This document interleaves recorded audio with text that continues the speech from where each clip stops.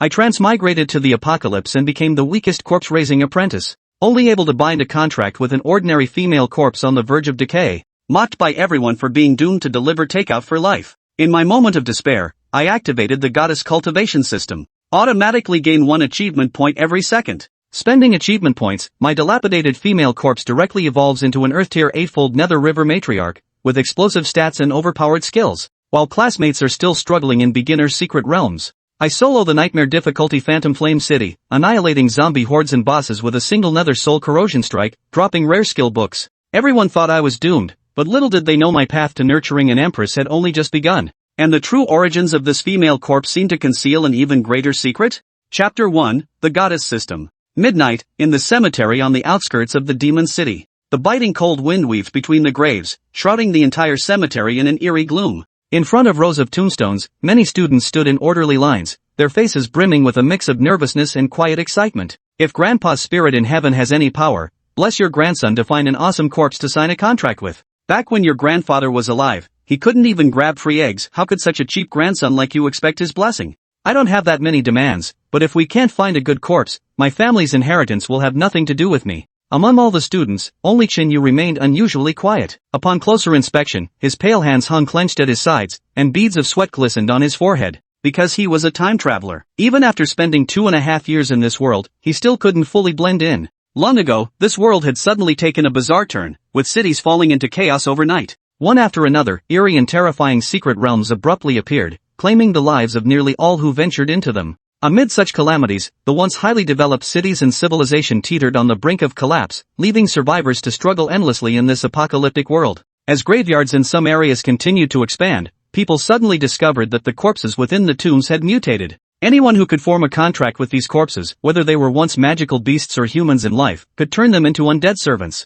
Having a corpse servant allows one to awaken special abilities, enabling exploration of those terrifying secret realms. Thus, under official research, it was decided that everyone, upon reaching adulthood at 18, must seek out a corpse destined for them. Alright, students, today is the most important day of your lives. As long as you find a corpse to form a contract with, you can awaken your own abilities, or perhaps you might not possess such peculiar traits. Students who failed to awaken shouldn't lose heart. You can still choose a livelihood in the future. Delivering food or working as security guards are also good options. Start taking action now. I believe in you. At that moment, homeroom teacher Chenli stepped forward with a sway of her perky hips. Her curvaceous figure accentuated by the fitted professional attire made many male students stare wide-eyed. Although most succeed in forming contracts with corpses, some with weaker constitutions may fail during the process. Having taught so many batches of students, Chenli naturally understood that failing to secure a contract with the corpse would lead to a mediocre life. In this life, one can only do the lowest level jobs in society, like delivering food or being a security guard, with no chance of ever turning things around. Among the students, Chenyu was naturally aware of these rules. Having crossed over for 2.5 years, he understood just how weak this body was. Therefore, he didn't aim to successfully form a contract with a corpse, but merely hoped to become a decent writer after graduation. After all, he had to make sure he could eat after graduation. Chenyu was well aware that the balance in his account wouldn't even cover his meals for the day after tomorrow, and the day after that, the rent for his rented apartment would be due. If he really couldn't find the corpse, he'd have to hurry and rent a suitable electric bike to become an outstanding writer for Elima. Staggering to a half-broken tombstone, the grave appeared hastily made and had previously been a neglected spot. Following the method taught by their homeroom teacher Chenli, Chenyu carefully dug the coffin out of the damp soil. Just as the coffin lid splintered under the pry bar, a mechanical voice echoed in Chenyu's mind. Ding! The Goddess Cultivation System has been successfully activated. Host binding successful, achievement points +1 per second. System usage tip, host can use achievement points to transform your woman into a peerless goddess or empress, with everything entirely under your control. Wishing the host a great time. Damn, there really is a system. Where the hell have you been for these 2.5 years? Hearing the system's voice and seeing the panel before his eyes continuously increasing achievement points, Chenyu almost cried while clutching the coffin board. But then it occurred to Chenyu, and he immediately widened his eyes, nearly blurting out a string of profanities under the homeroom teacher's watchful gaze. My woman? System, do you really think my status here is that high? This goddess cultivation has absolutely nothing to do with me. In this current world, the hierarchical system is even more rigid than the one before I crossed over. Moreover, gender equality prevails. If a woman secures a favorable corpse contract, her status surpasses even that of a man. Moreover, online, many women openly wield their influence, imposing countless conditions on men. $1 million dowries and animal mounts are just the most basic requirements. These were all things Chen Yu had no access to. Getting close to the opposite sex like this would only land him on the internet for public condemnation. With such treatment and this system, it's unlikely to be of any use at all. At this thought, Chen Yu felt bitter in his heart. While other systems could dominate the world in an instant, his system was useless from the very start. But no matter what, he still had to proceed with the next steps, to fully open the coffin lid and see what kind of corpse lay inside. As the interior of the coffin was exposed, a pungent odor of decay assaulted the nostrils, mingling with the dampness in the air, nearly making Chen Yu vomit bile. Suppressing the churning in his gut, he forced himself to peer into the coffin. What met his eyes sent Chen Yu into momentary stunned silence. Inside lay the decaying corpse of a woman dressed in white burial robes, exuding an eerie and sinister aura. Her long hair was pinned beneath her, and what remained of her face still revealed a beauty in life, delicate eyelashes and a slender frame, a woman of refined elegance. It's not bad. Though the contracted ability might not be exceptional, it's still better than nothing. When the professor finishes this phase, I'll arrange a job for you at a massage parlor. The corpse you've chosen happens to be quite fitting. Homeroom teacher Chen Li walked over to Chen Yu, gazing at the half-decomposed body in the coffin, and sighed faintly to herself. Such a corpse, even before awakening any ability, clearly shows that its future path won't extend far. But after all, he's her own student. Chen Li still felt compelled to help Chen Yu. Although he'd only end up doing menial jobs in society, at least he wouldn't starve. Chen Yu's entire life is wasted. With this kind of corpse foundation, it's too weak. He'd need connections just to get a job at a massage parlor. Otherwise, the most he could hope for is janitorial work. Alright, stop with the sarcastic remarks. He's already in such a miserable state, I can hardly bear to watch. Shunemo has always been slacking off in class, and now he's chosen something like this. What's he going to do in the future? Many students overheard the conversation between the homeroom teacher and Chen Yu and began whispering amongst themselves. By the time they graduated, the gap in their levels would widen, leaving them unable to bridge it for the rest of their lives. Ding! Detection confirms the host possesses a female companion. Achievement points can be consumed to enhance her abilities. Ordinary female corpse, ordinary. Level 1, can increase with the host's progression. Strength, 5 agility, 5 vitality, 70. Skill, nightmare entanglement. Host, would you like to immediately enhance the abilities and strength of the female corpse? Chapter 2, bring on the hard-level secret realm. Staring at the prompt on the panel before him, Chen Yu barely managed to suppress a grin harder to control than an AK-47.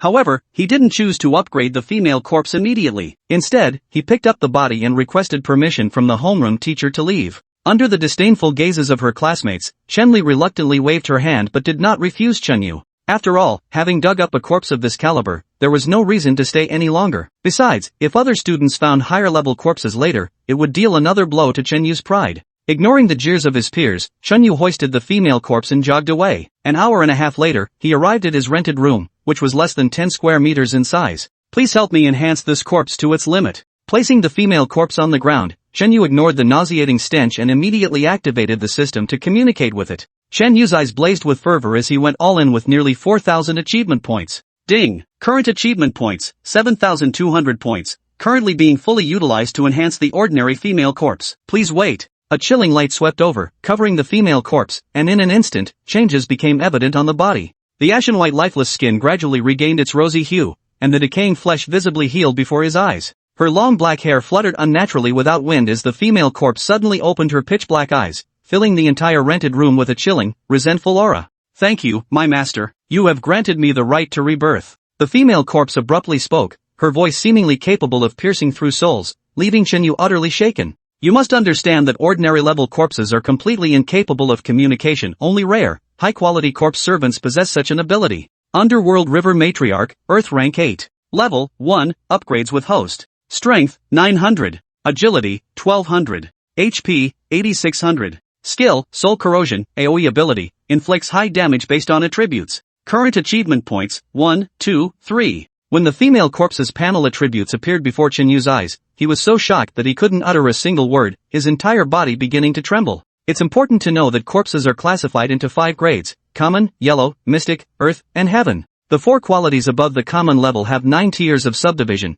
distinguishing the differences between the same qualities. Yet after the system enhanced an ordinary female corpse, it astonishingly reached the 8th level of the earth tier, a corpse so precious that even the authorities would compete to obtain it. Even the attributes surpass many anomalies in ordinary secret realms, which Chen Yu never expected. If an ordinary corpse can evolve to such an extent, what about a better corpse? Chen Yu breathed heavily. This system is just too good. Although all the achievement points were spent now, Chen Yu wasn't anxious. 1 achievement point per second, what's there to worry about? Master, when are we going out to play? The Styx goddess's tender affection was like water, lingering beside Shenyu, sending a sudden shiver down his spine. Just one more day before I go out. Shenyu struggled to suppress the nameless anger in his heart. Who could guarantee that being around such a little temptress wouldn't make him surrender his defenses at any moment? Select a corpse to sign the contract. The student union will give students 1 day to prepare, after which the eager to awaken students will enter the secret realm for exploration. Only by enduring the trials of the dungeon can one truly graduate, otherwise, they must go out and buy an electric bike to deliver meals. After waiting for a day in the rental room, Shenyu concealed the Nether River Empress and headed to the location Shenli had previously notified him of.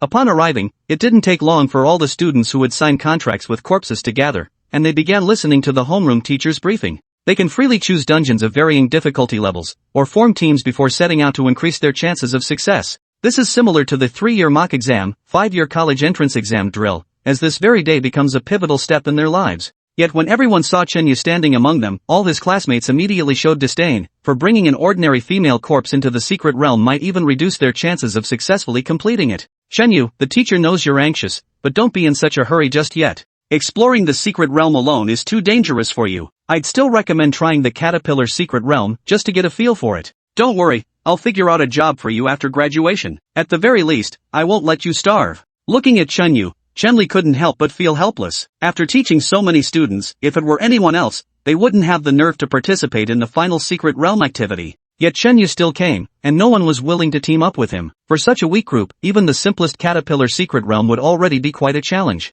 It's alright, teacher, I'll figure it out on my own. No need to worry. Looking at the homeroom teacher, Shenyu flashed a warm smile. While others were still hesitating, he opened the dimensional selector and began flipping through it. You're the one. Shenli had barely registered what was happening when the sinister light from the secret realm suddenly flared violently, engulfing Shenyu completely. Subsequently, the surrounding sensors sounded the alarm signaling the opening of the secret realm. Secret realm, Phantom Fire City, hard mode. Recommended number of participants, 8 to 13. Current entrance, 1, Shenyu. The secret realm has begun. As the warning tone ended, everyone present widened their eyes in shock. Even Shanli's pale forehead beaded with cold sweat. Shenyu, are you out of your mind? You goddamn want to die in the secret realm, dragging us down with you to get bad evaluations on our graduation reports, is that it? Even the homeroom teacher gets dragged down because of you, you idiot. Why don't you just kill yourself quietly? Why drag us into this? The emotions of all the classmates exploded in an instant, and even the class beauty, Gusiyu, furrowed her delicate brows in displeasure.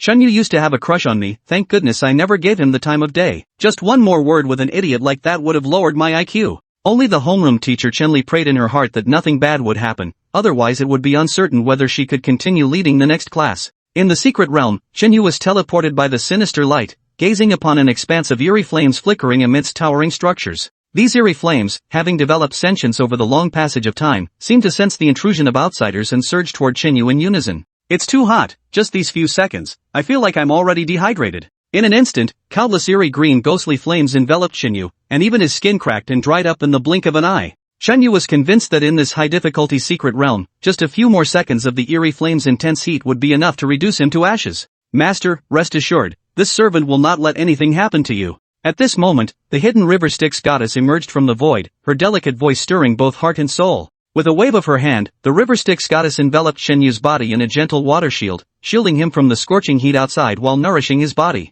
So refreshing. Before Shenyu could fully savor the moment, a horde of mummified corpses, scorched by eerie flames, surged forth from the ravaged streets, charging toward them. Dungeon Minion, Blazing Corpse, Yellow Rank Tier 3. Level, 12. Strength, 50. Agility, 28. Chi and Blood, 160. No skills, but overwhelming in numbers, the zombie horde can tear any intruder to pieces. Reading the panel's description before him, Shenyu drew a sharp breath. Now he finally understood just how terrifying this nightmare-level secret realm was. Even the opening mobs alone were this numerous. The recommended number of teammates to enter clearly wasn't just an empty warning. Eyeing my master? Die. Watching the zombie horde invade, a fleeting glance from the Nether River matriarch's eyes instantly unleashed a chilling surge of murderous intent from her entire body. Her graceful figure soared into the air in an instant, a pair of jade-like thighs, smooth as mutton-fat white jade, appearing before Chenyu's eyes. While others hug thighs, I shall embrace jade legs. Nether Soul Bone Erosion. Chapter 3, Adventurer Skill Book?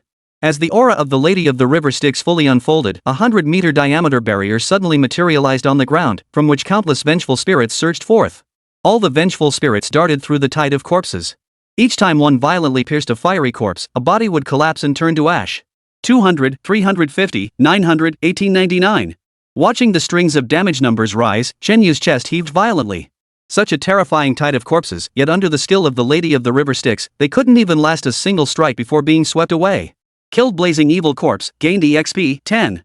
Killed Venomous Zombie, gained EXP, 40. Killed a Sinister Fire Spirit, gained Experience, 99. The messages from the secret realm flashed by so rapidly that Chen Yu could barely register them before the next one appeared. All this experience was being fed back to the Lady of the River Styx. Amidst the undead tide, monsters and elite creatures from the Ghostfire City were everywhere, yet none could withstand the baptism of the soul-devouring erosion. Lady of the Nether River leveled up. Attributes plus 10. Current level, 2. Lady of the Nether River leveled up, attributes plus 10, current level, 5. Lady of the River Styx leveled up, attributes plus 10, current level, 10. Congratulations on reaching Corpse Tamer. Class advancement grants an additional 50 points to all attributes of your corpse servants. What Chen Yu hadn't anticipated was that after clearing all monsters in the secret realm, the River of Souls goddess's level had skyrocketed straight into the Corpse Master tier. Moreover, reaching this new class granted an additional attribute boost to his undead minions, utterly exhilarating. Now, only the final boss remained unvanquished in the Mystic Fire City's secret realm. With this in mind, Chen Yu immediately issued an order. Only the final boss within a secret realm could drop various items capable of enhancing an adventurer's strength. This was precisely why so many had perished exploring the secret realm, yet others still pressed forward relentlessly. Master, allow this servant to guide you toward final victory. Receiving Chen Yu's command, the River of Souls Empress emitted a tingling voice before lifting the water canopy, carrying Chen Yu directly to the final boss's location. Secret Realm Boss, Deceitful Flame Lord, Xian Tier 6. Level, 22. Strength, 300. Agility, 280. HP, 5000. Skill, Wrath of the Eternal Flame Single Target Ultimate, extremely high damage. Reading the boss description, Chen Yu grew cautious. He knew that defeating such a Xian Tier major boss would require at least several Xian Tier undead minions of equal quality working together. But he quickly snapped out of it. His Nether River Goddess was Earth Tier, 8th rank. What the hell was there to fear? Charge! At his command, the Withered Flame Lord sensed Chen Yu's position. The corpse, towering as a building, charged forward engulfed in surging, eerie flames.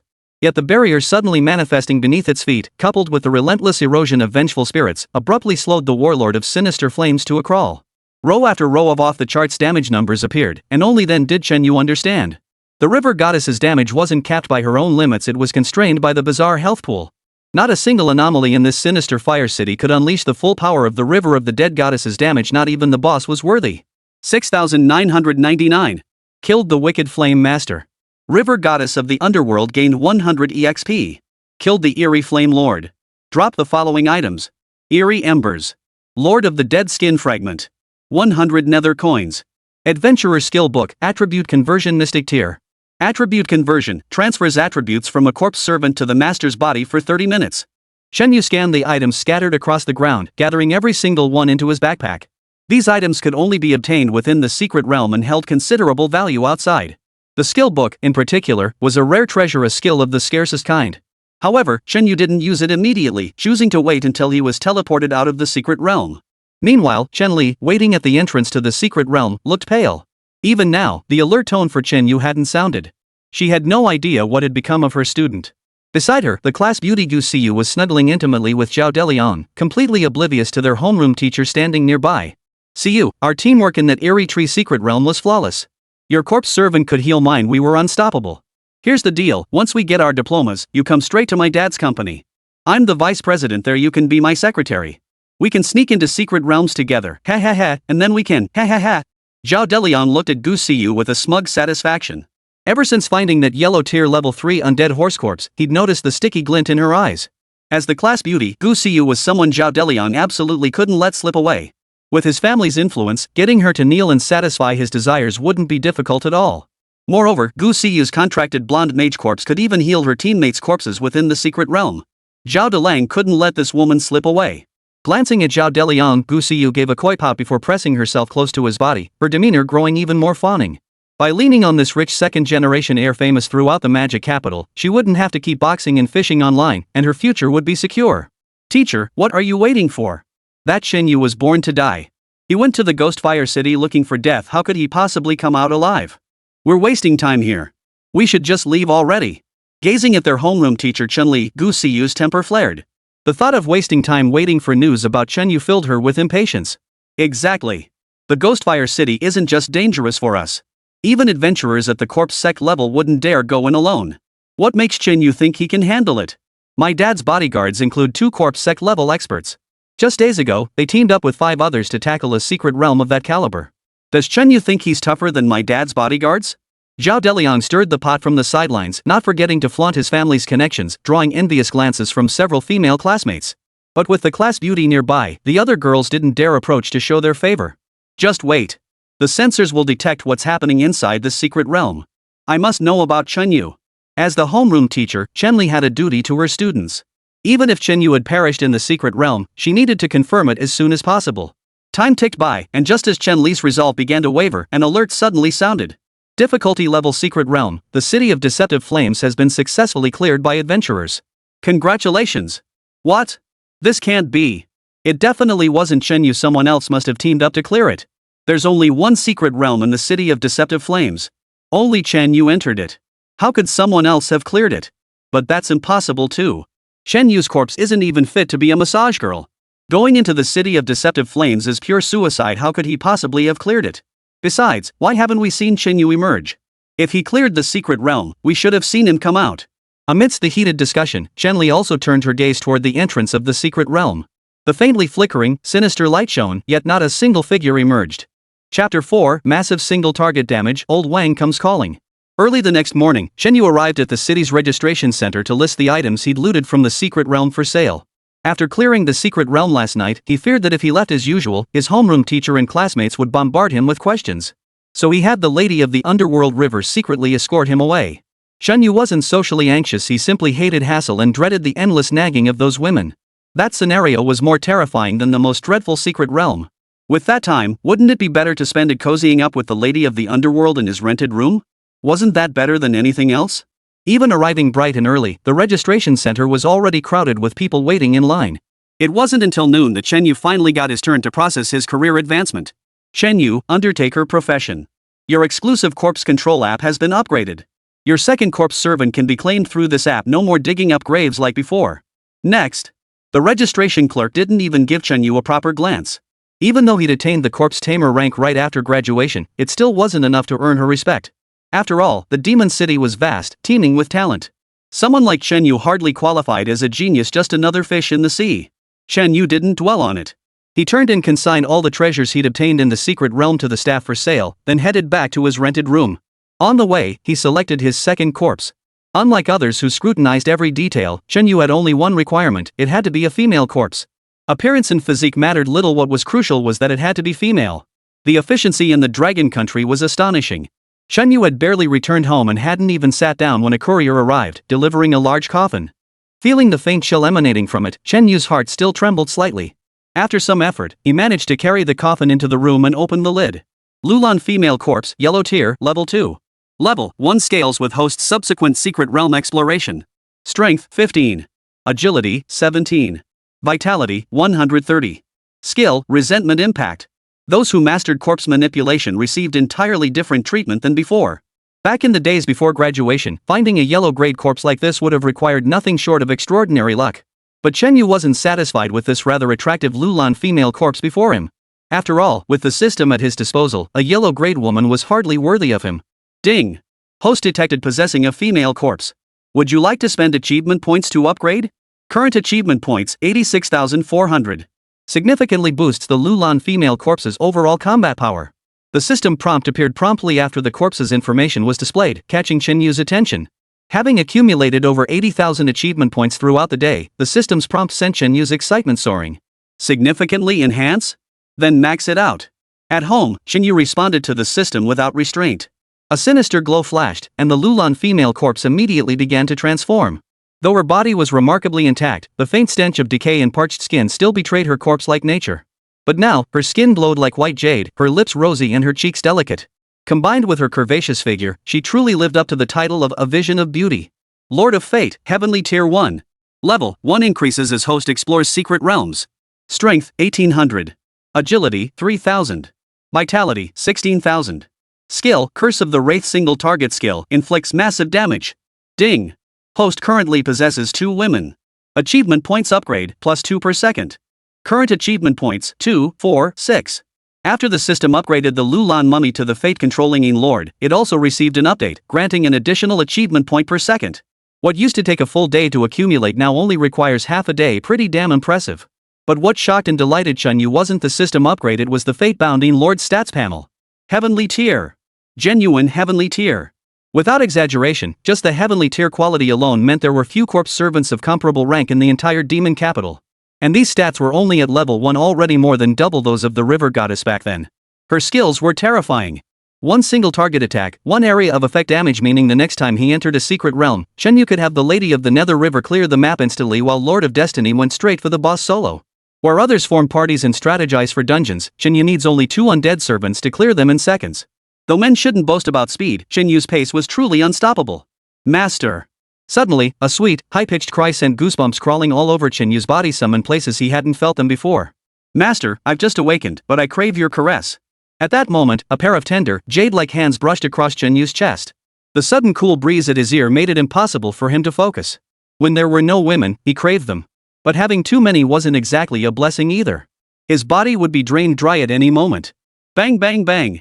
Suddenly, urgent knocking echoed at the door, accompanied by an angry shout from outside. Chunyu! Open the door this instant. Rent's due today, and you won't get away with skipping out. How many times have you skipped payments? I'm not running a charity shelter. If you don't want to stay, there's a line of people waiting to move in. Hearing the shouts, Chunyu's face darkened.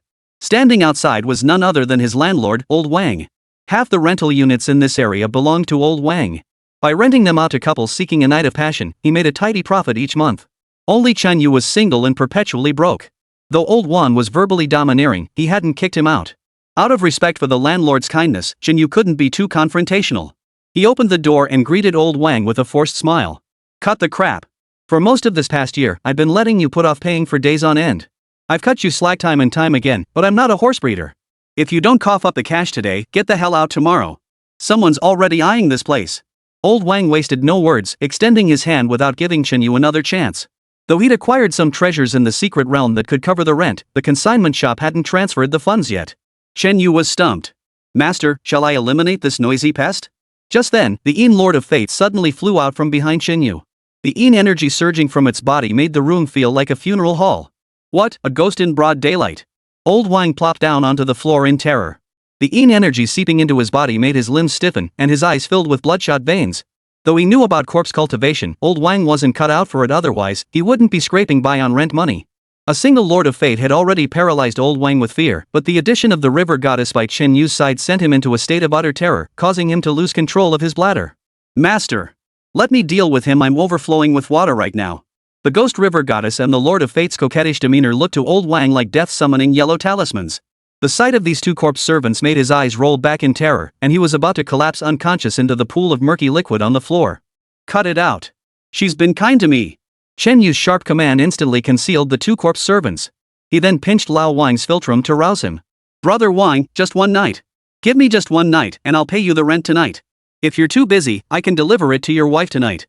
Seeing Old Wang regain some consciousness, Chunyu jumped up and dashed downstairs. Hell yeah, if he didn't get moving now. Once Old Wang fully woke up, it wouldn't just be rent money at stake. That kid, didn't they say he was useless? How did he suddenly get two such vicious zombie servants? Old Wang slowly regained consciousness, slumped weakly against the wall, unaware that Chunyu was already racing toward the secret realm entrance in the city. Chapter 5, The Annoying Corpse Servants, the Boss's Hidden Reward. The secret realm entrances their class advisor Chenli had led them to were mostly prepared for graduating students. The Ghostfire City merely served to warn these students of the secret realm's horrors. But the secret realm entrances in the city center were the true disasters. These entrances couldn't even fully contain the eeriness within the realms. Many anomalies broke free from the seals, inflicting severe damage on the city. Even powerful experts treated these secret realm entrances with extreme caution. But Chunyu had no choice. He needed money to sustain his daily life. The treasures he obtained in the Ghostfire City would be successfully consigned tonight, but the proceeds would only cover his rent. To live a bit more comfortably in the future, he couldn't rely solely on the service of the two female corpses. He had to enter powerful secret realms to loot treasures. Nightmare-level secret realm, corpse transformation across the heavens. Recommended party size, 30 members recommended to include a corpse control specialist. Warning, this realm is extremely perilous. Solo entry carries a 98% mortality rate. Proceed? Before the entrance selector, sensors detected only Chunyu alone and immediately issued a warning. Several nearby teams, observing Chenyu attempting to challenge the celestial corpse transformation alone, burst into derisive laughter. Hey kid!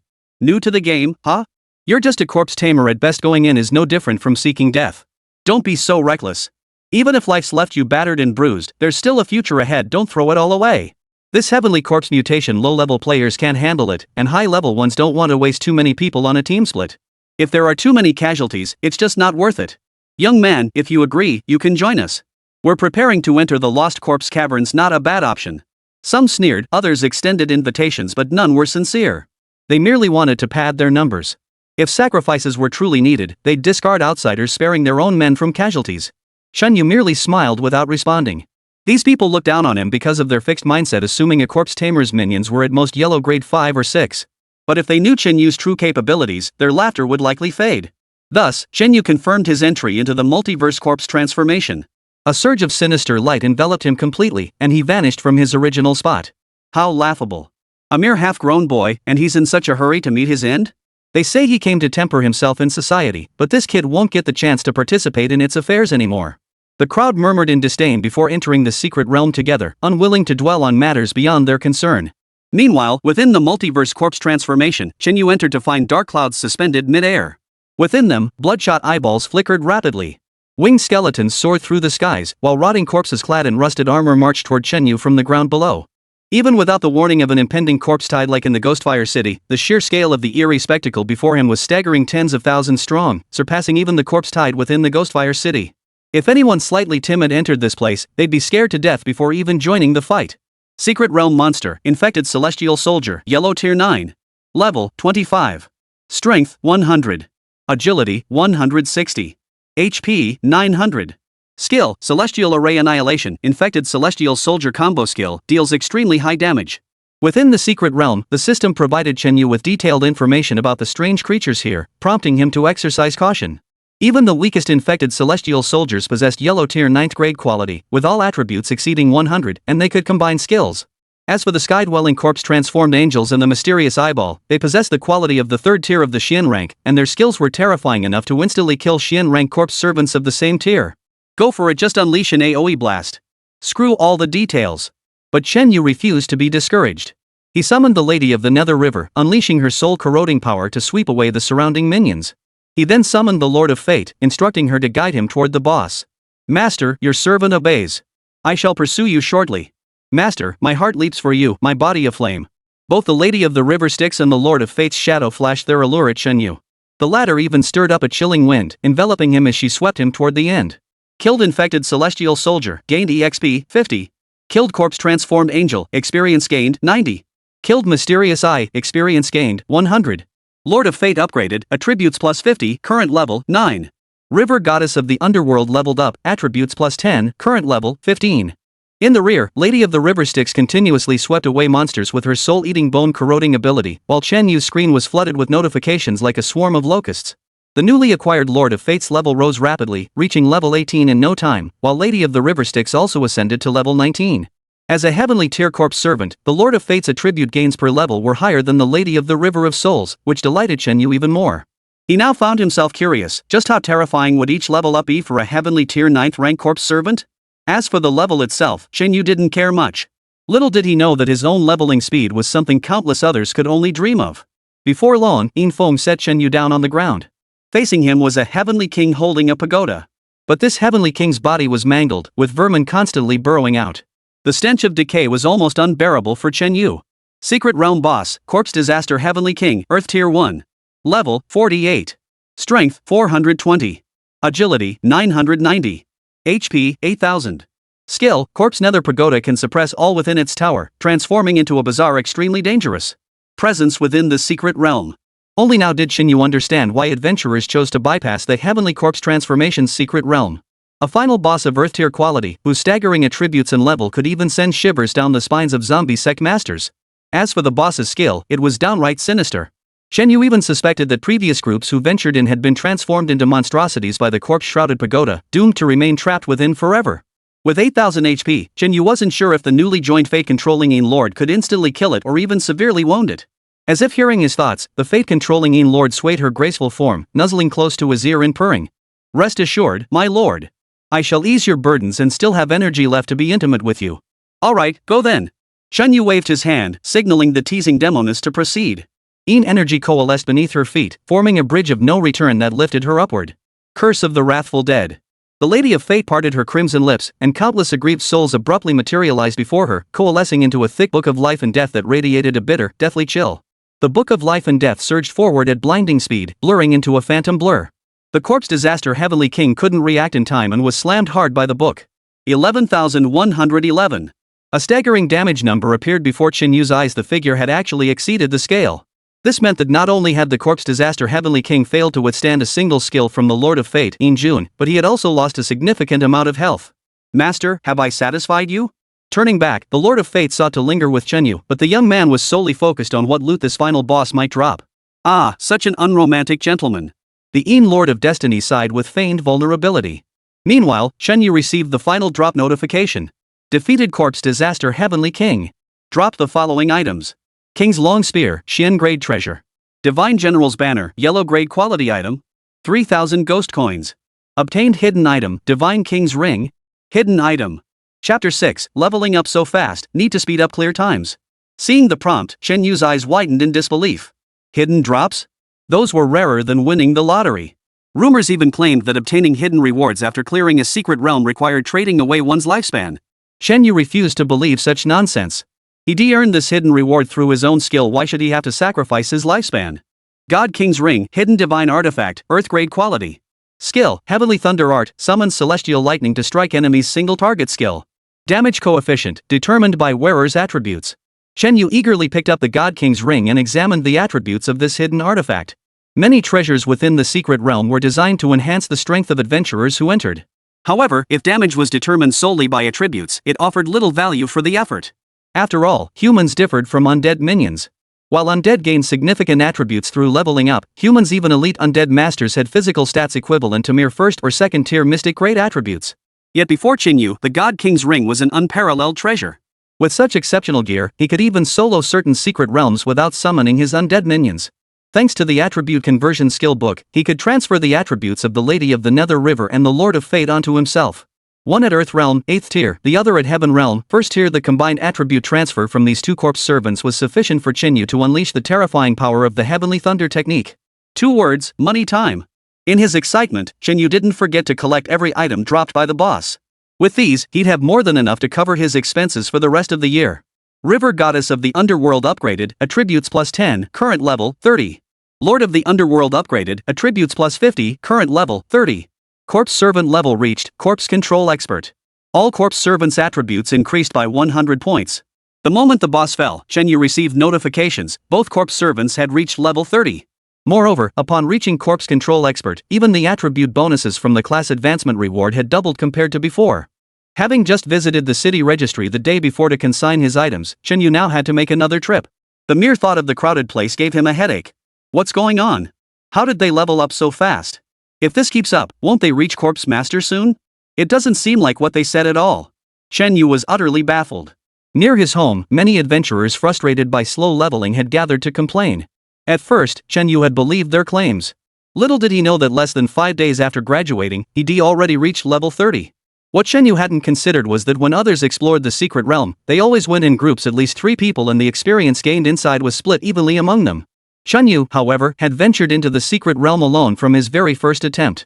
Naturally, his leveling was much faster. What seemed like a troublesome ordeal to him would make anyone else laugh themselves awake in bed and get kicked off the Kong by their wife. Forget it. I'll deal with it again tomorrow. Looks like I still need to get used to the rhythm over at the registration desk. Thankfully, there were no familiar faces around this time, so I could walk out normally. Otherwise, feeling like a thief would have been even more nerve-wracking.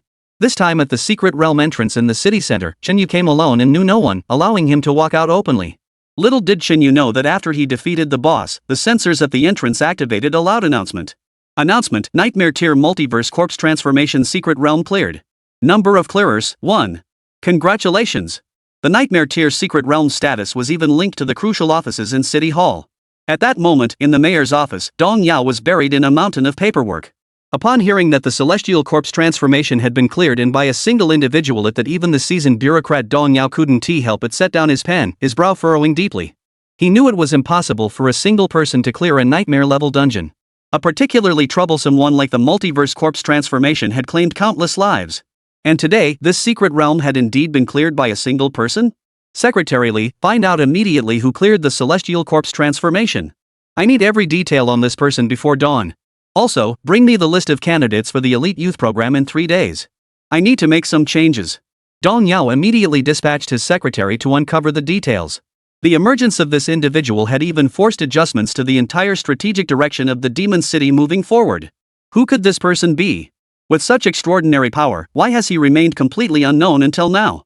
In his office, Mayor Dong Yao sat amidst piles of documents, his eyes narrowing as he gazed out the window at the night sky. His pupils flickered. Meanwhile, Chen Yu arrived at Old Wang's doorstep, escorted by the 2 female corpses. He handed the rent to Old Wang's wife before hurrying away. He couldn't help but linger, wanting to admire Old Wang's daughter-in-law a little longer, but the 2 female corpses inside him were boiling over. Master, have I grown tiresome to your gaze?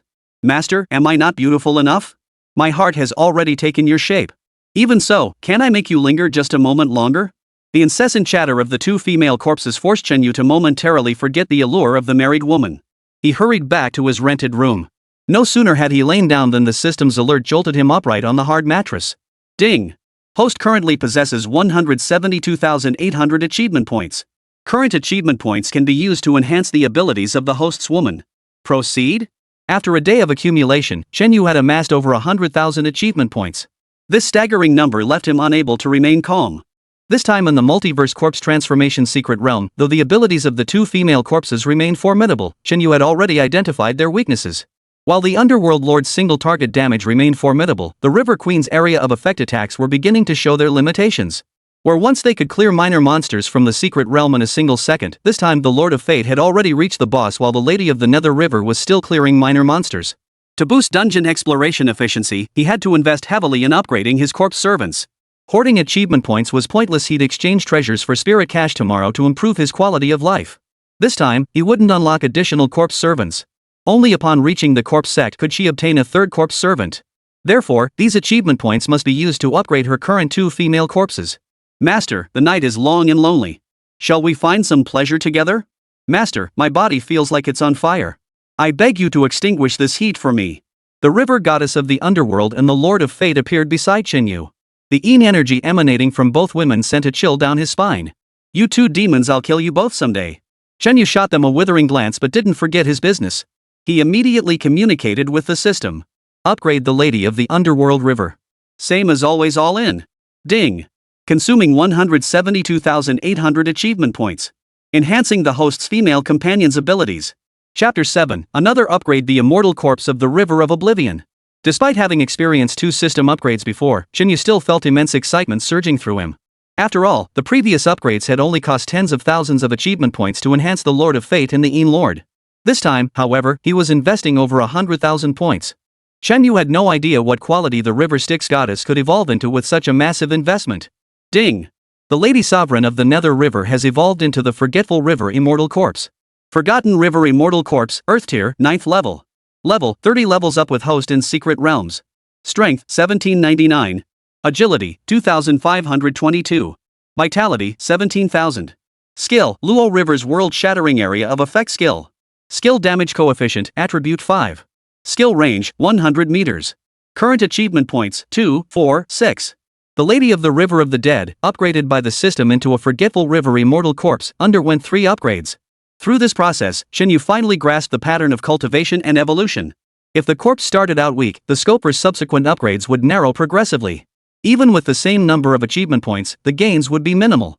Though merely advancing from Earth Realm Tier 8 to Tier 9, the Forgetful River Immortal Corpse's skills underwent a qualitative leap. Where her area of effect skill once only covered 10 meters, it now engulfed 100 meters. Moreover, damage was now calculated based on 5 times the attribute value, truly terrifying. Once he advanced to become a corpse control specialist and maxed out the Forgotten River Immortal Corpse's level, its damage would remain formidable even without further achievement point upgrades. Master, seeing how she's so cherished by you, this servant yearns for your burning affection too. The tingling voice of the fate-controlling Yin Lord echoed in his ear once more. Chen Yu rolled his eyes, wondering how long he could endure this. Hee, this servant is your most beloved. I'd gladly shed tears for you. The Wanchuan Immortal Corpse refused to back down, trading barbs with the Lord of Fate, leaving Chen Yu utterly exasperated. They say women love to compete for favor, but who said female corpses wouldn't be just as fierce? Right now, Chen Yu felt like an emperor facing a harem of consorts vying for favor. Favoring any one of them would be wrong. Shut up, both of you. Go to sleep. Chen Yu's sharp command finally silenced the two female corpses' sharp exchanges. As they vanished, Chen Yu finally slumped. The next morning, at the city registry office. No matter when you came, this place was always packed with people. And during graduation season, the crowd was downright terrifying. If all these people entered a secret realm together, it wouldn't even require the corpse servants to intervene. The sheer human tide alone could crush any supernatural threat. Brother Liang, with your status, uncle let you handle the consignment yourself? Didn't he tell you to secure connections beforehand? In the long queue, Gu Xiyu and Zhao Deliang stood side by side. Gu Xiyu traced her finger around the latter's chest, her voice tinged with playful reproach. She was genuinely annoyed. She'd come to the consignment counter with Zhao Deliang, yet he'd stubbornly refused to pull any strings for priority service. After all, the largest genuine male biological technology company in Magic City was founded by Zhao Deliang's father, Zhao Diafei. Their family's formidable resources meant they had connections in every corner of Magic City. Gu Xiyu had hoped to use Zhao Deliang's connections to cut in line, but here she was, waiting in line just like any ordinary citizen. Xiyu, you don't understand the ins and outs here. Our city's elite youth adventure competition is about to begin, and I need to set a good example. Zhao Deliang gently stroked Gu Xiyu's hair. When he mentioned the elite youth competition, it instantly drew the attention of many around them. Isn't that Zhao, the young master from True Man Biotech? That spot's probably his for sure. Truly a dragon among men, a hero's son is a hero himself. Couldn't be more accurate. Man, if my dad had half the clout of Big Zhao, Chairman Zhao, I'd be walking on air by now. The envious stares and whispers made Zhao Deliang lift his chin, strutting like a proud rooster. What can you do? Choosing your birth isn't a skill just anyone possesses. My dad and Uncle Dong from the city government are old friends. This little thing? Not worth mentioning. What adventure competition? It's just going through the motions. You actually think it's real? Suffice it to say, my name is among the elite youth. Just follow me in and listen to the briefing when the time comes. Zhao Deliang flicked his hair back, feigning modesty though his volume ensured everyone nearby heard him. With family connections secured, his spot among the elite youth was guaranteed. But to qualify as one, the strict requirement was at least a corpse rider rank and under 20 years old. This single requirement alone deterred many, making the prestige of being an elite youth constantly rise. Precisely for this reason, Zhao Deliang's father, Zhao Diafei, had dispatched his corpse sect bodyguards to accompany his son on the secret realm expedition. These past few days had been a whirlwind of activity. As for Gu Xiyu, it took only a few words for Zhao Deliang to charm her into tagging along. She joined the Zhao family's expedition into the secret realm to piggyback on their experience. I knew Brother Liang was the best. Gu Xiyu nestled her head affectionately against Zhao Deliang's chest, a weight finally lifting from her heart. Now that she'd latched onto the new elite youth, she could practically walk sideways back in her hometown village without anyone daring to say a word. Xiyu, I'm not just awesome, I'm also hard. As for where exactly I'm tough, we can discuss that thoroughly tonight? Zhao Deliang teased Gu Xiyu with playful flirtation. When her delicate little fists landed on him in a mix of resistance and surrender, his smug satisfaction only grew. You little minx, just wait till I get you. Just as Zhao Deliang raised his eyebrows, ready to reach out and touch her, he looked up and spotted Chen Yu not far away. Chen Yu was standing in another line, one that was noticeably shorter than their own serpentine queue. That's because Chen Yu was in the priority lane reserved for the corpse control specialist. How did that good-for-nothing get here? He's still alive? What a pain. Following Zhao Deliang's gaze, Gu Xiyu spotted Chen Yu. Though he was considerably more handsome than Zhao Deliang, he ultimately lacked both connections and financial backing. The thought of her past feelings for Chen Yu made Gu Xiyu frown as she pressed herself against Zhao Deliang, rubbing back and forth against him. Spotting his old classmate, Zhao Deliang naturally wouldn't pass up this golden opportunity. He even broke ranks and strode toward Chen Yu. After all, who dared challenge the position of Zhao the young master? Zhao Deliang intended to use Gu Xiyu's clingy presence to thoroughly humiliate Chen Yu, who had once harbored feelings for her. Chen Yu's goddess? Zhao Deliang could have her anytime he wanted, grab her by the hair and do whatever he pleased. As for Chen Yu? He wasn't even fit to scrub pots. That was the gap between them. Isn't this the little good for nothing? He actually survived entering the difficult level secret realm last time? You're one lucky bastard. You stumbled into a collapsed secret realm right after entering? Naturally, they counted it as a successful run for you. Zhao Deliang shoved Chen Yu's shoulder, lifting his nose in a haughty manner as he looked down on him. Last time he went home, he'd specifically asked his father Zhao Dafa's bodyguards, those corpse sect experts, and they said it couldn't be ruled out that the secret realm had collapsed, which is why it showed only Chen Yu passing. Secret realms on this planet were as numerous as grains of sand in the desert. It was common for the internal structures of these realms to reach their peak and then collapse. After a secret realm collapsed, the humans exploring inside remained unharmed, though they lost access to its treasures. This only deepened Zhao Deliang's contempt for Chenyu, a contestant who'd survived purely by luck and had actually fancied his woman back then. What collapse? What are you talking about? Chapter 8, Why are you so slow? The Black Invitation. Pushed aside, Chenyu looked up to see Zhao Deliang's arrogant face. And on his chest was a sticky, green tea stain. Frustration welled up inside him, but Chenyu held his temper. After all, this was a public place, and the other man was the son of a renowned entrepreneur in the Magic City. Any incident here would inevitably lead to a lot of trouble. Master, this fat brat is so fierce. I can't hold back any longer. Though this servant despises such worthless lives, if Master commands it, I could end the lives of that dog and his in an instant. The hidden spirits, the forgotten river corpse and the Lord of Fate couldn't stand seeing Chenyu bullied. Now, with just one command, they'd act faster than any AI. Chenyu silently rebuked the two women's actions. The Dragon Nation enforced an ironclad rule: while one could freely slaughter monstrous beings within the secret realms, no violence was permitted in the real world. Violators would be hunted down by Imperial city guards and face nationwide warrants. Seriously, Chenyu, I've told you before, I genuinely dislike you. Brother Liang and I are the real deal. No idea how you track me down here, stalking me in secret. So annoying. Just give up. We're not on the same path. What I want, your puny frame can't deliver. Look at yourself, you even lined up in the wrong queue just to spy on me. Do you even belong in this line? Gazing at Chenyu, Gu Siyu wore a look of disgust. She couldn't fathom how this loser could be so stubborn. Just to catch a glimpse of her? Then shamelessly join the ranks of the corpse controlling experts? Chenyu, have you ever seen someone at the level of a corpse control expert? You're way out of your league on this path of corpse cultivation. If these people find out you're in the wrong line, they might beat you up. You better get out of here fast. Zhao Deliang scoffed at this. With his vast family fortune and influence, he knew full well how difficult it was to reach the level of a corpse control expert. Even among last year's graduates, those who reached the level of corpse control expert were few and far between. In their own graduating class, only he and Gu Siyu had reached the level of corpse master. Are you two doing a comedy routine? Watching the pair, Chenyu felt utterly helpless. As their former classmate, he hesitated to say too much. He didn't want to hurt their pride, which would make him feel guilty. I'm not mistaken, I've already reached the level of corpse control specialist. You guys keep saying this rank is hard to advance, I wonder if you're just being modest. I honestly don't feel anything different. Chenyu couldn't figure out why everyone kept harping on how hard it was to level up. He replied to Zhao Deliang from the bottom of his heart, not trying to show off at all. Alright, enough about that. My turn. I'm outta here. Facing Gu Siyu, the former sycophant was merely a past incarnation, it had nothing to do with the current Chenyu. He didn't want to get entangled with these two, and besides, it was almost his turn to handle the consignment business. Delaying would only affect the people waiting behind him. Before Zhao Deliang and Gu Siyu could retort, Chenyu hurried to the front counter. After confirming his fingerprint and facial scan, he updated the app and immediately registered his items. Once the transaction was complete, Chenyu immediately broke away from the line and left the premises. This must be a mistake. Can they really consign items for corpse riders here? No way. That female corpse he found? If it actually reaches level 10, that'll take at least 2 years, right? Gu Siyu seethed inwardly when Chenyu didn't even glance her way.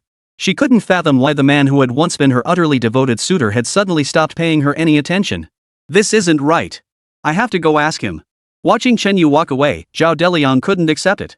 He grabbed Gu Siyu and pulled her over to the counter where the corpse controlling experts handled transactions. That guy earlier, he's a corpse rider, right? Zhao Deliang pointed at Chenyu's retreating figure. He could accept Chenyu becoming a corpse rider now. After all, it was his first job change. Even if Chenyu had been at it about as long as he had, he wouldn't have worried.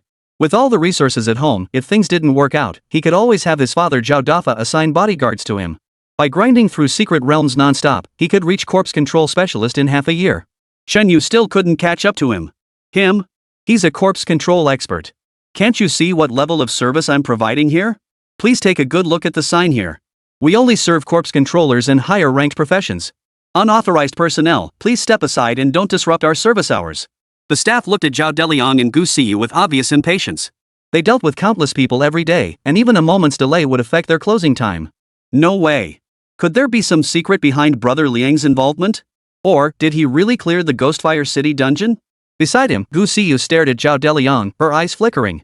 She never imagined the penniless loser she once looked down on could become a corpse controlling expert. Impossible. He's nothing.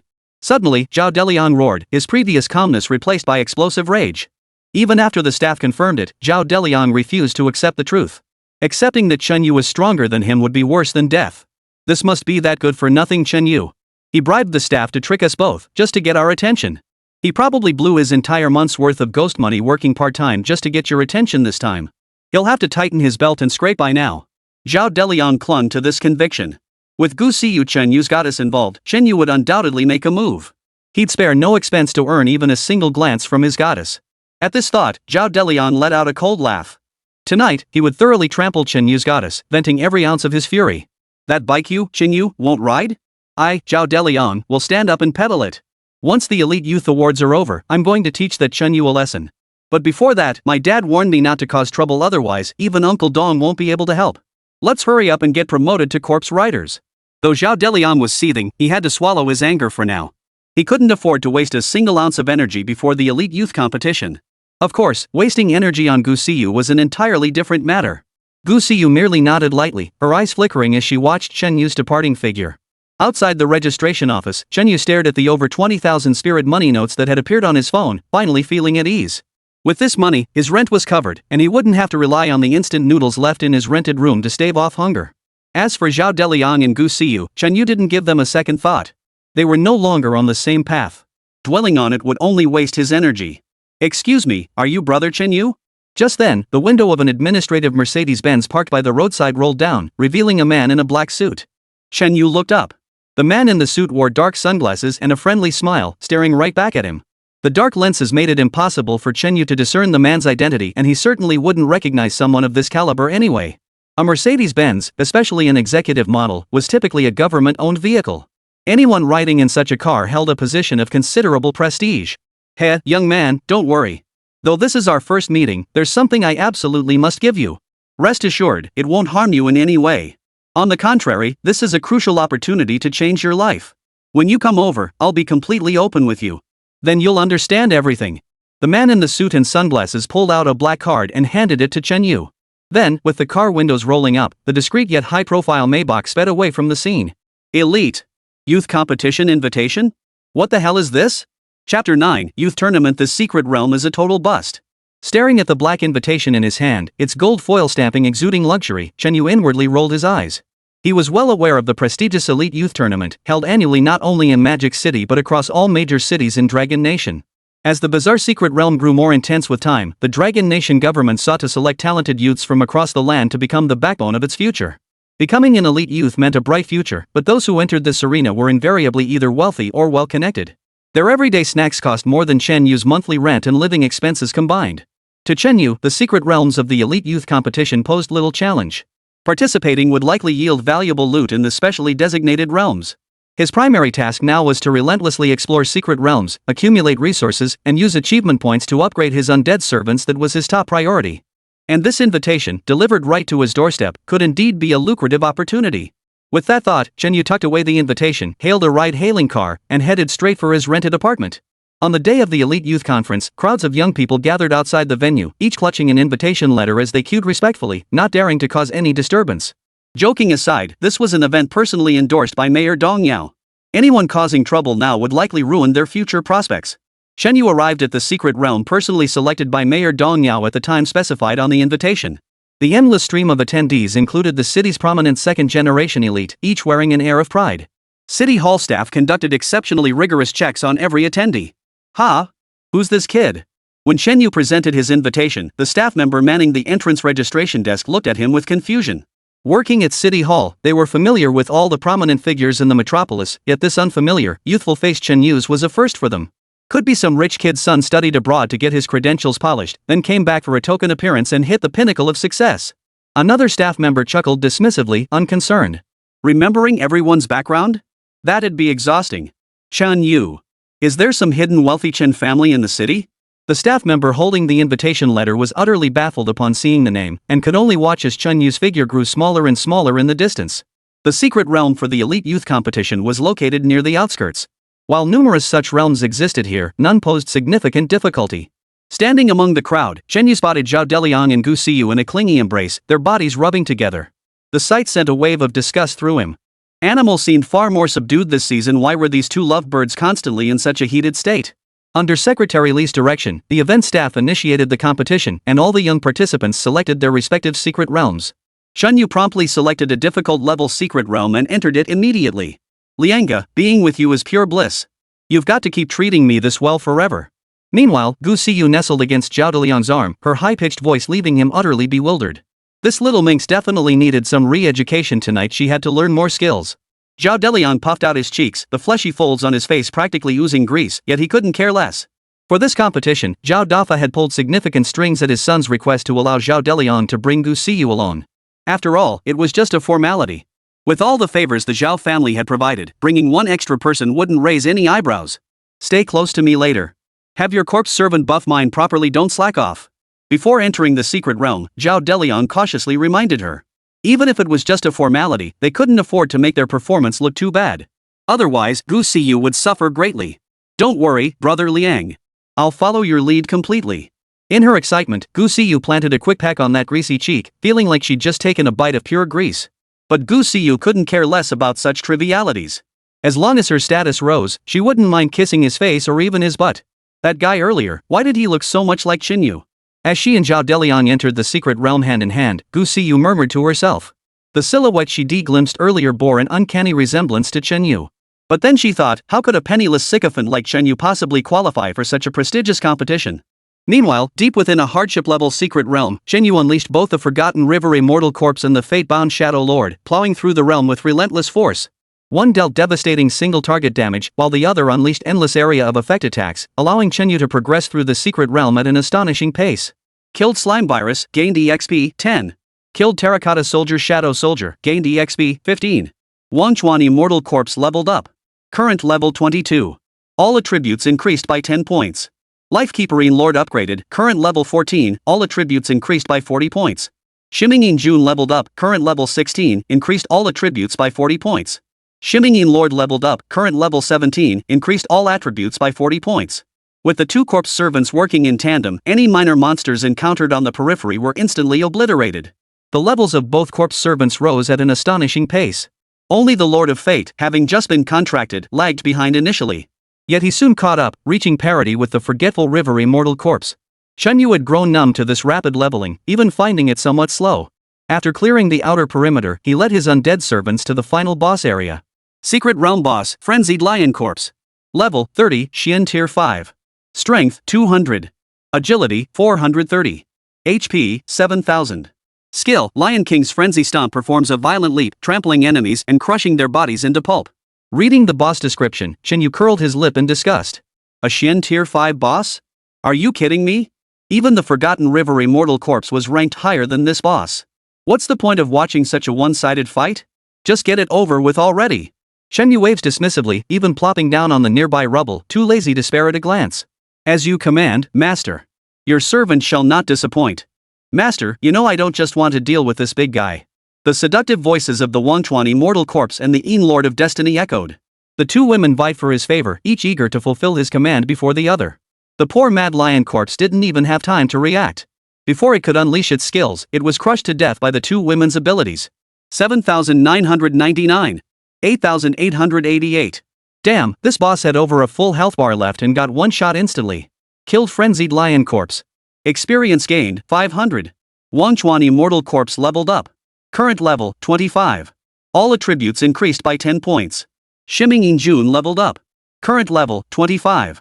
All attributes increased by 50 points. Defeated Secret Realm Boss. Obtained the following items. Lion King's Fong, Mystic Grade Treasure. Clean Corpse King Hide, Yellow Grade Item. Ghost Money, 5,000. As the boss's loot scattered before him, a single curse MMP echoed long in Xunyu's mind. What the hell is this? Even with the 5,000 spirit coins, the total value of these drops doesn't even reach 20,000. With drop rates like this, how was he supposed to improve his quality of life? But then he remembered he was here for the elite tournament. Xunyu calmed down. After all, first place came with a reward from the city hall. The items might be useless to him, but selling them on the auction house would turn a profit, wouldn't it? Chapter 10, A Worthless Good for Nothing? The Despised Fatso. Zhao Deliang lowered his eyelids, clenching his fists so tightly that bulging veins stood out on the backs of his hands. What had begun as a triumphant conference had now become an agonizing ordeal for Zhao Deliang. Gu Siyu, following behind, hadn't heard a single word from him since. After the conference ended, Zhao Deliang brushed past Gu Siyu and rushed after Secretary Li's retreating figure. Gu Siyu had intended to follow and observe this city bigwig, but a single glare from Zhao Delang sent her scurrying back, sulking where she stood. Just wait. Sooner or later, all these resources will be mine for the taking. Then you'll be begging to be my lapdog. Gu Siyu watched Zhao Deliang's bulky figure jog away with a dark look. Within a minute, 59 murderous thoughts flashed through her mind. Secretary Li, wait.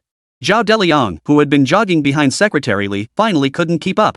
He couldn't fathom how this Secretary Lin could move so fast. Hearing the call, Secretary Li glanced back, flashing a professional smile without pausing his stride. Not just anyone could waste his time. If it weren't for Zhao Deliang's father's close ties with Mayor Dong Yao, Secretary Li wouldn't have bothered acknowledging him. Secretary Li, when you announced the list earlier, was there perhaps an oversight? Catching up to Secretary Li, Zhao Deliang managed to ask, barely catching his breath. He had no choice. All those mixed doubles matches with Gu Siyu these past few days had taken a toll on his body. This is the annual council meeting of the Magic City. The mayor himself is closely monitoring it. How could I possibly make a mistake? Are you questioning my competence, Mr. Zhao? Secretary Li grew even more impatient at this remark. He was already fretting over how to explain Chen Yu's absence to the mayor. Now some spoiled brat was questioning his competence? What a bunch of headaches piling up at once. Secretary Li, my father said he'd already discussed it with Uncle Dong. Elite youth, my name should be on the list. Noticing Secretary Li's impatient glare, Zhao Deliang quickly lowered his head, his voice softening considerably. Such a key figure second only to the mayor, even his father, Zhao Dafa, wouldn't dare offend him. Well, the mayor happens to be upstairs. Come with me. Since you don't believe me, the mayor's word should be final. Secretary Li changed the subject abruptly, offering no further explanation. He grabbed Zhao Deliang and led him toward the upstairs office. With this scapegoat to take the fall, Secretary Li no longer had to worry about the mayor's wrath landing squarely on her shoulders. How fortunate! The door opened, and before Zhao Deliang could even catch sight of Mayor Dong Yao, a thick stack of documents came flying his way. Before he could react, Secretary Li had already dragged him outside, where he took the full brunt of the throne papers. You've been with me for so many years, yet you can't handle a simple task? I sent you to invite Xinyu, and you managed to lose him? Don't you realize this is the kind of promising talent Shanghai hasn't seen in years? You've caused such a huge mess. Firing you would be the least of my punishments.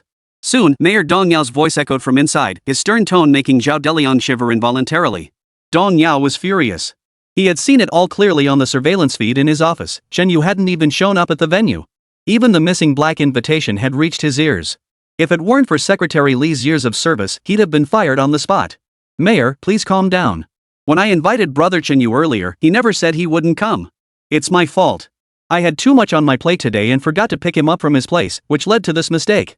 Secretary Li, ever the smooth operator, immediately took responsibility with the mayor, instantly cooling the room's tense atmosphere. By the way, Mayor, Mr. Zhao's son is here with me. He wants to ask about the elite youth program. To prevent the mayor from venting further anger at him, Secretary Li promptly pushed Zhao Deliang forward as a shield. Better the devil you know wasn't bringing Zhao Deliang here precisely for this? Uncle Dong, earlier my father. Zhao Deliang, oblivious to Secretary Li's cunning schemes, seized the chance to speak. He stood respectfully in place, but before he could finish, Dong Yao cut him off. I know what you want to ask, but circumstances have changed. What I told your father before needs to be revised. Deliang, you really ought to learn from this Chen Yu fellow. He's the same age as you, yet he's already a master of corpse control. Oh, and he's a student at your school. Haven't you heard about him? At that moment, Dong Yao emerged from inside. His gaze toward Zhao Delang turned utterly contemptuous. If not for his old connection with Zhao Dafa, he wouldn't have given Zhao Delang a second glance, not even if the guy was kneeling to offer him a toast. He's a good age, just right for my daughter. I wonder if that young man has a girlfriend. Once my daughter returns from studying abroad, I'll definitely find an opportunity to introduce the two of them. Dong Yao began scheming inwardly. A talent like Chen Yu failing to cultivate ties with him would make all those years as a provincial governor utterly wasted. His gaze shifted back to Zhao Deliang, and Dong Yao's impatience grew. How dare this repulsive, overweight man have ever courted his daughter? Chen Yu? Is it really him? Impossible. He's nothing but a good-for-nothing. How could he possibly replace me as an elite youth? This must be a mistake. Hearing the name Chen Yu, a fellow student, a corpse-controlling expert, Zhao Deliang couldn't accept it. Recalling that day at the registration office, his mind went blank. He's a good-for-nothing? If he's a good-for-nothing, then you're not even human. Hearing this, Dong Yao instantly boiled over with rage. How dare this kid criticize the person he had his eye on? Besides, Zhao Deliang couldn't even see the back of his heels, even in his sports car. Zhao Deliang, listen to me clearly, I have a relationship with your father, not with you. But personal connections can't dictate the city's future development. We can't let you, of all people, miss out on a rising star. Forget about any shortcuts for you. Even if there were any shortcuts in this city, they'd be reserved for Brother Chen Yu first. Dong Yao waved his hand impatiently. After all he'd said today, it felt like his friendship with Zhao Dafa had grown a bit strained. You can go now. Enli, take this medal immediately and deliver it to Brother Chen Yu's home. You must deliver it personally. Also, tell the young man that if he's not averse to it, he should come work at the municipal bureau. Bring him along. He can learn the ropes of your work. The pay might be a bit low, but it's serving the people. The people of the Magic City won't shortchange him either. Fearing further mishaps, Dong Yao carefully reiterated the instructions to Secretary Li. Only after seeing him nod in understanding did he relax. Ha? Why haven't you left yet? Seeing Zhao Deliang's stunned expression, if not for his position as mayor, Dong Yao would have wanted to punch him right then and there. Did this fatso plan to stick around? Get out of here already. Chapter 11, The Doorstep Interview, The Blonde Man. After Secretary Li escorted Zhao Deliang out, Dong Yao's gaze toward this rich kid lost all trace of politeness. If even his direct superiors showed him no courtesy, why should he continue to be polite? Watching Secretary Li hurry away, Zhao Deliang's expression darkened with resentment. Chen Yu, whether it was you or not, next time I see you, I'll make you pay. I'll make you understand that messing with Zhao Deliang means I'll smash every tooth in your mouth, so you know the gap between us can never be bridged. Zhao Deliang swore bitterly. Once he saw his father, he would demand all those bodyguards be assigned to him waiting for Chen Yu to take the bait. But for now, he had to take Gu Siyu away first. He needed to vent all the rage burning inside him. Both of the cess doors had to be opened wide. Inside the rented room, Chen Yu lay on the bed, unable to rest. Though the Wangan immortal corpse and the Lord of Fatesine spirit constantly emitted energy beside him, Chen Yu felt like he was about to explode. If I save up for another day, I'll have at least 2 days worth of achievement points to upgrade you. Lifting the Lord of Destiny's chin, Chen Yu had already calculated that for the Lord's upgrade, a mere 100,000 achievement points a day wouldn't be nearly enough. After all, it was now a heavenly tier 1 corpse servant. Advancing it further would be even more difficult than advancing the Wangchuan immortal corpse. At first, the accelerating achievement point rate had thrilled Chen Yu, but now it seemed utterly lackluster. He even found the rate somewhat sluggish. Only if it doubled would it be nearly sufficient. Just then, an untimely knock sounded at the door. Chen Yu never had visitors at night, or rather, this shabby little hut had never seen a visitor. Except for old Wang. Chen Yu ordered the 2 women to hide before opening the door. Secretary Li, dressed in a black suit, stood respectfully outside with a group of reporters in tow. Chen Yu instantly recognized Secretary Li as the man he'd encountered that morning. But he couldn't fathom the man's intentions, and the presence of so many reporters only deepened his confusion. Brother Chen Yu, I'm Li from the municipal office, the mayor's personal secretary. I've come specially to present you with the Elite Youth Medal. The mayor attaches great importance to this matter and instructed me to personally deliver the medal and arrange for a newspaper interview. Secretary Li was usually arrogant in public, his high position ensuring no one dared challenge him. Yet before Chen Yu, he seemed like an easygoing older brother. He had no choice. Secretary Li dared not take any chances. Chen Yu was someone the mayor valued highly. In fact, the mayor had already decided to have his daughter take time off to come back and meet Chen Yu. Faced with such treatment, how could a mere secretary dare to be negligent? Hello, Mr. Chen Yu, we're from the Magic City Evening News. Hello, we're from the TikTok app, here specifically to interview you. Hello, we're from the Underworld News Agency. We'd like to ask Mr. Chen about your experience soloing the Zhou Jibian dungeon. Mr. Chen, I'm from the Prosperity Dating Network. Would you be interested in registering on our platform? No sooner had Secretary Li finished speaking than these reporters and app support staff swarmed into the room. Upon seeing the Spartan quarters, every mouth dropped open in astonishment. True talent doesn't need to show off, the saying really needs to be taken more seriously. Then, the reporters all started firing questions non-stop, leaving Chen Yu momentarily at a loss for words. He clutched the Elite Youth badge in his hand, feeling as if he were in a dream. How could such a drastic change occur just days after graduation? And that secret realm of the Multiverse corpse transformation? What insights could he possibly share? Even if he did, no one could replicate it. Mr. Chen is remarkably composed. To remain unflappable in such a situation, truly a master. So young yet already understanding the art of keeping a low profile while achieving great things. That mindset is truly unmatched. He's quite handsome too. Wonder if he has a girlfriend. Doesn't matter if he does, I could be as little. Some female reporters stared at Chen Yu, completely forgetting their interviews as they swooned. If not for the crowd watching, they might have practically tackled him onto the bed nearby. What's wrong with a little crowding? Maybe some sparks would fly if they got close enough? Alright, the mayor has important business here. Everyone, please wait a moment. Behind the crowd, Chen Yu grew increasingly awkward watching the commotion. Secretary Li gave an exasperated smile and waved the reporters away. After all, he needed to fulfill the mayor's request and bring Chen Yu over to them. Brother Chinyu, the mayor intends to hire you at City Hall. There's no probation period, you can be officially appointed immediately. The City Hall's benefits are nothing special, but at least it's for the people's welfare. After all, the original purpose of preserving corpses was to ensure the people could live and work in peace. The mayor promises that if you accept, Brother Chinyu, you can report for duty tomorrow. Working alongside the mayor won't be too taxing either. Secretary Li's words drew envious glances from many. Chinyu had truly hit the jackpot. After all, City Hall positions were coveted by countless people. Every year, countless candidates took the exams, but only 1 in a million ultimately succeeded. Not only was Chinyu exempt from these prerequisites, but he would even work directly alongside Mayor Dong Yao. Even Secretary Li couldn't help but feel envious. Reaching his position as secretary required years of navigating the complexities of office politics and building connections. Chinyu, if you dislike constraints, our Nether Sky Squad invites you to join us.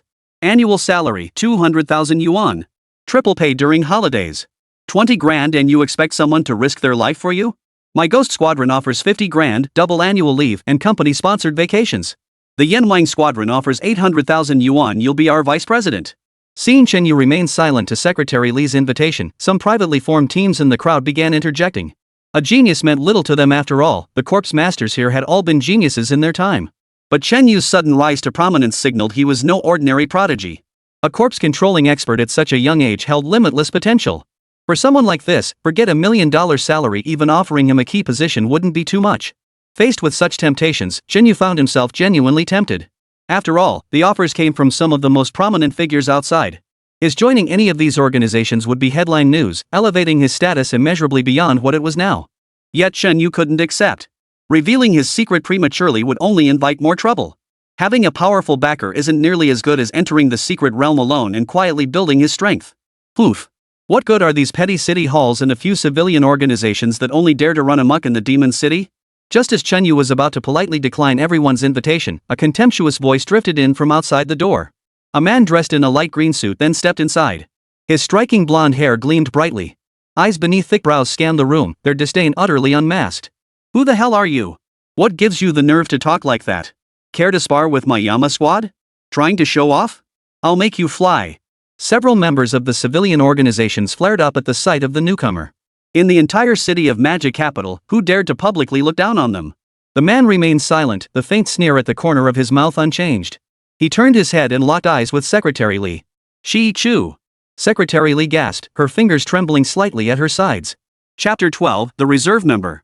Secretary Li never imagined encountering Chi-Chu here. And the moment he appeared, Secretary Li knew her recruitment mission was doomed to fail. Chi-Chu? Chinyu heard the name of the blonde man before him and searched the memories of his previous incarnation, finding no trace of him. But someone who could make Secretary Li so tense couldn't be just anyone. His status must be so high that even Secretary Li dared not treat him lightly. Heh, I never expected a lowly secretary like you to remember me. Looks like all those years in the bureaucracy weren't wasted after all. Since you know me, hurry back. Tell Dong Yao to stop wasting his breath on this matter. Chi-Chu casually waved at Secretary Li, even the mayoress name, Dong Yao, rolled off his tongue with utter indifference. Chi-Chu, this concerns the affairs of the Magic City. You cannot interfere. Secretary Li stared coldly at Chi-Chu. Though wary, he refused to back down immediately. After all, this assignment came directly from the mayor himself, he had to see it through. Shanghai? So what? Chi-Chu responded with a relaxed smile, twirling his fingers, completely ignoring the crowd surrounding him. You should know we operate without regional restrictions. As long as candidates meet the criteria, we can recruit them. If Dong Yao has a problem with that, tell him to come find me directly. Chi-Chu lifted his chin, his previously dismissive eyes now turning icy cold. It seemed as though if Secretary Li didn't leave immediately, Chi-Chu might strike at any moment. Secretary Li's expression darkened. Having navigated the political arena, he understood the stakes well. Alienating Chi-Chu now could jeopardize the mayor's future plans. Brother Chinyu, I'm truly sorry. I had intended to bring you to City Hall, but it seems fate has other plans. But this might be for the best. Joining Bureau 749 offers far greater scope and limitless prospects than staying at City Hall. Stepping before Chinyu, Secretary Li forced a smile as he began his introduction. When it came to growth potential, the metropolis was but a shallow pool compared to Bureau 749, a vast ocean. But the one who came was Chi-Chu. Thinking of Chenyu's future, Secretary Li couldn't help but give a wry smile. Bureau 749? Chinyu knew nothing about this agency. He'd seen online discussions about it, but they were all just a bunch of internet know-it-alls spouting nonsense. Yes, Bureau 749.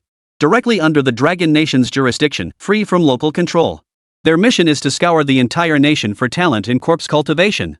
Once you're in Bureau 749, you may not hold an official title, but in reality, its members can even hold their own against a mayor.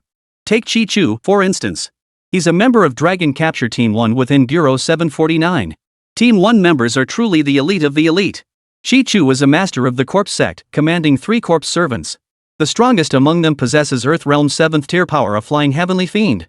But he's notoriously arrogant and extreme. You'd best tread carefully working under him. Leaning close to Chen Yu's shoulder, Secretary Li whispered this warning. Chi-Chu's temperament was notoriously extreme within their inner circle. His formidable strength even led to speculation that he might become the next leader of Dragon Capture Group 1. Such stature commanded respect even from Dong Yao. Yet Chi-Chu's mindset was deeply twisted. He never spared those who defied him, meting out severe punishment. Many who followed him for even a short time developed severe depression, their lives stalled forever. Secretary Li feared Chen Yu might suffer the same fate as those former prodigies crushed under Chi-Chu's shadow. Yet he lacked the power to intervene. With that, Secretary Li could only slink away. Seeing that even the mayor's closest confidants dared not provoke Chi-Chu, the rest of the group also left in a huff. Chen Yu, you are hereby assigned to join Bureau 749, Dragon Capture Team 1, as a reserve member. Report to the Bureau immediately upon receiving this order. No delays. Once the room fell silent, Chi-Chu looked at Chen Yu, his arrogance undiminished. He couldn't care less about so-called geniuses after all, he was surrounded by them. And few had managed to endure until the very end. Alternate member? Hearing those 4 words, Chen Yu was taken aback. After all, those who had invited him earlier had promised all sorts of benefits, afraid of losing face. Yet here, Chi-Chu offered him nothing more than a reserve position at Bureau 749. Even if Bureau 749 offered the best perks, that had nothing to do with being a reserve member. What? Don't you understand? Chi-Chu's expression soured instantly as he continued, if it were up to me, I wouldn't even give you a reserve position.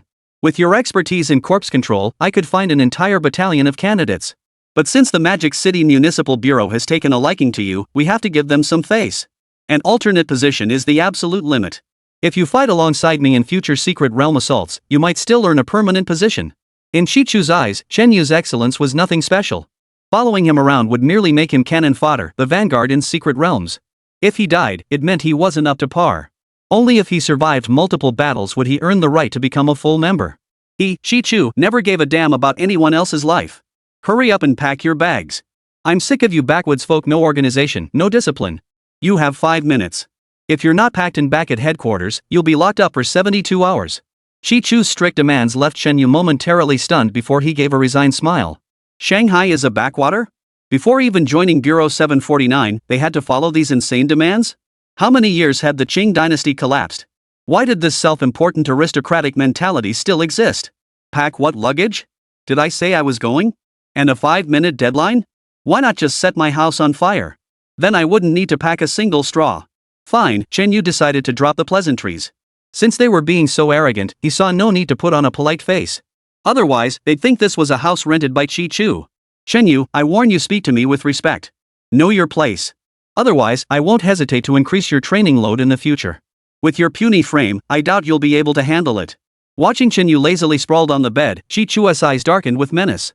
A chill aura radiated from his back, clearly signaling a silent connection with his undead minions. Back at the bureau, who among his men dared speak to him like this? If time weren't so short, he'd love to teach this brat a lesson right now. So what if I can't handle it? Did I ever agree to join? You're lecturing me? This is a society governed by law. You may not understand it, but that doesn't mean you can break it. Get out of here already. What time is it? You're standing there like an owl. I don't need someone guarding me. Lying on the bed, Chen Yu waved his hand impatiently. Since the conversation had reached this point, giving the other guy any more face would just be giving him an opening. Even if Chi-Chu was a master of the corpse sec level, he wouldn't fear him. As for a 7th tier Earth grade corpse servant? Chen Yu couldn't care less. Pitting your corpse servant against me? Why not just fight lightning? Chapter 13, Foreign Friends. Even knowing Chi-Chu's status, Chen Yu wouldn't bow to authority. This wasn't the old society. If Chi-Chu dared lay a finger on him in his own home, Chen Yu would instantly expose the man's true colors online, letting the internet's vigilantes deal with him. In this age of self-media, who still feared the tyranny of those in high positions? Ha ha ha, good. Absolutely brilliant. Chi-Chu wasn't stupid. He understood how society had evolved. In the past, he would have made Chen Yu pay dearly. But now, Chi-Chu only gave a cold laugh. The indifference in his eyes slowly gave way to something else. Since you refuse to join 749, I won't force you. It simply means we weren't meant to be. But let me make this clear, across the entire metropolis, if I, Chi-Chu, can't recruit someone, no one else will either. And that goes for Dong Yao too. With those final words, Chi-Chu turned and walked away. Only after leaving the rental apartment did the fierce glint return to his eyes. In his years with Unit 749's Dragon Capture Squad, when had anyone ever dared to reject him so flippantly? Chun Yu. I hope when we meet again, you'll still be jumping around like a jackrabbit. Otherwise, dealing with a cripple might actually be too much for me to handle. Inside the rental apartment, Chen Yu pushed thoughts of that troublesome Chi-Chu from his mind. Calculating that he still had plenty of time left, he began undressing, preparing to rest. Master, everything's taken care of, but you haven't taken care of me yet. Master, I can't undo my belly band. Could you help me? The room had barely quieted down when Lian Ruo's seductive voice echoed through it, instantly making Chen Yu flush. Even though it was still early morning and he hadn't rested, Chen Yu could feel an inexplicable surge of excitement within him. This life is truly beautiful, but it does drain one's energy. Several days later, in the mayor's office at the Magic City Municipal Hall, numerous media representatives and key city officials gathered around a silver-haired, blue-eyed foreigner. Mr. Hunter, visiting Dragon Nation this time, do you feel any difference compared to your visit 3 years ago? Mr. Hunter, your visit to Dragon Nation to strengthen our bilateral friendship is truly noble. Hunter is so handsome. I wonder how many girlfriends he has. Would he have room for one more? The journalists in the mayor's office scrambled to interview the foreigner, completely oblivious to the grim expression on Mayor Dong Yao's face. Though displeased, he could do nothing about the situation, for Dong Yao knew this old friend all too well. Hunter, a master from Eagle Nation, had already reached the level of a corpse master. 3 years ago, Hunter had already reached the corpse master realm, commanding 3 major corpse servants. His main corpse servant was none other than the Earth Realm 9th tier Flying Dracula. When Hunter arrived in the demon capital back then, he challenged the city's corpse-raising masters. He effortlessly slaughtered their corpse servants, cleared numerous secret realms, and carried off vast treasures. Such events were nothing short of a humiliating defeat in Dong Yao's eyes. He desperately wanted to turn the tables, but Hunter's overwhelming power left him powerless. Amidst countless interviews, Hunter appeared utterly relaxed in the crowd. His carefree smile captivated countless women. These women, ignoring the promising young men of the Dragon Nation, were solely captivated by these foreign men, brimming with admiration. My visit to China this time is mainly at the request of my teacher, Temlang. My teacher said that if I want to reach his level as a zombie king, I need to enrich my life to level up smoothly. But I don't quite grasp his meaning. Was it really necessary to send me all the way to Longhua? Hunter's lips curled upward. When he uttered his teacher's name, the assembled media erupted in a roar of astonishment. Temlang, a zombie king level expert from Eagle Nation, whose white-haired mad zombie was of heavenly grade quality. Legend has it Temlang never takes disciples lightly. To become his student and even receive praise that he could reach the zombie king tier proves Hunter already possesses such potential. By a hair's breadth, the Eagle Nation was about to gain another corpse king master. In Dragon Nation, masters are scarce. Here, I couldn't find a single opportunity to improve. Mayor Dong. Wasn't I right? Hunter's eyes gleamed with cunning. As he disparaged the Dragon Nation, he shot a pointed glance at Dong Yao, his mockery unmistakable. Recalling the scene from years past, Dong Yao's brow furrowed even deeper. Yet facing this foreigner, he couldn't afford to lose his dignity. Hunter, you should understand that things change over time. Besides, it's been 3 years since you last visited Dragon Nation. How can you assume we're still the same as before? Let me tell you straight, in these past 3 years, countless masters have emerged in our Magic City alone. It's just that we prefer not to make a fuss about them. Dong Yao waved his hand, feigning nonchalance. Yet, upon catching Hunter's contemptuous smirk, his nerves frayed further. Very well. Since Mayor Dong claims so many masters have emerged, then bring them forth for me to see. But you'd better bring your lich level guy. Otherwise, I'm afraid his undead minions won't be enough for me to handle. Hunter was supremely confident, for his flying Dracula had undergone a tremendous enhancement. He'd even acquired a weapon discarded by the white-haired mad corpse from his master, Temlang, a weapon of earth-grade quality. With this weapon, he could literally take down one opponent per swing. In Dragon Country, only a corpse king level expert might stand a chance against him for a few strikes. Provoked by Hunter's taunts, Dong Yao felt even more disheartened. He glanced at Secretary Li beside him, whose expression was on the verge of tears. Secretary Li understood the mayor's meaning perfectly well. But currently, the number of zombie king level experts registered in the Demon City didn't even exceed 3. With such a scarce number, they were all currently deep within their respective secret realms, exploring relentlessly with their teams. There was simply no way to contact them. The remaining zombie sect level practitioners, lacking Earth tier zombie servants, were practically defenseless against Hunter. Summoning them now would be courting humiliation. Where's Zhao Dafu? Why hasn't he replied yet? Don't tell me his few corpse sect bodyguards have gone into secret realms too? Dong Yao seethed with frustration. Reaching this point where no one was available was worse than letting Hunter make a fool of him. It would mean his days as mayor were numbered. Even his own friend, Zhao Dafu, was stalling for time now. It made him so furious he wanted to curse. Mayor Dong, save yourself the trouble. I know your Dragon Nation lacks outstanding talent. Why bother? Hunter spread his hands, his expression growing even more contemptuous. I told my teacher long ago that Dragon Country is nothing special. Coming here is a complete waste of time. Who says we have no one? You're being far too presumptuous. Come to think of it, there is one person. Oh dear, my mind is so cluttered with names I've completely forgotten him. Suddenly, Dong Yao's sharp command drew every pair of eyes in the room toward him. Even Secretary Li looked at the mayor in surprise. He couldn't fathom who his boss could possibly be thinking of. As his eyes darted around, Secretary Li instantly grasped his leader's intention. Seeing the warm smile on Dong Yao's face, his scalp nearly tingled. Chapter 14, The Tactics of a Marketing Account Blogger. Secretary Li hurriedly nudged the mayor discreetly several times, hoping to change his mind. Such a notion was tantamount to drinking poison to quench thirst. Failure would not only squander a precious opportunity but also invite Hunter's scorn. Do I have a better option now? If not, you go. When you return, I'll arrange a celebratory banquet for you. Dong Yao's expression hardened instantly, causing Secretary Li to shrink back and cease his persuasion. Joking aside, if he actually went through with it, Shanghai would lose far more than just face. Recently we have a young man in Magic City just 18 years old who has already reached the level of a corpse-controlling expert. Moreover, he's one of our city's elite youth. His generation will surely look up to him as a role model. As Dong Yao spoke of Chen Yu, the contemptuous expression on Hunter's face finally gave way to a hint of solemnity. An 18-year-old corpse-controlling expert, even he hadn't achieved that at that age. Such talent would be considered genius even in the Eagle Nation. But after a moment's thought, Hunter shrugged it off with a dismissive smile. An 18-year-old corpse master? He'd certainly be wary of that. But how powerful could a corpse manipulator really be? Not to mention, if he ended up slaying this genius's corpse servant and made the prodigy cry, that would be downright embarrassing. So-called geniuses were merely the threshold for gaining an audience with Hunter himself. Fine. I'm genuinely curious to see this person you speak of, Mayor Dong. Hunter demanded immediately. Since Dong Yao had brought up Chen Yu, he had to thoroughly test him, otherwise, what a waste of coming to Longhua. Xiao Li, get my official car ready immediately. Go pick up Chen Yu. Whatever benefits they offer, as long as we can afford it, agree to it. Forget whatever threats Chi Chu made earlier. Don't worry about that now. If Chen Yu can get through this, he'll come straight to City Hall and become the office director. Dong Yao issued the order urgently. Earlier, he received notice from Chi Chu forbidding them from inviting Chen Yu again. But now, Dong Yao couldn't care less. He'd rather defy Chi Chu and risk embarrassing the city than let this opportunity slip. Secretary Li took the car keys and sprang into action. As he left, he caught Hunter's smug expression. What are the odds this time? Secretary Li remained non-committal. Though he believed in Chen Yu, the opponent this time was Hunter. In the rented room, Chen Yu entered with a hunched back. Before even taking off his clothes, he collapsed onto the bed. Over the past few days, he had cleared numerous secret realms and acquired many treasures, all currently stored in his backpack. With so many treasures, he could easily sell them for over 100,000 spirit coins. He had finally escaped poverty and could afford to order takeout whenever he wanted. But the prolonged adventures, coupled with the relentless demands of the Wangchuan immortal corpse and the Een Lord of Destiny, those human-shaped juicers, had left Chen Yu utterly exhausted.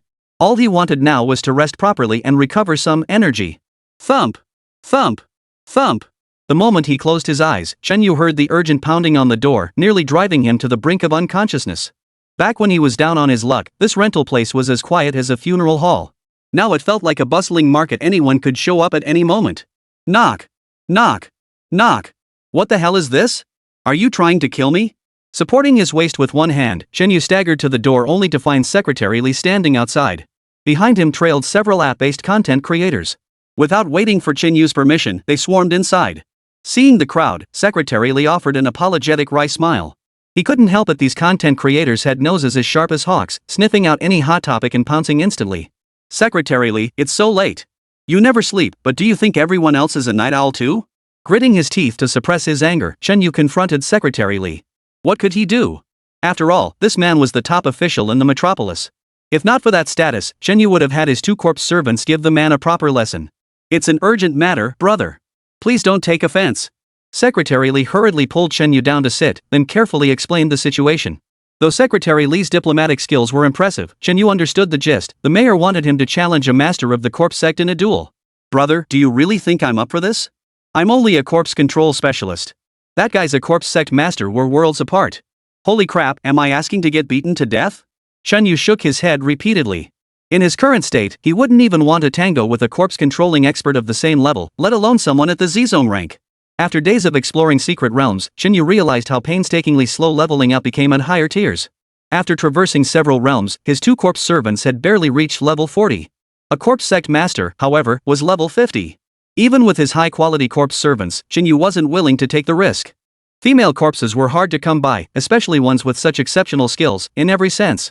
But seeing Secretary Li's sincere earnestness, Shen Yu felt awkward continuing his firm refusal. He can only suggest resting for a while before discussing further. Shen Yu, are you even a citizen of Magic City? With such a major incident unfolding, don't you want to share the burden for Magic City? Ha! You reap the benefits of Magic City, yet when trouble hits, you're the first to run. You should be kicked out of here. Ha! That's a headline grabber. I'll write it right now, our city's elite youth intentionally defects. Money, money. Before Secretary Li could explain the urgency, the self-media bloggers who had followed him and immediately launched a barrage of verbal attacks. They all made their living off social media. To create a good video, grabbing attention was key. Shen Yu wanting to sleep on the spot offered little drama, but if you called him a foreigner-worshipping coward? Now that was a story. Back in the day, you'd be called a Han traitor.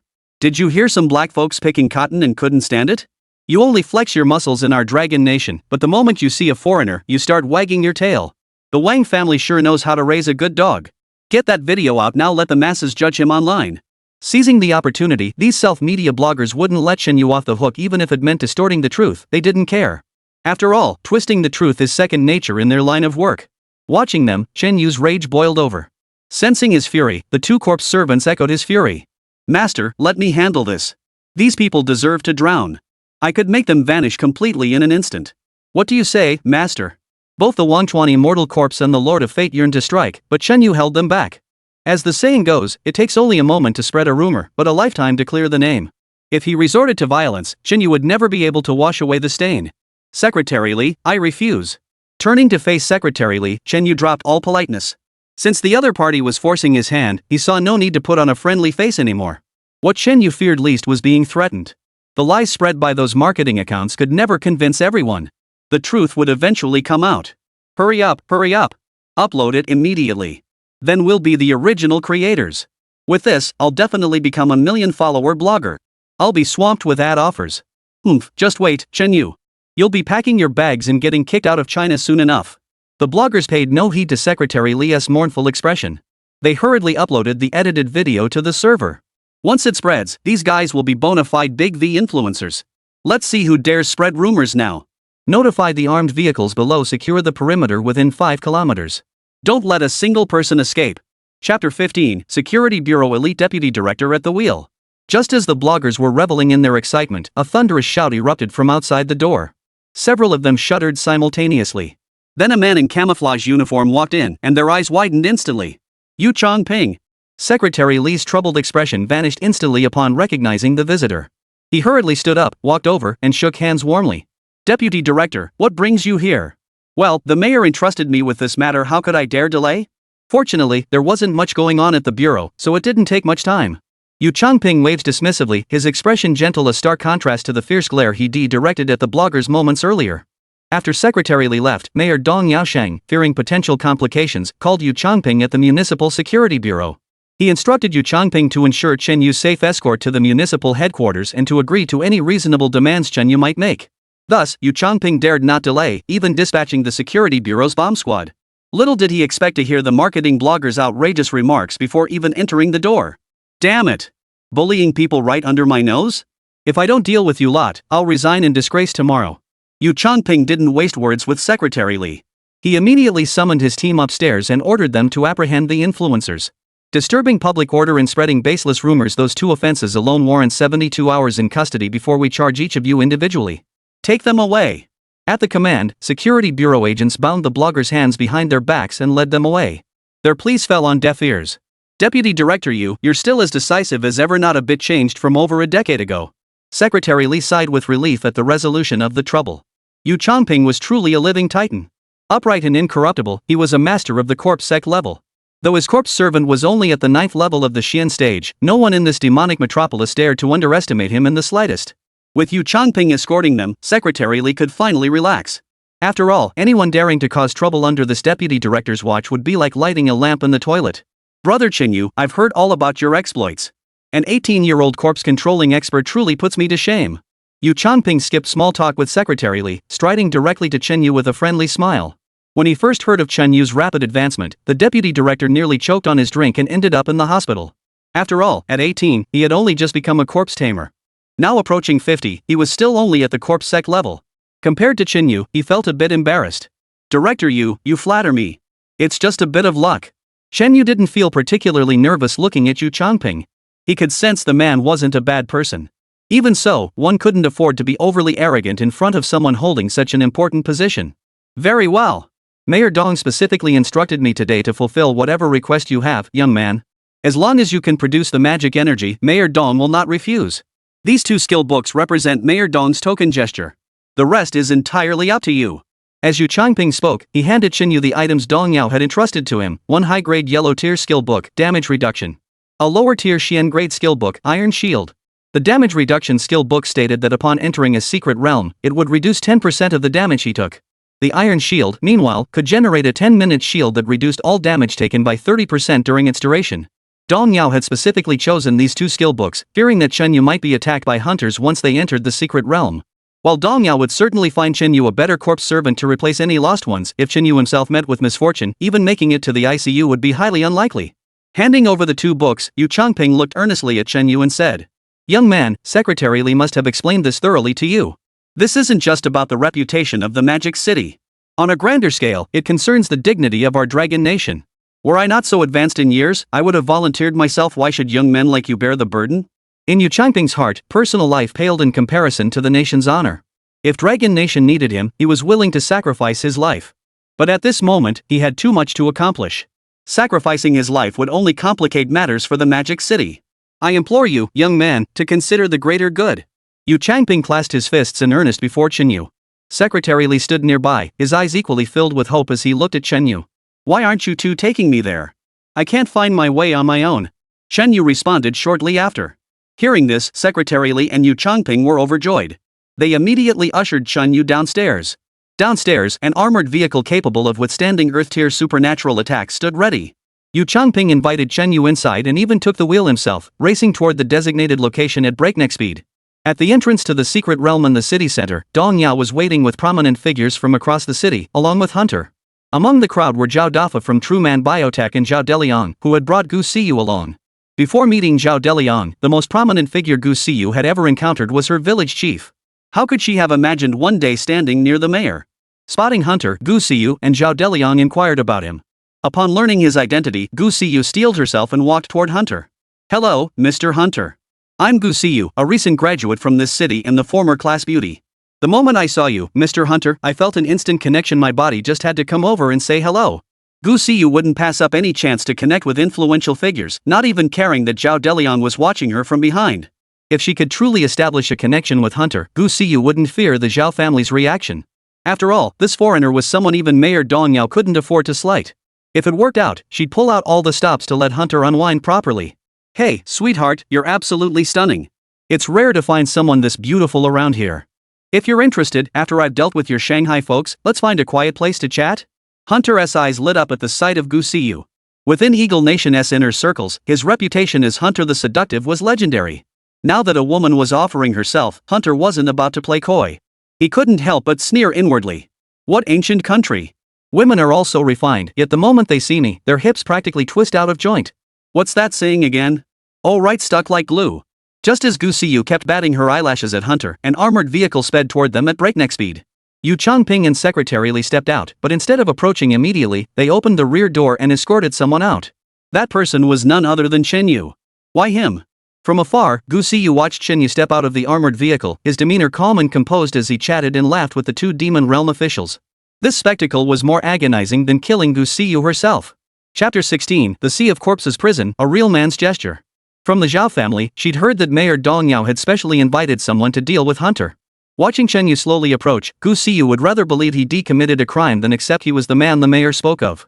Before she could deepen her connection with Hunter, Gu Siyu was abruptly pulled aside by Zhao Deliang. In Zhao Deliang's eyes, Gu Siyu belonged solely to him. The woman's fawning gaze earlier had made him deeply uncomfortable. Brother Liang, don't overthink it. I just went to exchange a few words with Hunter, asking him to keep an eye on our company. If we maintain good relations with Hunter, our company's future overseas operations will run much more smoothly. Seeing Zhao Deliang's jealousy, Gu Siyu hurriedly explained. After all this time boxing online, she knew one thing for sure. A man's intuition was far sharper than a woman's. If he really sensed something amiss, the Zhao family would no longer be her fallback. Family matters are for men to handle. You don't need to show your face. It wouldn't look good if my dad saw you. Hearing Gu Siyu's sweet, coquettish voice, Zhao Deliang's anger subsided considerably. The only one still fuming was Chen Yu, who was approaching. Zhao Deliang hadn't expected the person the mayor mentioned to be Chen Yu. Now, Chen Yu's influence was so immense.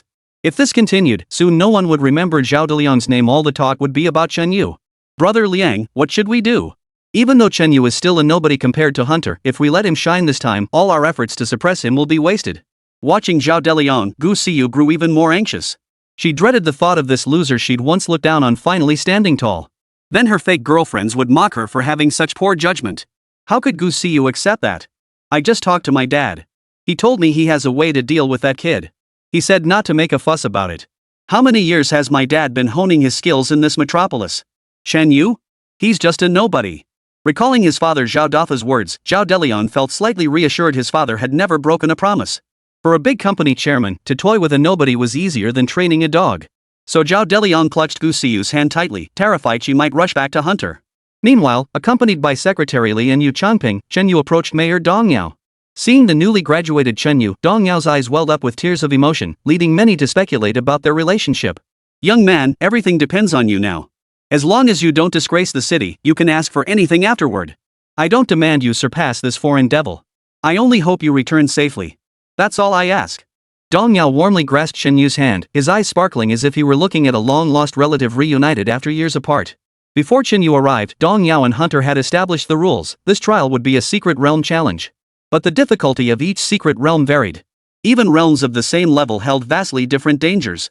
Therefore, Hunter insisted that he and Chen Yu enter the same secret realm to see who could reach the boss first. Even if the boss wasn't defeated, the first to arrive would be declared the victor. Hunter harbored a personal motive behind this stipulation. As a powerful member of the corpse sect, he was confident he could reach the boss long before Chen Yu. Even if he couldn't defeat the boss, he could wait for Chen Yu to arrive, let them both weaken the boss, and then reap the benefits as the third party. Dong Yao readily agreed, as this was the only way to maximize Chen Yu's safety.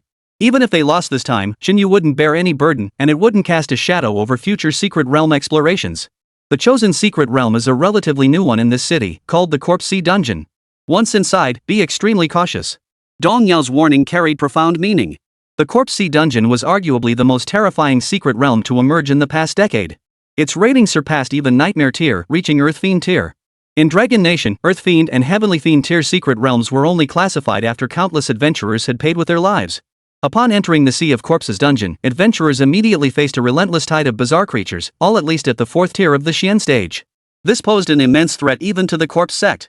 Wave after wave of corpse floods had proven impassable, and no one even knew what the final boss of this secret realm truly was. That's why, before this, Dong Yao had specifically entrusted Chen Yu with 2 skill books. He didn't expect Chen Yu to achieve anything remarkable, he only hoped Chen Yu could survive the secret realm. By this point, Hunter had grown impatient waiting. He strode over to Dong Yao's side, slapping him on the shoulder with a broad grin. Mayor Dong, if you two are just here to chat, why not just admit defeat? That'd give you plenty of time to talk. Hunter sneered at Dong Yao, then turned his gaze to the young man, Chen Yu, letting out a cold laugh. A mere kid daring to challenge me? Looks like your dragon country really has no one left. Youngster, don't go crying once we're inside the secret realm. Facing such taunts, Chen Yu merely smiled indifferently, completely unfazed. In the memories of his former self, such taunts were a daily occurrence. Hunter's words, however, felt like nothing more than a child's whining. Mayor Dong, I believe it's time to begin. I've taken note of all your instructions. Chen Yu refused to stand alongside such an arrogant foreign devil. Moreover, he could detect an indescribable odor emanating from the man. Evidently, he hadn't evolved properly. Primitive flaws had been passed down into the modern age. Mayor Dong nodded, signaling for the secret realm to open. A beam of sinister light enveloped the two men. Wait! Suddenly, Zhao Dafa shouted from the crowd, pushing others aside as he rushed to Dong Yao's side. Mayor, if Chen Yu goes in alone, he'll be outnumbered and outmatched. It's better for someone to accompany him inside for backup. I know it's difficult for you, Mayor. Your people can't step forward, but I can send my bodyguards in with him. Hunter only said it was a speed contest with Chen Yu. He never said Chen Yu couldn't bring others along. Zhao Dafa, his belly protruding like he was pregnant, plastered a fawning smile on his face before Dong Yao, causing the latter's eyebrows to arch slightly. He'd always assumed this old friend would remain silent, but unexpectedly, at this critical moment, he still understood the stakes. Fine, tell your men to follow. With that kind of awareness, next year's projects will prioritize real men. Dong Yao was thoroughly satisfied. Seeing this, Zhao Dafa hurriedly waved his hands, summoning his bodyguards. After making a few ostensibly proper instructions, his voice dropped to a low growl. Remember, don't let that kid walk out alive. Triple the bonus if you succeed. Don't worry about your own safety. If any of you get hurt, the company won't shortchange you. We'll arrange your children's education and employment, support your elderly family members even if any of you die, you'll have no regrets. Chapter 17, Only Pets Judged by Bloodline. Looking at the bodyguards who had followed him for years, Zhao Dafa wasn't deceiving them. He knew the horrors of the Corpse Sea prison. For these bodyguards to walk away unscathed? That was nothing short of a pipe dream. As long as they completed the mission he assigned, their deaths were acceptable. Their families combined wouldn't cost much to support. For Zhao Dafa, avenging his son Zhao Delian outweighed everything else. In the secret realm, humans slaughtering each other was a common occurrence. Even long-time adventuring partners could turn on each other over a coveted drop. Rest assured, Chairman, we will fulfill your request. Chairman, a kid who controls corpses? Don't give him a second thought. With the three of us handling him, we can't guarantee how gruesomely we'll kill Chenyu, but we'll make sure he never sees tomorrow's sun. The bodyguards made solemn promises, and Zhao Dafa's expression finally relaxed a bit. He then waved them off to carry out their mission. All we can do now is wait. Hopefully, that kid can hold out until Hunter finishes the secret realm. As the secret realm's sinister light enveloped Zhao Dafa's bodyguards, Dong Yao's pupils flickered. Now, they could only wait outside. Within the Sea of Corpses prison, 5 faint figures slowly materialized. Chenyu, Hunter, and Zhao Dafa's bodyguards all appeared within. Hunter shot a contemptuous glance at the 3 newcomers, dismissively waving his hand. Your mayor, Dong Yao, brought you reinforcements? Looks like he's genuinely afraid I'll kill you in the secret realm. Youngster, you're the future's bright spot, aren't you? Rest assured, I'll only break your legs, I won't kill you. But since you've got backup now, let's get this over with. I won't be letting these guys off easy. Hunter didn't give Zhao Dafa's 3 corpse sect-level bodyguards a second thought. He could take all 3 down in under a minute. Mr. Hunter, you've misunderstood. We're not here to help this brat. Our chairman ordered that no outside interference disrupt your progress. So you go ahead, we'll handle this kid for you. One of the bodyguards immediately explained their purpose to Hunter, plastering on a fawning smile, afraid to offend the foreigner in the slightest. We are from True Man Biotech. The bodyguard didn't forget to introduce himself, to which Hunter nodded and replied. Then I'll leave it to you. As for me, once I return home, I'll be working with your company. With that, Hunter shot Chenyu a mocking glance before summoning Flying Dracula. Mounting its back, he soared toward the horizon. Earth Realm, 9th tier. Capable of even carrying its master through the air, this sight filled the 3 bodyguards present with intense envy. If only they could be like Hunter, they wouldn't just be bodyguards. Master, look at that white-haired one, he gets to ride his own servant. This servant also wishes for Master to be like that. The ghostly, resentful voice of the Wangchuan immortal corpse echoed in his mind, sending a shiver down Chenyu's spine. What on earth was she thinking about at a time like this? Gentlemen, I'm not surprised Zhao Delian's father sent you to deal with me. But this isn't exactly the right time or place, is it? Foreigners come to our dragon nation to provoke us. You can't set an example, nor can you stop me, can you? We are fellow countrymen. What benefit would it bring us to let a foreigner win this contest? Chenyu spoke earnestly to the 3 bodyguards. He wasn't afraid of the 3 men before him. Compared to Hunter, these were his brothers. How could family quarrels be played out in front of outsiders? They were all dragon country people. If they couldn't unite against a common enemy, that was one thing. But to kick someone when they're down? That was something Chenyu simply couldn't accept. Put. Who do you think you are? How dare you compare yourself to our chairman's son? Blame yourself for having no sense of your place. Mess with the young master, and you'll be crippled if not killed. And you dare compare yourself to Hunter? He's a noble breed, beyond our reach. One of the bodyguards glared at Chenyu with malice. When Hunter's name came up, a flash of envy lit up his eyes. In his view, the bloodlines of dragon country people couldn't hold a candle to those of eagle country. Over there, everyone had golden hair and blue eyes, truly perfect specimens. If he weren't stuck serving Zhao Dafu due to lack of money for immigration, he'd crawl through the Atlantic's protective barrier to become a refugee. Over there, anywhere was better than this. Chenyu looked at these narrow-minded men, momentarily at a loss for words. Didn't these 3 realize that in the Dragon Kingdom, only dogs were judged by bloodline? With thousands of years of history, which family hadn't produced a few princes, ministers, generals, or nobles? If bloodlines were the measure here in the Dragon Kingdom, everyone would be nobility. Hey, check out that kid. Nice ring on his finger, should be worth some cash. Let's snatch it and split the loot. That should be enough to find a decent girl in the urban village. When the bodyguards spotted the ring on Chen Yu's finger, their eyes lit up. They decided that before killing him, they'd strip him of every last treasure. Then have a little fun, that'd be pretty sweet. Seeing the bodyguards closing in around him, Chen Yu sighed helplessly. Aren't you coming out? If anything happens to me, you two will be kneeling on a washboard when you get back. A sharp command made the forgetful river immortal corpse and the Lord of Fate's shadow no longer dare to watch the spectacle. They emerged from the shadows, revealing their graceful figures. The bodyguards, distracted, froze in shock before breaking out in cold sweat. As masters of the corpse sect, such an instinctive reaction only arose upon witnessing powerful corpse servants. They never imagined Chen Yu's corpse servants could be this formidable. Master is so unfair, only summoning us when danger strikes. Honestly, if we didn't love our master so deeply, this would break our hearts. The forgetful river immortal corpse and the fate-controlling in lord began to grumble. Their delicate voices made Chen Yu cover his forehead and wave his hands. Hurry up and get to work so we can depart. At his command, the two women sprang into action. In the blink of an eye, the three bodyguards also summoned their own undead servants. Cold-faced iron zombie, fanged evil spirit, ghostfire warhorse, skeleton goblin, virus doctor. 9 corpse servants materialized instantly, surrounding and guarding the 3 bodyguards. As practitioners of the corpse cult, possessing 3 undead servants meant their strength was no trivial matter. Yet in the eyes of the 2 female undead, these 9 minions held little interest for them to exert their full strength. After all, the strongest among them was merely of the 5th tier of the Xian stage. They inwardly grumbled at their master, Chen Yu, who truly never lifted a finger for any dirty or laborious work. He only did the physical labor and never gave his all. Though mere ants, you are still subject to my master's command. Today, I shall grant you the favor of death. Fulfilling our master's command will earn his satisfaction, that is what truly matters. Curse and claim your lives. Luo River's world-shattering wrath. In an instant, the tranquil space erupted with towering waves, terrifying as if the world were ending. Amidst the crashing waves, specters seething with boundless resentment struggled to break free, each one descending upon the 3 bodyguards. Simultaneously, the skills of the Lord of Fate's Lord flashed around the group. With each activation, the 3 bodyguards visibly stiffened.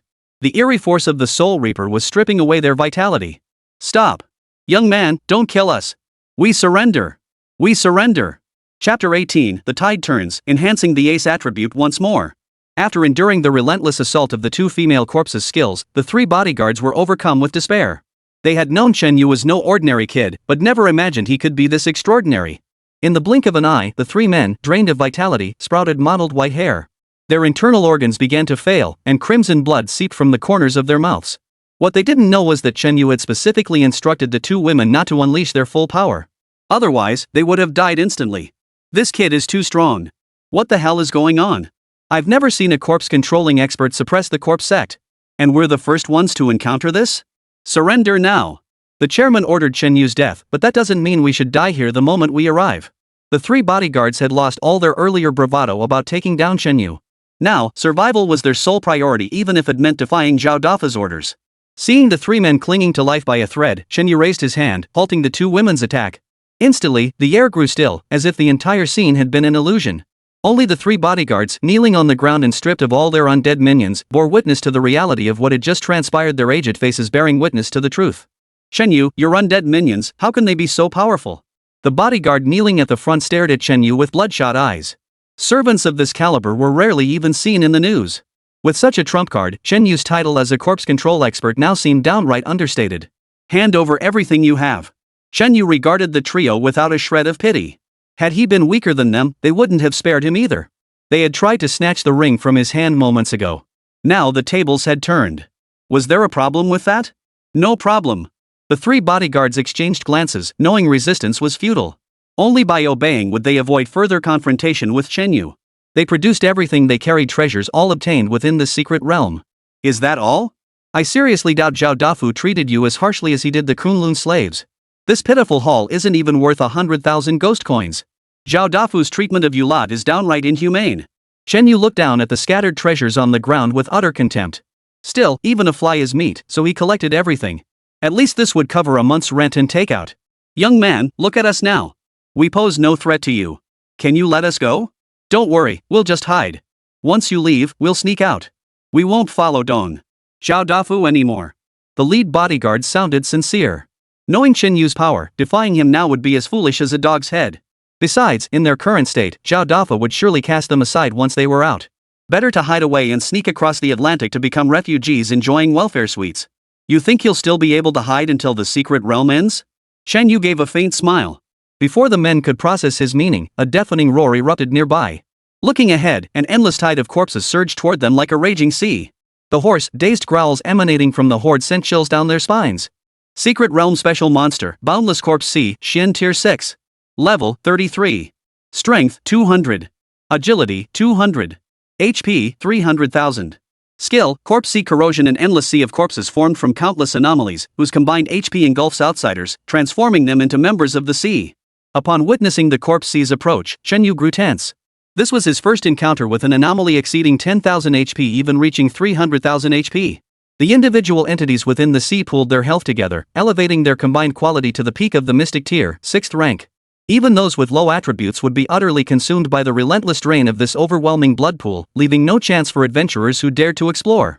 The immortal corpse of Wang Chuan and the Lord of Fate also sensed the gravity of the situation. The two women placed Chen Yu in a safe spot among the ruins, but the three bodyguards were not so fortunate. They watched in horror as the sea of corpses closed in. They tried to resist, but without the protection of the corpse servants. Their vitality drained, the three bodyguards stood like lifeless logs as the tide drew nearer, then swallowed them whole. The Earth-themed level secret realm is truly terrifying. The slightest distraction means you'll be trapped here forever.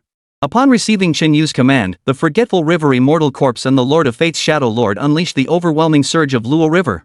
Waves formed from souls relentlessly washed over the sea of corpses, dealing wave after wave of devastating damage. The Lord of Fate soared above the waves, treading the surging currents as cursed soul reapers flew forth relentlessly. Though a single target ability, her continuous casting proved overwhelming. To Chen Yu, the terrifying sea of corpses was merely a spectacular sight.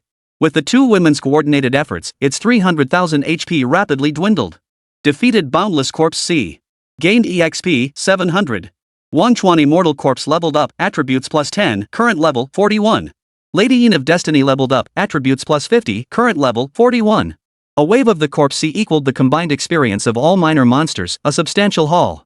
Previously, this would have instantly maxed out the women's levels, but this time, they only gained a few levels. Chen Yu finally understood, advancing from Corpse Control Specialist to Corpse Master was indeed arduous. Achieving Corpse Master couldn't be accomplished in a short time. Yet he never imagined that his classmates who graduated together back then would only have corpse servants at most around 10 levels now, none reaching the rank of Corpse Control Expert. Master, did I perform well? Will you reward me? Master, this servant begs only for your harsh discipline. Show me no mercy. After helping Chen Yu down from the ruins, the two women began acting coy, writhing their bodies as if something were tickling them. Chen Yu rolled his eyes. Just then, the system's voice echoed in his mind. Ding!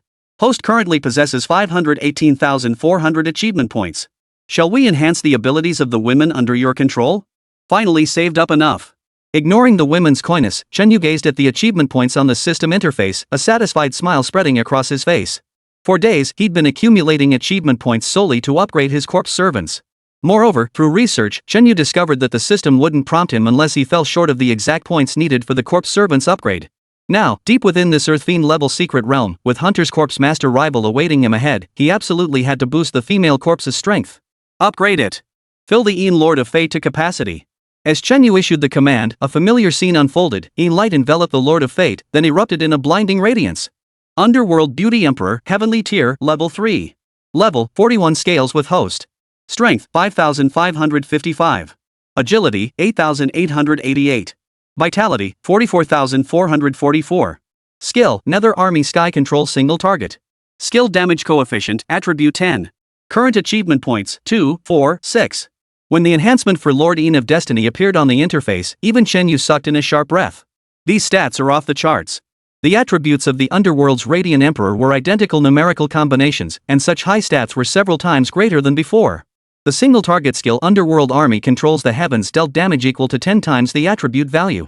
Chen Yu couldn't even imagine what kind of boss could withstand a hit like that. Thank you, Master, for bestowing upon me this greater power. Do you like my new form, Master? Chapter 19, Miasma Choked World, Why Are You Such a Mess? As Chen Yu studied the system interface, the Underworld Beauty approached. With each breath she exhaled, a scent like the red spider lily wafted over him, a mingled fragrance of death and sweetness. Turning his head, Chen Yu caught sight of her flawless, milk-white skin. Her long black hair was gathered by a purple gold crown, while her form-fitting crop top accentuated her curves to perfection. Her shorts revealed a pair of perfectly rounded, snow-white thighs, a sight so breathtaking it made one's blood boil and involuntarily lift one's gaze. This wasn't a corpse at all. She was a fully formed succubus incarnate, leaving Chen Mo utterly transfixed. Master, if you truly fancy me, come home tonight and you'll unlock even more fun. Though the voice of the underworld's enchantress captivated Chen Yu, he couldn't help but feel awkward when he noticed the forgetful river immortal corpse pouting beside him, arms crossed to accentuate her ample bosom. If this woman started jealousy-fueled rivalry, Chen Mo wouldn't be able to handle it. Warning, Corpse C invasion. The alarm suddenly blared.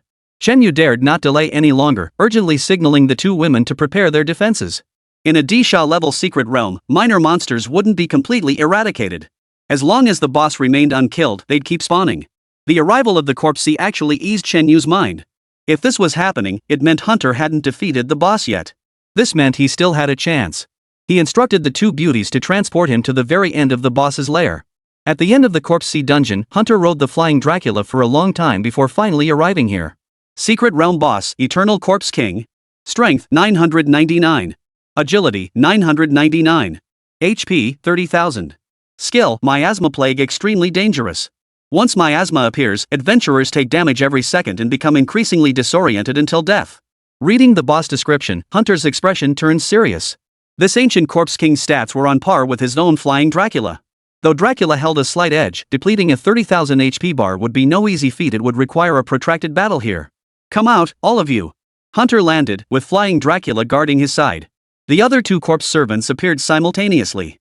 Shen Tier 9, golden-haired corpse stiff. Mystic Realm, 7th tier, multi-eyed monster frog.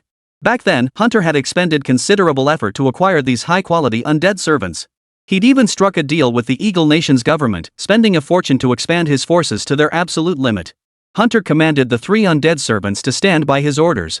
But just as the exchange concluded, the Eternal Corpse King sensed the intruders and instantly unleashed a sky-darkening haze of miasma.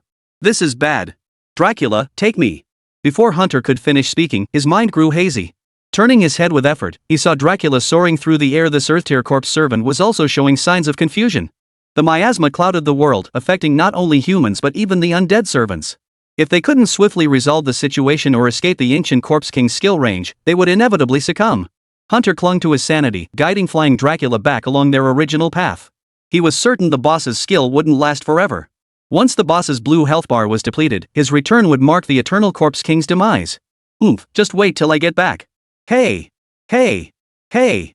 Who's grabbing my leg? As Hunter fled, some unknown creature appeared behind him, clinging fiercely to his leg and immobilizing him. Peering into the murky miasma, he saw winged poisonous insects swarming, countless of them coiling into a chain, gripped by the Eternal Corpse King as it wrapped around Hunter. And the Eternal Corpse King was slowly reeling in the poisonous chain, intending to drag Hunter deep into the heart of the miasma. What the hell kind of secret realm is this? It's terrifying. Dracula, are you dead? Save me. Hunter bit his tongue to regain some sanity, urgently calling out to his undead minions. But then he remembered Dracula really was dead.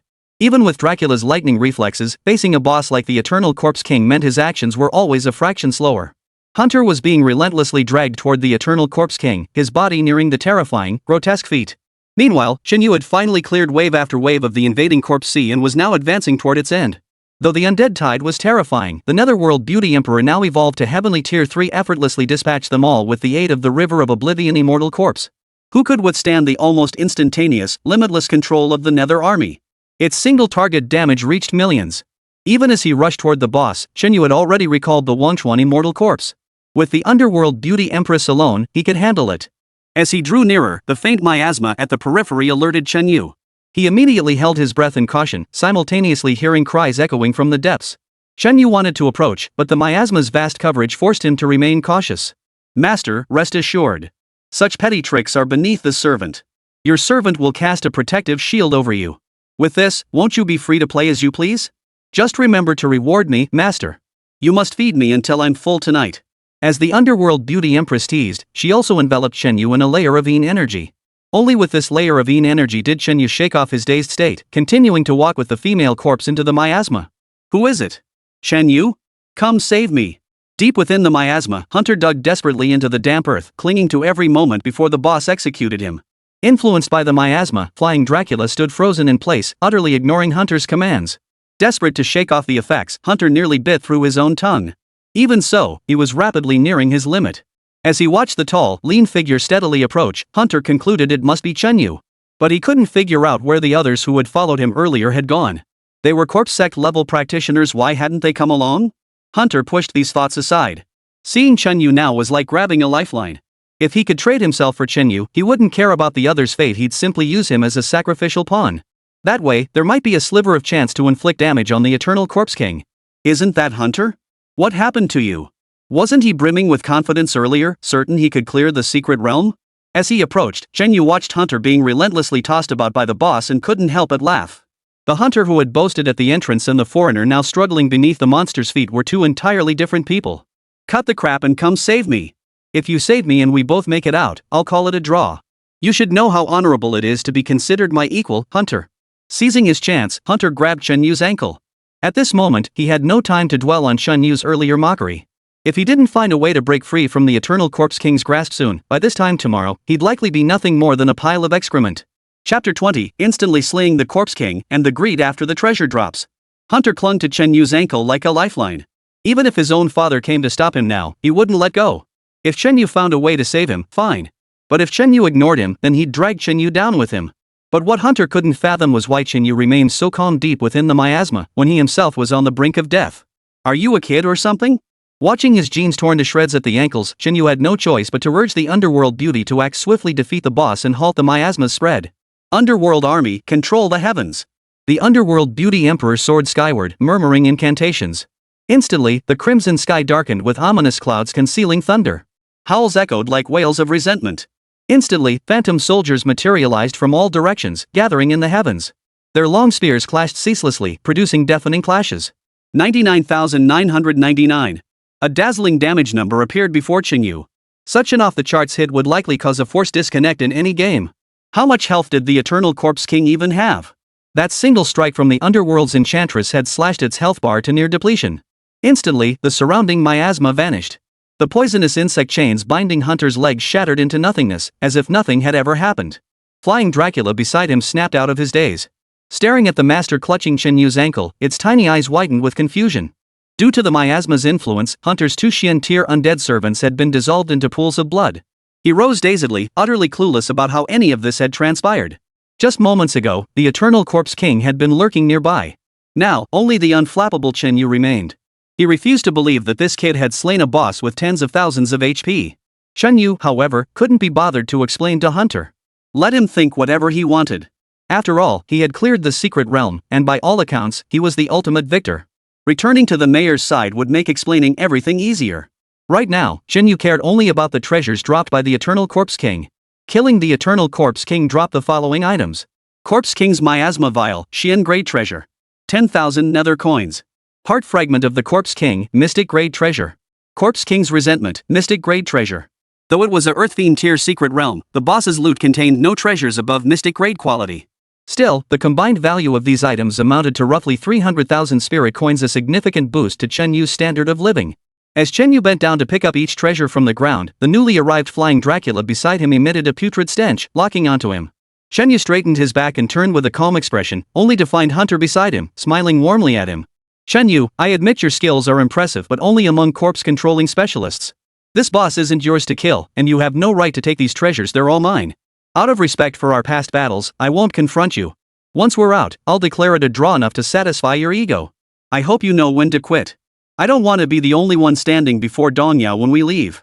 These treasures made Hunter's eyes burn with envy. Though he had no use for them himself, selling them could net him a hefty sum of spirit money to supplement his living expenses. After all, his search for high-quality undead servants in the UK had left him deeply in debt to the Mafia. All these years, he hadn't even paid off the interest. The Mafia was the most ruthless underground organization in the Eagle Kingdom. They couldn't care less about Hunter's reputation. If he dared to default on the debt, they'd beat him senseless. With these treasures, Hunter was confident he could enjoy a comfortable life for a while. At the very least, he wouldn't have to endure the courtesy calls from the Mafia boss anymore. My Flying Dracula possesses savage fangs. Its speed is unmatched, and once bitten, there is no antidote. At your tender age, you shouldn't be so reckless. There are things you simply can't control. Hunter shot Chen Yu a contemptuous glance before turning his fiery gaze to the Underworld's Empress, his eyes lingering over her form. He resolved that once they escaped, he would linger in Dragon Country for a while longer, seeking a replacement for Chen Yu's undead servant to fill the void. Such a fiery corpse servant fighting side by day and engaging in mixed doubles by night would surely wear down the body. What puzzled Hunter, however, was why he couldn't discern the quality of the underworld beauty. After all, with his Earth tier flying Dracula, he could clearly detect all undead servants below Earth tier. But he didn't care. If Shenyu dared resist him, he'd dispose of him before the secret realm ended. That would be the perfect opportunity to claim this beauty for himself. Master, shall I eliminate this insignificant ant? Beside him, the underworld beauty spoke coldly. The moment flying Dracula threatened Shenyu, this foreign undead servant had already sealed his fate. She would never allow anyone to harm her most beloved master. Hold your horses. Wait. Shenyu hurriedly stopped the underworld beauty empress. After all, if this woman acted, an instant kill would be utterly boring. To truly make Hunter fear him, it had to be Shenyu himself who dealt the blow that would be far more entertaining. Hunter, do you truly believe you can handle me?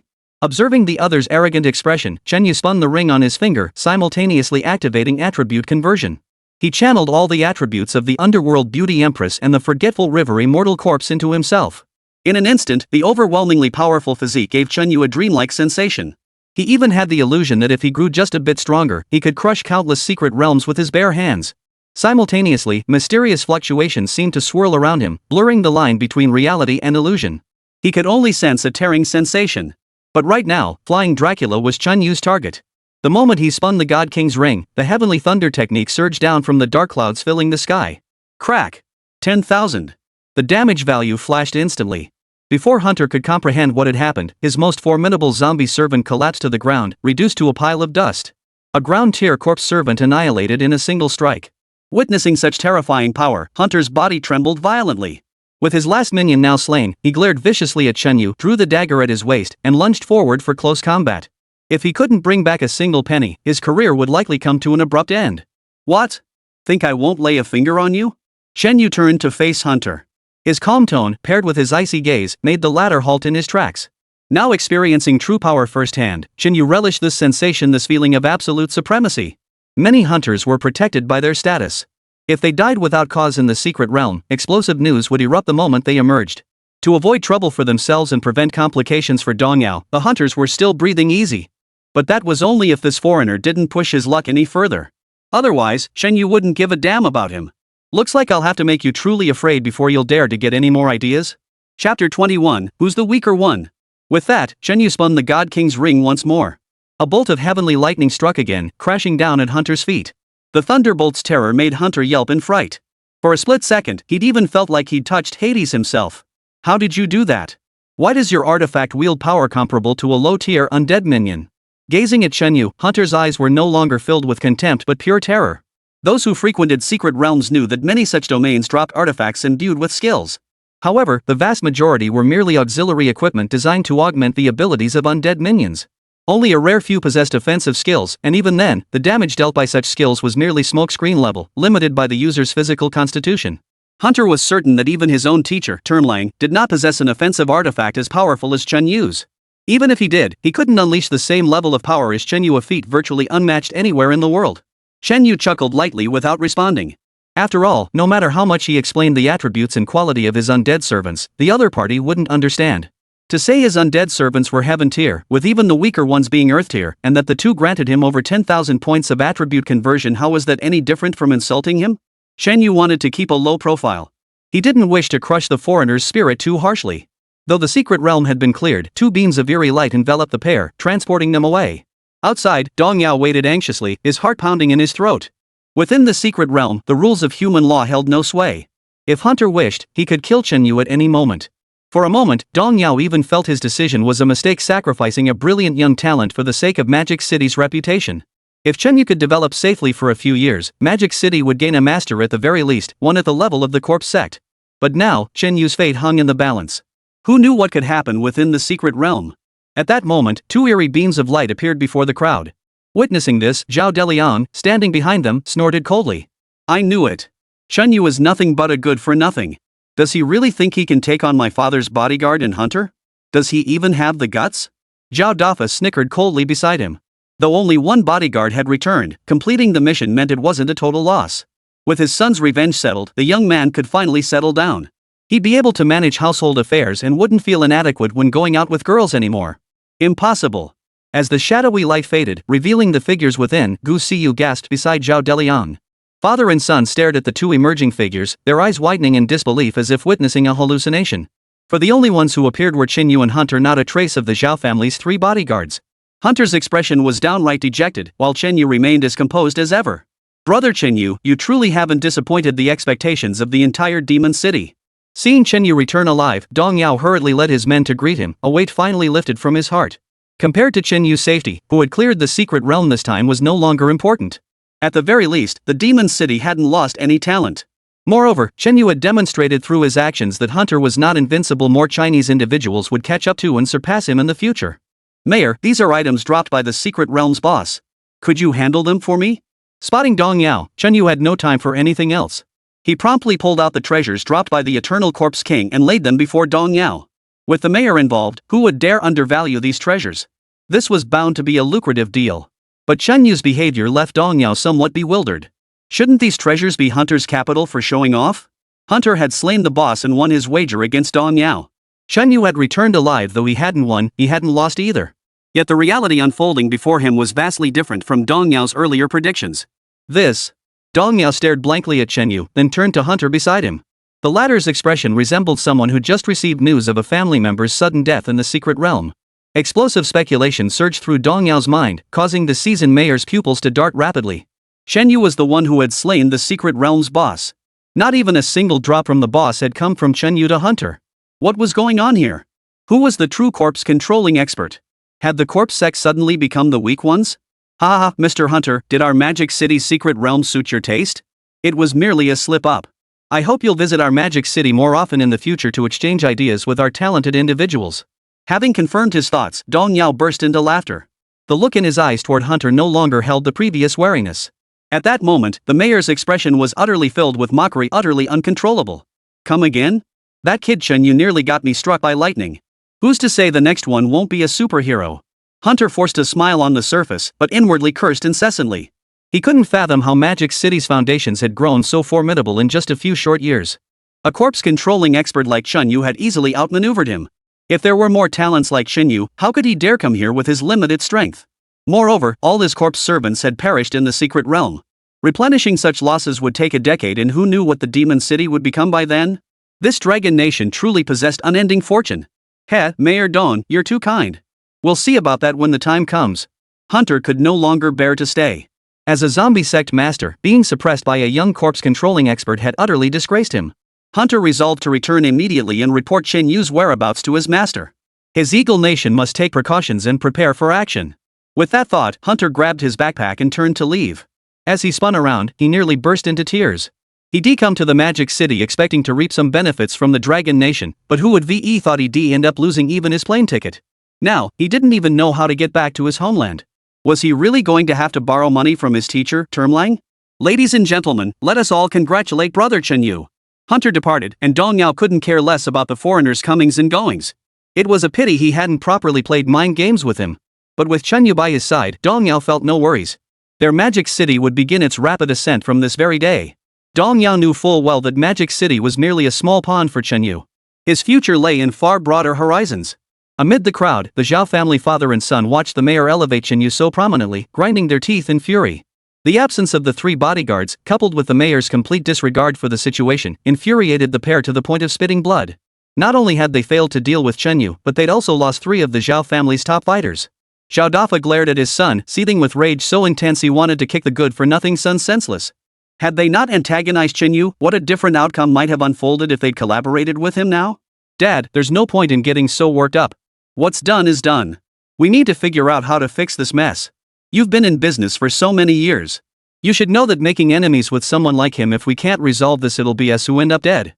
Chapter 22, The Moon's Better, right? The mayor's crucial decision. Facing his father's unfriendly glare, Zhao Deliang shrugged, unconcerned about getting beaten. He was the Zhao family's only son. Zhao Deliang firmly believed his father's capabilities made an illegitimate child impossible. Want to hit me? Go ahead. If you beat me to death, true man biotech would have no heir. Zhao Deliang's father spoke with heartfelt sincerity. Even now, knowing Chen Yu was no ordinary man, he still refused to give up. A man he'd once trampled underfoot should stay beneath his boot forever. How could he ever climb above him? With the family's current financial clout, hiring a few more corpse sect masters wouldn't be a problem. Then, with a surprise ambush, they could take care of Chen Yu. Zhao Deliang was certain his father would grant this small wish. Well said. If that brat isn't dealt with, our Zhao family will never know peace. A sinister gleam flashed in Zhao Dafa's eyes. From his humble beginnings to his current position, he had committed countless dark deeds. Shen Yu would become the stepping stone for the Zhao family's continued ascent. He must be eliminated. Hey, where are you going? Zhao Dafa had intended to have a heart-to-heart with his son, but Zhao Deliang paid him no mind, shouting after Gu Siyu as she dashed out. Gu Siyu was heading straight toward the spot where Hunter had departed. A vague unease gripped Zhao Deliang, yet he was utterly powerless to stop this woman's actions. When you come back, I'll make you tremble and call me dad.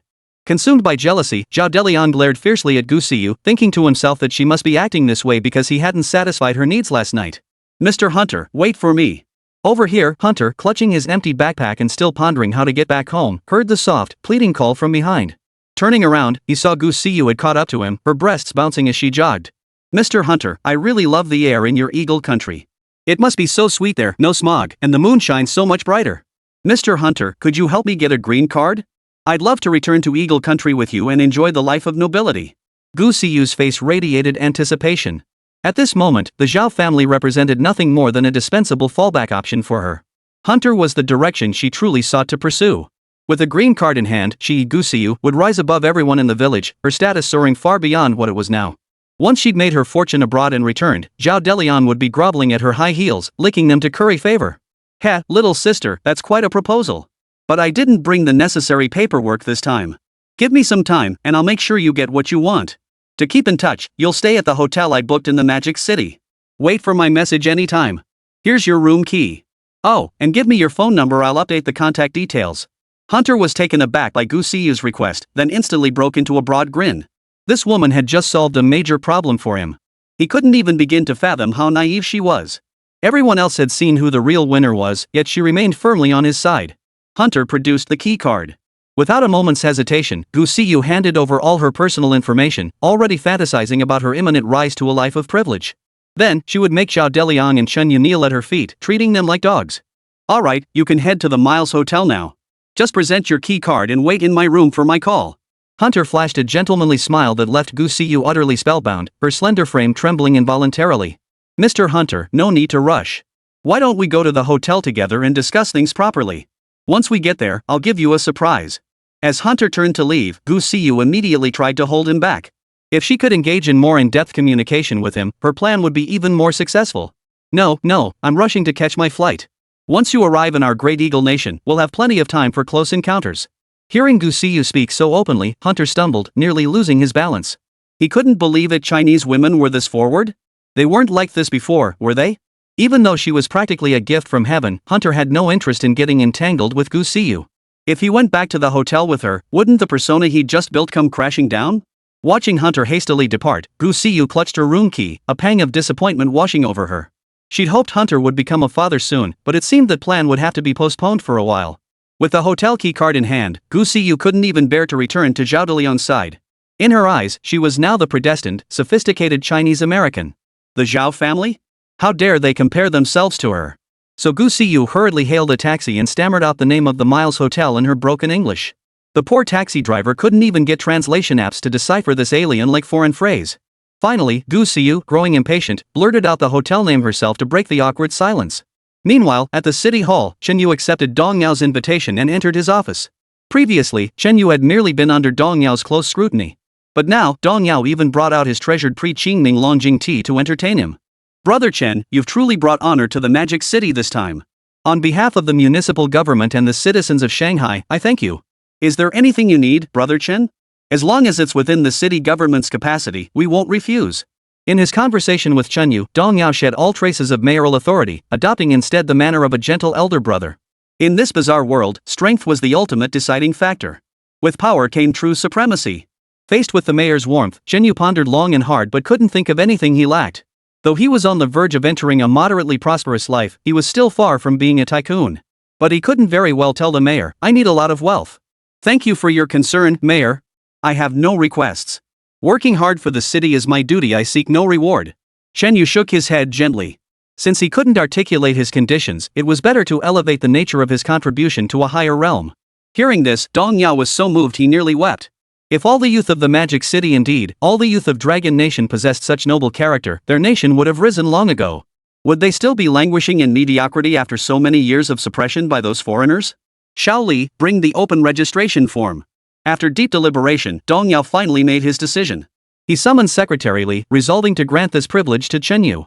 Mayor, but this was meant for Cindy. How will you explain this to her later? Chapter 23, Extra Corpse Servants, Powerful Ownerless Corpses.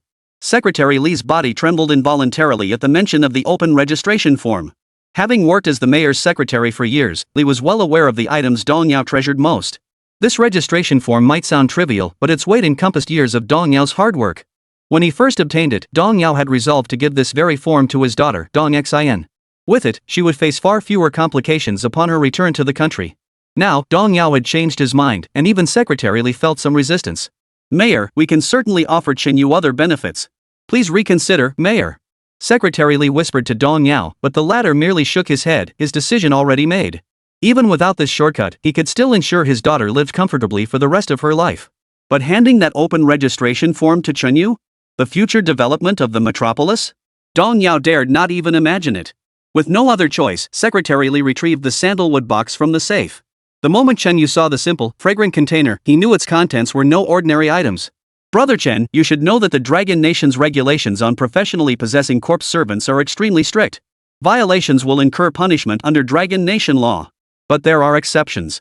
Some individuals can possess corpse servants even before attaining the rank of corpse master or registering as adventurers. Dong Yao rested his palm on the sandalwood box, tracing its grain as he explained to Chen Yu. In Dragon Nation, and indeed across the world, regulations governing adventurers who raise corpses have been in place for nearly a millennium. Adventurers could apply for one corpse servant, while corpse control masters were permitted too. Only after attaining the rank of corpse master could one apply for a third corpse servant. Yet beneath this rule lay an unspoken exception: those with outstanding achievements or who rendered meritorious service to the nation would be granted an open registration form. The seemingly ordinary form, once signed, grants exceptional permission to acquire additional corpse servants. Even those who haven't reached the corpse master rank, or who aren't even registered as adventurers, can possess corpse servants. Over the years in Dragon Nation, fewer than 100 individuals have held such an open registration form, and that count includes those who perished within the dreaded secret realms. Even Dong Yao earned his open registration form through years of diligent service, finally gaining the nation's recognition. Dong Yao had previously kept it for his daughter studying abroad out of self-interest. But today, for the future of the Demon City, he handed it over to Chen Yu. Brother Chen, opportunities like this are rare indeed. This is your one and only chance. Once used, you cannot claim a second form. I know your corpse servants are formidable, but you only have two. Before reaching the rank of corpse master, you'll face a long vulnerable period.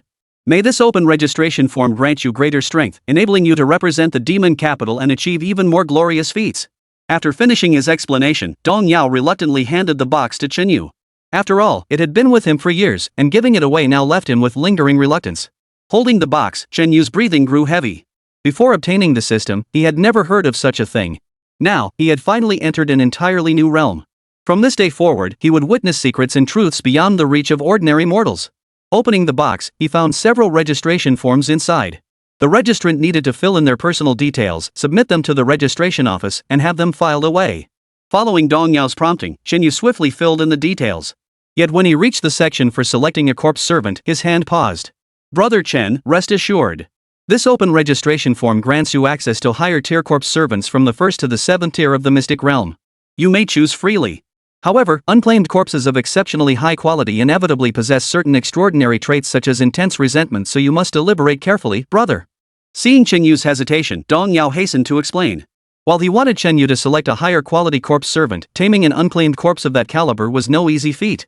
Over a decade ago, someone had taken the registration form to select a corpse and had chosen a 7th tier Xian grade corpse. Unexpectedly, the corpse suddenly revived.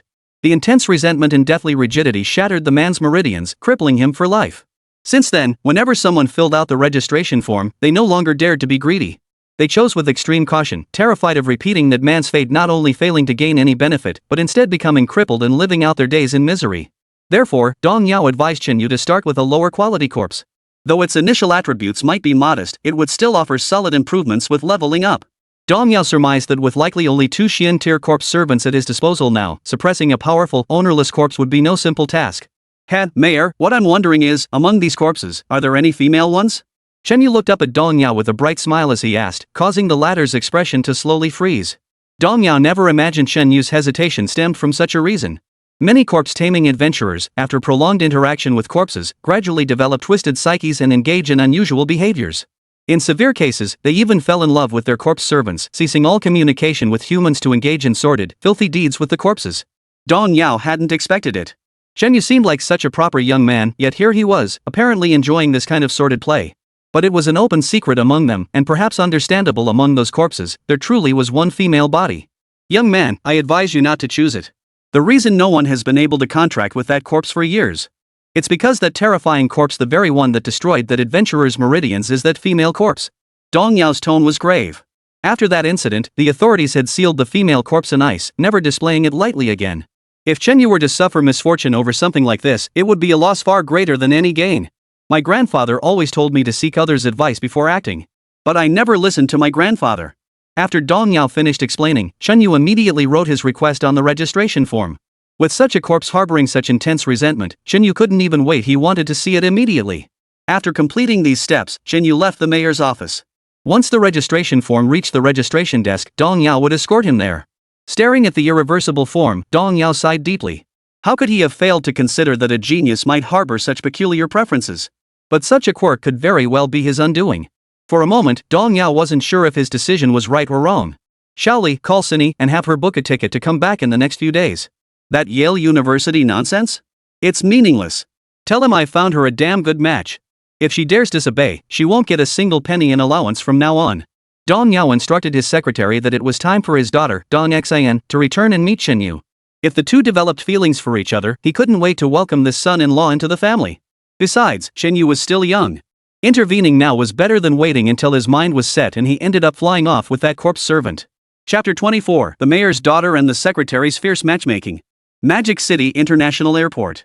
Shen Yu, sporting slightly dark circles under his eyes, waited with Secretary Li for the international flight to land. In his spare time these past few days, Shen Yu had taken the two female corpses into the secret realm to sweep through it, plundering a great deal of treasure. Though the items weren't particularly valuable, when added together, they were enough to cover Shen Yu's expenses for the entire year, and he wouldn't have to eat another bowl of instant noodles. The night before, just after emerging from the secret realm, a weary Shen Yu received a call from Secretary Li, who was coming to pick him up at the airport. Already worn out from the secret realm, coupled with the night's exertions against the forgetful river immortal corpse and the underworld beauty emperor, Shen Yu had barely gotten any proper rest. Now, he couldn't refuse the mayor's secretary's invitation, but his aching back left him feeling utterly hopeless. While waiting, he even contemplated whether he should grab some grilled kidneys to properly replenish his energy. Hey, Shen Yu, stay focused. They'll be out any minute. I guarantee you won't be disappointed this time. Pull yourself together. Secretary Li suddenly spoke up beside him. Seeing Shen Yu's dark circles and slightly hunched back, he couldn't help but sigh inwardly. It seemed the mayor was right, Shen Yu did have a peculiar taste. Relying on his youth to recklessly squander his health, would that young heiress be able to keep up with this battle-hardened veteran in the future? Xin. Over here. Spotting his target, Secretary Li waved urgently, his expression brimming with excitement. Following Secretary Li's gesture, Shen Yu saw a woman waving back in response, her face beaming with a welcoming smile. The girl was about Shen Yu's age, but her tall figure and mature features marked her as top-tier material. Snow-white thighs were exposed to the air, perfectly complemented by a pair of casually matched white sneakers. Her jet-black hair cascaded down to her waist, further enhancing her allure. A mature beauty?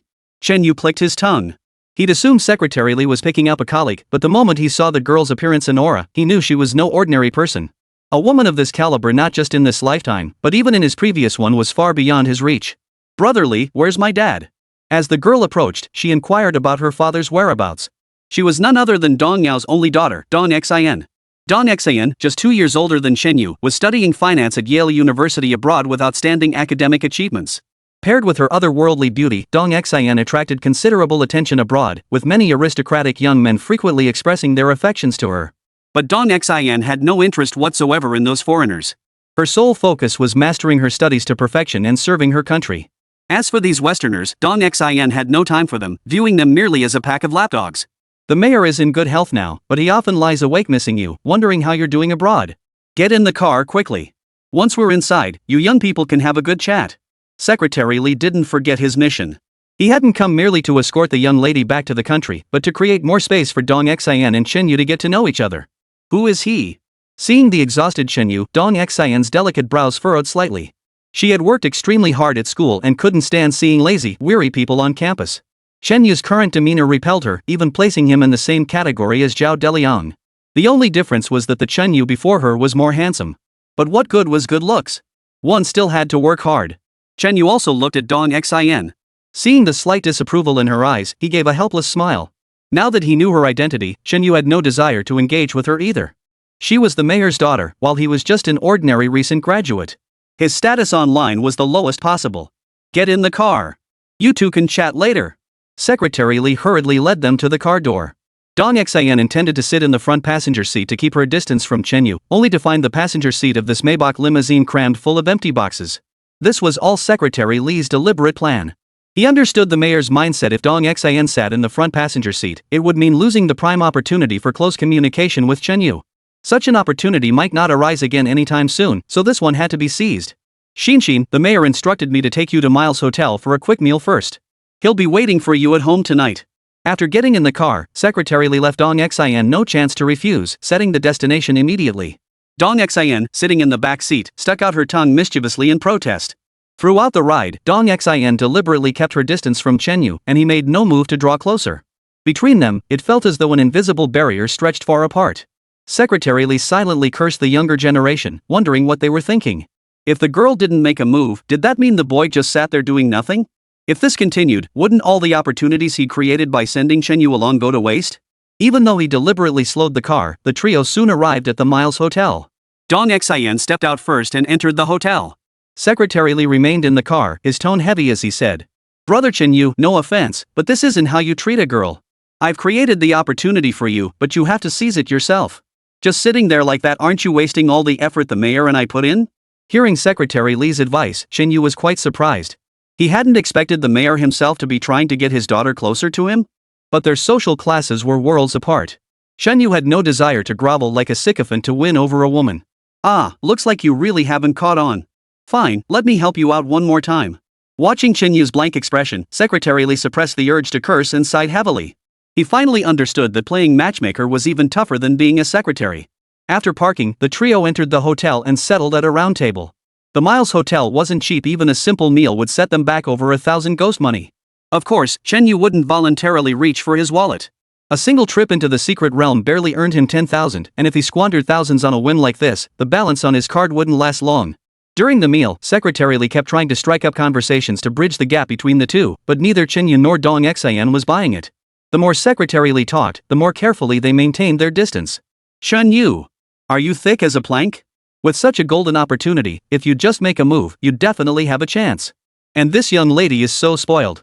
If she doesn't make the first move, does that mean you just stand there? Chen Yu is a genius, you know. If you don't seize this chance, who knows how many others will swoop in before you. Wait, wasn't there a female corpse before Xinqing?" Secretary Li glared at the two indifferent figures, grinding his teeth on his fork. He was this close to declaring it outright and letting them consummate their relationship right there. "Get out. How long have you been lingering here? If you keep refusing to leave, we'll call security and have them take you away. What a disgrace. How can a young lady have no shame? Owes for a room and still tries to stiff us." Just then, the shouting in the hotel lobby interrupted Chen Yu and his companion's uneventful meal. Then, an even more brazen female voice echoed across the lobby. "Go ahead and call them. If you dare. I know Deputy Director Yu Chongping of the Security Bureau too. Besides, Mr. Hunter has already taken care of everything. What right do you have to demand money from me? You think you can bully me just because I'm a girl? Wait until Mr. Hunter comes back to pick me up. I won't let you off the hook. Oomph. You Dragon Country people really lack the manners of Sweet Eagle Country folk. Thank goodness I'm about to leave you all behind and become a proud Eagle Country citizen." Chapter 25, Ignoring Me? Then it's settled. The voice sounded familiar, and Chen Yu turned around curiously. To his surprise, the woman causing the commotion was none other than Gu Siyu. And from what she was saying, it seemed to involve Hunter. "Miss Gu, the Miles Hotel is the largest and most reputable establishment in Magic City. We would never wrongly accuse anyone. Mr. Hunter's daily expenses are all recorded in our hotel system. If you don't believe me, you can check it yourself." The hotel manager, arguing with Gu Siyu, maintained professional decorum, though inwardly he had already cursed her entire family. When Hunter's room information was suddenly changed earlier, the manager knew it was one of Hunter's usual tricks. Hunter had visited Longwa several times before, always choosing to stay at their establishment to save face. Yet he'd never spent a single penny himself. After all, this place was full of love-struck fools and social climbers eager to spend money on this foreigner. The women who sought him out were never the same, and even the manager couldn't recall how many had willingly offered themselves to Hunter.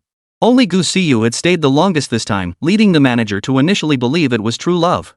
But now it was clear, Gu Siyu was merely the biggest sucker among Hunter's many female companions. Miss Gu, here is the bill. If you don't settle it today, I'm afraid no matter who you know, the authorities won't let us absorb the loss. This is a hefty sum. If it comes down to criminal charges, the consequences could be severe. The hotel manager handed the detailed bill to Gu Siyu, silently cursing that foreigner Hunter under his breath. If you can't afford it, don't come here pretending to be rich. These daily expenses are almost equivalent to an ordinary person's annual salary. Seeing the manager brandish the evidence, Gu Siyu, who had been so arrogant moments before, suddenly became much more compliant. Deep down, she refused to believe Hunter had set her up. She still clung to the notion that he was simply too busy to remember such a minor detail. But if she didn't settle the hotel bill now, once the authorities got involved, it would be too late. She, Gu Siyu, had no intention of hitting the sewing machine just yet. In her panic, Gu Siyu scanned the room frantically. Suddenly, her eyes locked with Chun Yu's, who was staring right back at her. He really can't live without me after all. That cheapskate actually followed me here just for me. At least he's thoughtful. Gu Siyu cut off her argument with the hotel manager and headed toward Chen Yu. The moment he saw her approach, he quickly turned his head away. At this moment, Chen Yu couldn't care less about Gu Siyu getting involved. She wasn't worthy. Chen Yu, following me all the way here shows you care. This time, I'll grant you a small favor. Settle this bill, and I'll agree to have a cup of milk tea with you. Don't try to dodge me by saying you're broke and then keep pestering me. I know you've made a killing in the secret realm lately. Gazing at Chen Yu, Gu Siyu extended her hand with practiced ease, as if every coin in his pocket belonged to her. After all, Chen Yu's former self had been eager to fulfill every one of Gu Siyu's demands.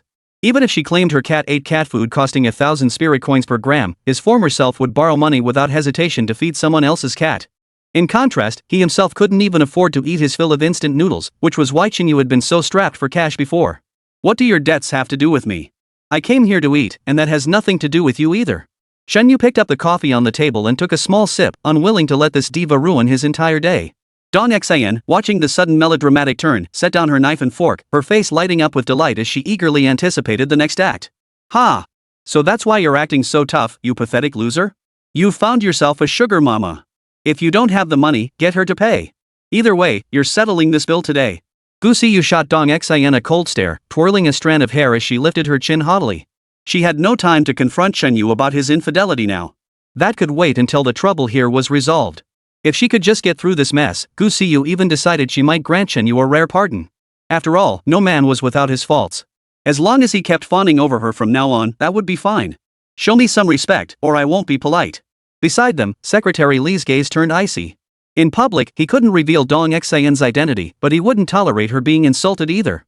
Moreover, judging by Chen Yu's expression, this shameless girl clearly disgusted him, so Secretary Li certainly wouldn't hold back. One more word, and he'd call you Changping immediately to have this Gu Siyu locked up for a few days. I don't care what the three of you are arguing about here. Chen Yu, you must settle this bill, it's an order. If you want me to keep dealing with you, you'll meet my demands. Otherwise, I won't give you another glance. Seeing Chen Yu still hadn't moved, Gu Siyu grew anxious, for the hotel manager had already gathered his staff behind her. What she didn't know was that if not for the hotel manager catching Secretary Li's silent signal to keep quiet, she would have been escorted out by security right then and there. Really? Deal. Then don't you dare look at me again. Have you been sleeping so much you've gone dumb? Giving orders? Are you some kind of general? I have no idea what kind of nonsense you're spouting. Chen Yu laughed bitterly, pushing the bill Gu Siyu had placed on the table onto the floor. This is your business, not mine. If your hotel lets anyone disturb my meal again, I'll file a complaint. Chen Yu fixed his gaze on the hotel manager, who instantly tensed up. If the hotel were actually reported, years of hard work would be tarnished. As a lowly manager, even selling his kidneys wouldn't cover the damage. Security. Come here. Escort her out. I'll have the authorities involved shortly. My apologies to all three of you for interrupting your meal. To express my regret, I'll cover the bill this time. At the manager's command, several security guards approached and escorted Gu Siyu away as if she were a criminal. No matter how much the woman screamed and struggled, she couldn't break free from the hotel security's grip and was led away. Brother Chen Yu, I'll call you Changping right away. I'll make sure he gets what's coming to him. Once the commotion subsided, Secretary Li vowed solemnly. He couldn't let the mayor's current favorite suffer the slightest injustice. No need to trouble yourself. Just handle it professionally. She owes the hotel money, so she should pay it back. Chen Yu waved him off. He didn't want Secretary Li pulling strings behind the scenes to settle his score, it wasn't worth it. Now that he'd distanced himself from Gu Siyu, they belonged to different worlds. Chen Yu couldn't care less about her. If Gu Siyu refused to change her ways, then let her continue dreaming until her fantasies came true. Never would have guessed you're such a ladies' man. Back home, a hunk like you wouldn't have this many lawsuits hanging over your head. Chapter 26, Don't start trouble, but don't fear it either. Dong Xin's crimson lips parted as she studied Chenyu, her clear eyes glinting with a peculiar light. While studying abroad and mingling with foreigners, Dong Xin had always kept herself pure, never entangled in any romantic scandals. This Chenyu before her, however, surprised her. She hadn't expected him to be, well, that kind of guy before. Chenyu pursed his lips, unwilling to explain further. After all, everything his previous incarnation had done was now pinned on him. But what could he do? He was the one controlling this body now. When his phone buzzed with a text notification, Chenyu glanced at it. It was the appointment confirmation form reminding him to collect the body today. Chenyu set down his cup and explained the situation to Secretary Li. He was about to leave alone when the latter grabbed his arm. Brother Chenyu, we'll go with you. Xinqing just returned from abroad. She needs to get to know you better. Secretary Li had been sent out by Dong Yao all day today, tasked with bringing Chenyu and Dong Xin closer together. Now that Chenyu wanted to leave alone, he certainly couldn't agree. Today, unless Chenyu needed to use the restroom, Dong Xin had to be brought along. Listening to their conversation, Dong Xin's pupils flickered. She hadn't expected this Chenyu to have some real talent. Curious to gauge his true capabilities, she rose alongside Secretary Li. As the trio stepped out of the hotel, an Alfa Romeo pulled up right before them. The rear door slid open automatically, revealing Zhao Deliang stepping out of the car. Why is this kid here? All these headaches happening on the same day. Seeing this rich second-generation heir, Secretary Li made no effort to hide the irritation in her eyes. Dong Yao and Zhao Dafa had known each other for years, and their children had been close since childhood. Later, Zhao Deliang had also expressed his affection to Dong Xin. However, Dong Xin and Zhao Deliang were not the same kind of people. After politely declining, she went abroad. Despite his lavish, hedonistic lifestyle in the metropolis, Zhao Deliang secretly kept tabs on Dong Xin, never abandoning his pursuit. But Dong Yao had made it clear long ago, in his eyes, Zhao Deliang was utterly unworthy of his daughter. Allowing them to meet and exchange greetings was doing Zhao Dafa a favor. Xiner, I just had the driver go to the airport to pick you up. It was just a matter of timing that we missed each other. I know you love Miles' black pine bread, so I came to buy some for you. Never expected to run into you here. What a coincidence. Zhao Deliang gazed at Dong Xin with eyes full of affection, his tone laced with intimacy. In his pursuit of Dong Xin, he had the full backing of his father, Zhao Dafa. Zhao Dafa had even pulled strings to ensure that the moment Dong Xin set foot back on Shanghai soil, his family would know immediately. Winning Dong Xin meant the Zhao family would rise with the tide, and Zhao Deliang's future achievements would be limitless. Moreover, Zhao Deliang was confident in his seduction skills, convinced that with enough effort, a woman like Dong Xin would eventually bear his children. But while talking to Dong Xin, Zhao Deliang caught sight of Chenyu nearby, and his irritation flared up. He couldn't fathom why this irritating Chenyu seemed to appear everywhere. Xiner, you're the mayor's daughter, a woman of noble status. You absolutely mustn't associate with trash. Get in my car. My father heard you were coming back and specially arranged a family dinner to welcome you. Zhao Deliang gallantly stepped aside, inviting Dong Xin into his car. But in Dong Xin's eyes, his movements were utterly sleazy. Ever since childhood, she had looked down on this fat man. His actions were simply too exaggerated, so greasy they made her stomach churn. But due to the relationship between their families, Dong Xin couldn't bring herself to say so. Little did she know, he'd take it as a sign that she still gave him a chance. No, thank you. Please convey my thanks to Uncle Zhou. I have matters to attend to today. Chenyu is going to claim his corpse servant. I'm curious to see what level of power peers in the Demon City have reached. Even when Zhao Deliang was blatantly flirting with Chenyu, Dong Xin remained unfazed. She deliberately leaned closer to Chenyu's shoulder, making the rich kid's face flush crimson with fury. All these years, he'd never gotten this close to Dong Xin. What gave Chenyu the right? Chenyu, you're merely a corpse-controlling specialist. 2 corpse servants are your limit. You still want to claim more? Who are you trying to fool? Xiner just returned from abroad. Do you really think she doesn't know your true nature? That you can deceive her? With me here, Sin, you won't fall for your trashy tricks. Zhao Deliang, consumed by jealousy, stood at the hotel entrance shouting at the top of his lungs, utterly unconcerned about his dignity. Secretary Li, observing the scene, approached Zhao Deliang and whispered. Young Master Zhao, this was specifically arranged by the mayor. Brother Chenyu isn't trying to deceive anyone. A corpse-controlling expert can indeed only possess 2 corpse servants, but that's the rule for most people. Some people operate outside those rules. You wouldn't understand even if I explained it. Just step aside. If this escalates, even your father won't be able to protect you. Or do you think you're strong enough to take on Brother Chenyu? Secretary Li's warning was deliberately restrained. If the mayor learned that Chenyu's time had been wasted, the Zhao family would face severe reprimand. Certain matters were simply beyond Zhao Delian's level to comprehend. Even Zhao Dafu lacked the authority to know them. Hearing Secretary Li's warning, Zhao Delian froze in place, watching helplessly as Chunyu and Dong Xian got into the car. The rage in his heart only grew fiercer. He couldn't fathom why, despite having navigated countless romantic entanglements before, everything had changed so drastically after graduation. 4 days now, Gu Siyu hasn't been in touch. And then there's the girl he truly idolizes. She's actually so close to Chenyu. How could he possibly accept this? Get in the car, let's go home. I'm going to make him pay. This time, no one can stop him. I said it. Zhao Delian stormed into the car, yelling at the driver while a murderous intent burned fiercely within him. Meanwhile, Secretary Li drove toward the registry office. From the backseat, Chenyu glanced at Dong Xian and remarked casually, "Did you deliberately provoke Zhao Delian's displeasure toward me?" Earlier, when Dong Xian had leaned in suggestively, Chenyu had noticed Zhao Delian's expression. And the tension between the two had reached its peak. Though he wasn't afraid of this rich kid, Chenyu had too much on his plate to deal with him now. He just wanted to stall as much as possible. But Dong Xian had accelerated the situation. Chenyu was certain Zhao Delian would target him soon, which would bring more trouble. "Yes, I just wanted to see if you could handle this mess. My dad mentioned on the phone that you're quite capable. If you can't even handle this minor issue, it just means my dad misjudged you." Turning to face Chenyu, Dong Xian playfully stuck out her tongue, voicing her true thoughts. If Chenyu had to avoid the Zhao family's sharp edges, then there'd be no point in them staying in touch. I don't want trouble, but I'm not afraid of it either. If the Zhao family provokes me, I won't just take it lying down. Chenyu propped his chin on his hands, wearing an indifferent expression that surprised Dong Xian. In the Magic City, who didn't know the name of True Man Biotech? Countless people cowered like mice before the Zhao family father and son. Yet someone as indifferent and fearless as Chenyu? Dong Xian had never encountered such a person among her peers before. This Chenyu only piqued the woman's curiosity further. Before long, the three arrived at the registration center. Chapter 27, The Mystic Tear Corpse. What does the mayor say? Amidst the surging crowd in the registration hall, Secretary Li guided Chenyu swiftly to this special entrance. This wasn't exactly cutting corners after all. Claiming extra corpse servants through the open registration form was different from advancing one's profession. Secretary Li, we're old acquaintances. There are some things I must mention. The impact that female corpse caused back then is still fresh in the mayor's memory. It's best to let this young man choose again. If anything goes wrong, I won't be able to explain it, and neither will you or the mayor. The registration office director stood at the morgue entrance, cautiously discussing the matter with Secretary Li, occasionally glancing at Chenyu. Though appearances can be deceiving, Chenyu seemed young and frail, making the director feel even more uncertain. Anyone capable of accessing the registration forms must have formidable connections. If an accident occurred, even he, as the facility's manager, would be forced to resign in disgrace. "Don't worry, it'll be fine. Please just open the door for me."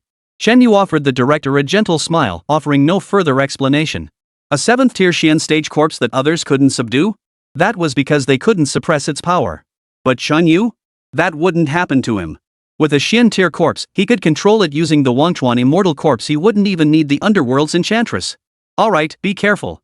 I'll have someone on standby here for any unexpected incidents. Unable to persuade Chenyu, the director retrieved the key and unlocked the morgue's steel door. As the door creaked open, a chill of death blew out, making Dong Xian shiver. After all, not being a registered adventurer, Dong Xian couldn't handle the corpse's cold aura. But what the woman hadn't anticipated was that this single small gesture would prompt Chenyu to step in front of her, blocking the invasion of the cold aura. Because the female corpse at the 7th level of the Xian stage harbored such deep resentment, the temperature in the morgue was set to its absolute minimum, effectively freezing the body solid. As Chenyu stepped into the morgue, Secretary Li attempted to pull Dong Xian aside, only to be abruptly pushed away. "Brother Li, what's the rush? Let's take a good look. I want to see who conquers whom in the end." Though Dong Xian wasn't an adventurer herself, she had many adventurer friends abroad, and even members of the corpse sect weren't uncommon among them. Now that Chenyu had chosen such a formidable corpse, she was genuinely curious whether he could successfully subdue it as a corpse servant. Stepping into the morgue, Chenyu gazed at the female corpse before him, her entire body shrouded in frost. He summoned the Wangchuan immortal corpse. Even without fully unsealing it, he could sense the corpse's intensine energy enough to tear apart a corpse tamer's meridians. "Chenyu, since when did you have such a corpse servant?" Seeing the alluring Forgetful River immortal corpse appear, Secretary Li momentarily went blank. According to the records he had, Chenyu only possessed 2 ordinary corpse servants. Even if upgraded, they were barely sufficient for his current needs.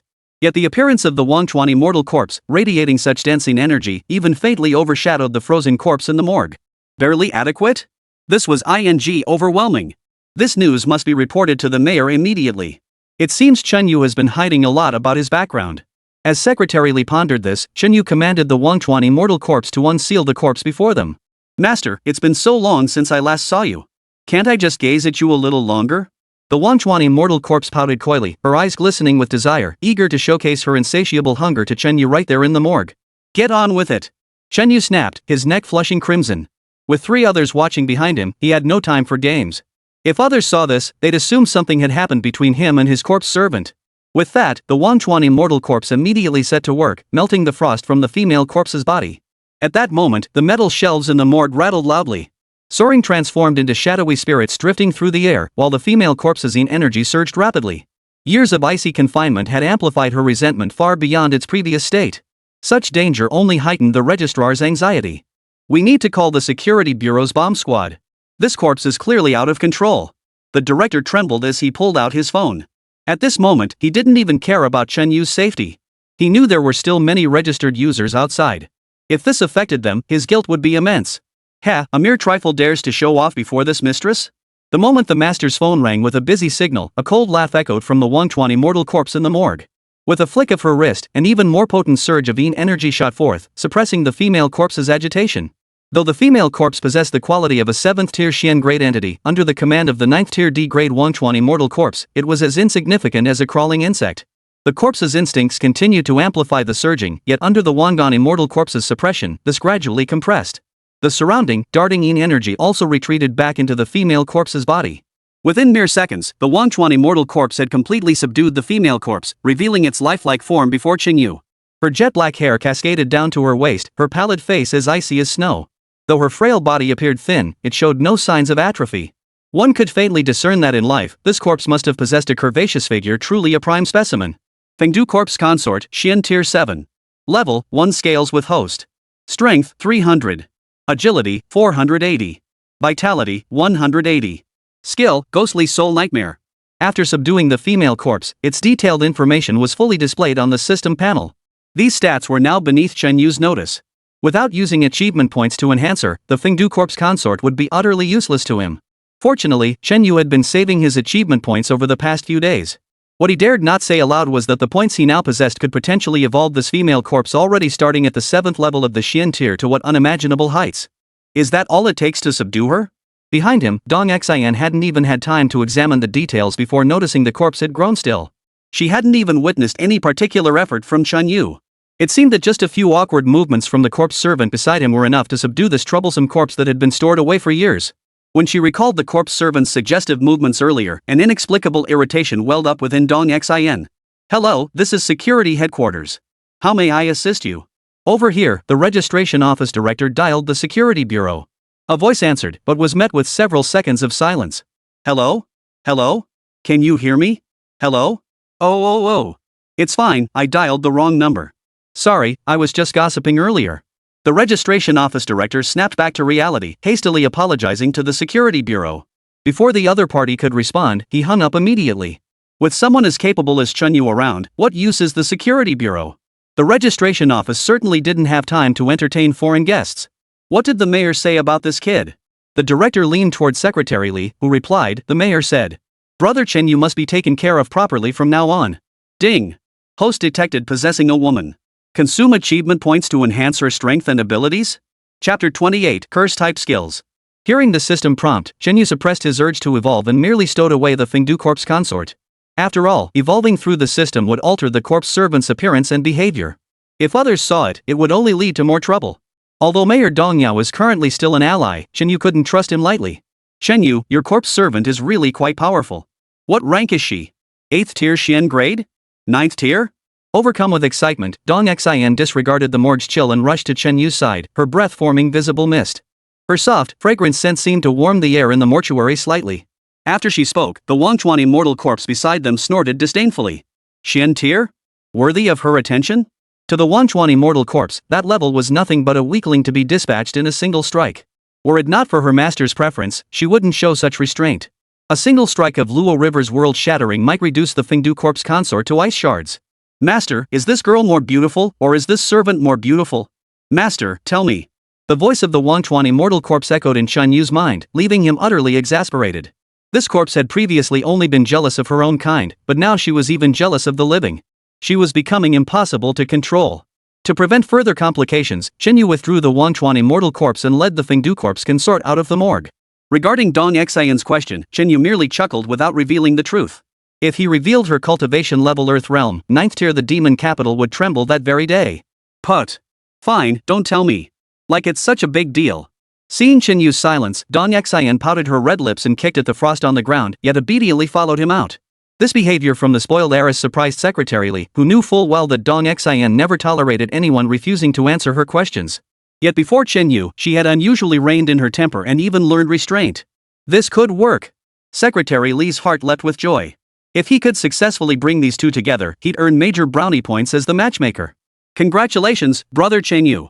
Acquiring your third corpse servant will greatly boost your power. Young man, you're truly extraordinary. Few in all of Demon City possess the skill to subdue such a corpse.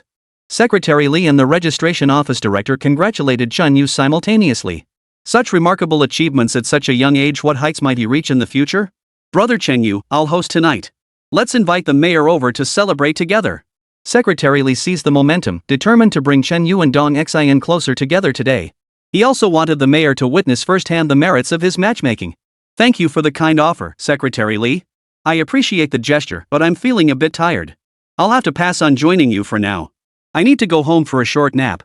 I still want to choose a secret realm tonight. Chen Yu smiled and waved his hand. Having just subdued the Fengdu corpse consort, all he wanted now was to go home and evolve this female corpse. As for these pretentious social obligations, he genuinely had no interest in them and didn't want to waste his time. Chen Yu, I invited you to dinner tonight, and you refuse? At that moment, Dong Xian stepped forward and stood before Chen Yu, biting her full red lips as she stared intently at him. Truthfully, Dong Xian didn't understand why she'd suddenly stepped forward. It was instinct, preventing Chen Yu from refusing. Thanks, but I'm really tired. Once I save up some money, I'll invite the mayor and you all out someday. What Dong Xian hadn't expected was that even with her personal invitation, Chen Yu still declined. If this had been Zhao Deliang, he wouldn't have hesitated for a second. He'd be wagging his tail like a happy dog. Watching Chen Yu leave, the registration office director tactfully excused himself and slipped away. Only Secretary Li and Dong Xian remained, walking out of the registration hall. That guy really has no sense of courtesy. I never imagined he'd be like this. Brother Li, you must know where this Chen Yu lives. Tell me, and I'll go find him. At the car door, Dong Xian's demand made Secretary Li's eyes widen. He hadn't expected their relationship to progress so rapidly in just one morning. It had already surpassed his anticipated timeline. Miss, please don't be unreasonable. Since you returned, the mayor hasn't even seen you yet. Go see the mayor first. Then I'll tell you where Chen Yu lives. It's unreasonable to go now.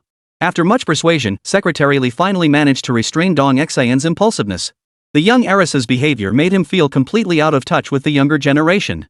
Hadn't she looked down on him just this morning? Why was she so eager now? He absolutely had to relay this young lady's thoughts to the mayor. Let him share in the delight. With that thought, Secretary Li pressed the accelerator even harder, his foot nearly reaching into the gas tank. Back at his rented apartment, Chen Yu's weariness vanished instantly, his eyes sparkling with excitement. While other corpse-controlling experts only commanded 2 corpse servants, he possessed 3. A qualitative leap. Curious to see how the Fengdu corpse consort could evolve, Chen Yu summoned the system and issued a direct command. Feed Fengdu corpse consort to satiety. Placing the corpse upright in the room, the system's glow enveloped the female corpse. Within mere moments, a profound transformation occurred. Her once gaunt frame filled out, her curves becoming almost exaggerated, too voluptuous to grasp in one hand. Her once flat abdomen now showcased a graceful hourglass curve. This corpse now resembled a work of art. Mystic Enchantress, Heavenly Tier 4.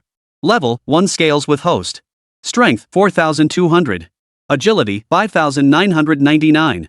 Vitality, 36,700. Skill, Whisper of the Nether Curse type skill. The Mystic Phantom Lord utters enchanting murmurs, plunging enemies into a dazed state and inflicting continuous damage per second. Skill damage coefficient, attribute 1. This is insane.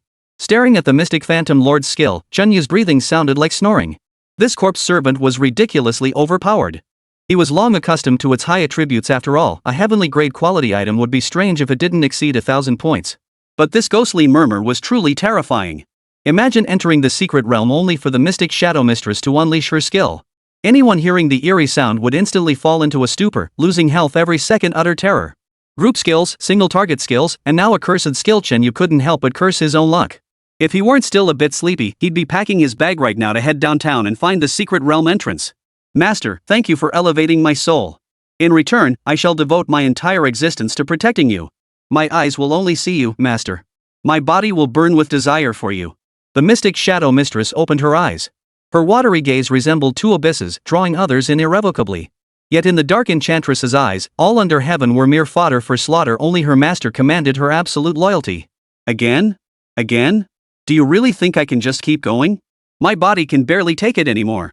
Shen Yu sighed deeply. How could he have imagined that this new corpse servant would be no different from the previous two? Moreover, this one seemed even more fiery than the other two. Master, don't forget your old love just because you have a new one. Master, I belong only to you. You mustn't abandon me. In an instant, the immortal corpse of the River of Oblivion and the sultry Empress of the Netherworld both materialized. Their two sweet, coquettish voices and fiery figures made Qinyu's knees go weak.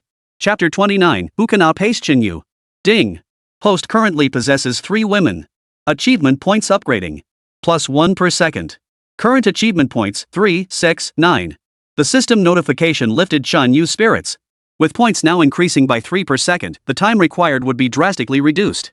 With only the Forgetful River Immortal Corpse remaining at Earth Tier quality, Qinyu planned to accumulate more points over the next few days and directly evolve her to Heaven Tier quality. With the 3 women still entwined beside him, Qinyu had no desire to sleep. In fact, he was too restless to close his eyes. He might as well dive into the secret realm, earn more spirit coins, and improve his quality of life. As Qinyu stepped outside to wait for his ride-hailing car, a sleek compact sports sedan sped up and pulled to a stop before him. The window rolled down, revealing Dong Xian's face inside a sight that startled Qinyu. This mature woman had actually followed him all the way to his doorstep. Going out this late? What are you up to? Dong Xian's expression remained cold as she stared at Qinyu. Though her demeanor toward him showed little change, something felt off, something Qinyu's keen senses picked up on. Qinyu had no idea what the mayor's daughter wanted, and he had no desire to get involved with her anyway, so he remained silent. Qinyu, are you even a man? You don't answer when I speak to you? You should know that at our university, countless people try to get my attention every day. You really don't know how lucky you are. Seeing Qinyu's attitude, Dong Xian was so furious she nearly stomped her foot. Back abroad, she was revered as a goddess. Even after all these years away from the metropolis, her admirers hadn't diminished. She'd only just returned today, and already countless people were discreetly inquiring about her whereabouts. Yet here stood Qinyu, treating her with lukewarm indifference. At best, he was giving her the bare minimum of courtesy, something Dong Xian found utterly unacceptable. Come on, I'll walk you out. Seeing that Qinyu remained unmoved, Dong Xian felt helpless and could only take a more proactive approach.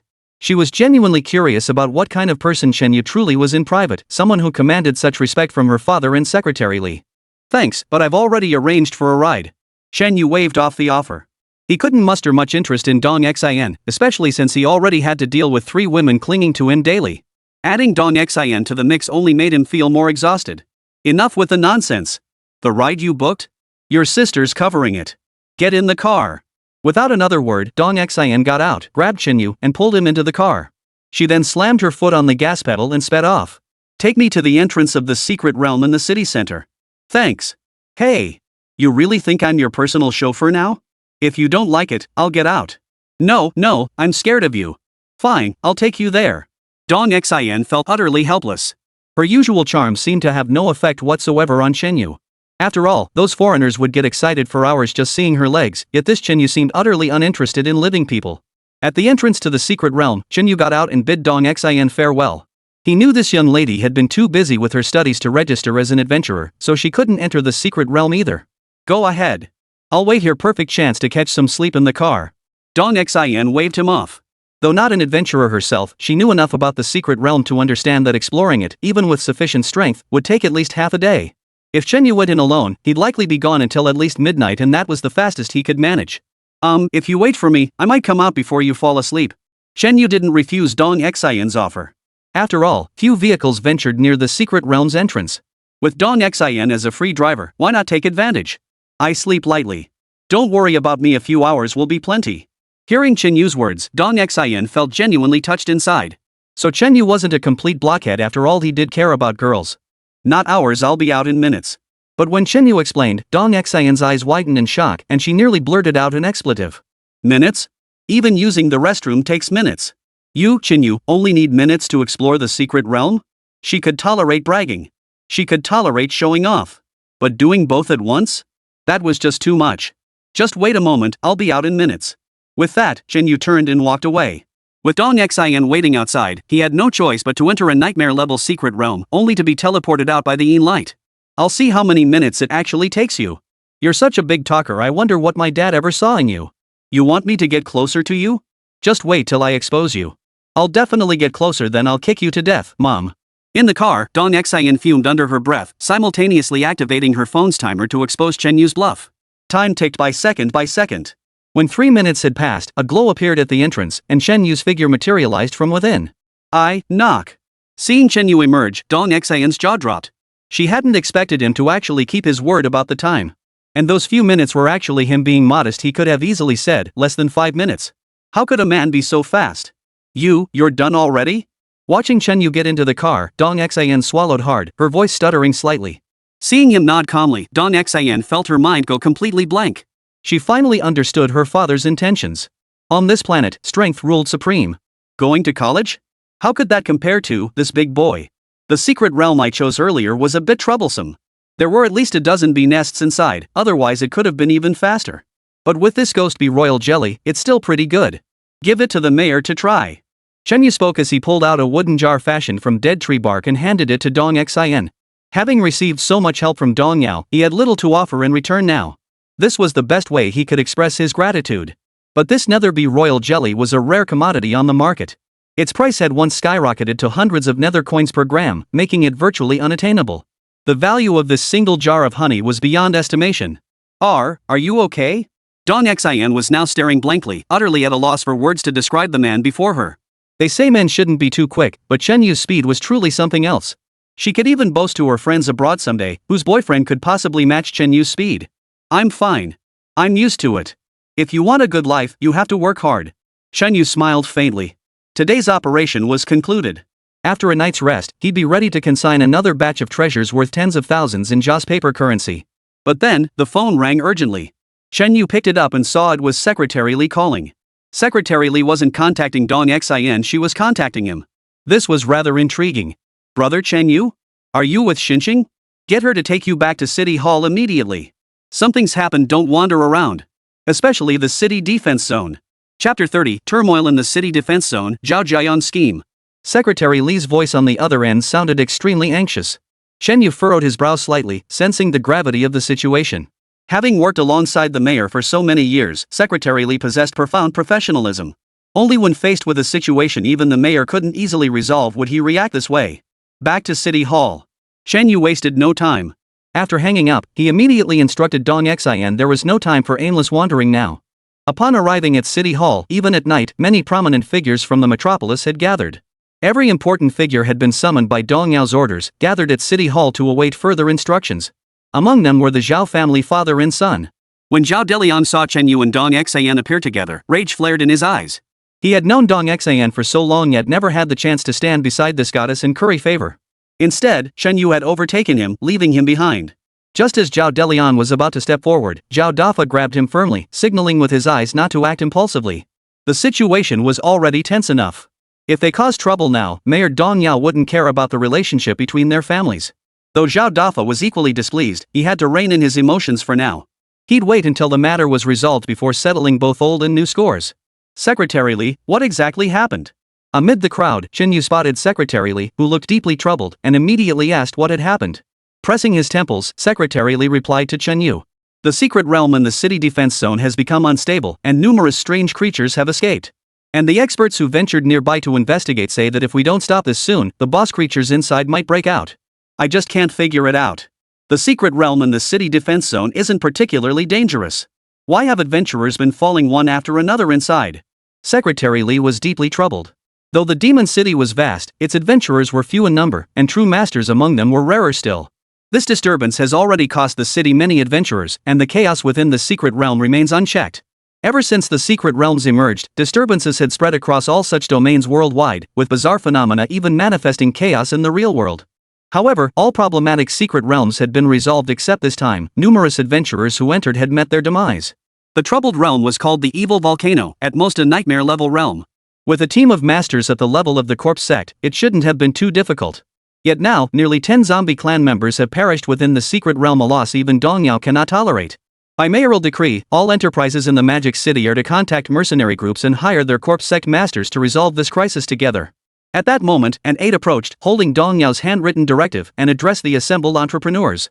Mercenary groups were renowned organizations spread across the globe, their members formidable fighters. They typically did not venture into the secret realm on their own initiative, waiting instead for these CEOs to hire them for protection. Faced with the current situation, Dong Yao truly had no better solution. He could only leverage his position to make these CEOs pay up. Otherwise, if the dangers of the secret realm spread to the city center, who knew what might happen? I'm hiring 3 zombie sect masters to scout ahead. Me too. I'll make the arrangements. I'll send 5 adventurers to investigate. These prominent figures dared not defy Dong Yao's orders. Moreover, if they didn't step up now, they risked being discarded by him once the crisis was resolved. Even Zhao Dafa didn't refuse. The intense scene unfolding before them left Dong Xian feeling somewhat flustered. Though not an adventurer herself, she'd heard countless tales. Yet experiencing it firsthand was far more intense than mere hearsay. Dong Xian's body trembled slightly, and she instinctively grabbed Chen Yu's arm, which finally calmed her somewhat. As everyone around them bustled into action, Chen Yu stood silently to the side, waiting for further updates. After all the elite adventurers were dispatched, news arrived from the city defense sector about an hour later. Not a single soul who entered the secret realm of the evil volcano has emerged. Worse still, the commotion had apparently stirred the abyssal horrors within, causing even more to pour out. The entire gathering erupted in shock. At this rate of spread, it wouldn't be long before the terrifying anomalies reached the city center. Remember, the secret realm entrance in the city center is crucial. If it were damaged, the entire magic capital could fall. Secretarially, isn't Chen Yu from our magic city known for his extraordinary bravery? The others we sent might not make it, but Chen Yu might just pull through. You should speak with the mayor. Every citizen bears responsibility for the nation's fate. This Chen Yu must do something for his hometown. Just as Secretarially was at a loss, Zhao Dafa approached him and offered advice in a voice loud enough for everyone present to hear. Behind them, Zhao Deliang's eyes lit up at his father's words. The two exchanged knowing glances. The son understood his father's meaning perfectly. If Chen Yu were sent to the Xiaowo Mountain secret realm in the city defense zone, the Zhao family wouldn't even have to lift a finger. This threat would perish within the realm. The others, unaware of Zhao Dafa's true intentions, applauded enthusiastically, impressed by his cunning. But Secretarially understood the details. He shot Zhao Dafa a meaningful look, and the latter's carefree smile made Secretarially want to punch him.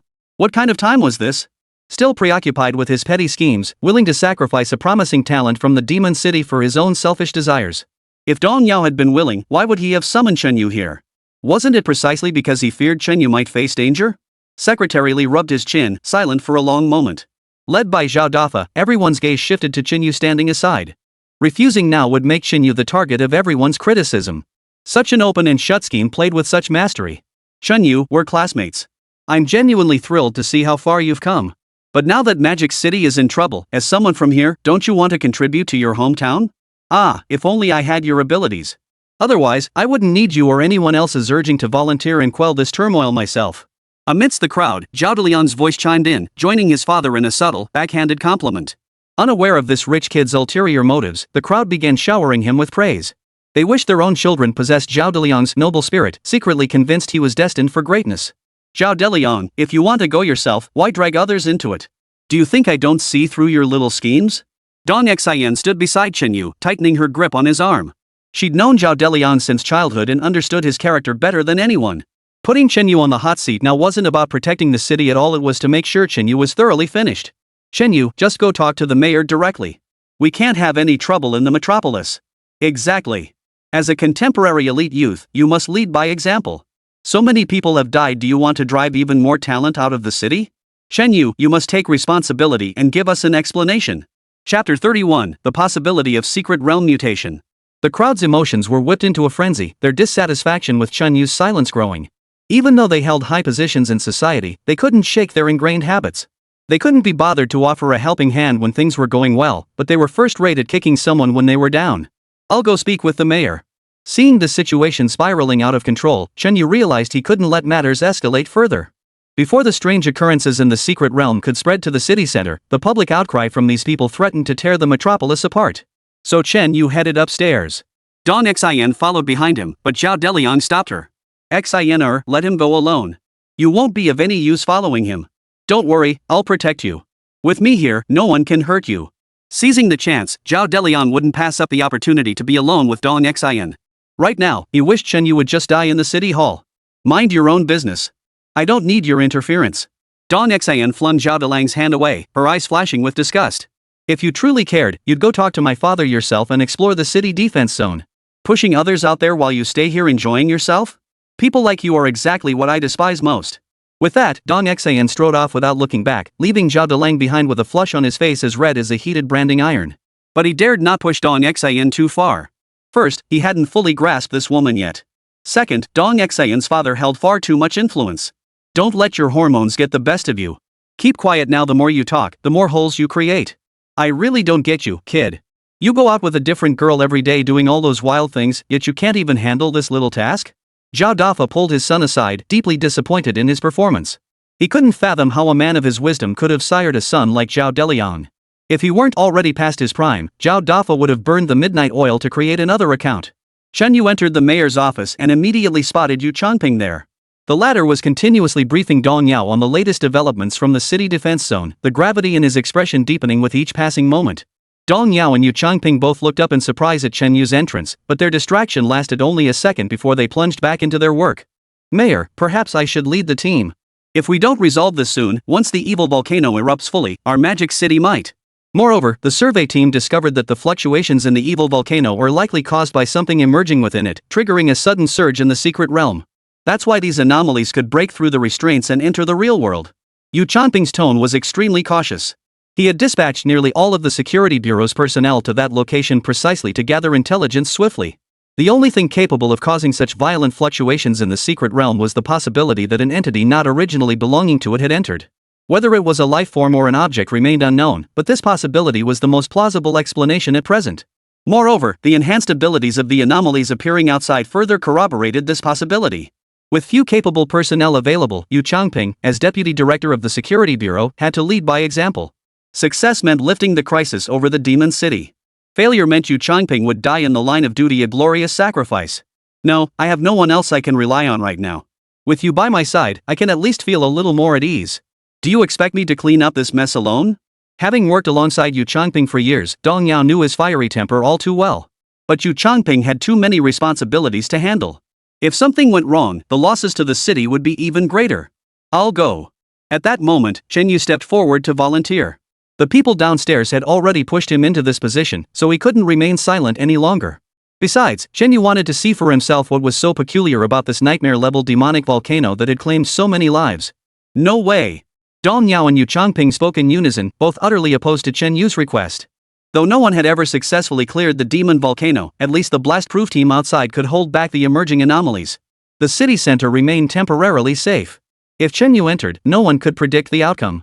Should he too be lost, the very future of the demon city would be scarred. Mayor, deputy director, do you have a better option right now? Chen Yu countered. The two fell silent. After all, there truly was no better solution at present. Even so, they were reluctant to send Chen Yu into such peril. Should anything go wrong, none of them could bear the responsibility. Brother Chen, this demon volcano may have mutated. Something has emerged within it, greatly amplifying the strangeness. I won't deny your strength, but your current power still pales in comparison to a mutated secret realm. Yu Changping suppressed his volcanic temper and patiently explained to Chen Yu. Once a secret realm mutates, the difficulty doesn't just increase, the dangers within could shake the entire nation. He and Dong Yao had even devised a contingency. If they couldn't weaken the secret realm within 12 hours, they'd have to call in reinforcements from the capital to resolve the crisis here. Leaders, there's no time left. If they breach the defenses over there, who can guarantee the city center won't face an even greater catastrophe? Though my strength is lacking, I now possess 3 undead servants equivalent to a zombie sect master's level. I won't necessarily perish inside. Besides, as one of the elite youth, if I too chose to play it safe, what would others think? Chen Yu's gaze was unwavering, though inwardly he cursed every speaker below him. They'd pushed him to this height without a single soul informing him of the details of the evil volcano beforehand. Wasn't this just sending him to his death? The elite youth medal he'd received earlier now seemed less like an honor and more like a leash being pulled by others. Director Yu, you will personally drive Chen Yu to the city defense zone. Communication must remain uninterrupted throughout. If Chen Yu fails to emerge within the designated timeframe, contact the capital's high command immediately. I'll be stationed here. Remember, not a single oversight is permitted. Observing Chen Yu's stance, Dong Yao sighed deeply before finally yielding. Just as Chen Yu had said, they had no better option at present. If Chen Yu is also implicated in this, they'll have no choice but to bring in higher-ups from the capital to resolve it. Yu Changping saluted Dong Yao solemnly before leading Chen Yu away. Unexpectedly, Dong Xian insisted on tagging along. Young miss, we're not going out to play. You're not an adventurer, you have 0 defensive capabilities. What are you following us for? Seeing the young lady's stubbornness, Yu Changping felt like crying. Chen Yu's incident had already implicated him, a deputy director general. If the mayor's daughter got into trouble too, wouldn't he be torn to shreds? Let her go. After all these years away, it's time she saw the world. This isn't the sheltered environment she grew up in. Behind his desk, Dong Yao waved his hand dismissively. Though he didn't want his daughter to face danger, in the current situation, who could remain untouched? Besides, being close to Chen Yu would show her just how perilous the situation was, and that might be her best chance to survive. Alright then. You two come with me. Xinqing, it's been years since you've seen my driving skills, hasn't it? This time, I'll make you two fly. Chapter 32, The Sinister Volcano, a bizarre mutation of everything. Yu Changping was more confident in his driving skills than in his own undead servants. Had he not joined the security bureau, his name might have become synonymous with Mount Autumn name. As he led Chen Yu and Dong Xian out of the city hall, Yu Changping couldn't help but smile wryly at the sight of Zhao Deliang's eyes, filled with rage. It seemed Chen Yu would face endless trouble because of Dong Xian in the days ahead. Once inside the armored vehicle, Yu Changping drove at breakneck speed. Even the armored vehicle, capable of withstanding Earth-tier anomalous attacks, creaked and groaned under his aggressive driving. What should have been an hour's journey took Yu Changping just over 30 minutes to reach the scene, and he was still dissatisfied with his own performance. If not for his advancing age, he would have arrived within 30 minutes flat. Upon seeing Yu Changping arrive, all security bureau personnel saluted in unison. Yu waved them off, instructing them to maintain their high alert. Before them, the city wall, over 10 meters wide, was being ravaged by the bizarre entities emerging from the secret realm beyond the city. The shattered defenses grew increasingly precarious. Security bureau personnel were directing their undead minions into battle. Though they had managed to scatter the anomalies, the pressure they faced remained immense. Deputy Director, these apparitions are growing stronger with each wave. At this rate, we won't be able to hold the line for more than a few hours. Someone approached Yu Changping, their expression grim. They could already sense it. The defenses were now at their last gasp. Young man, how do you feel? At this, Yu Changping turned to look at Chen Yu. Seeing not a flicker of emotion on the latter's face, he silently praised him inwardly. If he could develop smoothly, Yu Changping was certain Chen Yu would become the foremost figure in the demon city. Let me go. Chen Yu slung his backpack over his shoulders. Yu Changping simultaneously ordered his men to clear a path, allowing Chen Yu to dash outside the city walls. Watching his frail frame move forward, Dong Xian's heart trembled violently. Having lived abroad for years, she had grown resilient, yet now she desperately wanted to hold Chen Yu and weep. Chen Yu, hurry back. Your sister doesn't have much time to wait here for you. Aren't you the fastest? You're always the quickest at everything. Dong Xian's innocent shout from behind caused both Yu Changping and the security bureau messenger to stumble backward in shock. Fast at everything? Just how far had these young lovers gone? Hearing Dong Xian's shouts ahead, Chen Yu stumbled slightly. Good grief, that double entendre. If others didn't know better, they'd think he couldn't perform. With the security bureau's assistance, Chen Yu traversed the secure route to the secret realm outside the city. He decisively stepped inside, only to find the eerie entrance engulfing his body like the gaping maw of an abyss devouring a life. The moment he stepped inside, a wave of scorching heat washed over him, intense enough to melt flesh. Red-hot volcanoes simmered menacingly all around, while others erupted violently, spewing molten lava that transformed the ground into a sea of fire. Within mere seconds, Chen Yu noticed a layer of dry skin forming on his body. Without immediate action, he would soon die of dehydration. Realizing this, Chen Yu immediately summoned the Wanchuan immortal corpse. The moment she materialized, she wrapped her arms around him. Master, I haven't seen you in so long, my heart was breaking. Her icy body brought Chen Yu some relief, but this was no time for playfulness. He gave a sharp command, and the Wanchuan immortal corpse settled down. When he tried to discuss the strange occurrences at the evil volcano with her, he was met with a dismissive snort. Master, you truly underestimate me. To think this place could harm my master? Utterly delusional. No sooner had the words left its lips than it waved its hand, enveloping Chen Yu in a layer of mist. This mist continuously nourished Chen Yu's body. His lips, parched just moments before, now regained their normal moisture. His dehydrated body gradually recovered, and only then did Chen Yu relax. He concluded that the adventurers who had perished in this secret realm must have succumbed to the same cause. Unable to withstand the scorching environment, one by one, the skilled adventurers who entered had died of dehydration, turning to dust and vanishing. But with the Wanchuan immortal corpse, Chen Yu wouldn't dehydrate. Here, he could walk as if on level ground. Secret Realm Minor Monster, Magma Fiend, Earth Tier 1. Level, 51. Strength, 1000. Agility, 900. HP, 8000. Skill, Scorching Breath, incinerates all in its path, causing enemies to wither and suffocate to death. At that moment, countless eerie figures rose from the magma, their bodies shrouded in steam. These apparitions charged toward Chen Yu, running madly. However, their abysmal agility made the magma fiends move sluggishly, giving Chen Yu ample time to prepare. This is insane. Even the minions are Earth-tier quality. How much stronger must the boss be? Chen Yu swallowed hard and ordered the Wangchuan immortal corpse to strike immediately. Such earth-tier minions might seem terrifying to others, but to Chen Yu, they were nothing special. Luo River's world-shattering.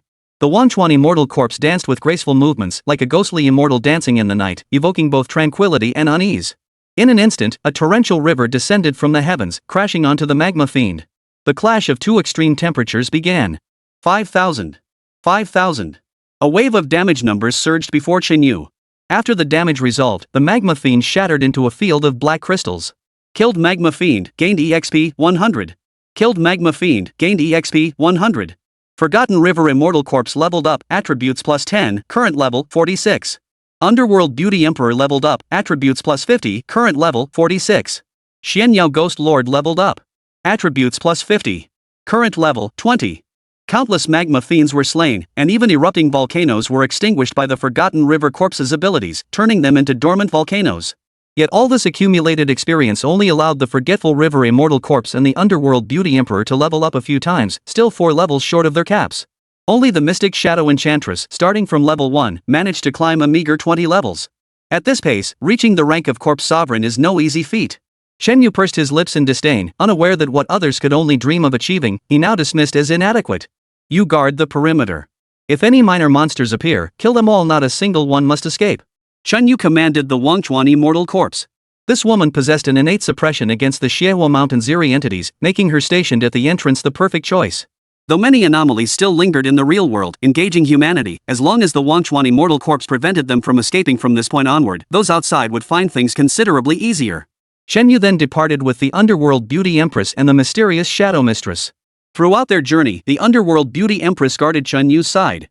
Whenever strange entities appeared to attack, the Underworld Army's heaven-controlling force would materialize seamlessly. In this mutated secret realm, even the minor monsters were formidable, yet none could withstand the elemental damage multiplied by 10. Meanwhile, the mysterious Lord of the Netherworld began her ghostly murmurs. With both women nestled close to Chen Yu, he became the most contented soul in the entire secret realm, no contest. Defeated Great Volcano, gained 200 EXP. Defeated Fire Spirit Avatar, gained 200 EXP. Chen Yu pushed forward steadily, eliminating nearly all the anomalies within the secret realm, yet he still hadn't uncovered the cause of its mutation. Yu Changping had explained that the secret realm mutated when lifeforms or objects that shouldn't exist appeared. Yet none of these minor monsters held any clue to the cause. Chen Yu was nearing the end of the realm and still had no discoveries. Secret Realm Boss, Volcanic Demon Lord, Heavenly Tier 1. Level, 60. Strength, 2000. Agility, 1800. HP, 100,000. Skill, Heavenly Fire incinerates the world, an ultra-powerful area of effect skill dealing terrifying damage capable of reducing the world to ruins. Upon arriving at the secret realm and catching sight of the boss, even Chen Yu couldn't help but take a deep breath. This nightmare tier secret realm had undergone mutations, elevating the boss to the first tier of the heavenly realm, and its stats were staggering. The scattered skeletal remains around him spoke to the terror of this boss. Previous adventurers who had encountered such a foe had all succumbed to despair. They didn't stand a chance. The volcanic tyrant slaughtered them instantly, leaving them forever trapped here. The situation is indeed dire. But I've come this far. What exactly caused this mutation? Tab. Chapter 33, The Core of Fire. Staring at the boss's volcanic body, Chen Yu's brain was about to overheat, yet he still couldn't fathom the cause. Before departure, Mayor Dong Yao had repeatedly emphasized that Chen Yu must uncover the cause of the mutant volcano secret realm's mutation. If the source of the mutation remained undiscovered, even defeating the boss carried a high risk of the entire realm resetting. This was the stubborn nature of mutated realms. Without pinpointing the critical factor, even clearing the realm 10,000 times wouldn't guarantee its complete eradication. While Chen Yu pondered, the volcanic demon lord had already sensed his location. The mutation had made the boss even more frenzied. Its body suddenly erupted with magma scorching tens of thousands of degrees Celsius, charging toward Chen Yu. Little sister, do you know what to do? You must protect your master now. For my master, I would sacrifice everything, just to make him stronger. Observing the mystic Shadow Mistress, the Underworld Beauty Empress emitted several coquettish laughs before soaring forward. I too will protect the master. My loyalty, the master will know. Observing the Underworld Beauty Empress's actions, the mystic Shadow Enchantress flew out without hesitation. The two women decisively restrained the volcanic evil lord. Nether Army, control the heavens. Whisper of the Nether. Two heavenly tier skills unleashed simultaneously. The frenzied volcanic demon lord froze in place, his violent movements restrained by the whisper of the netherworld. Countless illusory underworld soldiers materialized in the heavens, unleashing waves of oppressive force that descended upon the boss. 60,000, 10,000. To the two women's surprise, the boss wasn't instantly killed. Its heavenly tier quality proved truly terrifying. My dear sister, we must not disappoint our master. This strike must finish it. The underworld's enchantress grew solemn, and the mystic shadow mistress nodded. The two women continued their assault, finally slaying the volcanic demon lord on the spot. The scorching heat subsided considerably after the boss vanished. Chunyu looked up, but his disappointment remained. After all, they hadn't discovered the cause of the secret realm's mutation. The volcanic evil lord would still need to be reset, and the turmoil wouldn't be eliminated. It merely bought the demon capital a sliver of time insufficient for humanity to achieve any qualitative leap. Defeating the volcanic demon lord dropped the following items. Magma crystal, earth-grade treasure, can be used to construct fire attribute buildings as a core component. Skill book, flame burst, mystic grade quality. Upon learning, corpse servants can master the flame burst skill. Damage multiplier, attribute 1.5. Special item, fire forged core, unique artifact from the secret realm, key to its mutations. Function? When the final item dropped, Chen Yu's eyes lit up. He never imagined the long-sought key would be so dramatically revealed. Just when all seemed lost, a new path emerged. The true key lay within the boss's body. But regarding the fire-forged core, Chen Yu stared at the description displaying only question marks. This was the first time he'd ever encountered such a situation. With no hint as to its function, Chen Yu could only bring it back for the mayor to study. Whoa! That's scorching! The moment Chen Yu picked up the fire bath core, its extreme heat instantly scorched his fingers red. Seeing this, the two women beside him were filled with concern. They immediately took his finger into their mouths with utmost care. The cool sensation brought him some relief.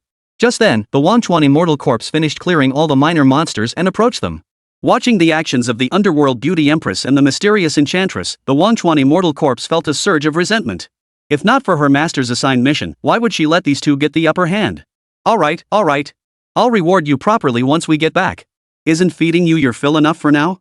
Seeing the ghostly corpse's pouting face, Chen Yu hurriedly offered comfort while repeatedly apologizing to his kidney buddy. He'd lost quite a bit of vitality during this ordeal. Afterward, Chen Yu instructed the Wangchuan immortal corpse to swiftly retrieve the bathing fire core. Only she could withstand its scorching heat. Outside the secret realm, once the anomalies ceased multiplying, the security bureau members gained a moment to catch their breath.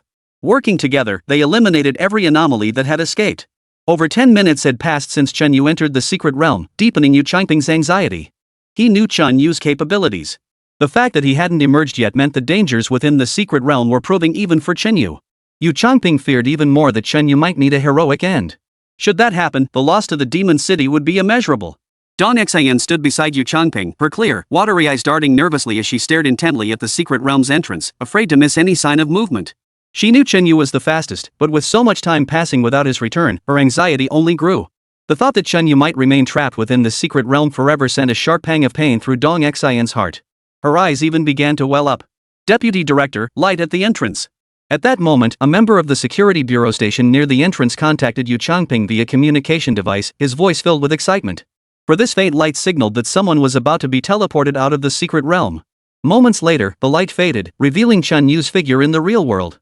Behind him, the secret realm's entrance slammed shut with a thunderous roar, never to reopen. Not only had Chen Yu returned alive, but the ceiling of the secret realm signified he had uncovered the key to the Xiehua volcano's mutation. Chen Yu. Seeing Chen Yu, Dong Xian could no longer contain her emotions. She sprinted toward him, ignoring the stares of those around her, and threw her arms around him. You brat! Do you have any idea how worried I was? I thought you'd never come out. Dong Xian's voice trembled as she tightened her embrace, making the three hidden women seethe with jealousy. Oomph! That little wench, how dare she treat her master like that when she's so far beneath this noble lady? Ah, I adore my master so deeply, yet I've never dared to be as bold as she is. I also want to passionately throw myself into my master's arms. Hearing the three women's plaintive voices, Chen Yu silently hissed, finally restoring silence to the world.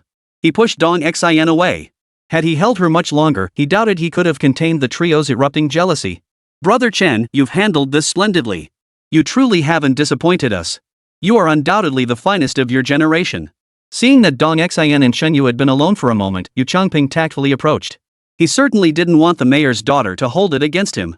Chen Yu's ability to completely seal the mutated secret realm proved his extraordinary prowess. He wasn't just the pinnacle of his generation, even many elders felt inadequate compared to him. Yu Changping was deeply curious about the key to the realm's mutation.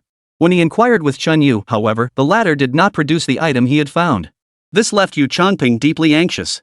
He feared Chen Yu had found nothing. If that were the case, the evil volcano would soon reactivate. Rest assured, I found it. But this thing is too strange. We should return and let the mayor decide what to do with it. The fire-forged core Chen Yu had brought back was still being controlled by the Wangchuan immortal corpse. Such intense heat could easily injure anyone present if they were careless. Moreover, as the mayor, Dong Yao was the only one qualified to make a final judgment on this matter. Yu Changping nodded in agreement, then led Chen Yu and Dong Xian back to City Hall. This is the Fire Bath Core. Chapter 34, Energy Storage Crystal, Special Consideration. Upon entering the mayor's office, Chen Yu instructed the Wangchuan immortal corpse to retrieve the fire-forged core and place it before Dong Yao. Before Chen Yu could explain, Dong Yao gasped in astonishment, his expression turning utterly shocked. What on earth is this? Chen Yu was puzzled. In all his studies at school, he had never encountered any records of such an item. But judging by Dong Yao's expression, he knew this was no ordinary thing. The Fire Bath Core. It's an essential material for elemental defense devices. For years now, ever since the previous leaders, the magic capital has been searching for these materials. All these years, aside from the Gale Core and the Earth Core, the other two have remained utterly elusive. Dong Yao examined the Fire Bath Core up close, utterly unconcerned even as the heat stung his face.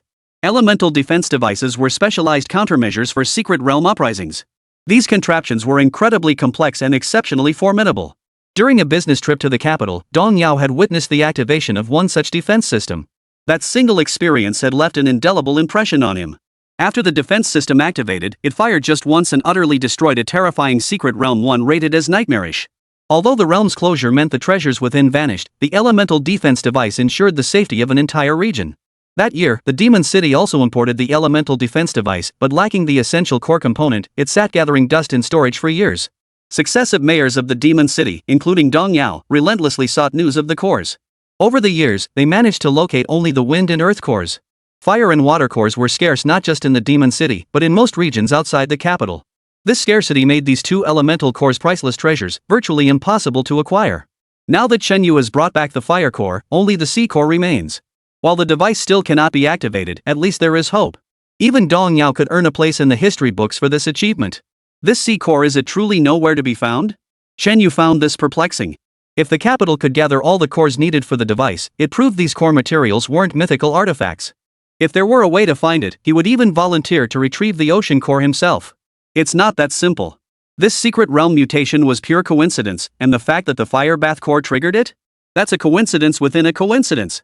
Encountering such an event once is already rare, hoping to encounter it again is nearly impossible. However, if we could infuse our domestically developed energy crystals with exceptionally potent water elemental energy, it might serve as a substitute for the ocean core. Dong Yao gave a bitter laugh.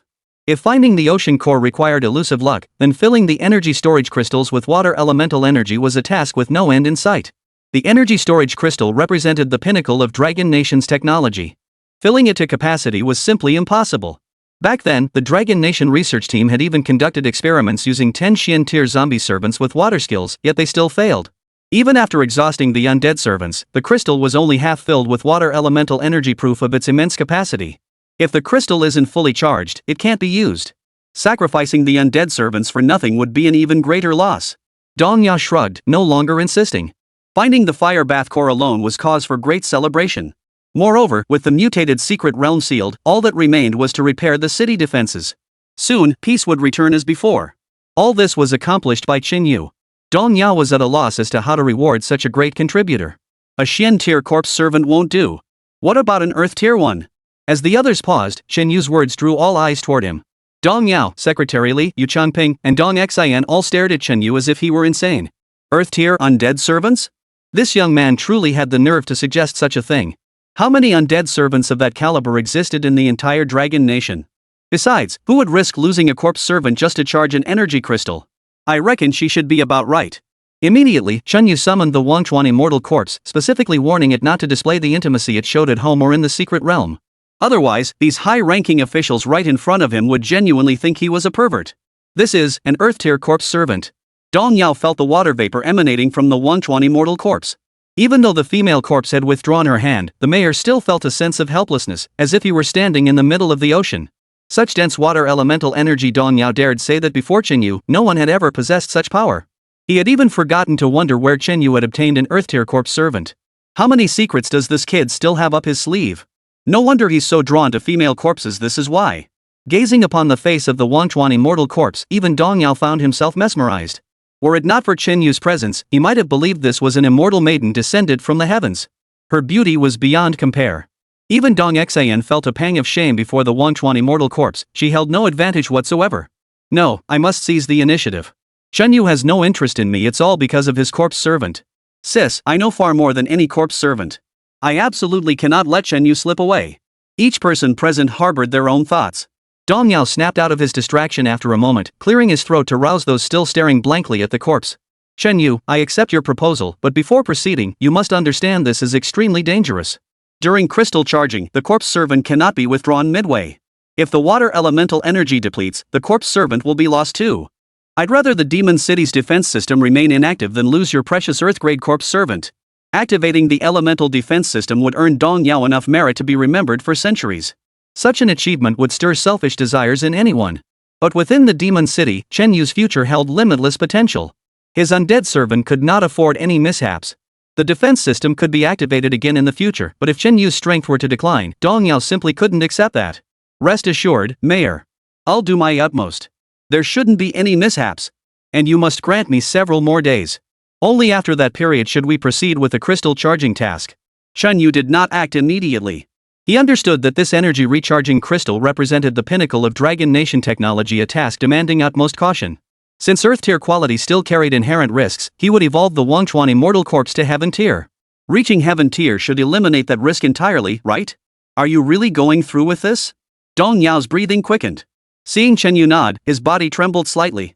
For the sake of the entire Demon City, Chen Yu was willing to take such a risk. What kind of spirit was this? As mayor, how could he, Dong Yao, stand idly by when such a noble cause demanded action? Yu Changping, take command. Dispatch elite forces from the Security Bureau to guard Chen Yu's residence immediately. Ensure no one disturbs him. Dong Xian, Chen Yu is a man. We men don't pay much attention to daily life. For the next few days, you must stay by his side and take meticulous care of him. When Chen Yu comes to see me, if I find he hasn't gained weight even if he stays as he is now, I'll revoke your entire year's allowance. Dong Yao issued the orders immediately. To ensure Chen Yu's comfort during this period, he even sent his own daughter to assist him. It was well known that Dong Xian, while abroad, frequently received admonishing calls from her father, warning her not to get too close to men, let alone engage in any kind of relationship. Yet now, Dong Yao had left her alone in a room with Chen Yu. Even if nothing happened, who would believe it if word got out? Dad! Dong Xian's face flushed crimson, but before she could finish, Dong Yao cut her off, leaving no room for refusal. His daughter was grown now and deserved a fresh start.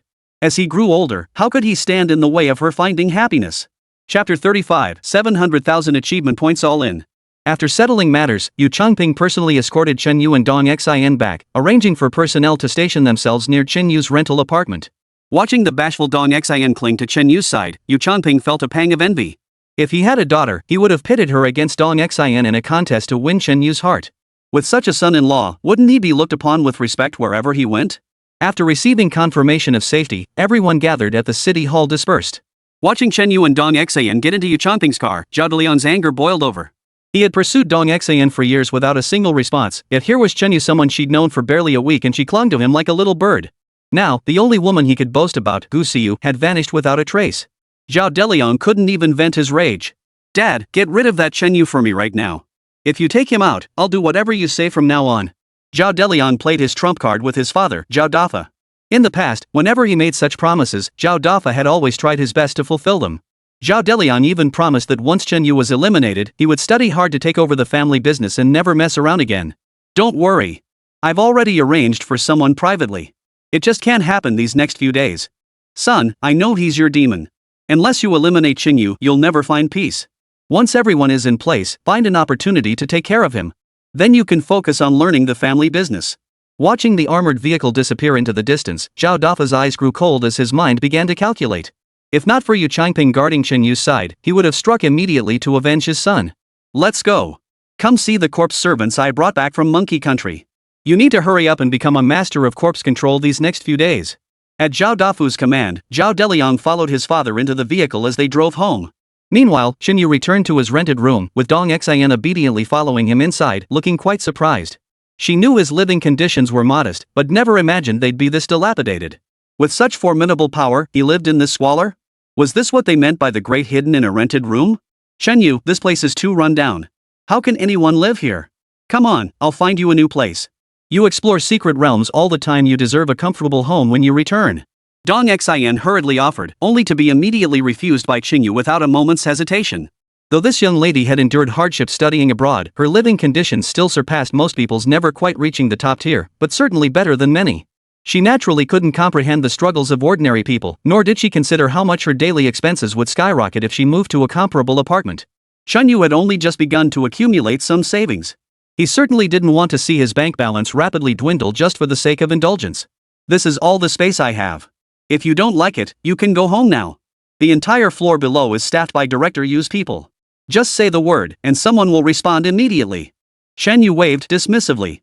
Dong Xion's presence alone made his life inconvenient enough. If she could just leave, that would be ideal. Moreover, the three women lurking in the shadows kept whispering to him, protesting his bringing other women home, which only made him more irritable. If Dong Xion really left, at least his ears would get some peace. "Hey! You know what? This little place doesn't look like much at first glance, but it's actually growing on me. I actually prefer smaller spaces, they feel so cozy." Seeing Shen Yu trying to shoo her away, Dong Xian quickly flopped onto the bed, feigning deep affection.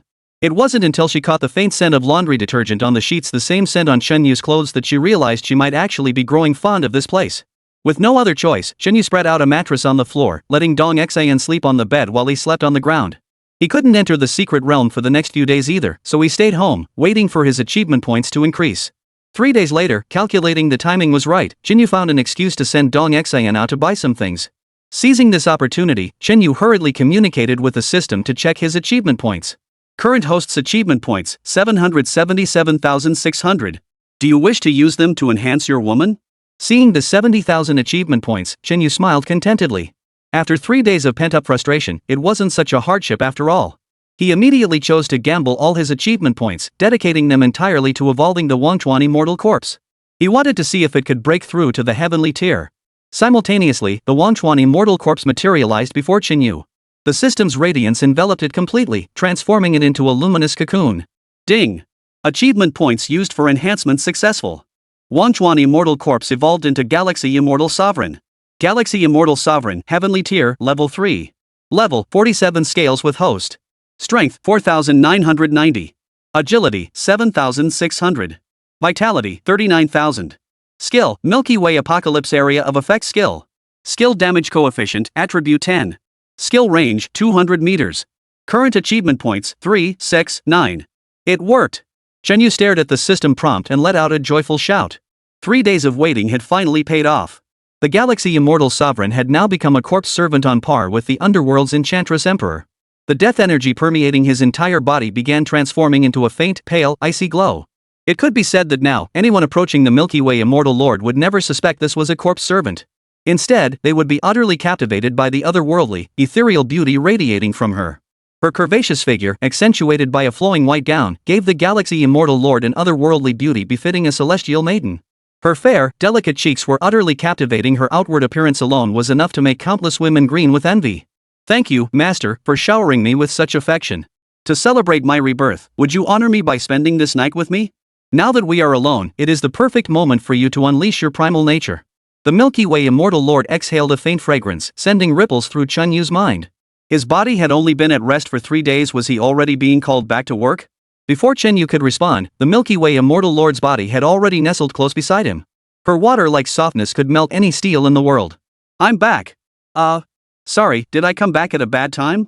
Just as Chen Yu was about to lose control and plow ahead, Dong Xian's cheerful voice echoed into the room. But upon witnessing the scene before her, the woman's face flushed crimson in an instant, her neck burning like fire. Fury flared in Dong Xian's eyes. Only now did she understand why Chen Yu had sent her out alone to run errands. He was having a private rendezvous with his lover at home, and with such a stunning beauty at that. This only deepened Dong Xian's sense of grievance. Her appearance was considered top tier in the real world, one of the things she took pride in. Little did she know that after interacting with Chen Yu, she would come to see her pride as utterly insignificant. Even his corpse servant was stunningly beautiful, and now this ethereal beauty had appeared. How could she possibly hold any advantage? No wonder Chen Yu hadn't even made a move these past few days. Even with Dong Xian's tacit approval, he hadn't taken advantage. Dong Xian concluded it was because Chen Yu's standards were simply too high. Even she, the renowned goddess of Yale University, had been reduced to an ordinary person in his eyes.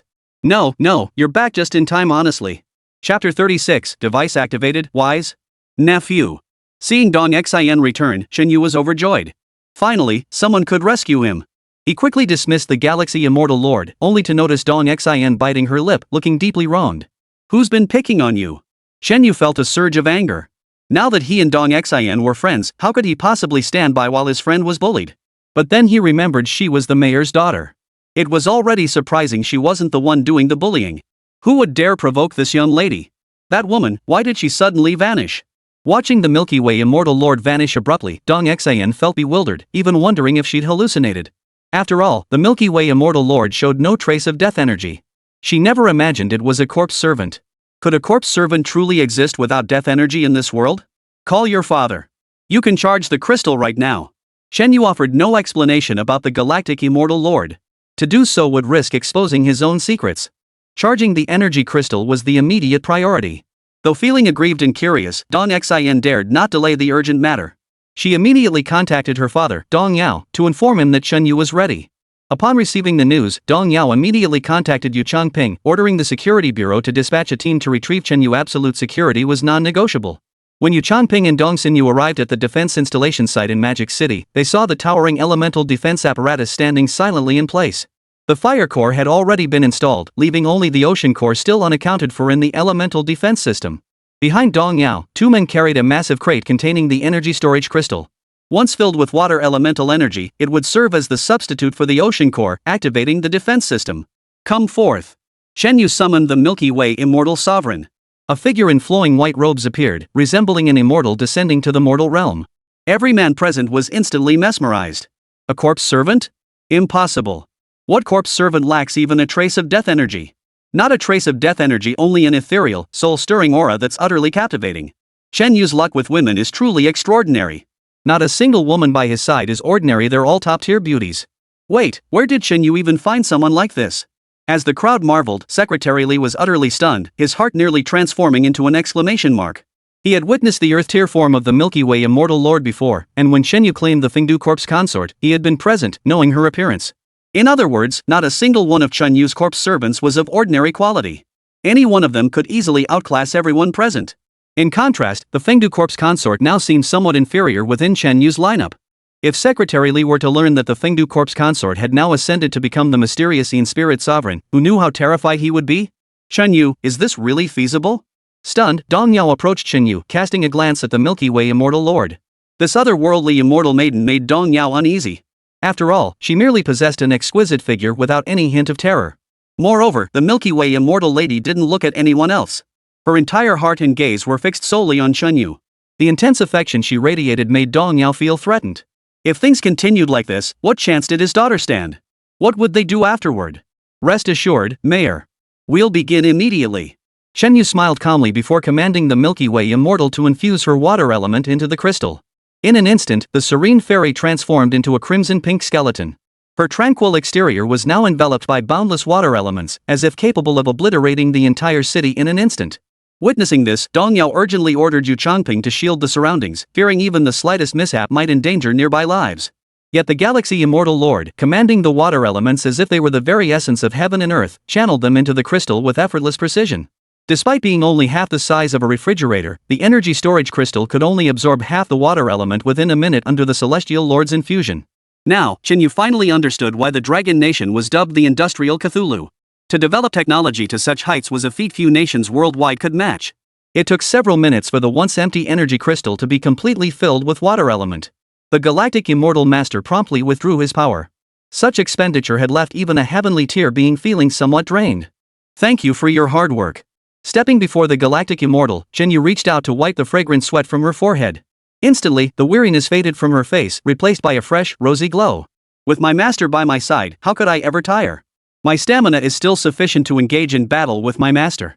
Before the Milky Way Immortal Lord could finish, Shen Yu immediately ordered her to hide. Good heavens! Such a brash woman nearly spilled their secret. At the same time, the energy crystal loaded into the device, and suddenly, the apparatus untouched for many years began to activate.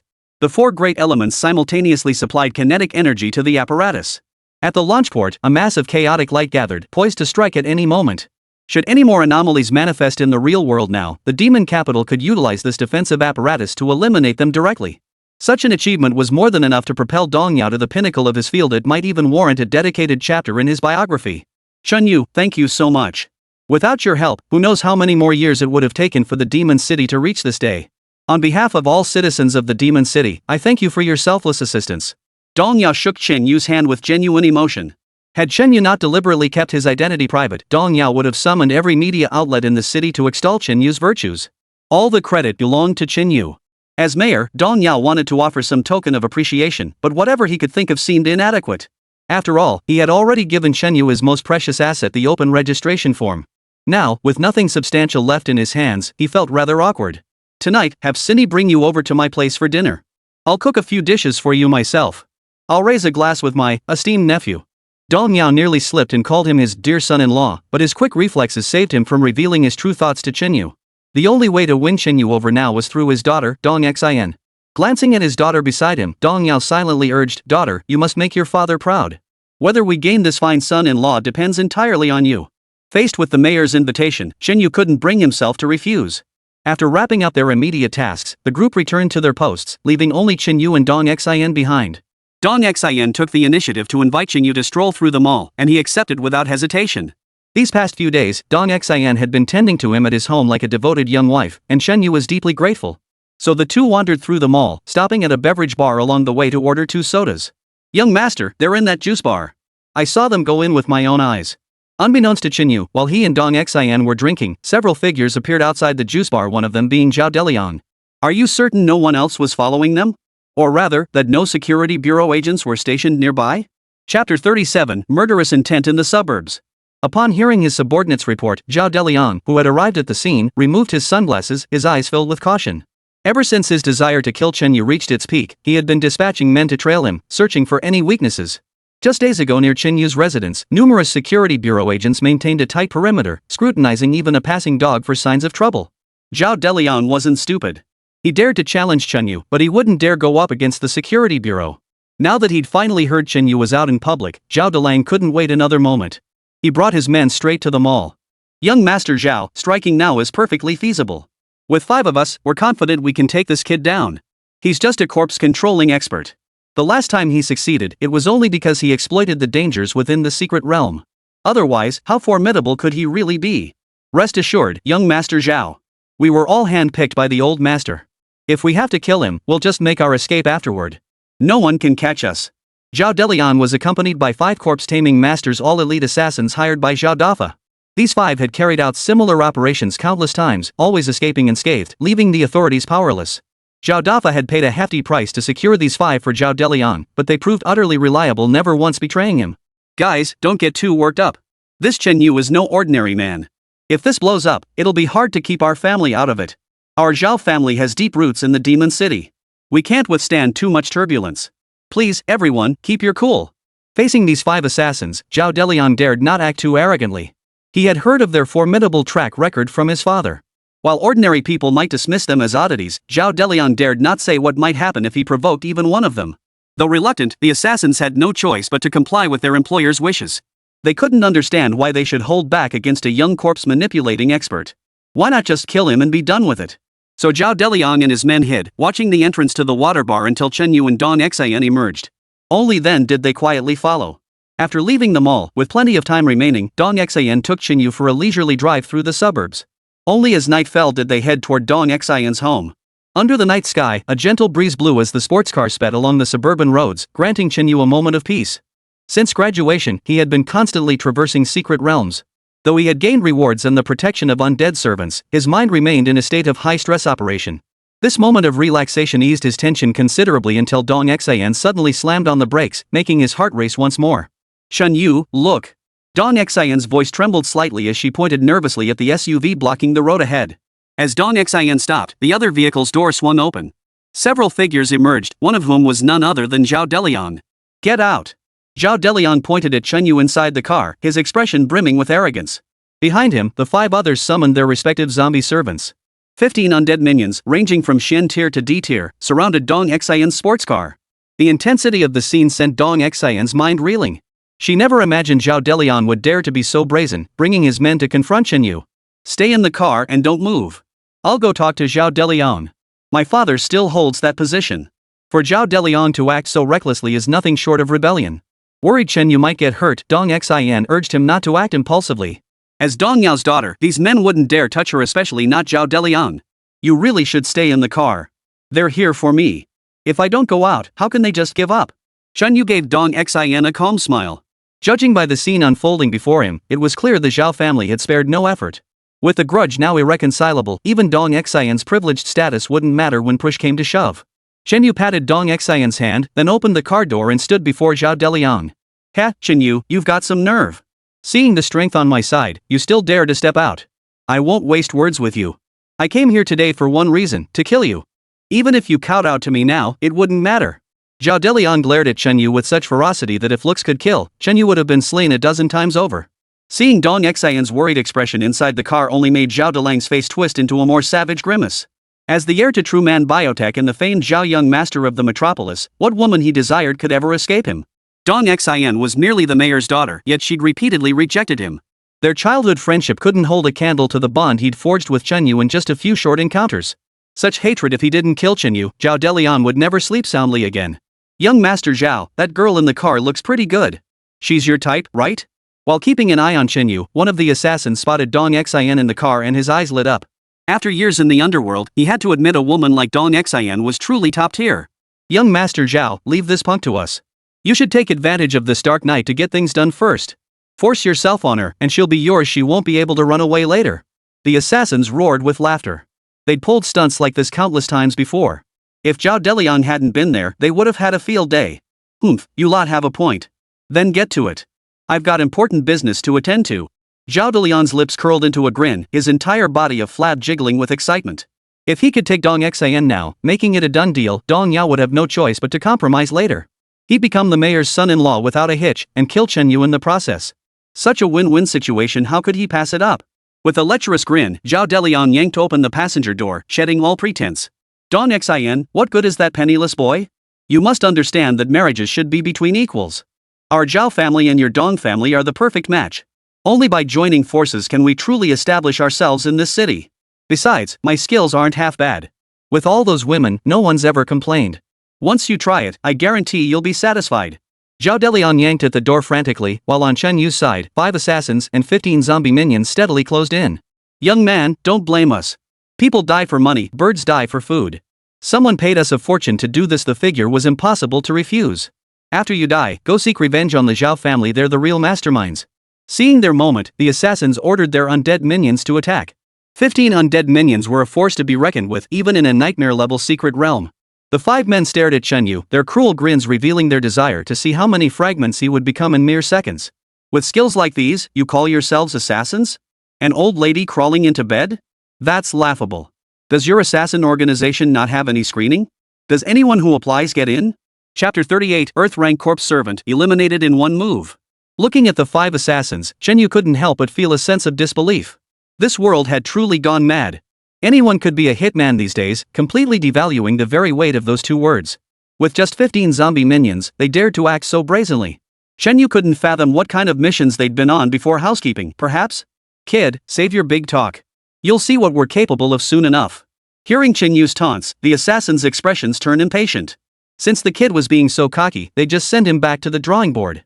In an instant, all 15 corpse servants launched their assault. The stench of decay filled the air, staining the sky a sickly yellow, its terrifying menace hanging heavy in the atmosphere. Seeing their opponents get serious, Chen Yu stopped standing idle. With a thought, he summoned the ghostly Phantom Lord. When they saw the coldly beautiful corpse floating above Chen Yu's head, all 5 assassins stared in disbelief. This corpse servant was perfectly intact, her complexion rosy and indistinguishable from a living person. The only difference was the deathly aura emanating from the ghostly mistress. Even alone, she completely overshadowed the presence of all 15 corpse servants. Dare to harm your master? You are sentenced to death. The Xianyao Ghost Queen's icy voice struck each of them like a heavy hammer, while Chen Yu below grinned ever more brightly.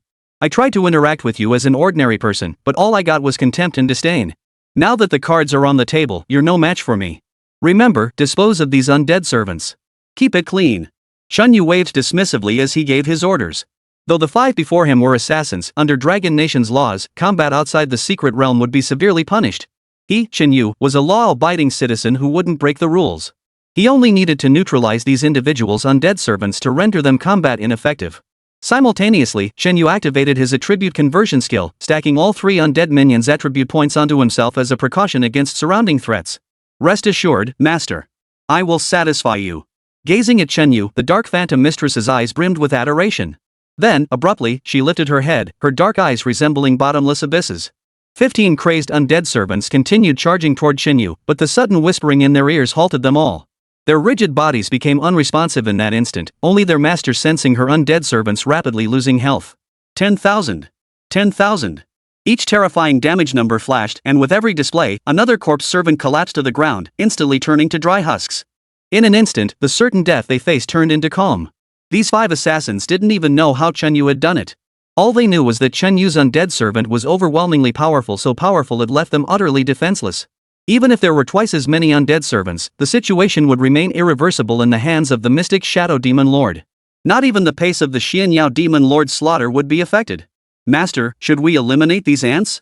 Rest assured, master. I shall make them vanish without a trace, undetected by anyone. Xianyao Meizhu bared her pearly white teeth, their gleam in the moonlight making this fearsome master appear even more terrifying. Give them 3 seconds to flee. Whoever remains standing, you may strike without hesitation. Chen Yu showed no mercy. Killing these men would draw some investigation, but with no leads, no one would trace it back to him. The moment the words left his mouth, the 5 assassins let out blood-curdling screams, turning tail and fleeing without a second glance. With only 3 seconds to spare, they wished they could sprout wings and fly away. The 5 men, who had once been as close as brothers, now scrambled frantically, none willing to yield. Kill the monk, not the Taoist, that was their creed. Meanwhile, Zhao Deliang wielded his windowbreaker, smashing the car window with frenzied blows. Circular spiderweb cracks spread across the glass. Zhao Deliang had steeled himself for forced entry. After all, once he'd had his way, could Dong Yao really kill him afterward? Could he bear to let his daughter become a widow? Perhaps after it was over, Dong Xian would even be satisfied with Zhao Deliang's skills and tacitly accept him. In his excitement, Zhao Delang had even forgotten the battle unfolding on the other side. His mind and eyes were filled only with the goddess inside the car, clutching her head. Suddenly, the scene fell silent. Only a few sounds resembling pig squeals faded into the distance, prompting Zhao Deliang to lift his eyes in curiosity. What he saw was that the hired assassin had vanished long ago, leaving only Chen Yu standing opposite him. How are you still alive? Where are my men? Instantly, Zhao Deliang grew tense. Glancing at the dried-up corpse of his servant on the ground, then at the faint smile playing at the corners of Chen Yu's mouth, his scalp prickled with dread. I almost forgot about you, kid. Spotting the window breaker in the other man's hand, Chen Yu instantly tensed. With a swift movement, he appeared beside Zhao Deliang like a shadow. Ah! Chen Yu decisively seized Zhao Delang's wrist. Under the effect of his attribute conversion skill, his strength rivaled that of a heavenly realm corpse servant. With just a slight squeeze, he crushed the bones in Zhao Deliang's wrist holding the window breaker. Come forth! Mad Dr. Mondo. Zhao Deliang, overcome by excruciating pain and drenched in cold sweat, immediately summoned his undead servant. Earth Tier Level 1, Mad Dr. Mondo. This was the corpse servant Zhao Dafa had purchased at great expense in Monkey Country to enhance his son's strength. The Mad Dr. Mondo materialized, clutching a crimson-hued scalpel. His joints were stitched together with thick thread, and the stench of decay was overwhelming. The crimson scalpel flew from his grasp, its blade transforming into a dark red lightning bolt hurtling straight toward Chen Yu. Crack! With the combined attributes of 3 heaven-tier corpse servants, Chen Yu keenly observed Mondo the Mad Doctor's attack. At his current state, the speed seemed slower than an ant crawling. He effortlessly intercepted it. How did you do that? Watching the scalpel clasped in Chen Yu's hand, Zhao Deliang momentarily forgot the pain coursing through his body. This display from Chen Yu was utterly beyond what any human should be capable of. Every extra word I say to you makes me sick. Facing this rich kid, Chen Yu's expression was as cold as ice. He truly didn't want to exchange another word with him. Back in school, Zhao Delang had bullied her relentlessly simply because she was poor. Even after graduation, he refused to let it go. Now, Zhao Delang had even gone so far as to attempt hiring a hitman. His madness had reached its peak.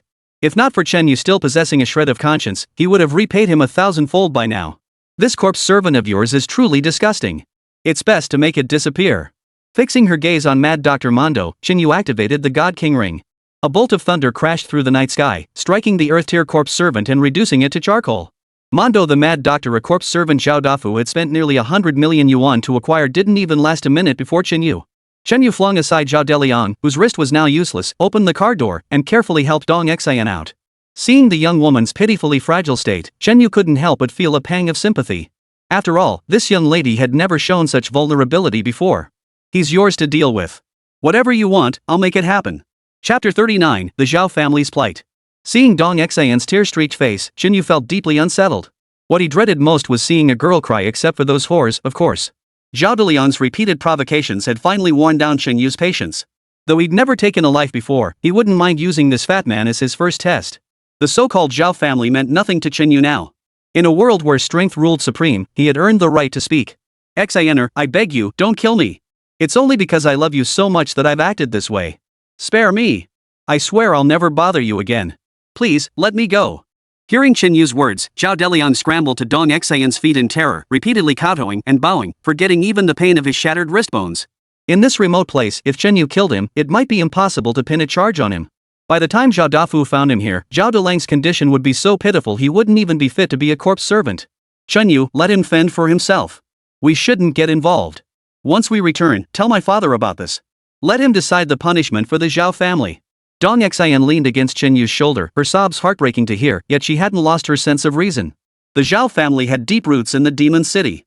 If they dealt with Zhao Delian privately, even Dong Yao couldn't guarantee Chen Yu's safety in the future. After all, Zhao Delian had hired assassins and made improper advances toward her. Dong Xian, these were undeniable facts. Her car's dashcam had recorded the entire incident. The laws of Longbo would not let any villain go unpunished. Alright, I'll drive you back. Chen Yu offered no comment. Zhao Delang's deeds were enough to keep him sowing for the rest of his life a fitting retribution for his crimes. Immediately, Chen Yu helped Dong Xian into the car and personally drove the badly damaged sports car back to Dong Yao's residence. The moment they arrived, the aroma of a lavish feast filling the living room wafted into Chen Yu's nostrils. The night's activities had taken a toll on his stamina, and now his stomach growled uncontrollably. Where have you two been? Running wild somewhere? Dong Yao came out to greet them as soon as he saw Chen Yu and his daughter get out of the car. In his eyes, Chen Yu was already his future son-in-law. But when he saw the tear stains on his daughter's face and the battered state of the sports car, Dong Yao's heart skipped a beat. A wave of dread washed over him. Dad, if it weren't for Chen Yu being by my side, that beast Zhao Delian would have defiled me today. Seeing her father, Dong Xian could no longer hold back. She threw herself into his arms and wept bitterly. She then retrieved the dashcam from the car and handed it to her father. Once connected to the computer, the entire incident in the suburbs played out on the screen. That bastard. What kind of upbringing did his father give him to make him do something so despicable? I'm calling the security bureau immediately. With this evidence, the Zhao family will pay dearly. Watching the footage, even Dong Yao's chest heaved with rage. Had Chen Yu not possessed extraordinary abilities, both of them might have met their end out there tonight. In their youth, Dong Yao and Zhao Dafa had been close friends. After parting ways to pursue their own paths, their lives diverged sharply. Dong Yao knew his old friend had a shady past. But without concrete proof, and bound by their past friendship, he could only issue veiled warnings, urging the Zhao family to rein in their behavior. In Dong Yao's presence, Zhao Dafa remained quite proper, but behind the scenes, he persisted in his old ways. And Zhao Delian, the second-generation heir, had surpassed his father. How could Dong Yao not be furious when this scoundrel dared to target even Dong Xian? These five, they're still fugitives on the wanted list. They'd been lying low all this time. Who'd have thought they'd slip up like this? As Dong Yao reviewed the surveillance footage, he recognized the faces of the 5 assassins hired by the Zhao family. As mayor, Dong Yao encountered countless people daily, yet these 5 were unmistakably familiar. For years, these 5 assassins had committed countless heinous crimes. Their extreme vigilance allowed them to vanish after each job, evading capture to this day. Who could have imagined that when his daughter was in danger, she would encounter these very men? Dong Yao was determined not to let the killers escape. He immediately called Yu Chongping. Seal off the metropolis, trapping the 5 assassins inside. They'd be like fish in a barrel. As for the Zhao family, Dong Yao would show no mercy. For years, it was precisely his leniency that had allowed the Zhaos to evade justice. Now that the damage was done, Dong Yao would set aside personal ties. Lawbreakers must face justice. Chen Yu, both professionally and personally, I am profoundly grateful to you. Rest assured, I will see this matter through to a resolution. Once the Zhao family is apprehended, I'll have you present to witness their downfall. Looking at Chen Yu, Dong Yao was at a loss for words. If he weren't afraid of frightening the young couple, he'd even want to send them straight to the bridal chamber. But before that, he must first handle all the matters at hand. In the Zhao family villa within the metropolis's exclusive residential district, Zhao Delian, clutching his wrist, was receiving emergency treatment from the family doctor who was temporarily stabilizing his vital signs. Hours earlier, when Zhao Dafa found his father, Zhao Delang had already fallen unconscious. The dual physical and mental shock nearly caused the elder Zhao to bury his own son. Now that his son showed slight improvement, Zhao Dafa could finally relax. But with the truth exposed, he still had to deal with the fallout. This complete breakdown in relations with Dong Yao meant that, with the Zhao family's resources, how could they possibly stand up to the mayor? Moreover, his son's guilt had been confirmed. Zhao Dafa was utterly at a loss on how to resolve this mess. Mr. Zhao, your son is out of danger. He just needs proper rest now. First thing tomorrow, I'll contact my overseas colleague. He has access to metal bone implants that should fully restore your son's injuries. The family doctor approached Zhao Dafa to report the situation. The original wrist bones were beyond repair, only metal implants could restore function. What puzzled the family doctor, however, was the sheer force that had pulverized Zhao Deliang's wrist to such a state. He had never seen a wrist bone reduced to powder before. Please spare no effort. As long as you heal my son, the Zhao family will not let you down. Zhao Dafa was overwhelmed by the current troubles, finding only slight relief upon hearing news of his son. He dismissed the family doctor and sat alone in his study, clutching an old-fashioned telephone. He hesitated, unable to bring himself to dial the number. This was the Zhao family's last trump card. If he sought revenge solely for his son, would that person resent the Zhao family and instead choose to support someone else? Family and his son were Zhao Dafa's Achilles heel. For a moment, he found himself torn between the two. Everyone inside, stay where you are. The Security Bureau is here to apprehend criminal Zhao Deliang. Resistance will be met with severe punishment. Suddenly, the roar outside the study snapped Zhao Dafa from his reverie. At the mention of the Security Bureau, beads of sweat instantly formed on his graying temples. So soon. Chapter 40, The Zhao family's backers, complications arise. After seeing his son return defeated, Zhao Dafu knew this outcome was inevitable. He hadn't anticipated Chen Yu's moves would be so swift, nor that Dong Yao would act with such ruthless efficiency. Yet Zhao Dafa remained largely unfazed. After all, his long-standing friendship with the mayor was an open secret throughout the metropolis. Even if Security Bureau agents came to arrest him, they'd have to do so politely. Given enough time, he could find a way out. So Zhao Dafa stepped out of his study. No sooner had he descended the stairs than he saw the bomb squad fully armed, surrounding his home. Yu Changping, you actually came in person. Seeing Deputy Director Yu Changping personally leading the team to arrest him, Zhao Dafa truly panicked. He could intimidate ordinary Security Bureau agents by leveraging his connections, but who was Yu Changping? He was second only to Dong Yao in status within the metropolis. Zhao Dafa, I advise you not to resist. Your son deliberately attempted to murder Chen Yu. The evidence is irrefutable. You are to be taken in for questioning. Over the years, you've committed countless heinous crimes in secret. You're coming with me for investigation too. Yu Changping's resolute voice made Zhao Dafu increasingly tense, while the surrounding bomb squad members steadily closed in. If Zhao Dafu dared resist now, Yu Changping would even order his men to execute both father and son on the spot. The Shanghai Security Bureau, is that supposed to intimidate me? Just as Zhao Dafa felt cornered, a detached voice from outside the door jolted him back to alertness. Yu Changping turned to look and felt his heart skip a beat upon recognizing the visitor. It was Chi Chu, a member of Dragon Capture Team 1 from Bureau 749. Having served as Deputy Director of the Security Bureau for years, Yu Changping knew Chi Chu well and harbored a certain apprehension toward his reputation. He was a man who played by no rules whatsoever, routinely flouting regulations. Not only had such a man evaded legal punishment, but he had risen through the ranks at Bureau 749, achieving considerable status. But what Yu Changping couldn't fathom was why Chi Chu had appeared at Zhao Dafu's place. Deputy Director Yu, take your men and withdraw now. Your presence here is no longer required. Chi Chu waved dismissively. His tone toward Yu Changping was as casual as if he were addressing his own subordinates, devoid of any courtesy. Zhao Dafa is a wanted criminal. We're here to arrest him. You tell us to withdraw? The Zhao family deliberately plotted to murder my city's prodigy. Such a crime even Bureau 749 cannot interfere. Yu Changping remained steadfast in his duty. Though aware of Chi Chu's unpredictable brutality, he would not back down. Wherever this matter was taken, they held the moral high ground. Genius of the Demon City? What a joke. Over the years, I've seen countless so-called geniuses. And what became of them? I'll say this one last time, withdraw your men. Take them back. I won't repeat myself. Chi Chu's expression suddenly turned grim and murderous. Before Yu Changping could react, a strange red-haired figure materialized on the spot. A 7th-tier Earth-grade corpse servant, the flying heavenly fiend. The thick aura of death combined with its ominous crimson fur sent shivers down Yu Changping's spine.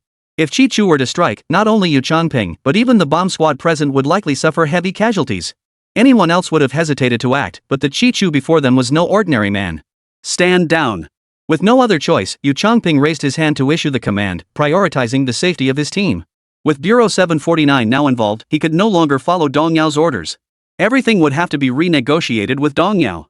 There we go. You stand down, and I'll politely escort you out. Everyone stays safe, no bloodshed, and we can all continue to coexist. Chi Chu shot Yu Changping a mocking smile, holding back the flying heaven fiends from killing the Security Bureau agents to maintain the standoff. Oh, and tell that Chen Yu when you get back. If he wants to keep living, he'd better keep his head down from now on. No more meddling in other people's business. If he still harbors ambitions toward the Zhao family, I won't mind making sure he stays stuck in this year forever. Geniuses. I've lost count of how many have died by my hand. Chi Chu delivered the warning flatly as Yu Changping passed by. Ever since Chen Yu had refused to become his reserve team member last time, Chi Chu had harbored a deep resentment toward the young man. But previously, he'd lacked a reason to target him, so they coexisted peacefully. This time, however, Chi Chu had his pretext. And if Chen Yu could just be an obedient dog, he wouldn't push him to the brink. Yu Changping's eyebrows nearly knitted together in frustration, but to avoid conflict, he chose to swallow his anger for now. Only by coordinating the next steps with the mayor could this situation be resolved. After the security bureau left, Zhao Dafa's legs gave way, and he nearly collapsed on the stairs. Staggering down the stairs, he bowed deeply to Chi Chu before inviting him to sit. Who would have imagined that Zhao Dafa, the renowned chairman Zhao of the Metropolis, now dared only to stand beside Chi Chu, lacking even the courage to sit down and speak? Minister Chi, why did you personally come over? I did want to call you, but I was afraid you'd be too busy, so I didn't dare disturb you. Zhao Dafa stared at Chi Chu, his face plastered with obsequiousness, not daring to show the slightest disrespect. For Chi Chu was the very patron of the Zhao family. Without Chi Chu, Zhao Dafa would still be a lowly street vendor today. How could he have amassed his current fortune and carved out a place for himself in the metropolis? You've grown quite astute these past years. Knowing not to disturb me is indeed commendable. But with such a major incident involving your Zhao family, if I hadn't stepped in to protect you, do you think you'd still have a chance to walk out of that? Chi Chu leaned back on the sofa, eyes half closed, his voice tinged with irritation.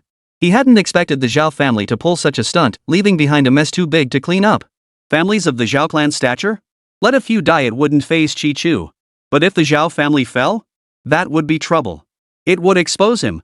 This time I'm protecting you, but keep an eye on Chen Yu's moves. You hired someone to kill him, he won't let it go that easily. For now, I'll stay in Magic City. I won't leave until I've dealt with every loose end for you. But I hope this is the only time. Should there be a next time, you should know what I mean. As Chi Chu's voice grew colder and colder, Zhao Dafa knelt directly on the ground, repeatedly banging his head against the floor in submission, not daring to slack off for a moment. This time, Chi Chu was genuinely furious. Zhao Dafa understood that if he ever displeased him again, his entire Zhao family would vanish overnight. Father and son would vanish without a trace, as if they had never existed in this world. Fear gripped him, yet deep down, Zhao Dafa felt a surge of relief. Chi Chu's intervention meant Chen Yu was almost certainly finished. With Chen Yu gone, the Zhao family could continue living freely in the Demon City, and his son, Zhao Deliang, would gradually recover. At Dong Yao's residence in the Municipal Hall family quarters. After Yu Changping withdrew his team from the Zhao residence, he rushed straight here to report the situation to Dong Yao. Chi Chu? That member of Dragon Capture Team 1 from Bureau 749? Chen Yu hadn't yet departed from Dong Yao's residence. He had been awaiting news of the Zhao family's downfall, but never anticipated such unexpected complications. Chapter 41, Standoff. Chen Yu had a vivid memory of Chi Chu. Their first encounter had started with a show of force that left him thoroughly disgusted. But Chen Yu never imagined Chi Chu had such deep ties to the Zhao family. Even when Mayor Dong Yao personally ordered their arrest, Chi Chu stepped in to secure their release. Worst of all, hearing Yu Changping relay Chi Chu's words, that man had even threatened him, something Chen Yu absolutely couldn't tolerate. Sure, Bureau 749 had some clout, but Chen Yu couldn't care less. If it came down to a showdown, who knew who would come out on top? Seeing the mayor's troubled expression, Chen Yu knew Dong Yao was beginning to hesitate. Involving Bureau 749 made arresting the Zhao family far more complicated than it appeared on the surface. If they truly tore off the mask, Chi Chu could likely leverage Bureau 749's resources to retaliate with even more troublesome actions. But if they didn't take action against the Zhao family, this narrow escape would only embolden them further. This time, Zhao Deliang hadn't inflicted serious harm on Dong Xin.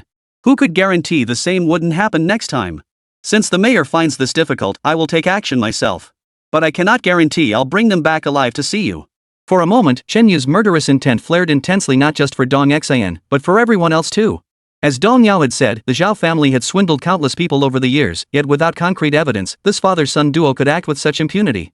Chen Yu wasn't inherently a man of righteous indignation, but this time it had touched him personally. He had to eliminate this threat completely. Brother Chen Yu, you must understand that Chi Chu is no ordinary man. If you provoke him, it might. Yu Changping immediately tried to stop him. Though he'd witnessed the Galaxy Immortal Lord's power, the flying heavenly fiend was still formidable. The sheer terror radiating when Chi Chu summoned the flying heavenly fiend still sent shivers down Yu Changping's spine. As a rising star in the Demon City, Chen Yu couldn't afford any mishaps, let alone willingly walk into Chi Chu's trap and allow this new talent to be destroyed. Dong Yao nodded in agreement beside him. He couldn't accept sending Chen Yu into danger alone. At worst, they could severely restrict the Zhao family's growth in the Demon City in the future, crushing them until they were completely subdued. Without momentum, the Zhao family father and son would surely dare not act arrogantly again, much less cause trouble for them. No way. With Chi-Chu backing the Zhao family, they must be severely punished. This isn't just my opinion, it reflects the sentiment of many citizens in the Demon City. Shen Yu's resolve was unshakable. Even if it meant offending these two powerful figures today, he couldn't let the threat persist. Otherwise, it would be his own demise. You should lead the team yourself. Stay behind and keep watch. If anything goes wrong, get Shen Yu out of here immediately. Chi-Chu probably won't dare act openly after all, he's not the central figure in 749. Seeing that he couldn't dissuade Shen Yu, Dong Yao could only tacitly approve his plan, while meticulously arranging the next steps. After Yu Changping received his orders, the group dispersed. Given the late hour, Shen Yu stayed the night at Dong Yao's residence. The next morning, as the first rays of sunlight filtered through, Shen Yu opened his eyes and quickly tidied himself up. After a brief farewell to Dong Yao, Shen Yu departed. Dong Yao knew the latter was preparing for action. Upon arriving at the villa district, Yu Changping's armored vehicle was already stationed there. The security bureau had initiated round-the-clock surveillance of the Zhao family.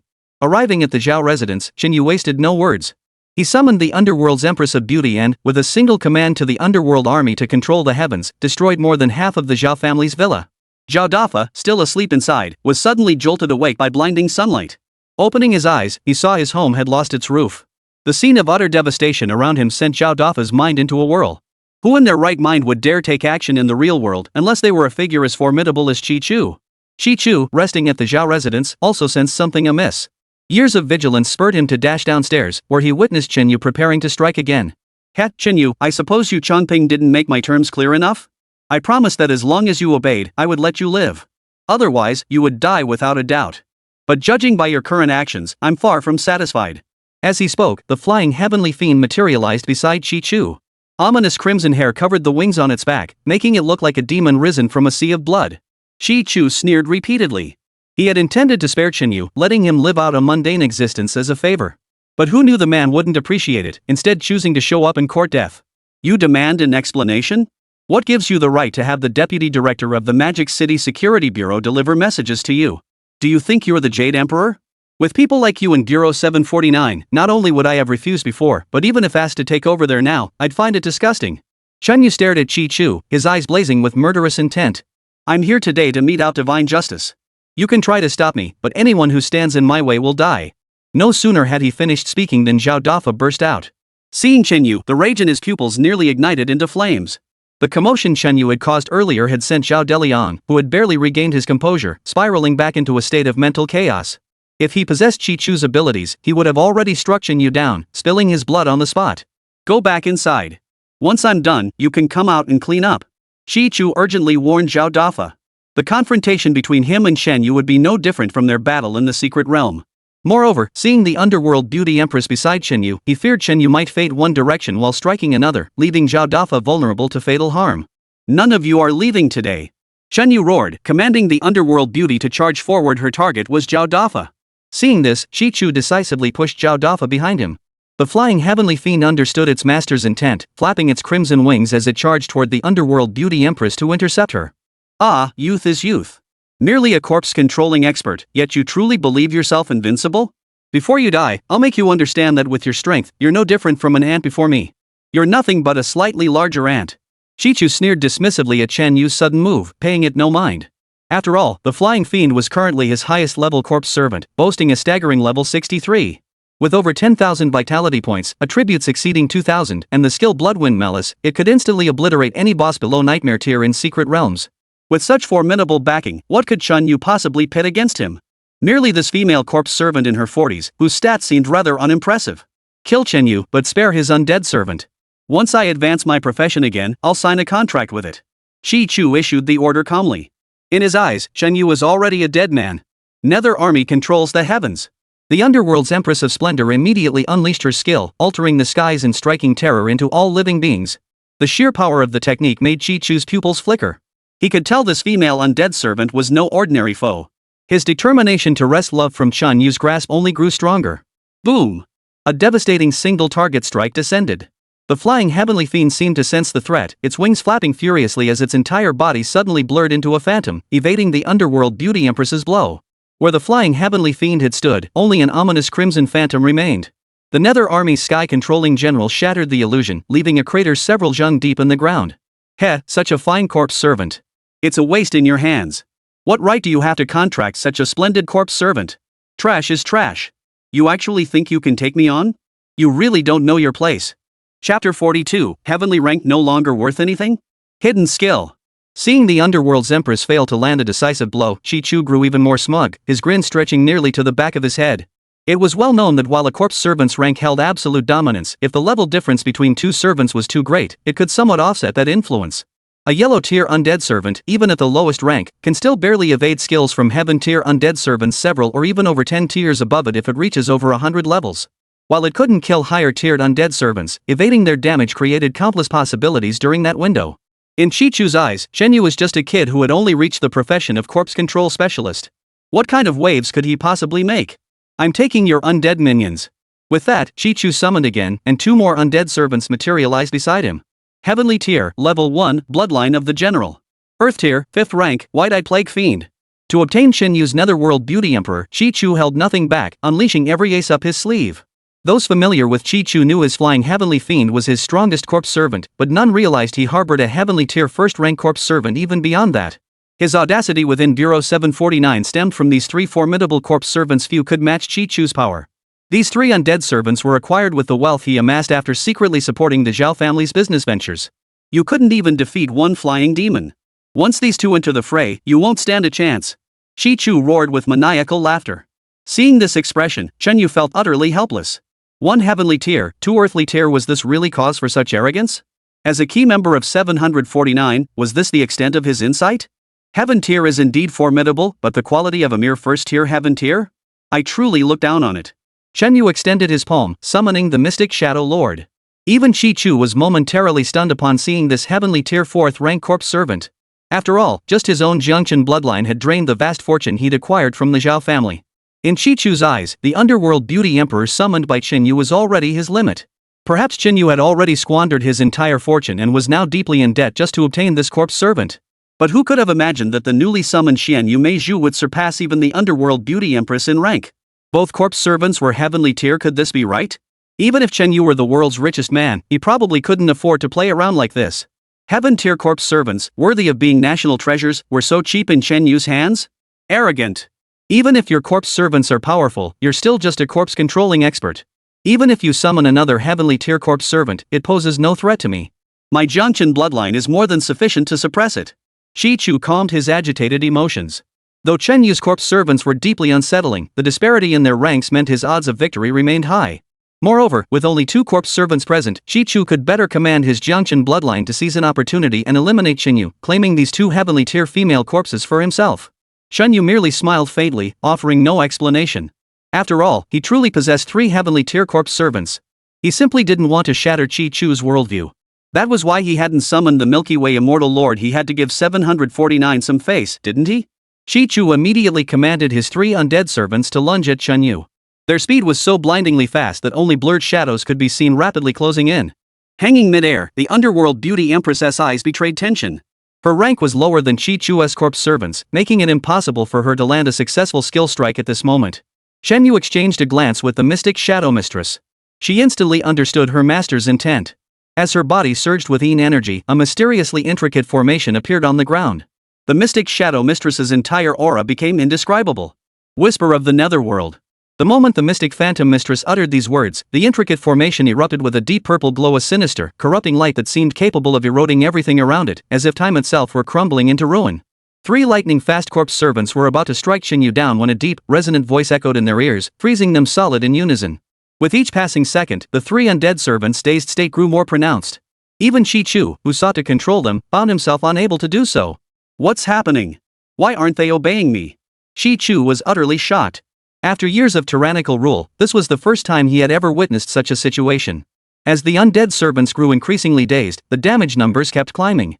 In mere moments, the weakest white-eyed plague ghost collapsed to the ground, reduced to a pile of dust. A ground-tier corpse servant effortlessly obliterated in an instant. Such a terrifying spectacle sent chills down Chi-Chu's spine, the hairs on the back of his neck standing on end. The flying heaven fiend's health bar was nearly depleted. The Jiangchen bloodline could still hold on, but it would soon follow the flying heaven fiend into destruction. Chi-Chu couldn't fathom how Chenyu's undead minion could be so powerful, seemingly ignoring the gap in their ranks. Blood pact. Refusing to accept defeat, Chi-Chu decisively bit his index finger at the last moment, flinging his blood outward to activate his adventurer skill. The Blood Pact Demon contract was a hidden treasure Chi-Chu had obtained in a secret realm years ago. This skill book didn't even indicate its rarity tier. The Blood Pact Demon contract's effect could only be unleashed when the corpse servant was near death. Once activated, it would dramatically boost the corpse servant's abilities. The extent of this growth was tied to the master of the corpse servant and knew no bounds. But the user must pay a price. Every second burns away their life, sacrificing their own lifespan to amplify the corpse servant's strength. The mad Chi-Chu cared not for his own life. After all, his 3 corpse servants were his sole fortune. Should he lose them all, he might even be cast out by 749. Having committed so many despicable acts, a sudden fall from grace would surely invite others to kick him while he was down. The moment he activated the Blood Pact Demon contract skill, gray streaks appeared at Chi-Chu's temples. His golden hair looked disheveled and unkempt. His smooth skin aged visibly in an instant, wrinkles appearing that made him resemble a decrepit old man. Receiving the amplification, the Jiangshan bloodline and the flying heavenly fiends suddenly surged with energy. Both corpse servants shimmered with black light, their empty health bars rapidly replenishing. The Jiangshan bloodline, already possessing thousands of attributes at over level 60 as a heavenly tier 1 being, now approached 10,000 after accepting the Blood Pact demonic contract. Truly terrifying. Ha, Shinyu, you forced my hand. If you don't want to die, well, I'll grant you your wish. Once I kill you and take your undead servants, I can recover some of the lives I've lost. I'll still be the strongest. Chi-Chu's body began to stoop, yet he did not cease his assault. Only when his corpse servants were amplified to the point of instantly annihilating Shenyu would he sever the blood pact.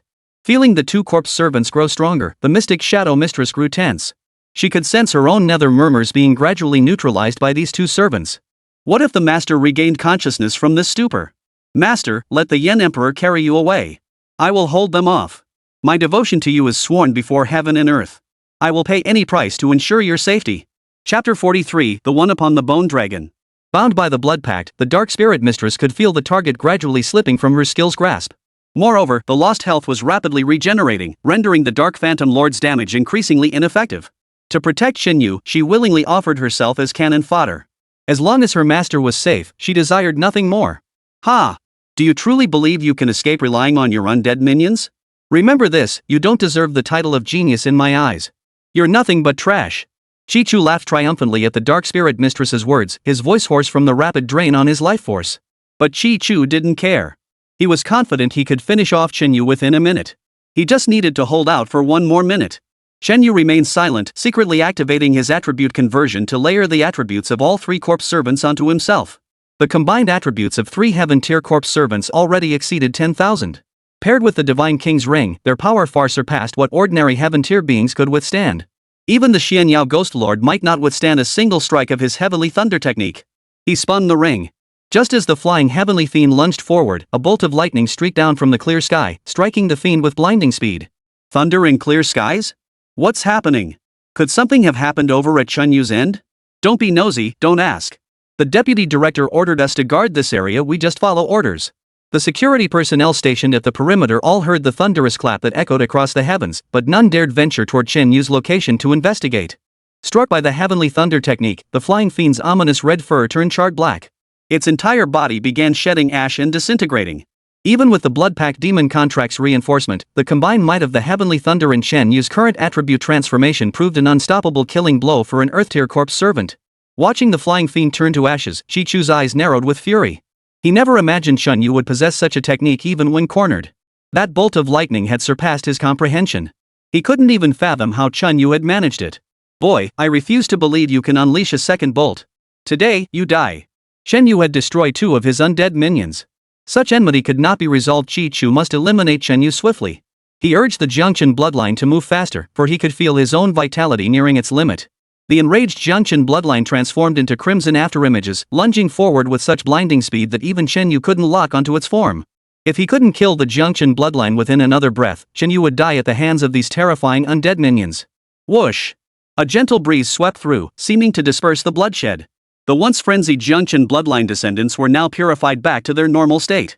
Yet Chi-Chu's command remained active. Spotting the opening, Shenyu had no time to ponder the sudden change. He immediately aimed at the advancing undead minion. It's him! Chi-Chu was momentarily stunned to see the corpse servant's state forcibly purified. But when he snapped back to reality, his expression turned utterly horrified. Arriving in the Demon City and intervening in the Zhao family's affairs under the guise of Bureau 749, Chi Chu had been confident his actions were utterly covert, no one would ever know. Yet despite this, that man had appeared, disrupting his certain victory and plunging him into a complete disadvantage. Young man, hold your hand. Just as Chun Yu prepared to unleash the heavenly thunder technique, a bright voice echoed down from the sky, causing him to look up. A skeletal dragon corpse soared overhead, bearing a figure holding a staff inlaid with a pale green gemstone. Seeing Chen Yu pause, the figure commanded the dragon to descend. Upon reaching Chen Yu's side, he leapt off the dragon and offered a friendly smile. Chen Yu didn't know the man's identity, but he noticed a badge pinned to his left chest. The emblem depicted a planetary design, with a ring of pulsating lights encircling the planet, creating a striking visual. Young man, you can't just destroy heavenly tier corpse servants like that. These are reserved for the state to reward outstanding personnel. The man's voice was gentle, and though his demeanor showed no hostility, Chen Yu remained wary. After all, he didn't know who this man was. If the stranger intended to lower his guard, that could be dangerous. Shi Chu, you requested leave from the Bureau for days to venture into the secret realm. Why are you here now? Harboring criminals, attacking a top prospect of our dragon nation, how do you explain this, Shi Chu? After addressing Chen Yu, the visitor turned to Chi Chu. Seeing the latter's aged appearance, even he who had witnessed countless bizarre occurrences over the years couldn't help but feel a surge of shock. This Chi Chu had concealed such a terrifying trump card. Though it had backfired, if he hadn't arrived here, Chen Yu might not have survived. Director Liu, I'll explain my actions later. But this kid? He's as good as dead. He now poses an immense threat to our Bureau 749. If allowed to grow and defect overseas, our dragon nation will inevitably face a formidable enemy. Chi Chu dared not show the slightest disrespect to the arriving figure, for it was none other than Bureau 749's deputy director, Lu Zhanglin. Bureau 749 was a special unit under the Dragon Nation, operating beyond any local jurisdiction and answering only to those in the capital. Moreover, the Bureau chief position was nominally held by Dragon Nation's number 1. In reality, it was a figurehead role. The true power behind Bureau 749 lay with Deputy Chief Lu Zhanglin. Throughout Bureau 749's history, no one had ever witnessed Lu Zhanglin take action, nor did anyone know the extent of his power. For years, it was only known that Lu possessed a heaven-tier corpse servant, the decaying bone dragon. In extraordinary situations, Lu Zhanglin typically purifies all malevolent entities with his staff, never needing to intervene personally. That staff was rumored to be a hidden treasure Lu Zhanglin had obtained in a secret realm long ago. It was said to be the only one of its kind in all of Dragon Nation, indeed, the entire world. Lu Zhanglin himself was humble and courteous, yet the legend spoke of a truly terrifying man. Having presided over Bureau 749 for over a decade, no one dared to act arrogantly in his presence. Turning the tables on me? You're quite the talent. When the Dragon Capture team recruited you back then, how did I fail to see this knack of yours? All these years, I've been preoccupied with other matters. Though I knew of your existence, I had no time to spare for you. Did you truly believe your actions over the years could deceive the heavens? Unlike his gentle demeanor with Chen Yu, Lu Zhanglin's tone toward Chi Chu was unyielding. The inherent authority in his voice made Chen Yu feel like he was back in school asking to sleep in class and getting called to the principal's office. This overwhelming suppression caused Chi Chu's body to tremble. In his extreme weakness, he knelt directly before the deputy director. For years, he had secretly manipulated events, propping up the Zhao family's rise to power and committing countless atrocities. To Chi Chu, human lives were nothing more than cheap commodities to be plundered at will. Lu Zhanglin knew of these deeds, but had been too preoccupied to intervene until now. The moment he found a sliver of free time, his subordinates brought Chi Chu's situation to his attention. Lu Zhanglin recognized his intervention was belated, but to prevent the situation from spiraling beyond control, he must now cut through the chaos decisively. Director Lu, I was wrong. But this Chen Yu, you must deal with him too. I've cultivated so many talents for our 749. Now I only ask that Director Lu hear me out one last time and seriously consider this. Chapter 44, It's fine, but I decline. Shi Chu understood that with Lu Zhanglin's intervention, he could no longer escape blame, only a chance for a retrial remained. But before his death, he wouldn't let go without sowing seeds of suspicion about Chen Yu in Lu Zhanglin's mind. If he succeeded, Chen Yu's days would be numbered. Taking Chen Yu down with him meant he wouldn't lose out. Very well, very well. Your eloquence is truly impressive. With such skill, you should have pursued storytelling back in the day. Lu Zhanglin instantly saw through Qin Chu's scheme. Even at death's door, this man still tried to smear Chen Yu. Before Qin Chu could utter another word, Lu Zhanglin's bone dragon suddenly opened its maw. A jet of black flame erupted, incinerating the man into dust. As Chi Chu perished, a faint aroma of roasted meat wafted through the air. A handful of ashes scattered in the wind, and all traces of his existence in this world vanished completely. My deepest apologies, young man. We had such a menace lurking within our ranks, yet failed to deal with it promptly. It took us all these years to finally resolve it. Your emotional distress will be fully compensated by Bureau 749. We won't let you go uncompensated. After dealing with Chi Chu, Lu Zhanglin turned to Qinyu, his expression softening once more. Who could have imagined that this man, who carried no airs whatsoever, had just moments before struck down Chi Chu without a shred of mercy?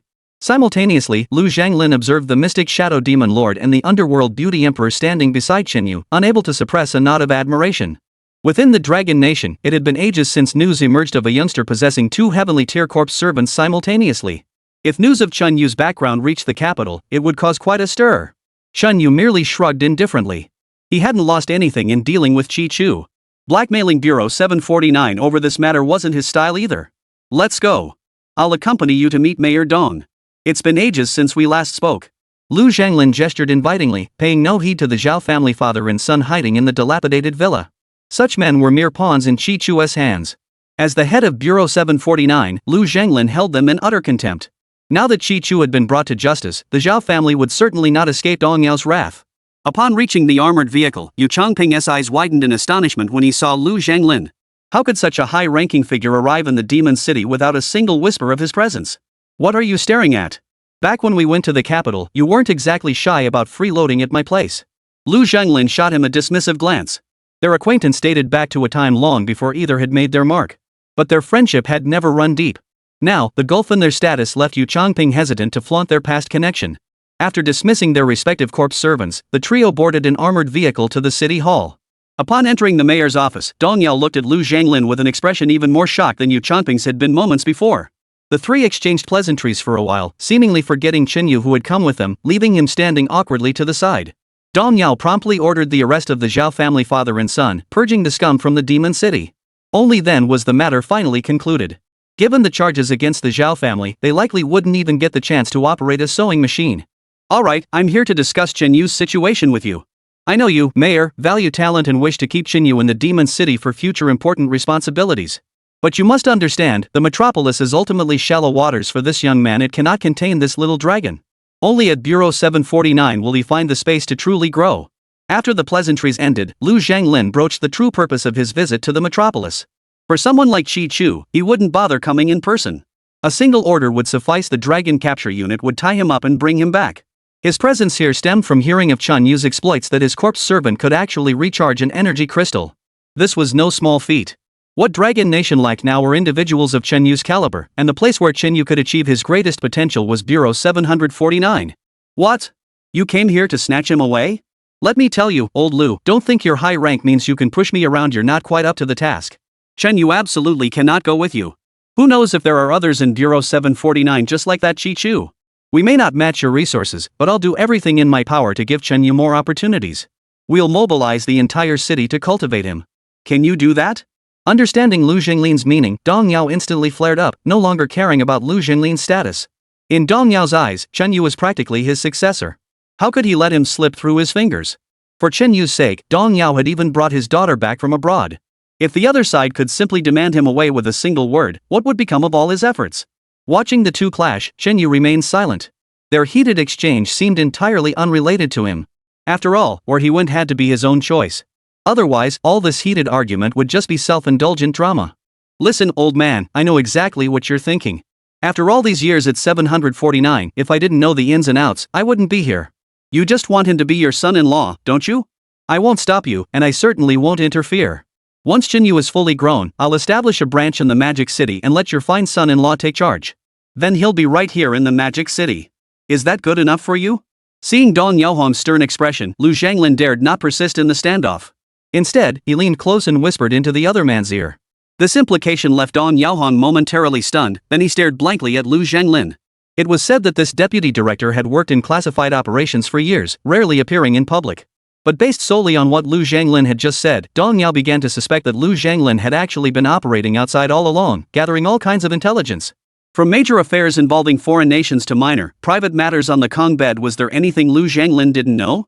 Yet after Lu Zhanglin finished conveying his meaning, Dong Yao felt conflicted. If this were true, it would be entirely beneficial for Qinyu. In the future, Qinyu would hold a position equal to his own. With extraordinary abilities and an impressive standing, his daughter would never suffer hardship if she were with Qinyu. Qinyu, what are your thoughts on joining Bureau 749? Knowing Qinyu's stubborn nature, Dong Yao dared not issue a direct order but instead presented it as a proposal. Yet the look in his eyes made it clear, a nod would unlock countless benefits. Even Lu Zhenglin smiled at Chen Yu. At this moment, he only wanted to make a better impression on Chen Yu, hoping to make up for the jerk things Chi Chu had done earlier. It's indeed a good offer, but I decline. Chen Yu stroked his chin. After stating his choice, Lu Zhenglin's jaw dropped, utterly unprepared for such a response. Bureau 749, this mysterious organization that others desperately sought to join yet found no way in, and here was Chen Yu turning it down? How many people over the years had Lu Zhenglin personally invited? Seems you haven't quite processed this yet, young man. Don't worry, let me explain slowly. Lu Zhenglin was convinced Chen Yu was confused, speaking rashly in his extreme excitement. Just as he was about to explain his intentions once more, he heard Chen Yu speak again. I really am refusing. You heard me correctly. Chapter 45, Capital Secrets, Class Reunion. Chen Yu's expression was sincere, devoid of any ulterior motives. It was simply a straightforward refusal. Even though Chi Chu had been brought to justice, his impression of Bureau 749 remained unfavorable. If he agreed to join, he wouldn't have the freedom he enjoyed now, entering the secret realm whenever he pleased, or lounging at home without anyone bothering him. Moreover, no one currently suspected Chen Yu himself regarding the system's secrets. Joining Bureau 749 would inevitably create vulnerabilities. Chen Yu, you really need to think this through. This is a great opportunity for you, don't let it slip away. Director Lu personally invited you. If you establish yourself there, who would dare mess with you in the future, especially someone like the Zhao family? Before Lu Zhenglin could speak, Dong Yao couldn't hold back any longer and quickly chimed in. If Lu Zhenglin's assurances held true, once Bureau 749 established a branch in Magic City, Chen Yu would command authority equal to his own. Such a golden opportunity was beyond most people's wildest dreams. Why was Chen Yu being so stubborn? After a heartfelt, earnest appeal, Chen Yu still shook his head. No matter how flowery their promises, he remained unmoved. Watching Chen Yu, Dong Yao felt like giving this designated son-in-law a good shake. The kid was stubborn as a mule. Mayor, Director Lu, I still want to live freely and not get bogged down in all those trivial matters. This country is vast, and there are countless people more capable than me. I'm not going to join the fray. Thus, Chen Yu tactfully expressed his true feelings. He had no grand ambitions, only a desire for freedom. Besides him, finding other geniuses was just a matter of action for Lu Zhenglin. After voicing his thoughts, Chen Yu turned to take his leave. After a busy morning, all he wanted now was to go home and catch up on sleep. After all, Dong Xian might show up at any moment, leaving him no time to even enter the secret realm. Ah, this kid, so carefree. This won't do in the future. After Chen Yu left, Lu Zhenglin sighed softly, his gentle expression giving way to one of deep resentment. What? Could it be that you at 749 discovered something? Seeing Lu Zhenglin's expression, Dong Yao was somewhat surprised. This man, who remained unflappable even if a mountain collapsed before him, didn't easily show such melancholy. If there truly was new development, he must uncover the details to guide Magic City in preparing ahead of time. The situation at the capital's core, it's getting out of control. These past years, I've been tied up handling matters over there with the others. I haven't had a moment to spare. And this trouble isn't just a random occurrence. The underlying connections are incredibly complex. You'd be better off not prying too deeply. Lu Zhenglin's words sent shockwaves through Dong Yao. Holding a key position, he understood exactly what Lu meant. Even if Lu hadn't spelled it out, Dong Yao could guess the gravity of the situation, especially since even this deputy director of Bureau 749 seemed wary. Even he, as mayor, felt utterly insignificant in the face of such complications. Inviting Chen Yu was precisely to gather all the geniuses within the Dragon Nation, nurture them carefully, and prepare for what may come next. We will all leave this world someday. Isn't it up to the young generation to inherit it? Lu Zhenglin drained the lukewarm water from his cup in one gulp, his gaze growing even more resolute.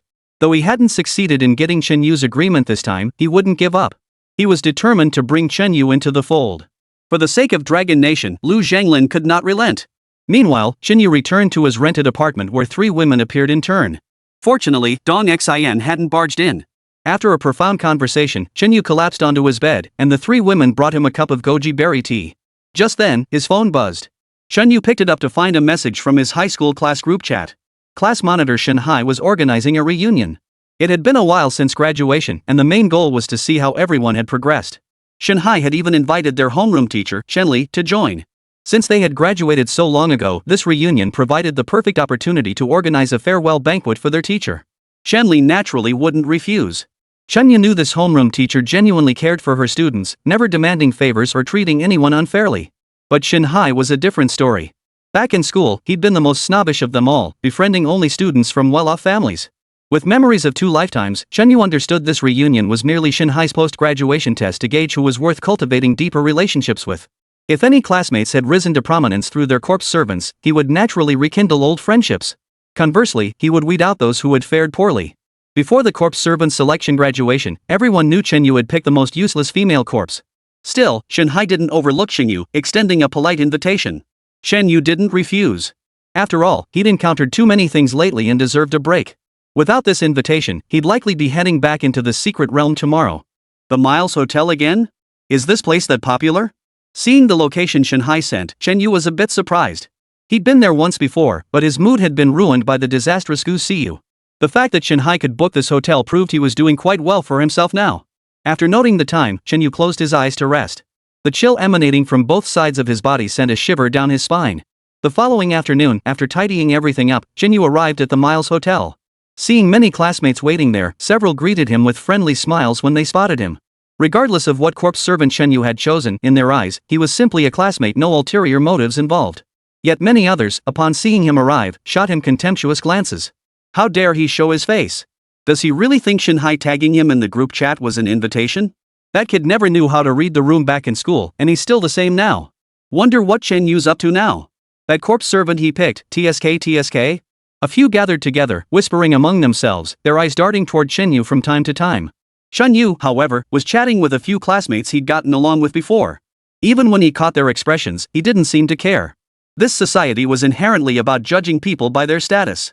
Shen Yu couldn't force others to change their impressions of him, nor would he bother proving anything to anyone. Those who valued him, he would repay with double the effort. Those who looked down on him, he wouldn't bother with. He wasn't the emperor, how could he expect everyone to bow down to him? Shen Yu, if you really haven't found a decent job yet, I'll ask my dad when I get back. See if their bathhouse still needs people? You two could work together and look out for each other. What's so great about a bathhouse? How about we each chip in some joss paper to buy Chen Yu an electric bike? Delivering food pays way better.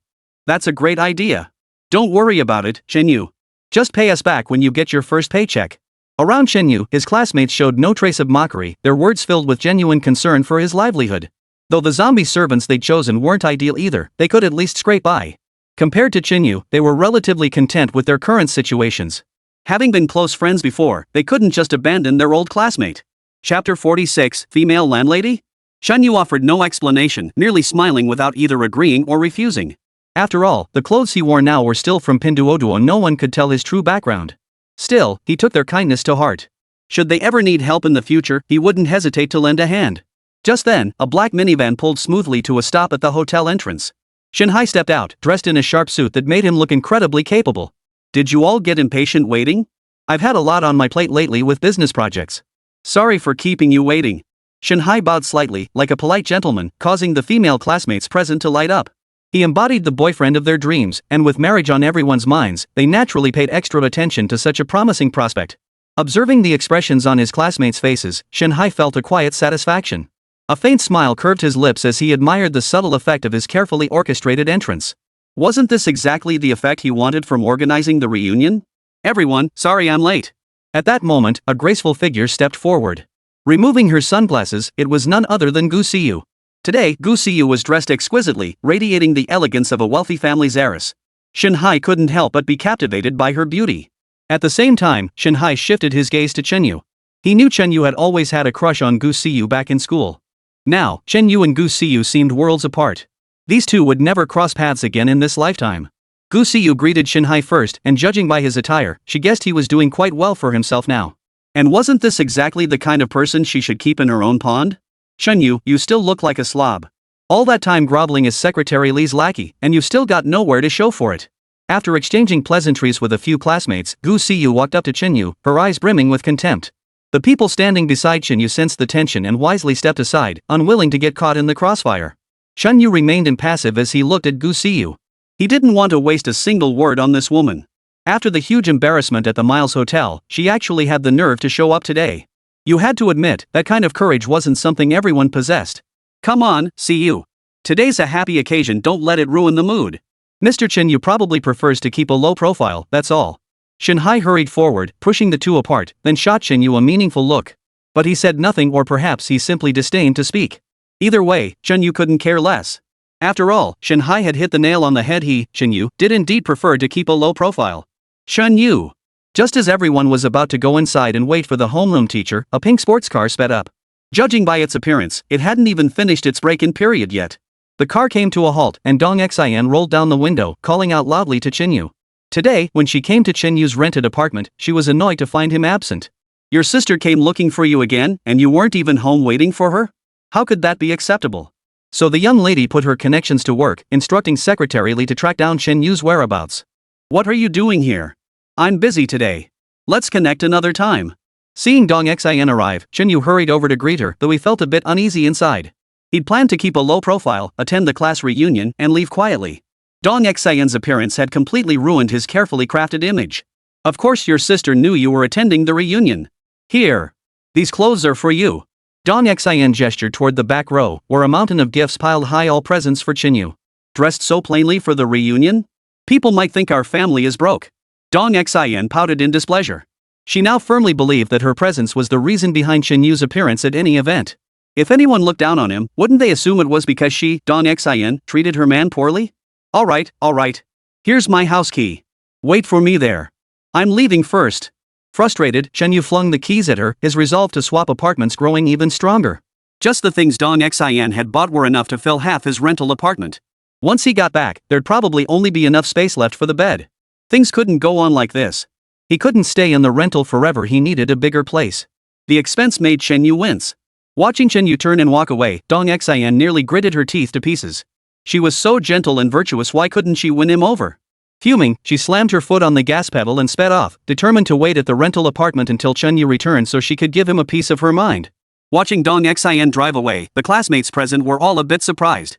They knew Chinyu's background back then, even a brand new electric bike was a luxury for him, let alone a car worth millions. How long had it been since graduation? Yet now, Chinyu had somehow connected with someone like this.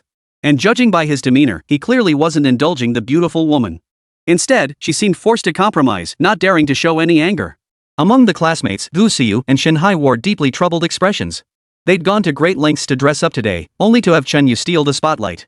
This Chinyu seems to be doing quite well for himself now. Who knows what tricks he pulled? Is he suddenly the nation's darling?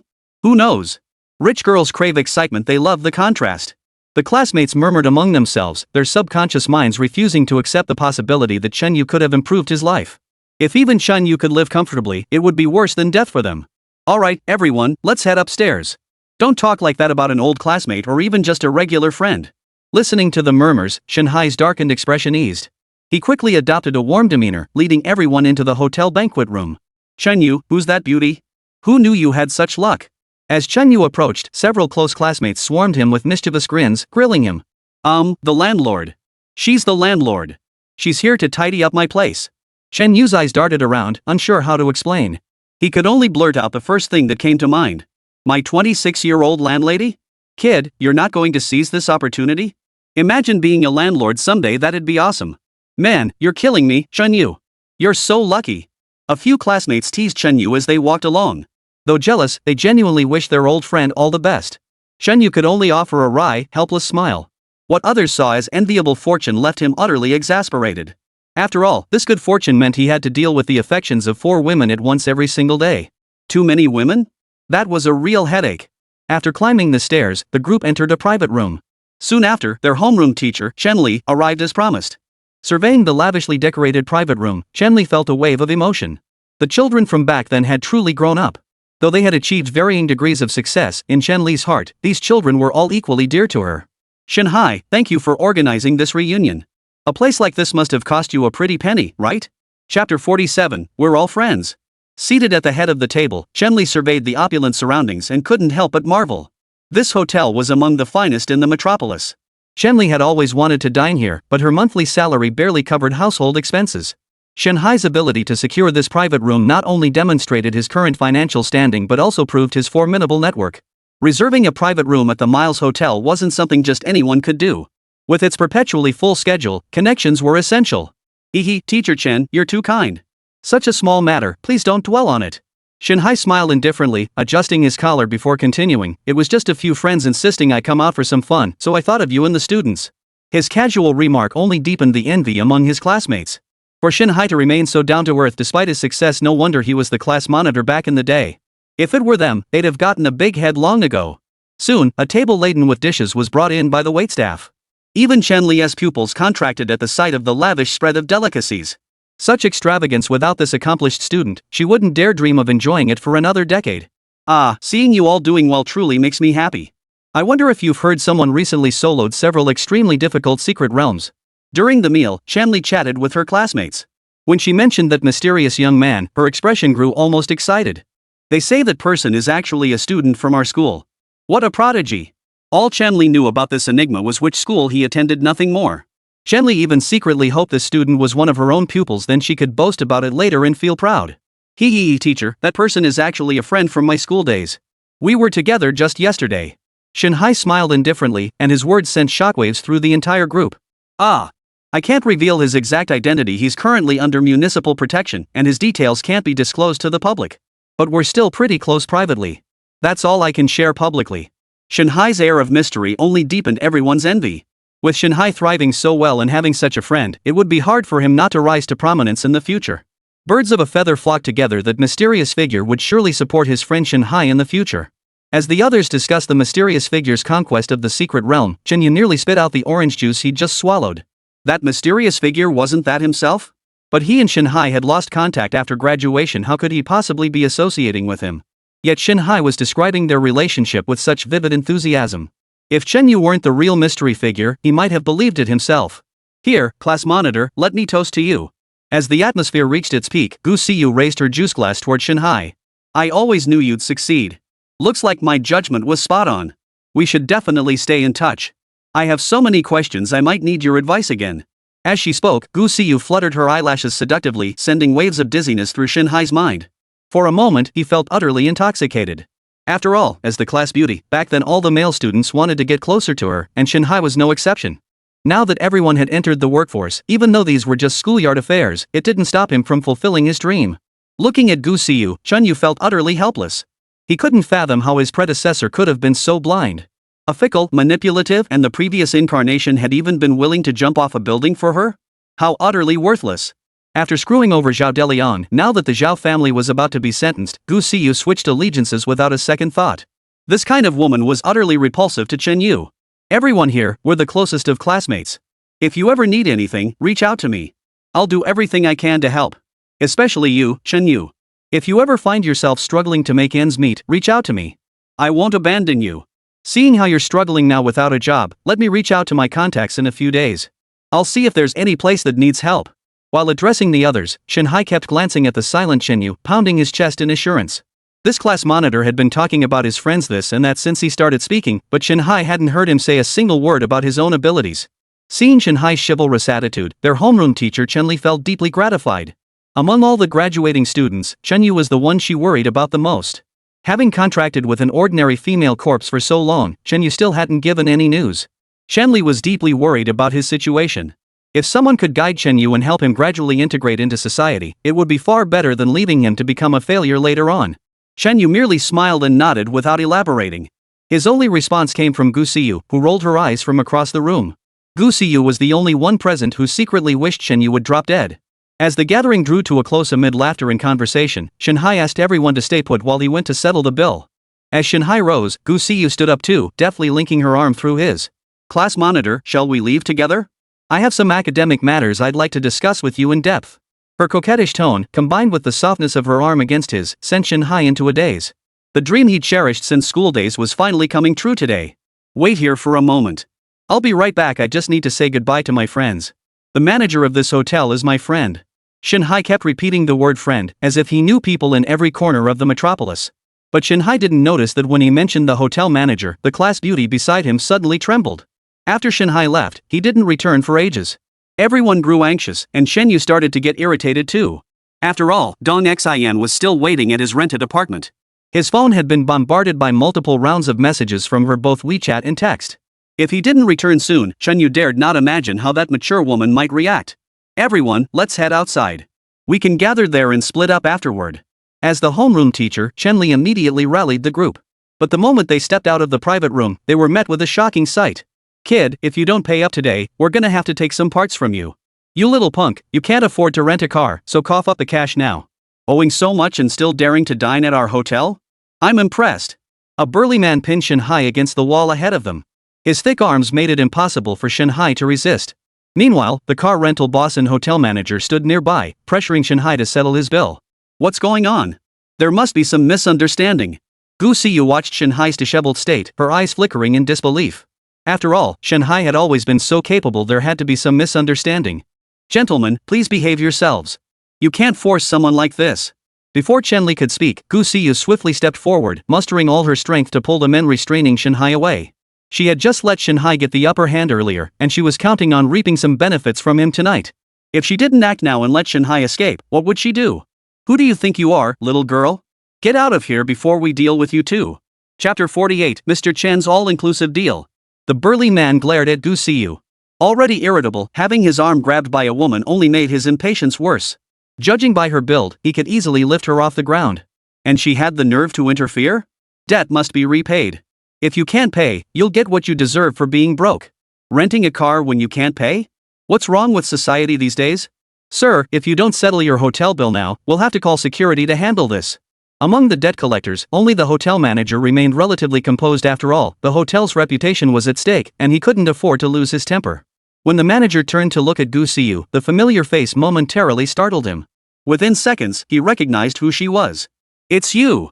Well, you're already on our hotel's blacklist. You're banned from entering. Who let you in? The manager dealt with countless guests daily, but Gu Siyu left the deepest impression. She tried to curry favor with foreigners, only to gain nothing and end up paying off the hotel's debt for them. Ever since then, Gu Siyu had been blacklisted from every Miles hotel nationwide, barred from setting foot inside any of them. This time, Gu Siyu had snuck in with her classmates.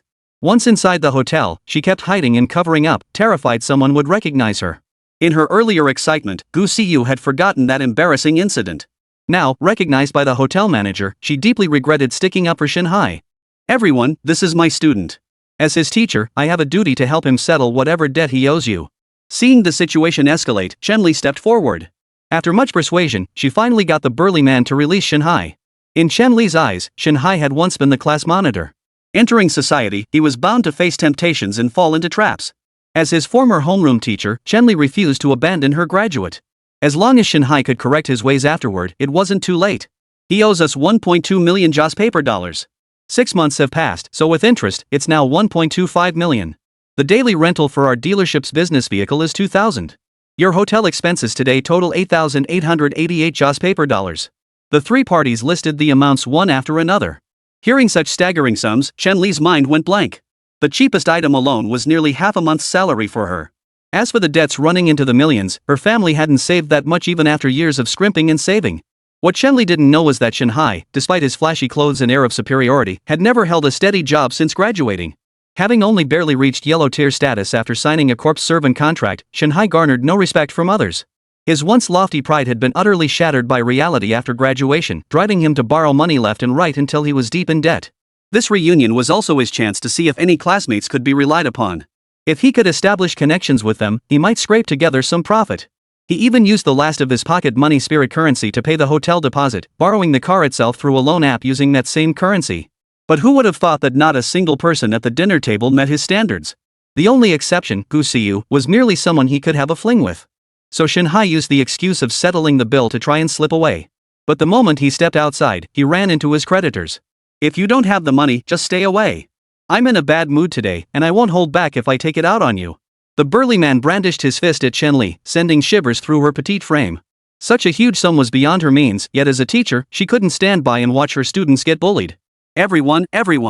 This is an emergency. Please chip in now so they'll at least let me go. Trust me, I'll pay you back with interest the moment I get the chance. My friend is the top dog among Shanghai's youth. I'll call him later, he'll definitely help me. His true colors were showing. Shanhai couldn't keep up the act anymore. If he couldn't come up with the money today, he'd be finished. Only his teacher and classmates could help him now. So Shanhai tried to deceive everyone again, relying on the word friend. The classmates who had eagerly tried to curry favor with Shanhai at the dinner table now fell silent. To them, Shanhai had lost his value. Gu Siyu, who had been trying to build a connection with Shanhai, now took a few steps back, afraid the hotel manager might kick her out too. The only one willing to help, Chenli, couldn't come up with that much money. Who could have imagined that a simple gathering would lead to such a situation? Bunch of broke jerks. I really misjudged you all. How could I have ever thought of reaching out to you? Fine, if you won't give me money, we'll split this bill evenly. No one's getting away. Shinhai's expression turned vicious, his tone shedding all traces of his earlier politeness. He now resembled a demon, roaring at everyone. "I'll handle it." Just then, Shinyu walked over to the homeroom teacher, pulled out his bank card, and handed it to the hotel manager. He'd watched this farce unfold for long enough. Calculating the time, he couldn't afford to delay any longer. After all, the mayor's daughter was waiting at home. "Shinyu, that won't do. Your own life isn't exactly prosperous right now, how could I let you foot the bill? Wait, I'll call my husband to come settle the hotel bill. Consider it my treat to everyone." Seeing Chenyu about to pay out of pocket, Chenli immediately stopped him. In her view, Chenyu was the classmate who needed help the most. Having a student in need spend money out of pocket would leave Chenli feeling guilty for the rest of the semester. "Mr. Chen? What brings you here? Why didn't you notify us beforehand?" The hotel manager immediately grew deferential upon seeing Chenyu, as if greeting his own father. Earlier, he had received a call from Secretary Li at the municipal government office. Secretary Li had instructed him that any future expenses incurred by Chenyu should be charged to the government account. Chenyu had made significant contributions to the entire city, so naturally, some expenses would be covered by the municipal government. However, with so much going on lately, Secretary Li had forgotten to inform Chenyu of this arrangement. "Mr. Chen, anyone else would have to settle their bill today, but not you. This time, our hotel will cover all your expenses." The hotel manager was extremely courteous, promptly pushing Chenyu's bank card back, leaving the latter thoroughly puzzled. Chenyu couldn't figure it out. What was going on? Could it be that Dong Xin had topped up his account here? The hotel manager's attitude left the students present utterly stunned. They never imagined that this seemingly worthless Chenyu could wield such influence. The Miles Hotel, a place ordinary people wouldn't dare to patronize lightly, had just waived the entire bill for Chenyu. Suddenly, many began to regret their actions. They thought to themselves, if only they had befriended Chenyu first at the beginning, it would surely have been beneficial later on. Even Gu Siyu's gaze grew unfocused. She couldn't fathom how Chenyu, barely out of school, had transformed so dramatically. Could it be that this sycophant had been putting on an act all along, and he was actually the one with the golden ticket? "Chenyu, if you have money, help me out first. I'll find that friend of mine and introduce you to him. Someone who can solo the secret realm isn't short on money or opportunities. He'll be grateful you helped me." Chapter 49, Assistant 749? Having discovered Chenyu's value, Shinhai completely shifted his previously aloof attitude and began currying favor with him. Shinhai even swore that if Chenyu could help him, he would become Chenyu's subordinate, ready to come when summoned and leave when dismissed. This was the very same class monitor who, back in their school days, had disdained even answering Chenyu's questions. Yet now, he was saying things like this. Chenyu didn't dwell on past grievances. After all, those were the experiences of his former self and had little to do with him now. The mistake lay with Shinhai. He shouldn't have been parading around outside using Chenyu's reputation to swindle people, claiming to be on good terms with him and such nonsense.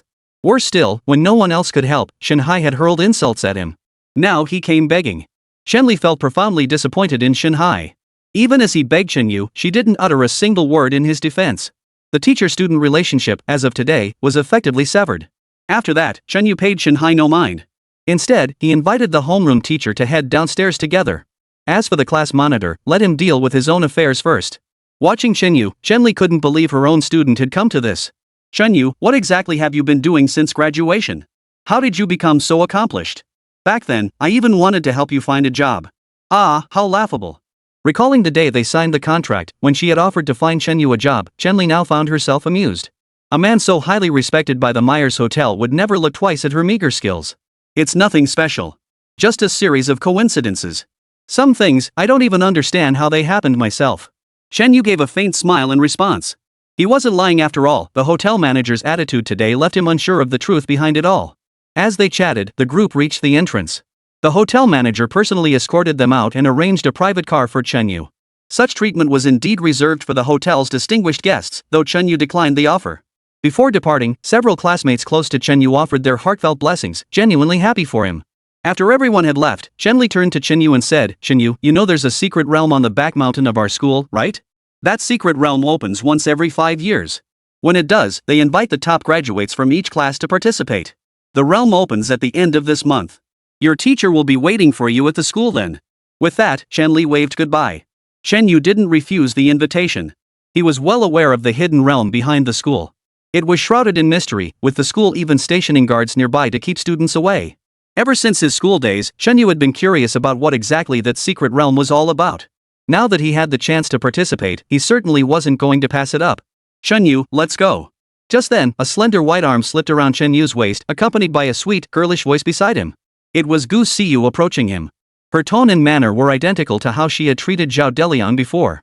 Now that Gu Siyu knew Chen Yu was no ordinary person, and with the Zhao family's downfall, she had to find a new target to support herself.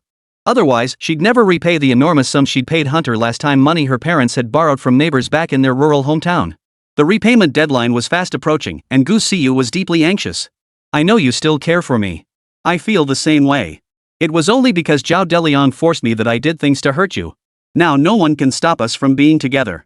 We can finally be together. Tonight, wherever you want to go, I'll be there with you. As she spoke, Gu Siyu's eyes glistened with desire, once again deploying her seductive charms to draw Chen Yu into her tender embrace. In the past, half her effort would have been enough to drive Chen Yu wild with desire.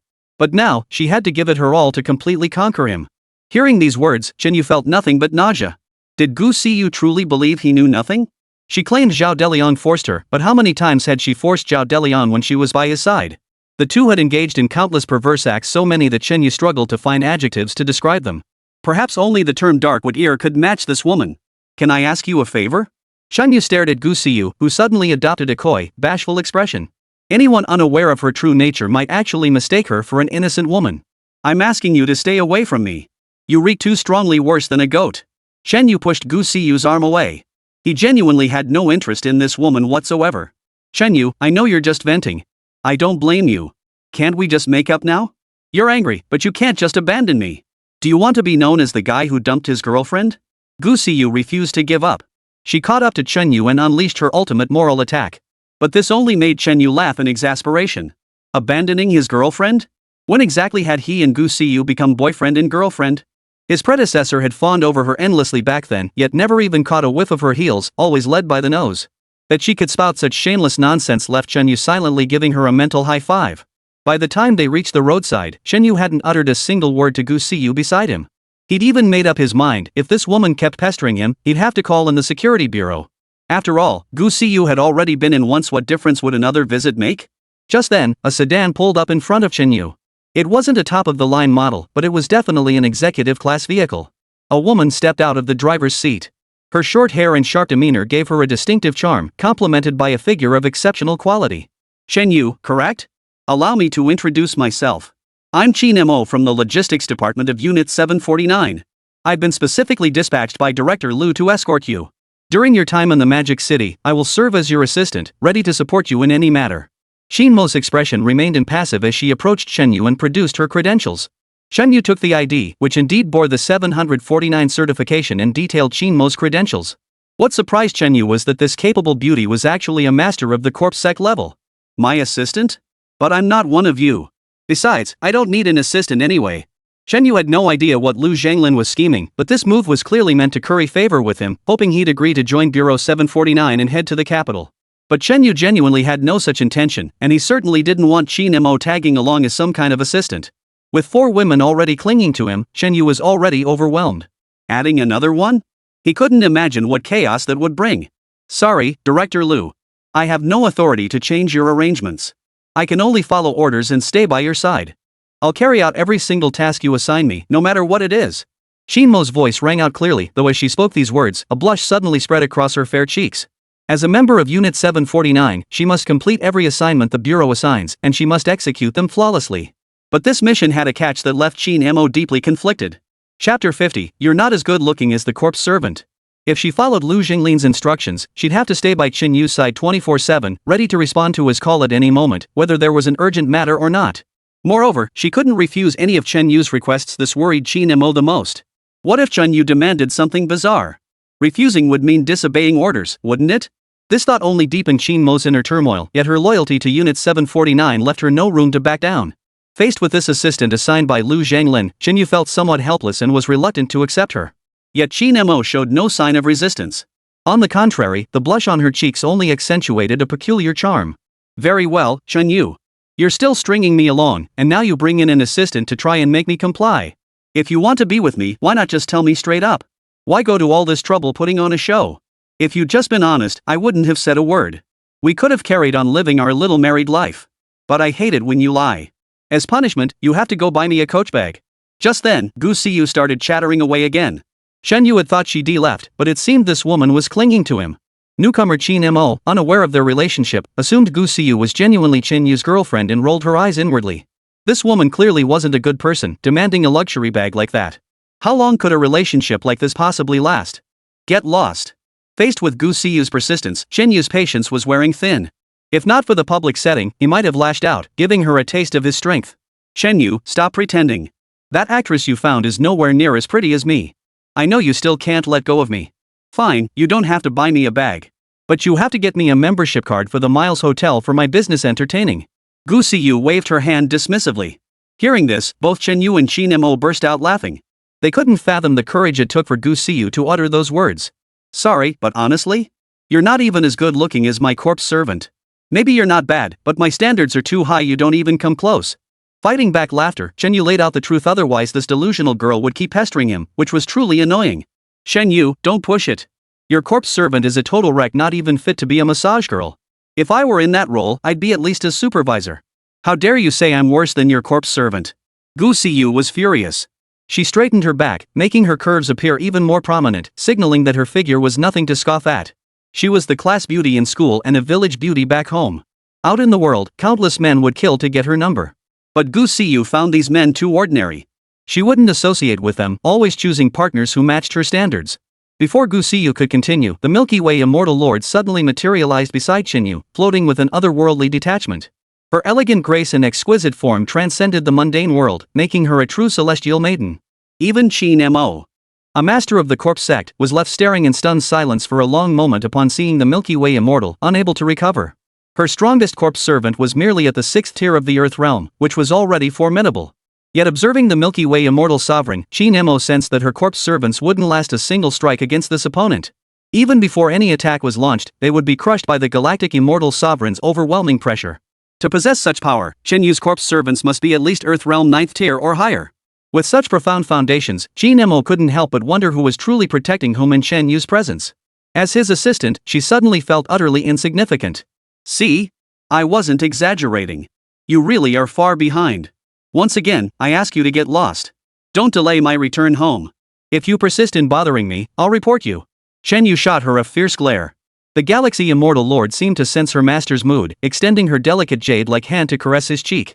Thus, Chen Yu dismissed his corpse servant and climbed into Chin Mo's car. Though he didn't want her as his assistant, it was the only way to escape Gu Siyu's clutches for now. As for Bureau 749, he'd have to figure out a better solution later. Chen Yu's right.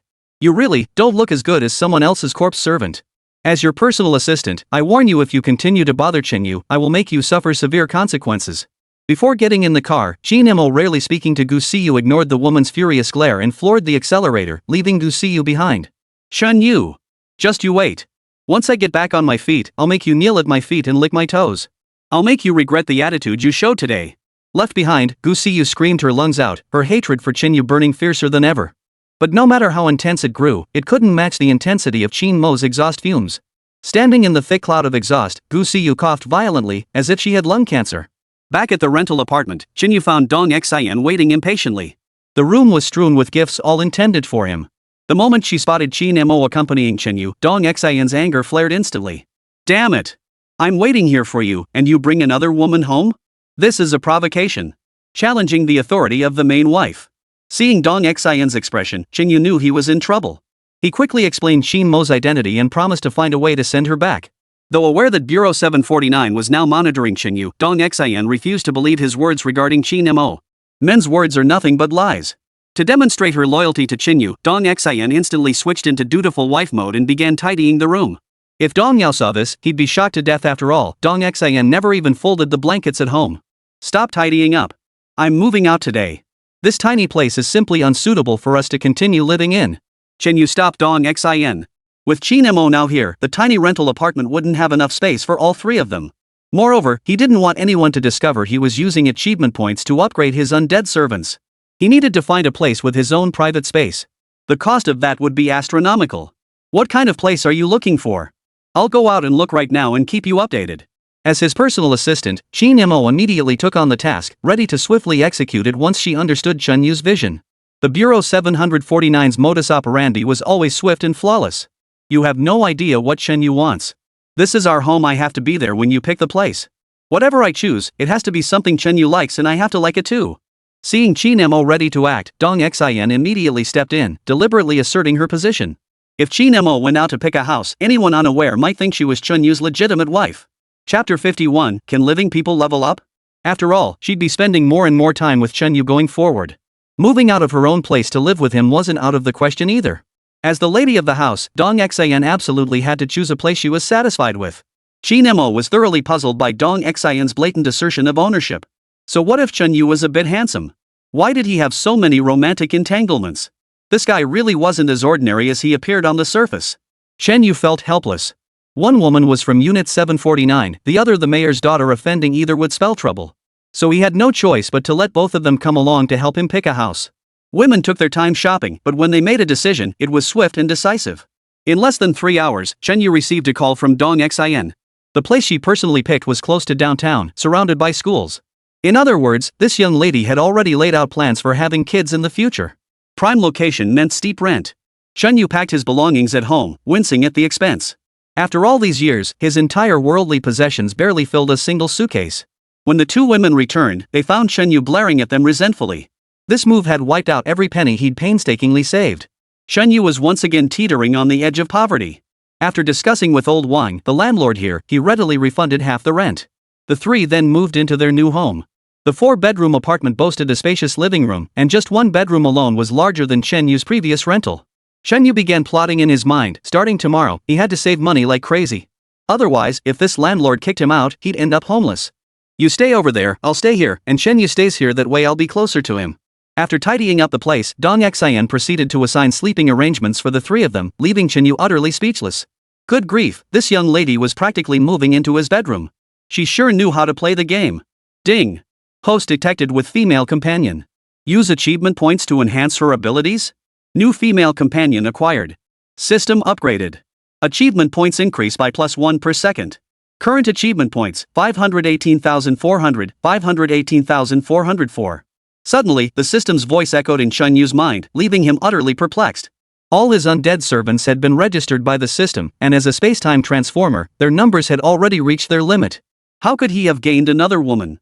The system's persistent prompts disrupted Chen Yu's concentration. Driven by curiosity, he returned to his bedroom and warned the two women not to open the door without permission. What's wrong with Chen Yu? Chi Nemo watched Chen Yu's hurried demeanor with confusion. If Chen Yu had a physical problem, as his assistant, she must take him to the hospital immediately. Dong Xin was equally clueless about Chen Yu's condition. After all, her status as the female lead was merely a self-proclaimed title. Upon entering the bedroom, Chen Yu hastily summoned the system, and the light panel instantly appeared before his eyes. Chen Yu wanted to see who this new woman in his life truly was. Dong Xin, human, ordinary. Strength, 1. Agility, 2. Breath, 100. No skills. Do you wish to spend achievement points to enhance Dong Xin's abilities? When Chen Yu saw the name displayed on the panel, his eyes suddenly felt dizzy, as if he were sitting atop a cloud. After obtaining the system, he had assumed the women it referred to were mostly female corpses. Only corpses could be upgraded by the system. But unexpectedly, any woman connected to him could be sensed by the system. The system didn't care about the woman's gender, all could be upgraded. For a moment, Chen Yu nearly shouted with excitement, but then something felt terribly off. In his heart, Chen Yu had always regarded Dong Xin as a friend, albeit one who acted rather ambiguously. They hadn't declared their relationship, nor had there been any scene of mutual confession and acceptance. How could the system possibly identify Dong Xin as his woman? Could it be that Dong Xin thinks I'm her boyfriend? Chen Yu deduced the most plausible explanation for the current situation. He himself had no such thoughts, but in Dong Xin's mind, they were already a couple. Thus, the system promptly detected this and registered Dong Xin. Add all these achievement points to Dong Xin. Biting back his heated breath, Chen Yu stared intently at the system panel, quietly upgrading Dong Xin. The upgrade of the corpse servant had been a qualitative transformation. He wanted to see what the system could do for a living person. Ding! Dong Xin successfully upgraded. Dong Xin, human, Shin Tier 5. Strength, 300. Agility, 500. Vitality, 670. Skill, superhuman strength. Superhuman strength, increases own strength by 3x for 10 minutes. Current achievement points, 4, 8, 12. In the blink of an eye, Dong Xin's system upgrade was complete, granting her an additional skill. The 10-minute attribute boost even allowed Dong Xin's strength to rival that of an Earth-tier corpse servant. In other words, Dong Xin now stood shoulder to shoulder with a scion. Such an extraordinary occurrence had never before been witnessed in this world, humans evolving to rival or even surpass undead minions. Though Dong Xin hadn't registered as an adventurer, her current strength allowed her to go toe-to-toe with Earth-tier undead minions. Even venturing alone into ordinary secret realms posed no danger. Knock knock. Suddenly, knocking sounded at the door, and Dong Xin's voice drifted in. Shen Yu, what's wrong with you? Are you feeling any better now? Can I come out? I feel really off. Usually loud and clear, Dong Xin's voice now sounded pitifully weak, like a small cat crouching by the door, calling out to its owner. Not long after Chen Yu entered the bedroom, Dong Xin felt her body begin to change. A sudden heat in her lower abdomen made her face flush, her mind grew hazy, and her bones felt like they were turning to jelly. Dong Xin didn't understand what was happening to her. The only thing she could sense was that her strength seemed to have grown significantly. She had merely intended to drink some water to cool down, yet to her astonishment, the ceramic cup shattered effortlessly under her slightest squeeze. Dong Xin was deeply troubled by her current state. She just wanted to see Chen Yu being near him made her feel better. Hearing Dong Xin's voice, Chen Yu realized he'd gone too far. This time, he might not be able to hide the system's existence. After all, for Dong Xin to master her newly evolved body, he'd have to be completely honest with her. That meant the system's existence would inevitably come to light. But then again, now that Dong Xin was his woman, how could she possibly betray his secret? Dong Xin would follow him with unwavering devotion, just like the other 3 female corpses. She wouldn't do anything to harm him. Empress of the Netherworld. With a soft call, Chen Yu summoned the Underworld Beauty Emperor. He then opened the door to meet Dong Xin. Seeing the Underworld Beauty Emperor's form-fitting attire accentuating every curve, Dong Xin's cheeks flushed even deeper. She even imagined the thrilling scene that had just unfolded between Chen Yu and this corpse servant in the bedroom. The thought sent waves of heat coursing through her body, an inexplicable urge surging within her, a desire to throw Chen Yu to the ground. What are you thinking? I summoned her specifically for you. Chapter 52, School Event, Secret Realm Behind the Mountain. Seeing the complex expression in Dong Xin's eyes, Chen Yu froze for a moment before instantly understanding. If Dong Xin were truly thinking those things, how could he possibly be finished now? Summoning the Underworld Beauty Emperor was primarily to train Dong Xin, helping her quickly adapt to her body's changes. From the system panel earlier, Chen Yu had noticed Dong Xin lack any level indicators. This meant all her attributes and skills would depend entirely on system upgrades for advancement. A flower raised in a greenhouse wouldn't venture into a secret realm for tempering. She needed a suitable coach to guide her through continuous refinement. Only through this process could Dong Xin truly grow stronger, so that when facing difficulties alone, she wouldn't crumble like she had before against Zhao Deliang. Master, I won't refuse to teach this young girl. But what reward do you intend to give me? The Underworld's enchantress batted her large, watery eyes, her seductive voice leaving Dong Xin momentarily dazed. With so many exquisite women surrounding Chen Yu, each skilled in the art of seduction, she felt utterly without advantage. What if someone snatched the position of the main consort? Just then, Qi Nimo emerged from the room. Witnessing the suggestive interaction between the Empress of the Netherworld and Chen Yu, she felt her breath catch in her throat. One celestial sovereign of the Milky Way was already shocking enough, but now there was the Empress of the Underworld too. With such power, Chen Yu was absolutely unrivaled in the field of corpse control experts. Even within the corpse sect, he ranked among the very top few.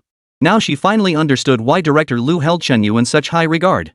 A genius like this was probably one in a million, even across the entire world. Do as you're told.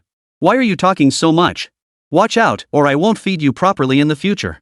Chen Yu's cold reprimand made the Underworld Beauty Emperor pout in feigned hurt, though she dared not argue back. Such a woman, as docile as a lamb before Chen Yu, only heightened Dong Xin's sense of crisis. If she kept acting like the boss around Chen Yu, she might just drive him away. Wasn't that digging her own grave? Thus, Dong Xin resolved, during this phase, she must learn from the Underworld Beauty Empress how to appear vulnerable and pitiful, making Chen Yu utterly dependent on her. You must try your best. She will explain the truth behind your body's changes. Don't worry, it will only benefit you. Chen Yu couldn't elaborate further, so he left it to the Underworld Beauty Empress to resolve Dong Xin's doubts. He then arranged for the Underworld Beauty to remain by Dong Xin's side throughout this phase, both to protect her and to train her. Though still curious about the nature of her changes, Dong Xin didn't react as she had before. She could only mimic the Underworld Beauty Empress's docility, nodding obediently before retreating to her bedroom. Over the next few days, the Underworld Beauty Empress trained Dong Xin to adapt to her enhanced physique, following Chen Yu's instructions. With this Heavenly Realm tier coach, Dong Xin endured grueling daily training. Though arduous, it remained within her limits. Moreover, over these days, Dong Xin sensed changes in her physique and learned some hidden truths. But as Chen Yu's woman, she dared not reveal these horrifying truths. She buried them deep within her heart, bearing the burden alongside him. Meanwhile, Chen Yu hadn't been idle either.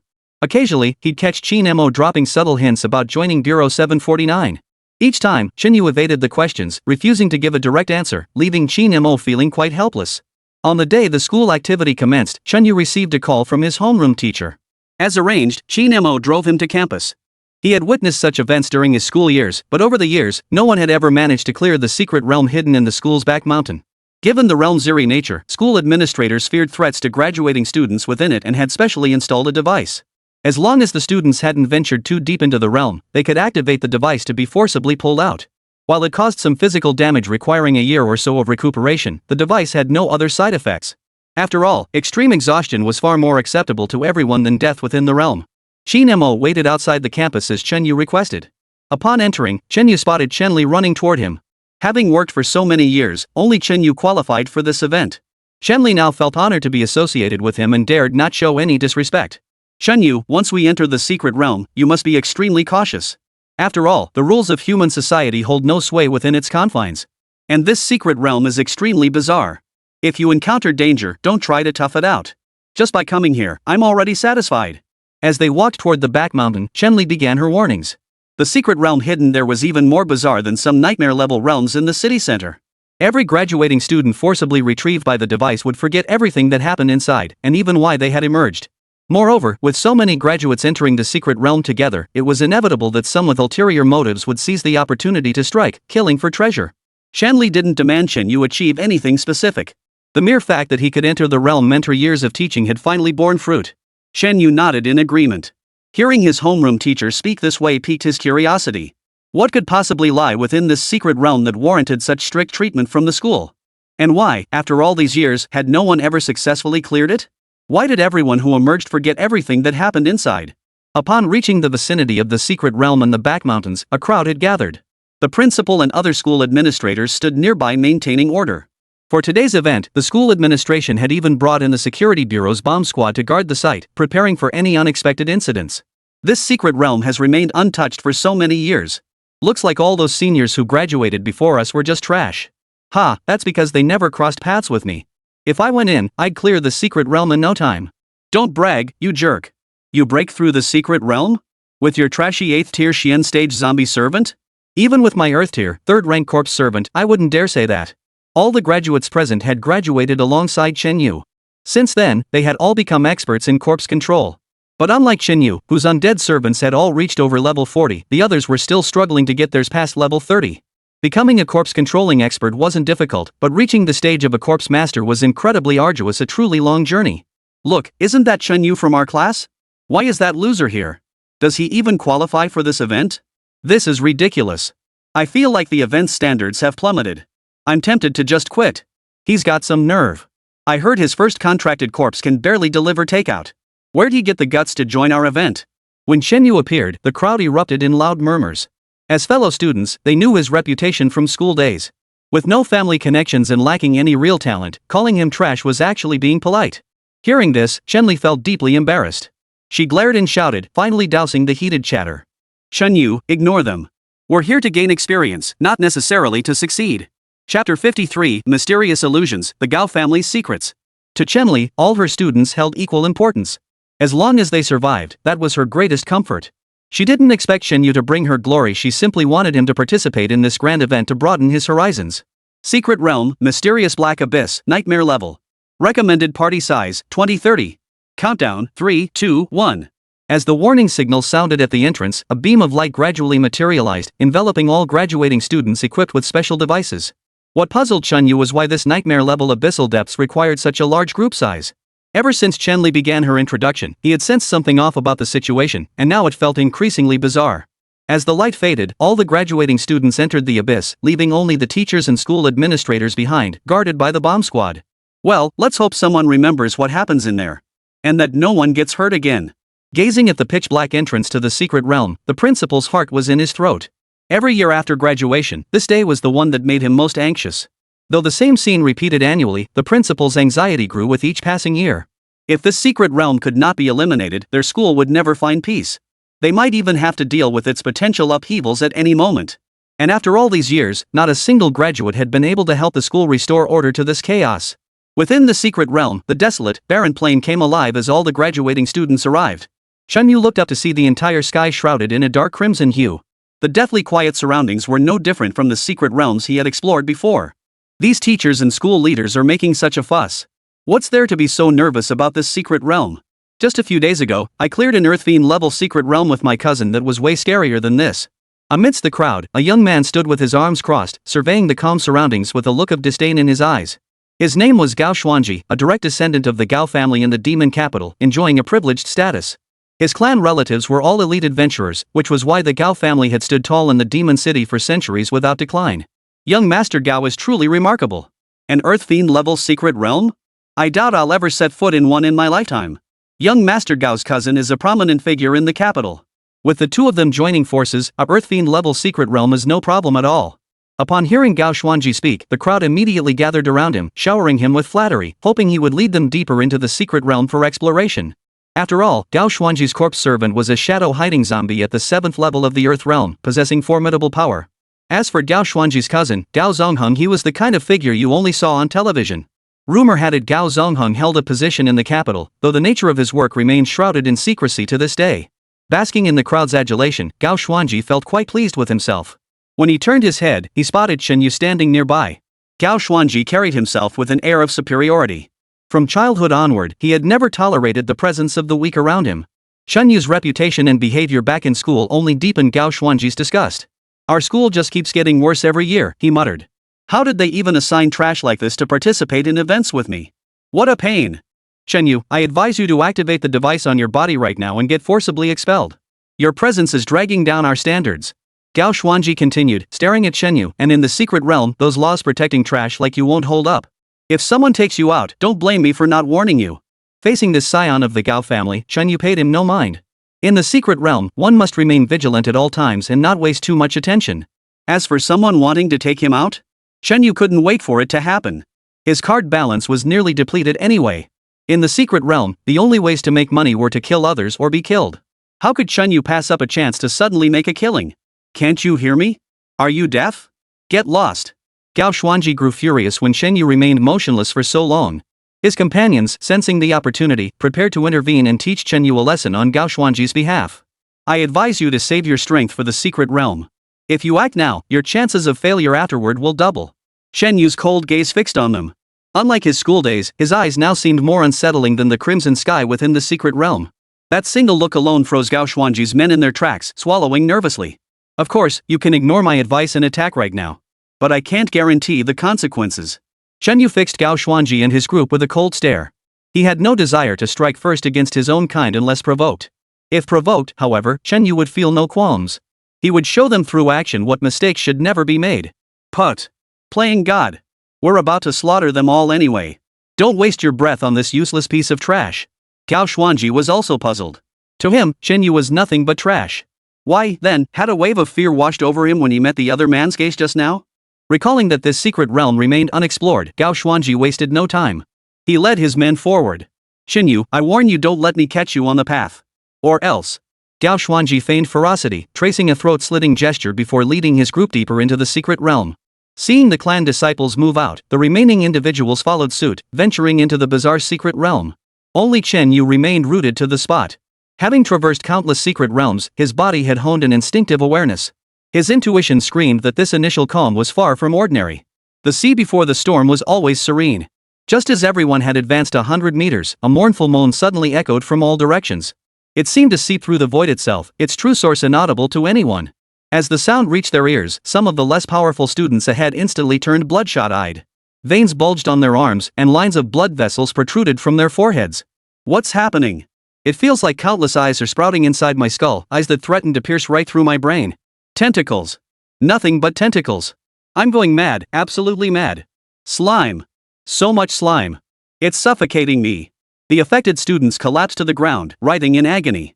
The illusions flooding their minds felt utterly real in that split second.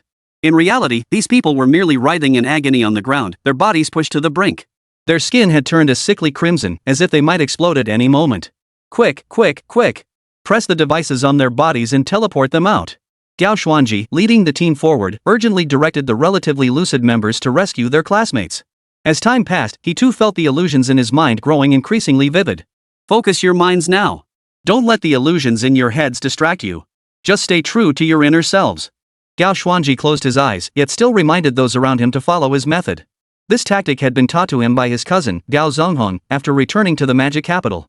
Within the secret realm, illusions often erupted unexpectedly, making them nearly impossible to guard against. Gao Zonghong's department had researched a method specifically to minimize the impact of such bizarre phenomena within the secret realm. Chapter 54, Tentacles in the Void. As his mind gradually steadied, the countless writhing tentacles and soulless eyes swirling within his consciousness began to quiet. Only then did Gao Xuanji dare to open his eyes. The bloodshot irises bore witness to his recent grueling battle. Merely the appearance of an illusion had caused the graduating students who entered the secret realm to be forcibly teleported out by the device, and this was before the secret realm had even officially opened. Another group of students who had returned to normal kept praising Gao Xuanji's method as miraculous, which only made him more smug. This clearly demonstrated the gap between him and others, a gap that others might spend half their lives striving to bridge, yet never fully close. Thus, Gao Xuanji led his group forward, completely oblivious to Chen Yu lingering behind, still motionless. Ah, these ignorant men. They're no match for you, my master. How could they possibly understand? If this tail isn't eliminated, once the influence regenerates, it will be far worse than it is now. Beside Chen Yu, the mysterious phantom mistress laughed coldly. With a flick of her slender hand, she restored Chen Yu's consciousness. The moment that eerie voice echoed through the secret realm, the mysterious phantom mistress had materialized. Using her innate abilities, she had sealed off Chen Yu's 5 senses, shielding him perfectly. That eerie voice belonged to a curse-type skill. In this realm, if the mysterious phantom mistress claimed to be the ancestor of such arts, no one would dare dispute her. Though Gao Xuanji and the others had forcibly suppressed the illusions forming in their minds, it was merely brute force, a desperate attempt to stifle the root of the disturbance without resolving it entirely. Once the suppressed source reached its limit and erupted, it would descend into utter frenzy. At that point, suppression would become utterly impossible.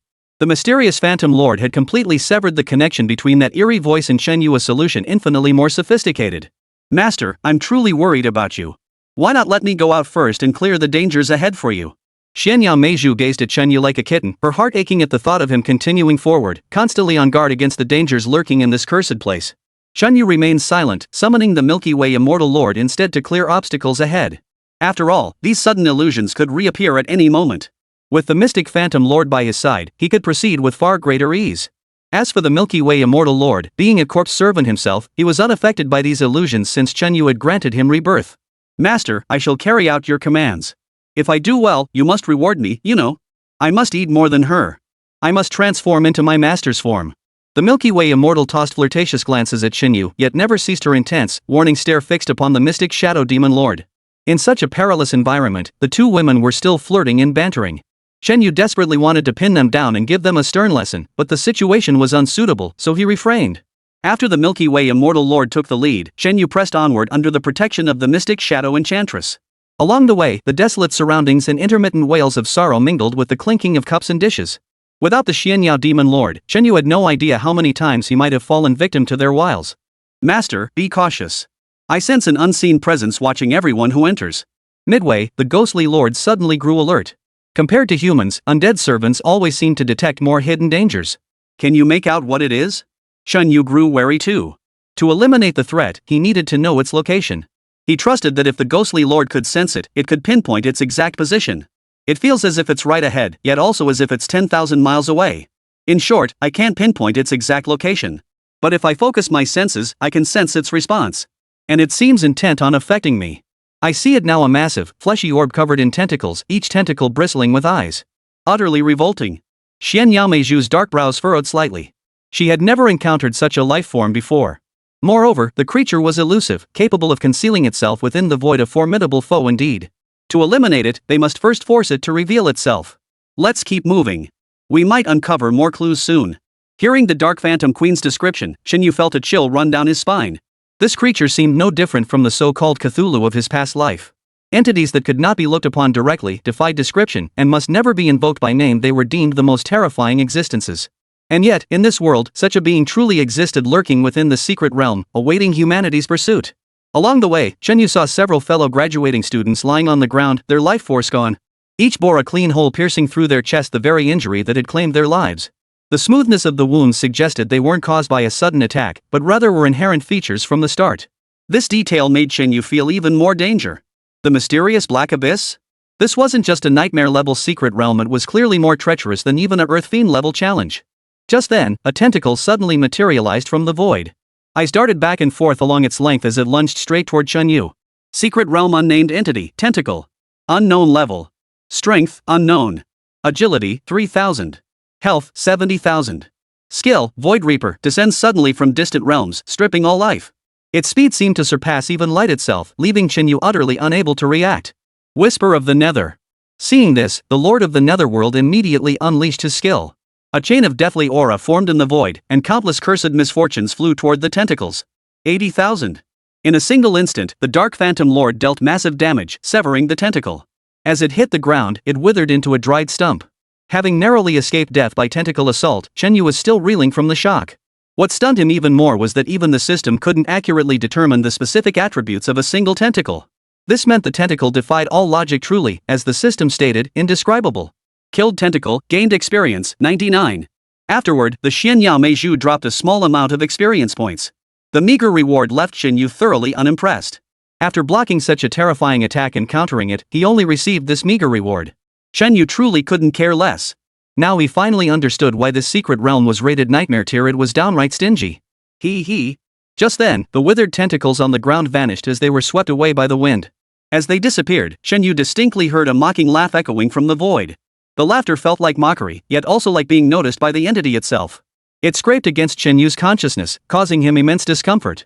The mystic shadow demon lord immediately acted, channeling a strand of death energy into Chunyu's ear. It transformed into a protective barrier, shielding him from that eerie, mocking laughter. Only then did Chunyu regain his composure. Seeing the cold sweat on his forehead, the Lord of the Mysterious Shadows couldn't help but feel a pang of pity. Master, it would be best for you to return to the entrance and wait there. Over there, this shadowy presence seems to manifest only through illusions. Leave the rest to me. I will catch the real culprit for you, Master. I won't let you down. Chapter 55, Clues of the Void Flesh Sphere. Xianya Meizhu was deeply worried about Chunyu facing danger within the secret realm. Even the slightest scratch would break her heart. Fortunately, the Dark Spirit Queen had discovered a small flaw in this secret realm. As long as they remained near the entrance without venturing deep, the eerie forces here would not attack. Moreover, she had fully equipped her master. As long as Chunyu remained still, no danger would befall him. After a moment's hesitation, Chunyu decisively shook his head. This mysterious black abyss had now piqued his curiosity. He wanted to see what lay deep within, what could make this secret realm so eerie. With the mystic Lord of Shadows guarding him, Chunyu felt no worry. Moreover, the celestial Lord of the Milky Way was already scouting ahead for anomalies. If danger lurked, a signal would have been sent long ago. Master, I obey your will. With me here, you shall face no peril. Even if it means sacrificing my own body, I will not allow the slightest harm to come to you. Gazing at Chunyu, the mystic Phantom Lord swore solemnly for her master, she was willing to forsake everything. We'll both be fine. We'll definitely pass through safely. Chunyu gently scraped his finger across Xianya Meizhu's nose, causing her cheeks to flush instantly. Chunyu set off once more. Along the way, tentacles occasionally emerged from the void, launching sudden attacks. Yet each time ended without serious harm. With Xianya Meizhu's flawless protection by his side, Chunyu felt no worry. But after traveling an unknown distance, several figures suddenly appeared on the wasteland. Their numb, twisted bodies looked terrifying. Chunyu recognized them all graduates from his cohort who had departed with Cao Xuanji earlier. They had seemed perfectly normal when they left. Now, they moved like zombies, seemingly sensing Chunyu's presence. They shuffled forward with mechanical, stumbling steps. Master, their behavior is the eruption of suppressed illusions within their minds. With their previous meditation, they simply cannot resist it again. Or rather, these individuals have become mere vessels, their actions entirely dictated by the entity projecting these illusions. From the very beginning, the mysterious Ghost Lord had warned that Gao Xuanji's method could only provide temporary protection. The influence suppressed deep within their minds was gathering strength, poised to erupt. Once unleashed, there would be no possible resolution. These students had even lost their sense of self, every action now driven by pure instinct or perhaps by the unspeakable terror lurking within the void itself. Secret realm infected, unknown realm. Strength, 1. Agility, 1. Health, 100,000. No skills. At that moment, profiles of several classmates appeared before Chunyu. They had all been infected and remained trapped within the secret realm, their sole mission being to eliminate all outsiders. After infection, their strength and agility had plummeted to the lowest levels, yet their 100,000 HP still surprised Chunyu. The infected were like tentacles reaching out from the void, nothing more than cannon fodder within this secret realm. Take care of them. Spare them further suffering. Faced with this scene, Chunyu had no time to pity the other party, for those who inspire pity must also inspire contempt. Knowing full well their own inadequacy, they thought clinging to Gao Xuanji's coattails would net them some advantage. Little did they know that in the end, they wouldn't even get the chance to activate the emergency mechanism. As fellow alumni, Chen Yu could only grant them swift release that was the greatest kindness he could offer. The mysterious Shadow Lord used the whisper of the Netherworld. After draining their health bars, the twisted bodies stiffened and collapsed to the ground. Though the Xian Yao Meizhu made it look effortless, Chen Yu sensed the real danger still lay ahead. He even regretted leaving the underworld beauty behind with Dong Xin before entering. Having one more corpse servant by his side would have offered him far greater peace of mind.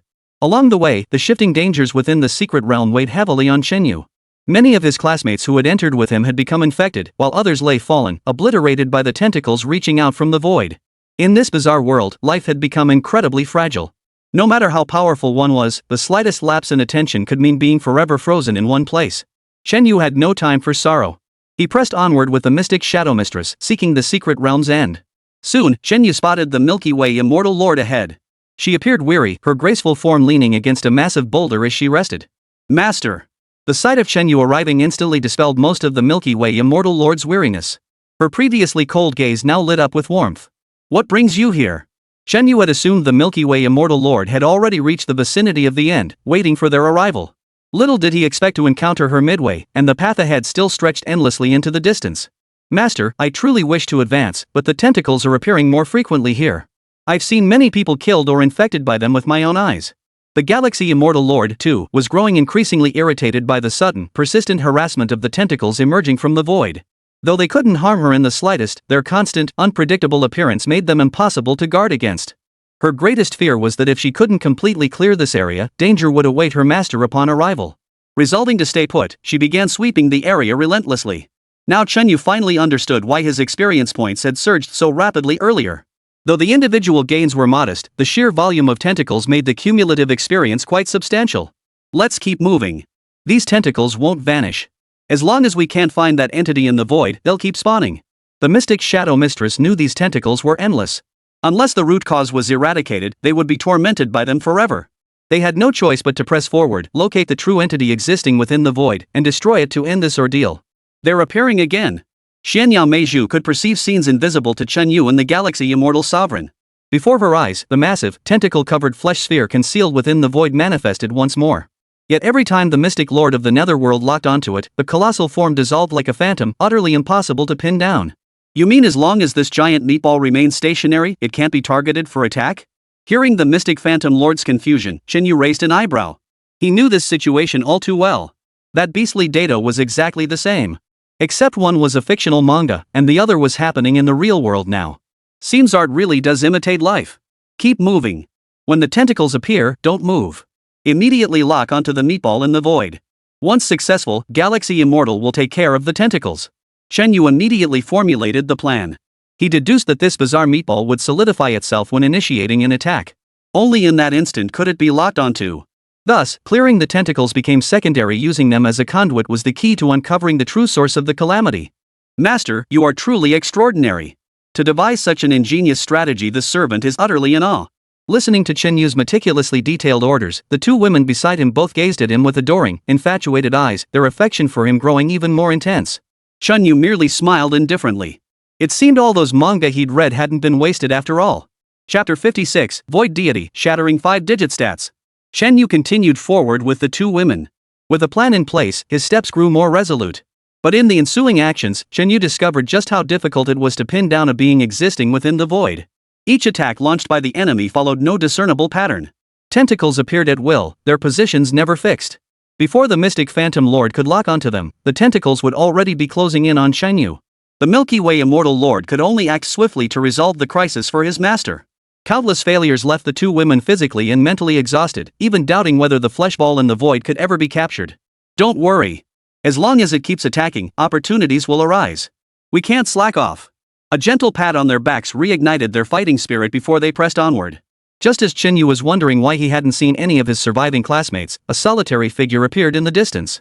The figure stood with its back to them, a cleaver in hand, surrounded by several corpses on the ground.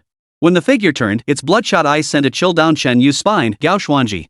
Gao Xuanji appeared utterly deranged. His bloodshot eyes and twisted, upward-turned mouth made him look terrifying. The cleaver in his hand, worn from relentless slashing, had a slightly curled blade, stained with dried blood that had congealed into a dark black. Chen Yu? I never imagined a worthless fool like you would make it this far. Truly unexpected. Come. Join me in serving our great master. Prove your loyalty with your blood. Gao Xuanji spoke hoarsely upon seeing Chenyu, his voice unrecognizable from his usual tone. The moment the words left his lips, Gao Xuanji's eyes snapped wide open. Veins bulged on his forehead as he twisted with a demonic, hate-filled expression. Simultaneously, a long, agonized wail tore from his raspy throat. Yet, judging by his expression, he seemed to relish this state. Master, be cautious. He's infected, yet retains a sliver of his own consciousness. This is peculiar. Seeing Gao Xuanji's state, Xian Yumeizo hurriedly shielded Chenyu behind her, followed closely by the Milky Way Immortal Lord. The two women flanked Chenyu between them. In the sinister black abyss, any human infected by the void entity would become a mindless zombie. Perhaps due to Gao Xuanji's robust constitution, he retained a sliver of consciousness even after infection. Yet this sliver of consciousness had sworn allegiance to the flesh sphere in the void, transforming him into a fanatical devotee. Now, Gao Xuanji had forgotten his purpose for entering the secret realm. He desired only to use the blood of his own kind to worship the great lord of the void. Don't even think about running. The master won't let anyone who comes here escape. If you want to live, choose to worship the master. Only then can we attain ultimate bliss, elevate our flesh, and enter realms beyond imagination. Blood trickled from Gao Xuanji's lips. In the blink of an eye, dense tendrils erupted from every orifice of his body. The blood-soaked tentacles gradually tore Gao Xuanji's body apart. These intertwined appendages coalesced into a monstrous, repulsive entity. Void Zealot, Heavenly Tier 1. Level, 99. Strength, 6,666. Agility, 6,666. Health, 500,000. Skill, Ecstatic Unleash. Any lifeform touched or attacked will be permanently converted into follower mode, with no chance of reversal. The information on this colossal monster then appeared before Chenyu. Seeing such monstrous stats and level, Chenyu felt genuine apprehension toward a secret realm monster for the very first time. Earlier, when he encountered Gao Xuanji, he had hoped the mysterious Phantom Lord would save him. No matter how much contempt the other had shown him before, within the secret realm, they were still fellow survivors. But before he could voice his request, Gao Xuanji transformed into a repulsive monster within the secret realm. Only by slaying it could Gao Xuanji be freed. Just as the mystic Shadow Lord moved to act, Chenyu intercepted him. Then, alongside the Milky Way Immortal Lord, he commanded. You go. At the command, the heavenly river of destruction surged forth. A phantom Milky Way appeared in the heavens, countless starlight points coalescing into a celestial river that crashed down with thunderous force. The river's might relentlessly battered the fanatical creature's body. Though it tried to move, the river's overwhelming pressure pinned it firmly to the spot, rendering it immobile. 11,000, 15,000, 16,700. Wave after wave of damage appeared, gradually depleting the 50 million health bar. The tentacles intertwined across its body withered like vines, fading away as autumn arrived. The fanatical devotee, who had been flailing wildly moments before, finally collapsed under Tianhe's apocalyptic blow, its body dissolving into clouds of putrid gas. It must be noted that whenever the celestial lord of the Milky Way had intervened before, no anomaly had survived even a single breath. Yet this time, it took a full 5 seconds to utterly annihilate the abomination. How terrifying. What exactly is that entity in the void? How could it evolve the infected to such an extent? The celestial lord of the Milky Way was utterly perplexed. If even these fanatics were this terrifying, what level of power would the final boss within the secret realm possess? Both involved evolution, yet Chenyu transformed corpses into breathtaking beauties, while this void-dwelling blob only twisted life into grotesque monstrosities. This only fueled Chenyu's murderous intent further. He couldn't stand abstract entities appearing. Suddenly, as Chenyu gazed at Gao Xuanji's vanishing form with a pang of melancholy, the tentacles in the void reappeared, and this time, they moved faster than ever before. Countless eyes flickered along the tentacles, blurring into streaks of light. In the blink of an eye, they reached Chenyu's chest.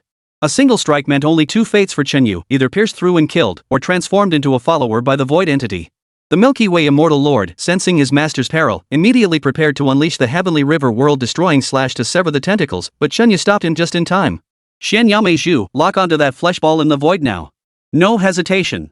This moment brought Chenyu closest to death and simultaneously closest to victory. As long as the tentacles kept attacking, Chenyu was certain the mystic Shadow Demon Lord's curse skill would pinpoint its true form.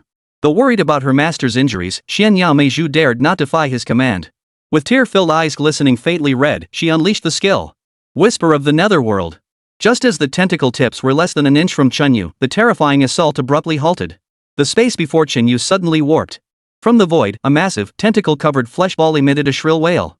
Countless tentacles convulsed wildly, creating a visually overwhelming spectacle. Success! Watching the spatial turbulence, the mystic Shadow Mistress rejoiced, for she could sense her skill had successfully locked onto the fleshball. The screams were the creature's desperate attempt to break free from the mystic Phantom Lord's control, an effort doomed to fail. Secret Realm Boss, Void Spirit. Level, Unknowable. Strength, 10,000. Agility, 10,000. HP, 1,200,000. Skill, Chosen Life. Any creature selected by the Void Deity becomes a devotee, eternally serving the Great Master. Reading the information on the meatball, Shenyu couldn't help but suck in a sharp breath. Ever since entering this secret realm, everything within it had felt eerily strange. This boss, in particular, possessed powers surpassing even the mystic Shadow Demon Lord. Only because Shenyu had prepared thoroughly did he manage to defeat it. Such staggering stats inevitably led Shenyu to suspect the secret realm was far more complex than it appeared on the surface. It seemed to conceal some unknown yet profoundly significant secret. Chapter 57, A Glimpse of Truth? But right now, Shenyu had no time to dwell on such nebulous thoughts. The boss's 1.2 million HP bar demanded immediate attention. Watching the mystic Phantom Lord intently controlling the boss's body, the massive flesh ball struggled relentlessly, gradually slipping from its grasp. If it managed to escape and hide within the void, Shenyu's strategy would become useless. Moreover, the Xianyao Demon Lord's damage output of over 10,000 HP per second barely scratched the boss. It stood there letting him hit it for over 100 seconds. Judging by the boss's struggle, it would take no more than 50 seconds to break free from the Xianyu Meiju's control. Galaxy Immortal Lord, unleash your skills relentlessly. Don't hold back, pile them all onto this meatball. Shenyu urged the Milky Way Immortal Lord to act swiftly. Every second counted now. Time was the only chance for victory. Meanwhile, he wasn't idle either. Using his attribute conversion skill, he stacked the attributes of all three corpse servants onto himself. Shenyu spun the Divine King's Ring, unleashing the Heavenly Thunder Art in relentless barrages against the Void Spirit's form. Each deafening explosion sent shivers down the spine, reverberating across the entire wasteland. This was the first time Shenyu and the corpse servants had treated a secret realm monster this way. The three of them worked together seamlessly, unleashing skills without pause, though the effort took a heavy toll on them. The faces of the Mystic Shadow Lord and the Milky Way Immortal Lord grew even paler. Shenyu's forehead was covered in beads of sweat, the scorching heat further draining his stamina. Boom! Boom! Boom! After unleashing skills non-stop for over 30 seconds, explosions erupted within the Void Spirit's body. Flesh and blood splattered everywhere, a dark red liquid raining down like a torrential downpour. This secret realm, which had lurked in the school's rear mountains for over a decade, was finally conquered. The terrifying spectacle left Shenyu deeply gratified. Though the cost was steep, this would be the last time. Shenyu had secured the future safety of his alma mater through his own efforts. Defeated boss, Void Spirit. Obtained the following items. As the notification sounded, a voice suddenly echoed in Shenyu's mind. You gaze into the abyss, and the abyss gazes back at you. The voice was eerily calm, devoid of any trace of emotion, neither joy nor sorrow. It felt like a voiceover, leaving Shenyu utterly bewildered. After all, during his previous ventures into secret realms, he had never encountered such an experience after defeating a boss. He glanced at the exhausted Xianyao Meiju and Inha Xianju beside him. The two women showed no sign of confusion, clearly having heard nothing. Like a phantom, the voice vanished completely after uttering just one sentence. Yet Shenyu was certain beyond doubt that what he had heard was no illusion. He even sensed vaguely that behind this secret realm, or rather, behind that voice, lay a far greater mystery. This mystery transcended Shenyu's comprehension. Merely contemplating it sent chills down his spine, making the hairs on the back of his neck stand on end. Item acquired: Eerie Necklace, Earth Grade Treasure Skill, Void Tentacle. Void Tentacle releases a tentacle to block fatal damage. Exceeding its limit will shatter the Eerie Necklace. Item obtained: Black Abyss Essence. Special item: use the essence to sense the descent of the Void God's will. Item obtained: Fragment of the Mysterious Will. Hidden item, one of several fragments. Collect all fragments to uncover the ultimate truth and perceive the essence of the world. Warning: the sinister will is extremely dangerous. Collecting all fragments may trigger unforeseeable consequences. Proceed with extreme caution. Shenyu was still processing the voice that had echoed in his mind moments ago when the boss's loot left him stunned once more. The Eerie Necklace, a one-time defensive artifact. Possessing this granted a single chance to survive a fatal encounter with a powerful foe. Of course, with the backing of 3 heavenly tier corpse servants, Shenyu currently had no need for this necklace. He simply stowed it away. After all, any foe capable of threatening his current strength wouldn't be swayed by a single chance to survive. Even if Shenyu possessed 10 such opportunities, it wouldn't alter the outcome. The Black Abyss Essence, however, piqued Shenyu's interest. He even suspected it might be intricately linked to the voice that had appeared in his mind earlier. Using the essence might summon this unknown will to resolve all his doubts, but Shenyu dared not guarantee he'd survive afterward. As for the fragment of the mysterious will, it filled Shenyu with even greater apprehension. After all, the very fact that the warning had been phrased with such caution proved that this object was terrifying in ways far beyond mere words. The Abyssal Depths secret realm had already revealed itself to be terrifying. The truth behind it was not something Chen Yu, with his current strength, was qualified to pursue. Once the original truth was revealed, even the relatively stable real world would likely face severe upheaval. Best stow these away for now. They hold little practical use at present. Still, Chen Yu didn't simply abandon these items. After all, they were drops from a boss. While they held little value now, that might change in the future. He had originally come to the event as a favor to his class advisor, merely going through the motions, yet so many unexpected events unfolded. Even glimpsing a corner of this world's truth felt like a dream to Chen Yu. As these thoughts swirled, the light signaling the secret realm's conclusion enveloped him. Chen Yu began pondering what excuses he could offer once he stepped outside. At the rear mountain of the school, administrators and teachers gathered to await the students who had yet to return. This activity could be called the most disastrous yet, as barely any time had passed before nearly a third of the participants were teleported out. Like previous graduates, the students forcibly transported out by the device knew nothing of what had transpired inside. They were now being cared for by a medical team specially invited from the city hospital, each hooked up to an 4-drip to restore their physical strength. Among the school leaders stood a middle-aged man in a crisp suit.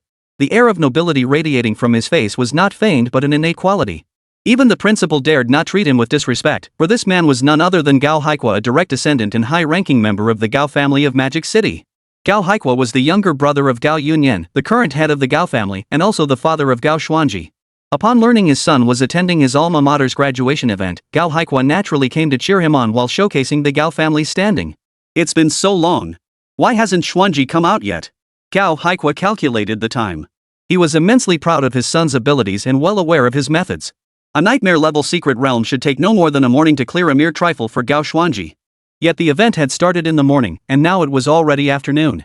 Her son still hadn't emerged, making her extremely impatient. This delay was dragging down the Gao family's overall performance. Mr. Gao, please don't worry. This secret realm has existed in our school for many years. It's quite unusual and can't be compared to secret realms outside. I believe Xuanji, with his extraordinary talent, is nearly finished. The principal stood beside Gao Haikwa with utmost deference. After all, he was just an ordinary school principal. How could he dare to be presumptuous before the Gao family? Hey! Someone's cleared the secret realm. The light ring is shrinking. Someone's coming out. They're almost out. Chapter 58, Gao Haikwa's raging fury, seeking a scapegoat. Behind the principal, several department heads noticed the secret realm's light ring suddenly collapsing, while a human-shaped silhouette gradually solidified. They cried out in alarm, causing even teacher Chen Li among the faculty to tense up. After graduation, though she'd heard Chen Yu had changed significantly in this homeroom teacher's mind, he was still that mediocre student. Inviting him this time had been a gesture of goodwill, hoping to expose the student to a grand spectacle. Yet, even now, Chen Yu had yet to emerge. The students who had been forcibly transported out had no recollection of what happened inside the secret realm, let alone any knowledge of Chen Yu's situation. At this moment, Chen Li even regretted inviting Chen Yu. If anything happened to the student, she would live with guilt for the rest of her life. Mr. Gao, Xuanji's abilities are truly remarkable. Among this graduating class, Xuanji stands out as the most outstanding. In a few years, Xuanji will likely follow in Gao Zongheng's footsteps, taking up a position in the capital and shouldering great responsibilities. Observing the human-shaped light projection, several school leaders were certain this was Gao Xuanji. Only a family with the Gao clan's profound heritage could cultivate such a prodigy capable of clearing this secret realm. Gao Haikwa merely chuckled lightly without responding.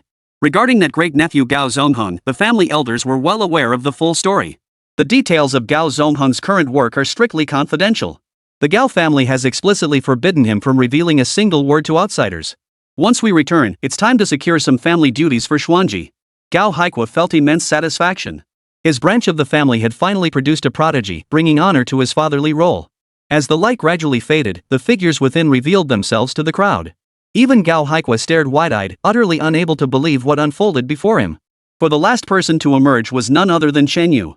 With his appearance, the secret realm's glowing aura completely dissipated, returning to stillness. Successfully passing the secret realm meant that those who hadn't emerged would remain trapped within forever. Among them was Gao Xuanji. "Young man, where is my son? Why are you the only one who came out?" Driven by sheer impulse, Gao Haikwa lunged forward, grabbing Chen Yu by the arm. Chen Yu was momentarily stunned. He didn't even know who this middle-aged man was. What son was he demanding? "Chen Yu, I ask you, why are you the only one who came out? Where is Gao Xuanji?" The principal rushed over, visibly tense, pulling Chen Yu aside and briefly explaining Gao Haikwa's identity. As a direct descendant of the Gao family, if Gao Xuanji encountered any trouble in the secret realm, their school would face immense pressure from the Gao family. It was bound to be anything but easy. The principal pinned all his hopes on Shenyu, even secretly speculating that Gao Xuanji had successfully navigated the secret realm but, disliking too much attention, had slipped away quietly. The treasures within the secret realm had been taken by Gao Xuanji, leaving only the empty reputation behind for the fortunate Shenyu. He perished inside. This secret realm is utterly bizarre. It's not even nightmare tier, and it's far more dangerous than Earth Fiend tier. Shenyu told the principal the truth, for countless adventurers perished in secret realms daily across the world. Not to mention Gao Xuanji, had Shenyu not been protected by his 2 heavenly tier corpse servants and discovered the void spirit's weakness, he would have met his end here too. But the sheer terror of the secret realm demanded Shenyu's full disclosure to the school. A realm rated as nightmare tier had surpassed even Earth Fiend tier in danger. The school's negligence had caused this loss, and the school must take responsibility for resolving it. Impossible. My son successfully explored Earth Fiend level secret realms before. How could he possibly perish in a nightmare level 1? Speak. Did you ambush him after he cleared the secret realm, intending to kill him for his treasures? Upon hearing of Gao Xuanji's sacrifice, Gao Haikwa felt the world spinning. After all these years of painstakingly raising his only son, he had perished in a secret realm? Facing Shenyu, who had appeared alone, Gao Haikwa immediately pinned his suspicions on him. Teams turning on each other in secret realms was a common occurrence, and Gao Haikwa understood the treachery involved. He refused to believe that as a direct descendant of the Gao family, he could be outmatched by this unassuming youngster before him. Back up your words with evidence. With this accusation, I could sue you for defamation. Shenyu, who had intended to leave politely, grew increasingly irritated under Gao Haikwa and the principal's relentless interrogation. He had nearly perished in the secret realm, and upon emerging, hadn't even had a sip of water before being subjected to this interrogation. If not for teacher Chen Li's invitation, why would he bother with this school that had once ignored him completely? I believe Chen Yu. I don't think he's that kind of scheming kid. Seeing Chen Yu being pressured, Chen Li immediately stepped forward to defend him. Though Chen Yu was introverted and kept his distance from others, even back in school, Chen Li could see his core goodness. Killing others for treasure in the secret realm was simply unthinkable. Still, Chen Yu's successful passage through the secret realm left Chen Li feeling utterly astonished. How long had it been since graduation? Yet now, Chen Yu had surpassed the offspring cultivated by some of the major clans. Young man, I advise you to tell the truth. I may lack evidence now, but once I uncover clues, I won't be so polite. You've entered society now. You should know about my Gao family's affairs. So don't hide anything from me. Spill the truth. Even with a teacher speaking up for Shenyu, Gao Haikwa refused to let it go. His son's death couldn't be dismissed so easily. If the Gao family was pushed too far, he'd even drag Chen Li into it and make her suffer, and Shenyu wouldn't get off easy either. Go ahead and investigate. If you prove I was responsible, I'll accept whatever punishment you hand down. We're not on the same page. Get out of my way. I don't have time to waste here. Watching Gao Haikwa and the principal's smug expressions, Chen Yu's rage surged. Had this been in the secret realm, he might well have silenced them forever. With so many people from the school present, only Chen Li had spoken up for him. Chen Yu etched this kindness deep into his heart. Every second he lingered felt nauseating. He resolved that no matter what events came up, even if Chen Li invited him again, he wouldn't get involved in this mess. Win, and it's because your family raised you well. Lose, and it's because someone deliberately set you up. If you can't handle the consequences, don't play the game. Let's see how you'll walk out of here today. In a fit of rage, Gao Haikwa immediately summoned 2 corpse servants. One was a lion covered in white fur, while the other was a black-robed messenger wielding a scythe. Gao Haikwa, a master of corpse control, commanded 2 undead servants. The black-robed messenger, in particular, possessed the quality of Earth Realm Tier 1. Boy, if you don't tell the truth today, you'll stay here. My son is lonely on the road to the underworld. You'll be perfect company for him. Gao Haikwa could not accept the tragedy of burying his own child. Even if Chen Yu was wrongfully accused today, he didn't care. Someone had to pay for his son's death. You think these 2 things can scare me? Watching Gao Haikwa unleash his full power, the last shred of kindness in Chen Yu's heart was ground to dust. Since the enemy was so reckless as to try to kill him, showing mercy now would make him no longer Chen Yu. Galaxy Immortal Sovereign. At the command, a breathtakingly beautiful woman in a white gown, ethereal as an immortal exiled from the world, instantly materialized before everyone. Thud. Chapter 59, Director Lu's Order. The moment the Galaxy Immortal Lord appeared, both corpse servants summoned by Gao Haikwa collapsed to the ground, whimpering pitifully from sheer terror. The disparity in rank between corpse servants was starkly evident. If their masters were of similar levels, the weaker one would be utterly suppressed. Both Chen Yu and Gao Haikwa were masters of corpse control. Over the years, while Gao Haikwa had been occupied with managing his family's business affairs, he had neglected the advancement of his corpse servants. If one were to calculate precisely, the level 48 Galactic Immortal Lord surpassed Gao Haikwa's corpse servants by several levels, rendering this suppression utterly inescapable. Chen Yu, what are you doing? This is your alma mater. Don't get too cocky, okay? The principal watched the galactic immortal lord summoned by Qingyu, his temples dampening. He finally understood why Qingyu was the only one to emerge from the secret realm. Such power placed him not only at the forefront among his peers but even among the previous generation of corpse cultivators.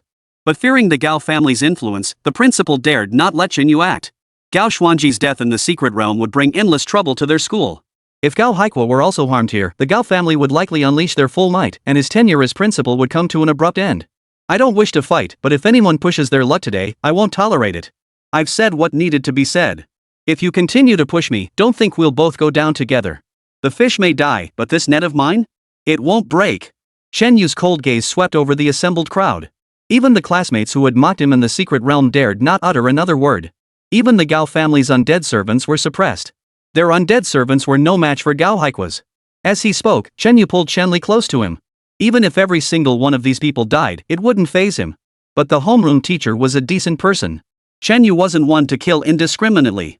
Boy, you dare call yourself a net in front of the Gao family? How laughable. Do you really think you're that strong? Today, I'll make sure you stay here forever. With that, Gao Haikwa pulled out his phone, dialed a number, and coldly ordered, "Everyone, come here." As a direct descendant of the Gao family and the younger brother of the family head, Gao Yunyan, Gao Haikwa was always accompanied by numerous bodyguards during his travels. Each of these guards was among the elite of their generation, possessing formidable corpse servants that provided her with round-the-clock, all-around protection. Though Gao Haikwa himself lacked formidable strength, his elite guards more than made up for it. No matter how much Chen Yu had grown, if they swarmed him together, they could tear him to shreds. A mere galaxy immortal sovereign isn't enough to scare you lot, huh? Fine then. You'll all stay here today. After all, I'm acting in self-defense, no crime there. As the hurried footsteps below the mountain grew closer, indicating a large group was approaching, Chen Yu could no longer suppress his murderous intent. Though the law forbade killing fellow humans in the real world, Chen Yu was acting in self-defense. No one could fault him for that. Before long, the Gao family's guards appeared all around him, each summoning their undead servants to encircle Chen Yu. Shen tier, Earth tier, and even Earth tier 9th rank corpse servants, their presence alone proved the Gao family's formidable strength. Facing this display, Gao Haikwa smiled confidently and waved his hand dismissively. Dispose of him. And don't spare his undead servants either. My son is dead. He must be buried with him. At that command, the Gao family guards ordered their undead servants to swarm forward. Even as Chenli pleaded relentlessly from the sidelines, their advance didn't slow by an inch.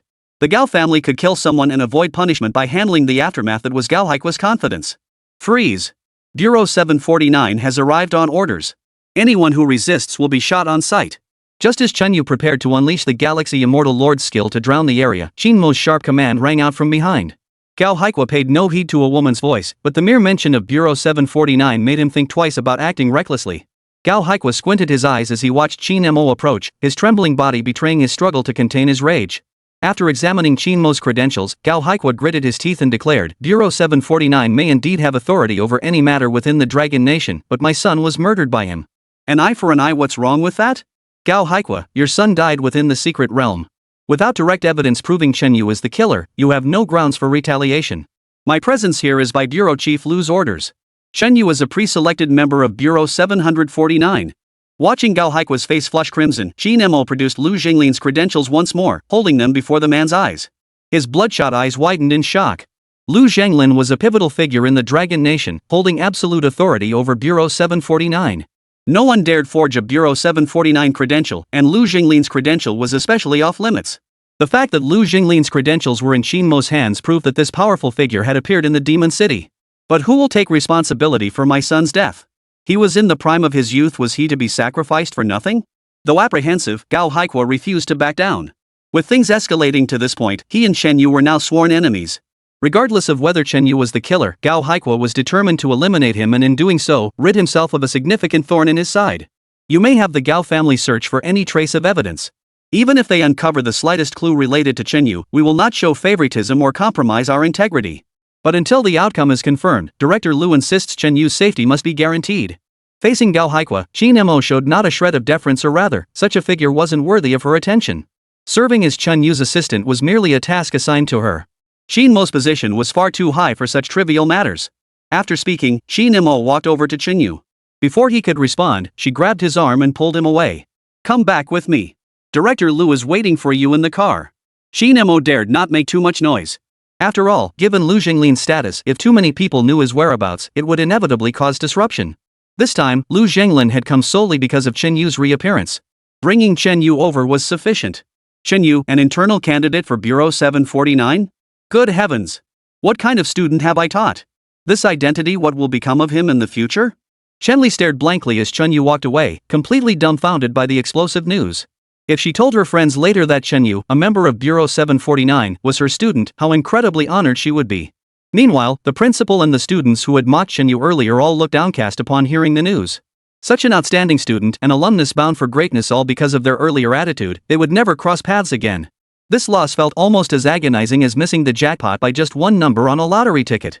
I demand all information regarding Chen Yu within 24 hours. If you fail, the Gao family can find someone else to take this principal's position. Or perhaps, removing this school from the map of Shanghai altogether is not beyond the realm of possibility. Watching Chen Yu and Qin Mo's receding figures, Gao Haikua's expression hardened further. He coldly demanded of the principal, his tone brooking no refusal. Chapter 60, The Final Invitation. Principal Gao Haikua's attitude left the principal with no room to defy him. The Gao family's standing throughout the entire city of magic was more than sufficient to make this happen. Compared to the Gao family, this school wasn't even worth mentioning. It couldn't hold a candle to a single one of their businesses. How could it possibly stand against them? After issuing his command, Gao Haikua departed with his guards.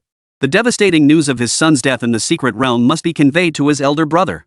Only with his elder brother's backing could he move against Chen Yu more smoothly and overturn the entire metropolis. Meanwhile, Chen Yu and Qin Mo returned to their vehicle. As soon as he got in, he spotted Lu Zhanglin waiting nearby. Lu Zhanglin possessed remarkable patience. As the deputy director of Bureau 749 wielding absolute authority, recruiting geniuses and elites was no difficult task. Yet he was fixated on Chen Yu. To recruit him into Bureau 749, he didn't mind wasting time, making yet another trip to the Demon City. The mysterious Black Abyss was quite the adventure, wasn't it? More thrilling than any secret realm you've ever experienced? The moment he got in, Chen Yu saw Lu Zhanglin's meaningful smile, which made him feel something was off. Lu Zhanglin clearly knew the horrors lurking within the mysterious Black Abyss. Don't read too much into it. I've never entered the secret realms within this academy. But I must tell you this, as your abilities grow stronger, the secret realms you encounter will become increasingly terrifying. In the future, perhaps every secret realm you explore will be terrifying in this manner. These few simple sentences sent shockwaves through Chen Yu's mind. He never imagined there was so much more to the secret realms. If what Lu Zhanglin said was true, then most secret realms in the Demon City were merely playthings, designed to hone adventurers' skills. Only those adventurers who passed layer upon layer of screening to finally encounter the truly terrifying secret realms were considered truly qualified. Those who perished in secret realms, or those who perpetually navigated only the simplest ones, would never catch the attention of 749 no matter how formidable their strength. It could be said that only now, with Chen Yu, did Lu Zhanglin truly take notice. Could every secret realm harbor some unspeakably bizarre entities? Recalling everything that had transpired within the secret realm, Chen Yu's scalp still tingled with unease. Had he not found a flaw, he too would have been trapped inside. Lu Zhanglin nodded solemnly in response to Chen Yu's question before stating, "Countless secret realms exist across the world, but only those bizarre offshoots truly qualify as such.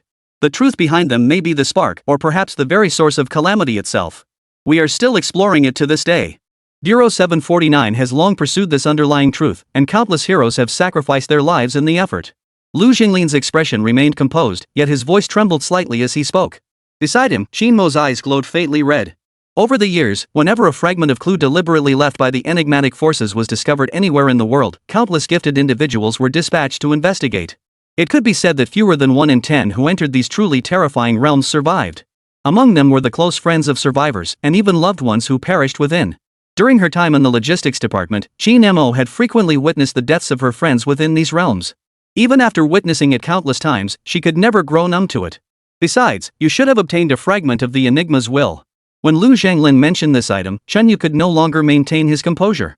He stared intently at Lu Zhanglin, searching for any hint of knowledge in the other man's calm eyes. He hadn't discussed the item he'd obtained in the Abyss of Mystery with anyone after acquiring it, yet Lu Zhanglin knew. Chen Yu now suspected Lu Zhanglin had planted a tracking device on him to uncover all this. Don't look at me like that. I know because the Bureau has accumulated quite a few of them, but it's still not enough for a complete set. These fragments are deeply unsettling, emitting an eerie aura that affects people. We at Bureau 749 must handle them with special care and store them properly. Lu Zhanglin knew this because in the truly terrifying secret realms, fragments of the mysterious will almost always drop. The fragments' description claimed that collecting them all could reveal the truth, but after all these years, the combined fragments from across the world still fell short. Even the fragment Chen Yu obtained was still far from sufficient for the whole. Chen Yu, now that you know things ordinary people don't, I ask you again, will you join Bureau 749? Together, we'll uncover the ultimate truth. Perhaps countless lives will be sacrificed before this dust settles, yours and mine included. But once everything is settled, this world will return to its original peace. Of course, you may refuse. I won't force you. But if you do, I must ask you to hand over the fragment of the enigmatic will. Because carrying this fragment with you will gradually corrupt your mind. If you become infected, it will be disastrous. Lu Zhanglin stared intently at Chen Yu. For the first time, Chen Yu sensed an expression in the other man that brooked no refusal. Just as Lu Zhanglin had said, after obtaining the fragment of the arcane will, Chen Yu detected an imperceptible aura emanating from it, affecting his state of mind. His once calm mind began to stir with restlessness. Though he suppressed it, the fluctuations grew increasingly pronounced. Perhaps once it reached its limit, he, Chen Yu, would truly become a strange infected being like those in the secret realm right here in the real world. Moreover, given your current conflict with the Gao family, I doubt they'll let you off. Join Bureau 749, I'll handle everything for you. I should also tell you that Gao Zongheng, the descendant the Gao family takes pride in, is a member of Bureau 749. Lu Zhanglin made no attempt to conceal this. He stated it all to Chen Yu with the calmness of a breeze, seeing no need to withhold information just to win him over. In Bureau 749's eyes, any exceptional young talent was worthy of joining their ranks. Like Chen Yu, Gao Zongheng had once ventured into a genuine mysterious realm and retrieved a fragment from within. Such talent perfectly matched Bureau 749's recruitment criteria, making Gao Zongheng's family background irrelevant. But I don't want to be confined by your rules. I cherish freedom and refuse to be shackled by rigid regulations. Now that he'd laid his cards on the table, Chen Yu saw no need for further evasion and voiced his true thoughts. Joining Bureau 749 would mean losing the freedom he currently enjoyed. He'd have to follow arrangements made by the capital, even deciding where to go. If that were the case, Chen Yu would rather live comfortably on his own. Even without a prestigious background, at least he could live much more freely. As members of Bureau 749, obedience to orders is our sacred duty. Xin Mo couldn't understand Chen Yu's reasoning. After all, when Lu Zhanglin had given the order, she had come looking for Chen Yu without hesitation, without the slightest resistance. Those in positions of responsibility must shoulder their duties. Otherwise, wouldn't Bureau 749 just crumble into a pile of scattered sand? Before Xin Mo could finish, Lu Zhanglin promptly cut her off and interjected. Rules can stifle a young person like you. That's why I've decided to make an exception for you alone. You may become our non-staff member, yet receive the same benefits as a formal employee. Xin Mo will remain your assistant. Chapter 61, The Demon City in the Heart of the Mountains. Over the years, Lu Zhanglin had witnessed the growth of countless juniors and observed a myriad of personalities unfold before him. Chen Yu had made a favorable impression on him, earning his genuine fondness. Yet Chen Yu was not the type to thrive within rigid boundaries. Constraints would only stifle his growth. In this chaotic world, nurturing true talent required flexible approaches. Lu Zhanglin refused to let unnecessary rules destroy Chen Yu's potential. Therefore, for Chen Yu, he had to modify the rules. He would make Chen Yu an unofficial member, yet grant him all the privileges of a formal member. Like the mythical Erlang Shen, who answered summons but not proclamations, this arrangement would allow for better collaboration with Chen Yu. Extraordinary personnel? Sounds decent. Does that include the 5 insurances and 1 housing fund? Chen Yu rubbed his chin. This time, he didn't resist like before. After glimpsing a corner of the truth and now at odds with Gao Haikua, Chen Yu knew he couldn't go it alone. He wasn't foolish, nor did he delude himself into thinking he was some novel protagonist capable of taking on the world alone. Heh, if you want it, I can arrange it. That stuff doesn't matter. But you won't be able to refuse when we need you to handle certain matters. Of course, those won't come up often. Lu Zhanglin chuckled. Granting an unofficial staff member benefits that even surpass those of formal members would inevitably spark rumors within the bureau. But he believed that one day, everyone would come to respect his decision today. Only after Chen Yu nodded in agreement did the calm on Lu Zhanglin's face finally give way to a broad smile. He instructed Xin Mo to prepare the documents for Chen Yu's signature immediately, fearing the young man might change his mind if they waited any longer.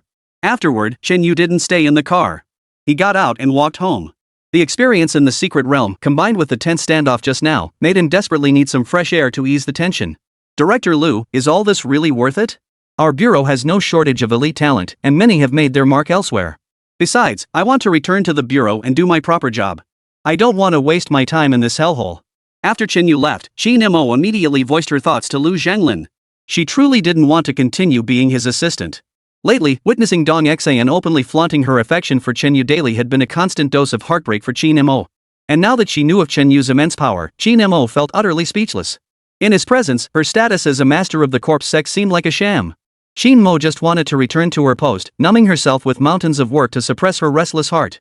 Your position has already been reassigned. Your task now is to serve as Chen Yu's assistant.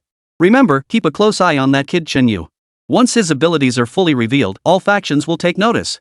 If Chen Yu defects elsewhere and later does something that disrupts the grand scheme, we'll be at a disadvantage. Lu Zhenglin shook his head decisively. Assigning Qin Mo to Chen Yu's side wasn't merely about making her his maid. It was to turn Qin Mo into his eyes and ears in the Magic City, monitoring the various factions stirring in the shadows, including those overseas. With no other choice, Qin Mo reluctantly agreed. Now, her only hope was to endure less of that romantic drama once she got home. In the heart of the metropolis, Zhongtian Mountain had been purchased by the Gao family as their ancestral stronghold. Generations of the Gao family had grown up and lived here, long considering it their true roots. A saying in the metropolis aptly captured the sentiment: beyond Zhongtian Mountain lay the true metropolis, and Zhongtian Mountain itself belonged solely to the Gao family. When Gao Haikua returned with his guards and found the family head, Gao Yunyan, the latter immediately noticed his younger brother's bloodshot eyes. Haikua, why didn't Xuanji return with you? Where has that boy gone now? Gao Yunyan paid special attention to this branch of the family. After all, within the Gao clan today, only these two families were considered true kin. Born of the same mother, they had now spread their branches far and wide. With only 2 children between them, the brothers received even more attention. Gao Yunyan's son, Gao Zongheng, worked at the 749 Bureau in the capital and rarely returned home. Consequently, Gao Yunyan channeled all the affection he would have shown his own son into this nephew. However, Gao Xuanji was simply not cut out for managing the family's upper echelons. After graduating, he threw himself into a life of debauchery. While his abilities had improved somewhat, if he had channeled that energy into self-improvement instead, he could have achieved far more. While Gao Yunyan had reservations about this, he could hardly fault him. After all, with the family's growing prosperity, it was perfectly acceptable for his nephew to enjoy life. The future of the family would ultimately fall to Gao Zongheng. As for Gao Xuanji, let him live a life of pleasure. That kid just finished an event and he's off partying again. He really is something else. Gao Yunyan chuckled lightly. But the moment Gao Haikua knelt behind him, the patriarch's expression turned grave. Brother! Xuanji is dead. Gao Haikua wept bitterly. Losing his wife in youth and his son in middle age dealt a devastating blow to any man. After recounting the entire incident, Gao Haikua clutched Gao Yunyan's leg and pleaded. Brother, you must avenge me. Hearing the news of his nephew's death, Gao Yunyan clenched his fists tightly. Though he had remained unruffled for years, his body now trembled slightly. The brutal death of his own kin, while a commoner's child emerged unscathed from the secret realm, this was utterly unacceptable to him. The children of the Gao family were immeasurably more precious than those from ordinary households. Steward, contact Zongheng immediately. Tell him he must return to Zhongtian Mountain within 24 hours. His younger brother has been ambushed within the secret realm. Gao Yunyan's sharp command sent the standing steward into immediate action. Haikua, don't panic. Whoever stands behind this Chen Yu, if they've crossed the Gao family, they won't get off lightly. I will make him suffer the harshest punishment. Gao Yunyan looked down at his younger brother clinging to his trouser leg, forcing himself to suppress the pain welling up inside as he offered comfort. This time, the Gao family would unleash a storm upon the entire demon city. For days, Chen Yu either stayed home or scouted secret realms downtown to enter and mine bricks. Through his efforts, the balance on his card finally covered next year's rent, yet Chen Yu remained unsatisfied. After all, there were now 3 people to support. Although both he and Qin Mo received salaries from Bureau 749, it still fell short of covering their daily expenses.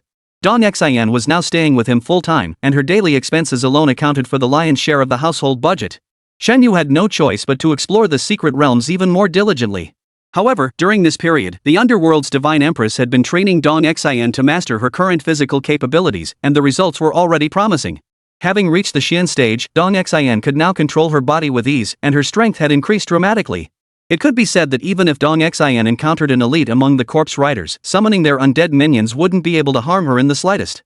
In fact, if Dong Xian were to attack with full force, severely injuring such an opponent was not beyond the realm of possibility. It's time to elevate this girl's abilities further.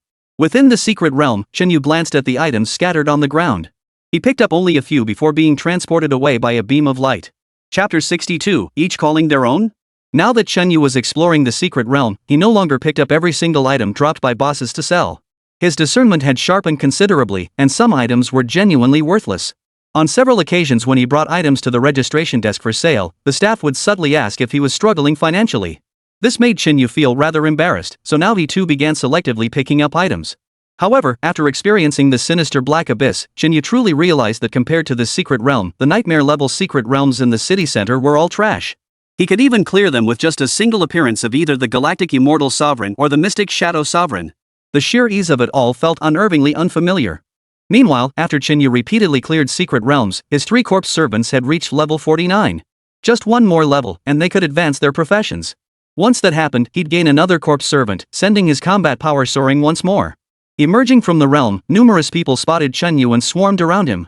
At this point, Chinyu couldn't stay low-key even if he wanted to. After all, following the school event where they witnessed his performance firsthand, word spread like wildfire. He'd even gained a group of fans who now spent their days following him, desperate for the latest updates. Chinyu, how was the secret realm this time? It couldn't have left you unsatisfied like before, right? Chinyu, I'm the sub-moderator of the Chinyu forum on Chengdu Tiaba. Could you drop me a gift this time so I can show off in the forum? Even the loot you don't want, your everyday clothes, even your underwear if you don't wear it anymore. Chinyu, I'm your junior sister in the next term. I want you to be my husband. A swarm of people swarmed him, their words making Chinyu break out in a cold sweat. Man, compared to these people, even stalker fans would pale in comparison, right? And that little fangirl who wanted to marry him? Chinyu didn't even know her last name. After struggling to break free, Chinyu finally managed to get into a ride-hailing car, escaping their clutches. The trip that normally took just a quick drive home now cost him extra as he had the driver take a long detour. What could he do? He needed some privacy too. When he got home, he found Dong Xin and Qin Mo sparring. To Qin Mo's astonishment, this daughter of Shanghai's mayor was steadily dominating her. After all, Qin Mo had undergone professional training at Unit 749 and possessed exceptional physical prowess.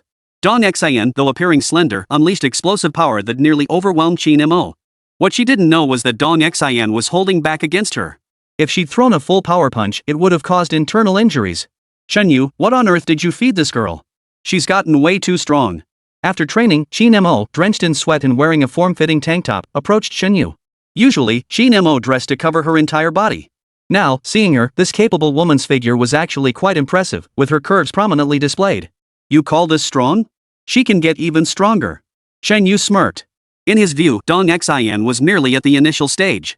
If the system evolved her again, she could become even stronger. Chenyu's goal was to evolve Dong Xian's strength to the heavenly tier, only then would she be considered qualified. Watching Qin Mo and Chenyu chatting idly nearby, Dong Xian pouted but didn't approach them. Lately, she genuinely didn't know how to act as affectionate with Chenyu as she used to.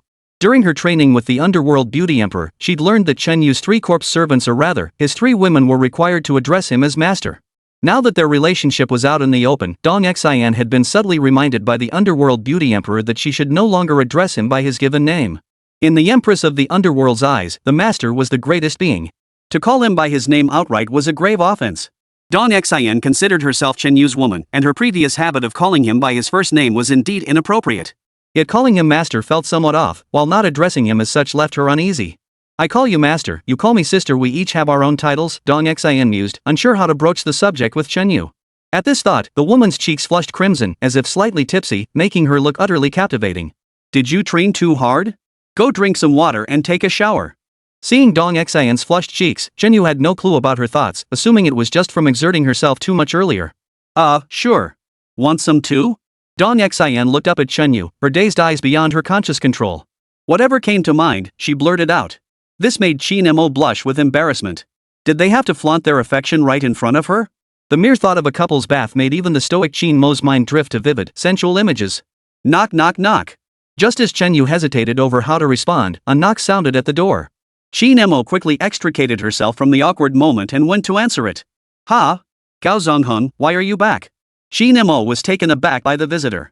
Standing outside the door was none other than Gao Zongheng, a rising star among the new generation of 749 operatives.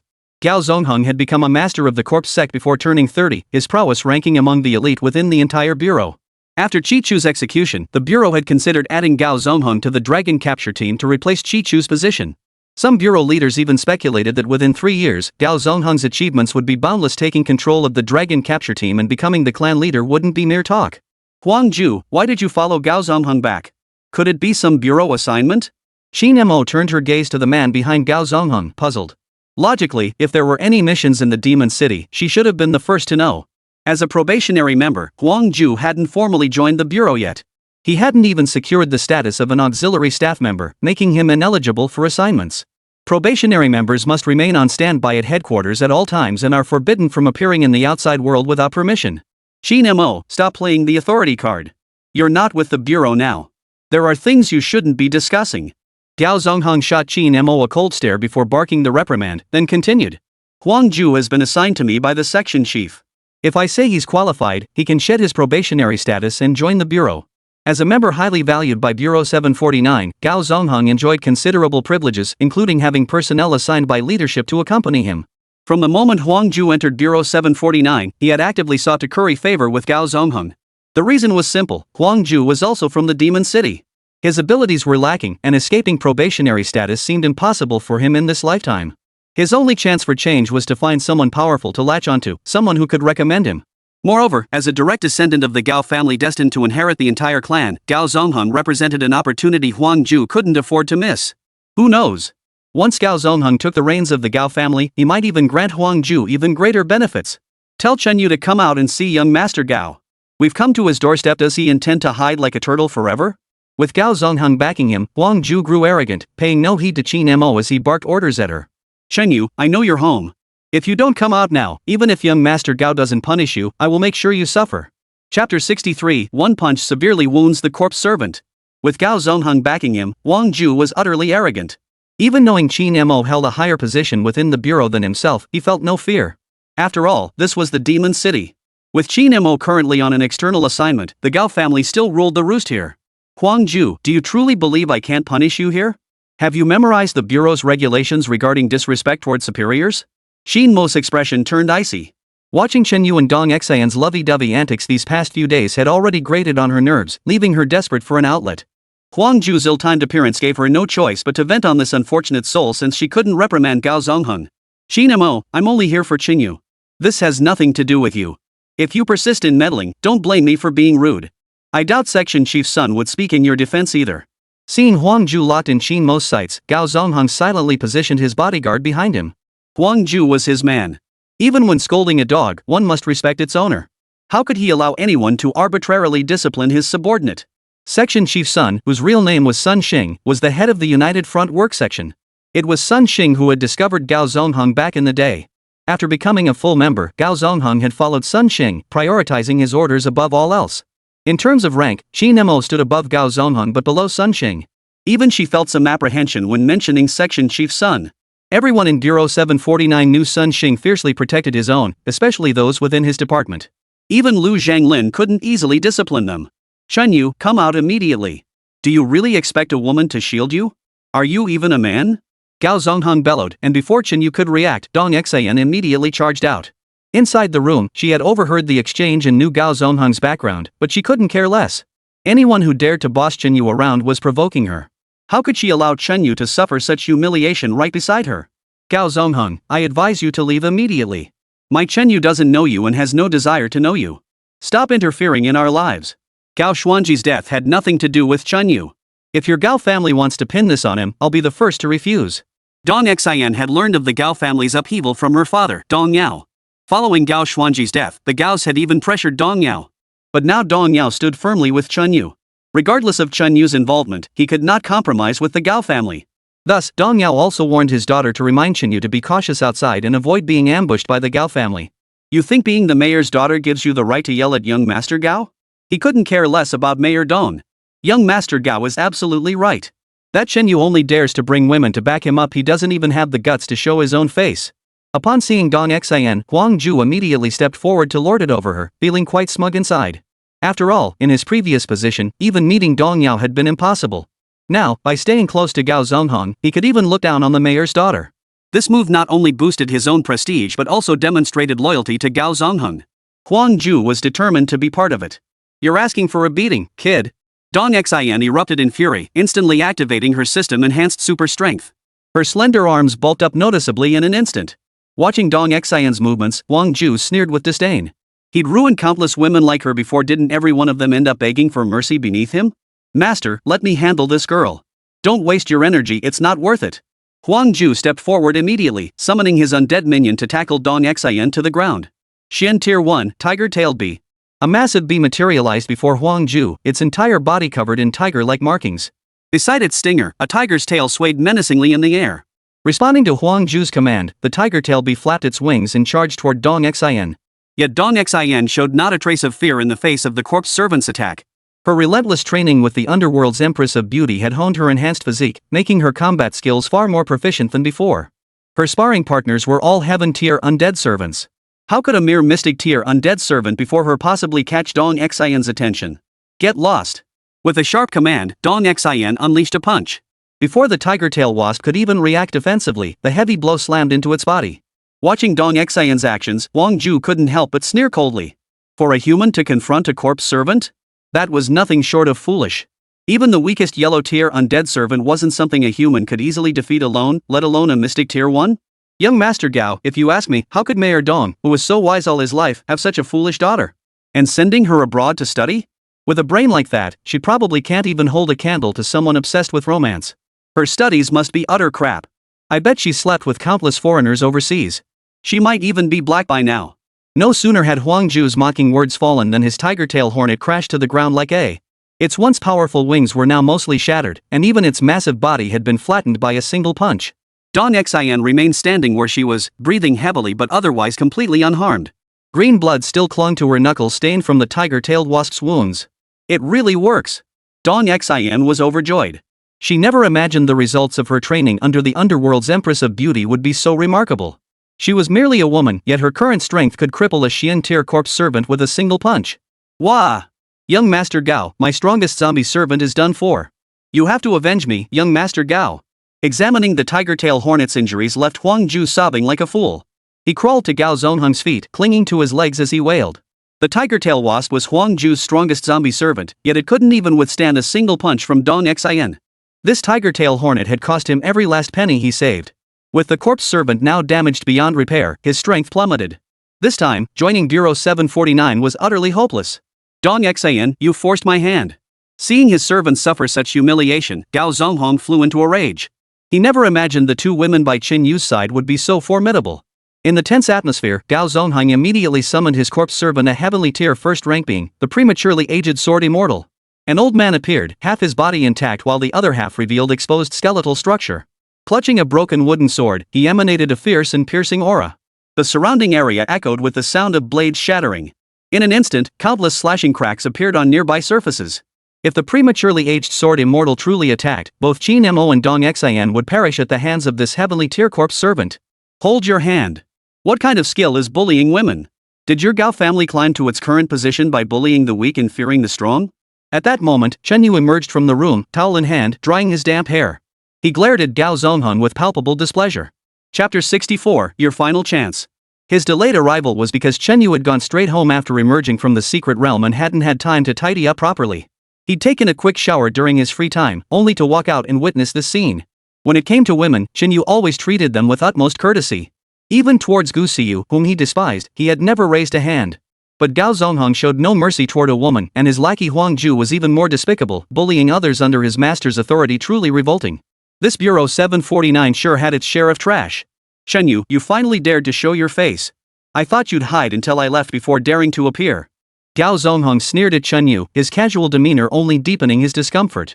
Having grown up in the Gao household, his innate aristocratic bearing naturally led him to look down on commoners, despising them utterly. Remember this, you have no right to utter a single word about the Gao family. The Gao family's existence will always be above yours. You don't even have the right to look up to us. Today, you must account for my brother's death. Either I settle this here and now, or you come with me willingly to confess your crimes before my second uncle. Gao Zongheng secretly mobilized the prematurely aged sword immortal. The moment the other made the slightest move, he would strike and eliminate everything. Even with Dong Xian, the spoiled young lady, and Qin Mo, his colleague, present, Gao Zongheng cared not a whit. He was certain that with Section Chief's son covering for him, nothing would go wrong. What's there to explain? If I did it, I won't deny it. If I didn't, I won't take the fall. If you want to fight, just fight. Why bother with all this high-minded talk? Chen Yu casually tossed the towel onto the floor, his gaze drifting over Gao Zongheng's corpse servant without a shred of interest. He couldn't fathom why the man dared to strut around in front of him with just a heavenly tier 1 corpse servant. Even Ling Jingrui couldn't grant that kind of courage, could it? If you're looking for death, I'll grant your wish.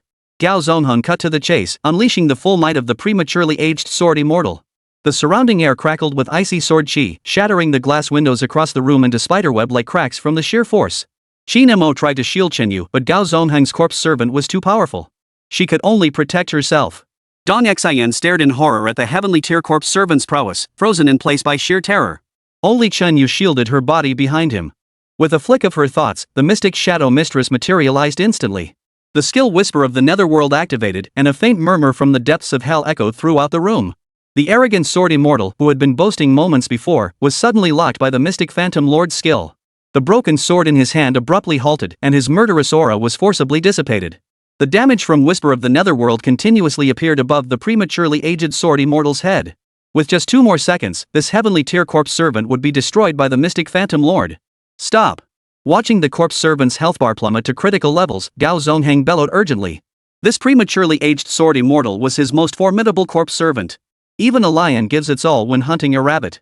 Gao Zongheng had intended to use his corpse servant to instantly overwhelm his opponent, only to find himself the one being overwhelmed. The roles of hunter and prey had flipped in an instant. And seeing Chen Yu's remarkably relaxed expression, it was clear the opponent hadn't even exerted full strength. For a moment, Gao Zongheng was stunned. It was said that heavenly tier corpse servants were extremely rare worldwide, requiring both fortune and power to obtain. How could Chen Yu, this penniless youth, also possess a heavenly tier corpse servant? Chen Yu showed no intent to finish him off. After Gao Zongheng spoke, he commanded the mystic shadow demon lord to halt its attack. The prematurely aged sword immortal instantly wilted, hastily recalled by Gao Zongheng. His connection to the Gao family stemmed solely from a fabricated grudge. Regardless of the Gao family's actions, Chen Yu still didn't want to completely sever ties with them. I'll give you one chance, but it's your last. If you come provoking me again, you can kiss your corpse servant goodbye. Or rather, you won't be leaving either. Gazing at Gao Zongheng, Chen Yu delivered his final ultimatum. He offered the man a chance, it was up to him to seize it. If Gao Zongheng persisted, Chen Yu wouldn't hesitate to confront the Gao family head-on even if he and Gao Zongheng were currently colleagues. Chen Yu, you're impressive. I admit I underestimated you. This time, there's no more courtesy between us. I hope the next time I see you, you're still this arrogant. Gao Zongheng knew he was no match. If he persisted, he might end up like Huang Ju losing his corpse servant. He had no choice but to retreat for now, returning home to consult his elders. This Chen Yu, he couldn't be left alive. Get up! What kind of spectacle are you making of yourself here? With nowhere to vent his rage, Gao Zongheng could only roar at Huang Ju, who clung to his leg. The humiliation suffered today had shattered all the reputation he had built up until now. Seeing Gao Zongheng storm off, Huang Ju hurried after him, not forgetting to shoot Chen Yu and his companions a vicious glare before leaving. Once the unwelcome guest departed, Qin Mo's expression grew grave. She hadn't anticipated today's events escalating to such a degree. If there truly was no room for compromise, Chen Yu wouldn't be facing Gao Zongheng, he'd be facing Sun Xing. She knew Sun Xing all too well. But Chen Yu didn't care. Ever since his debut, his life had never known peace. One unforeseen trouble after another kept coming his way. But with a clear conscience, Chen Yu firmly believed that justice and fairness would never side with the unpredictable. The damage to the apartment, however, would require substantial repairs. This back and forth would cost him a hefty sum of spirit money. He'd just emerged from the secret realm and managed to save up a little money, only to see it all vanish before his eyes. When will I ever achieve financial freedom? Am I doomed to never see that day? Soon, the apartment echoed with Chen Yu's wails and the soft soothing voices of the 2 women. Stepping out of the residential complex, Gao Zongheng's expression remained grim. This humiliation had made his blood run cold. As the future heir of the Gao family, when had he ever endured such humiliation? Young Master Gao, don't lose heart.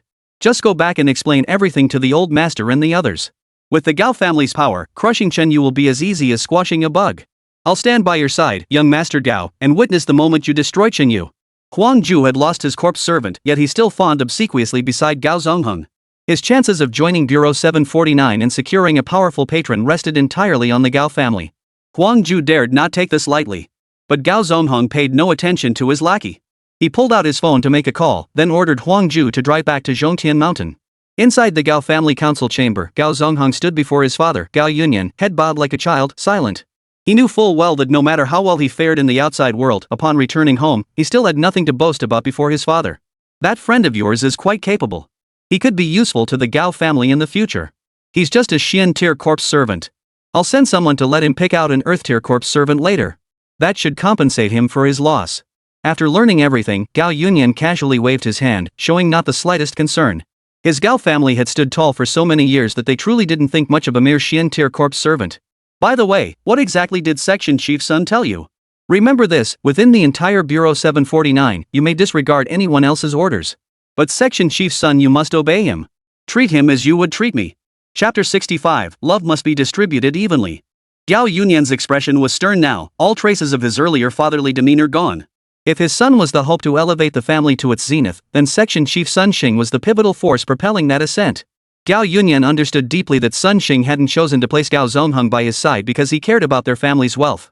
Such wealth was insignificant to Sun Xing. A mere wave of his hand could reduce the Gao family's accumulated fortunes to nothing. What truly interested Sun Xing was the Gao family's century-old roots, deeply entrenched in the metropolis. Such solid foundations could be effectively leveraged to realize Sun Xing's grand designs. Of course, while Sun Xing would utilize the Gao family, he wouldn't treat them as disposable pawns.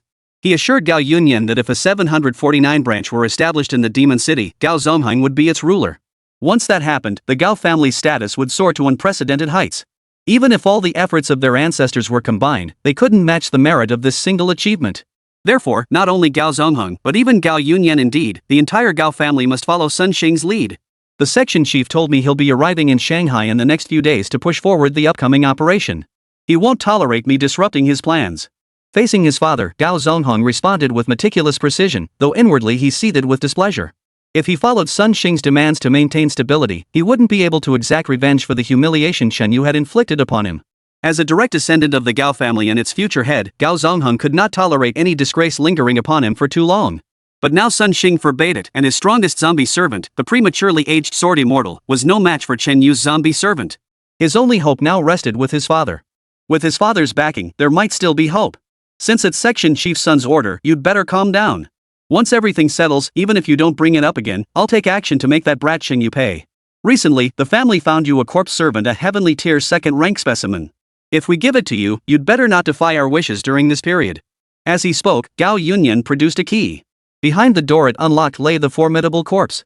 To bolster Gao Zongheng's strength, the entire Gao family had united, even spending all their profits from the past decade to acquire this formidable corpse. Though Gao Yunyan had previously intended for Gao Zongheng to contract this corpse servant to strike against Chen Yu, the plan now had to change. Only by following Sun Xing's lead first could the Gao family secure maximum benefit and ultimately eliminate Chen Yu more effectively. Thank you, father. Your son will never forget your instructions. Upon hearing of a heavenly tier second-rank corpse servant, Gao Zongheng's eyes lit up, and he dared not entertain any ulterior motives. It was well known that after reaching Earth tier, advancing a corpse servant to the next tier was exceedingly difficult. For heaven tier corpse servants, the gap in quality demanded both vast wealth and extraordinary fortune. Neither could be neglected. Finding a heavenly tier second-rank corpse servant proved the Gao family's strength and signified that the entire clan had spared no effort for him. As for shelving his plans to retaliate against Chen Yu, Gao Zongheng felt displeased but could only endure it for now. This period of silence was merely preparation for a more decisive strike later, a single blow to sever Chen Yu's lifeline, leaving him no chance to breathe. Very well. I know you're the most sensible among the younger generation. Go sign the corpse contract now. And don't idle these days, find something to occupy yourself. With that, Gao Yunyan waved his hand. His son respectfully exited the room, clutching the keys with delight as he headed off to enhance his abilities. Amidst the tranquil Zhongtian Mountains, no one could have foreseen that a storm was brewing, about to unleash its fury. In the days following Gao Zongheng's departure, Chen Yu encountered no further trouble. The Gao family vanished from sight as if they had never entered his life at all. Chen Yu couldn't pinpoint what felt off, yet everything seemed so unnatural. He couldn't quite put his finger on what was wrong. Yet he was certain something was amiss. Gao Haikua had been so agitated earlier, insisting Chen Yu had harmed Gao Xuanji, yet now he remained completely inactive. This was definitely not right. Still, Chen Yu didn't dwell on it. He spent the following days venturing in and out of the secret realm, supplementing his income. That day, in his room, Chen Yu closed the door tightly before accessing the system to review his accumulated achievement points. Current achievement points, 2,419,200. Host, do you wish to consume achievement points to enhance your current abilities with women? After a week of accumulation, his achievement points had reached 2 million, leaving Chen Yu quite satisfied. His strength didn't depend on how many corpse servants he possessed, but rather on the quantity of achievement points. With sufficient achievement points, even with just one undead servant, Chen Yu could sweep through any dungeon. Allocate the 2 million achievement points to enhance Xian Yao Mei Zhu. Put every last bit of the remainder into Dong Xin. This time, Chen Yu didn't choose to go all in on one woman. With all 4 women together now, he had to distribute his affection equally. As the epitome of single target damage, the Netherworld Beauty Empress possessed heavenly tier 3 strength capable of unleashing devastating blows.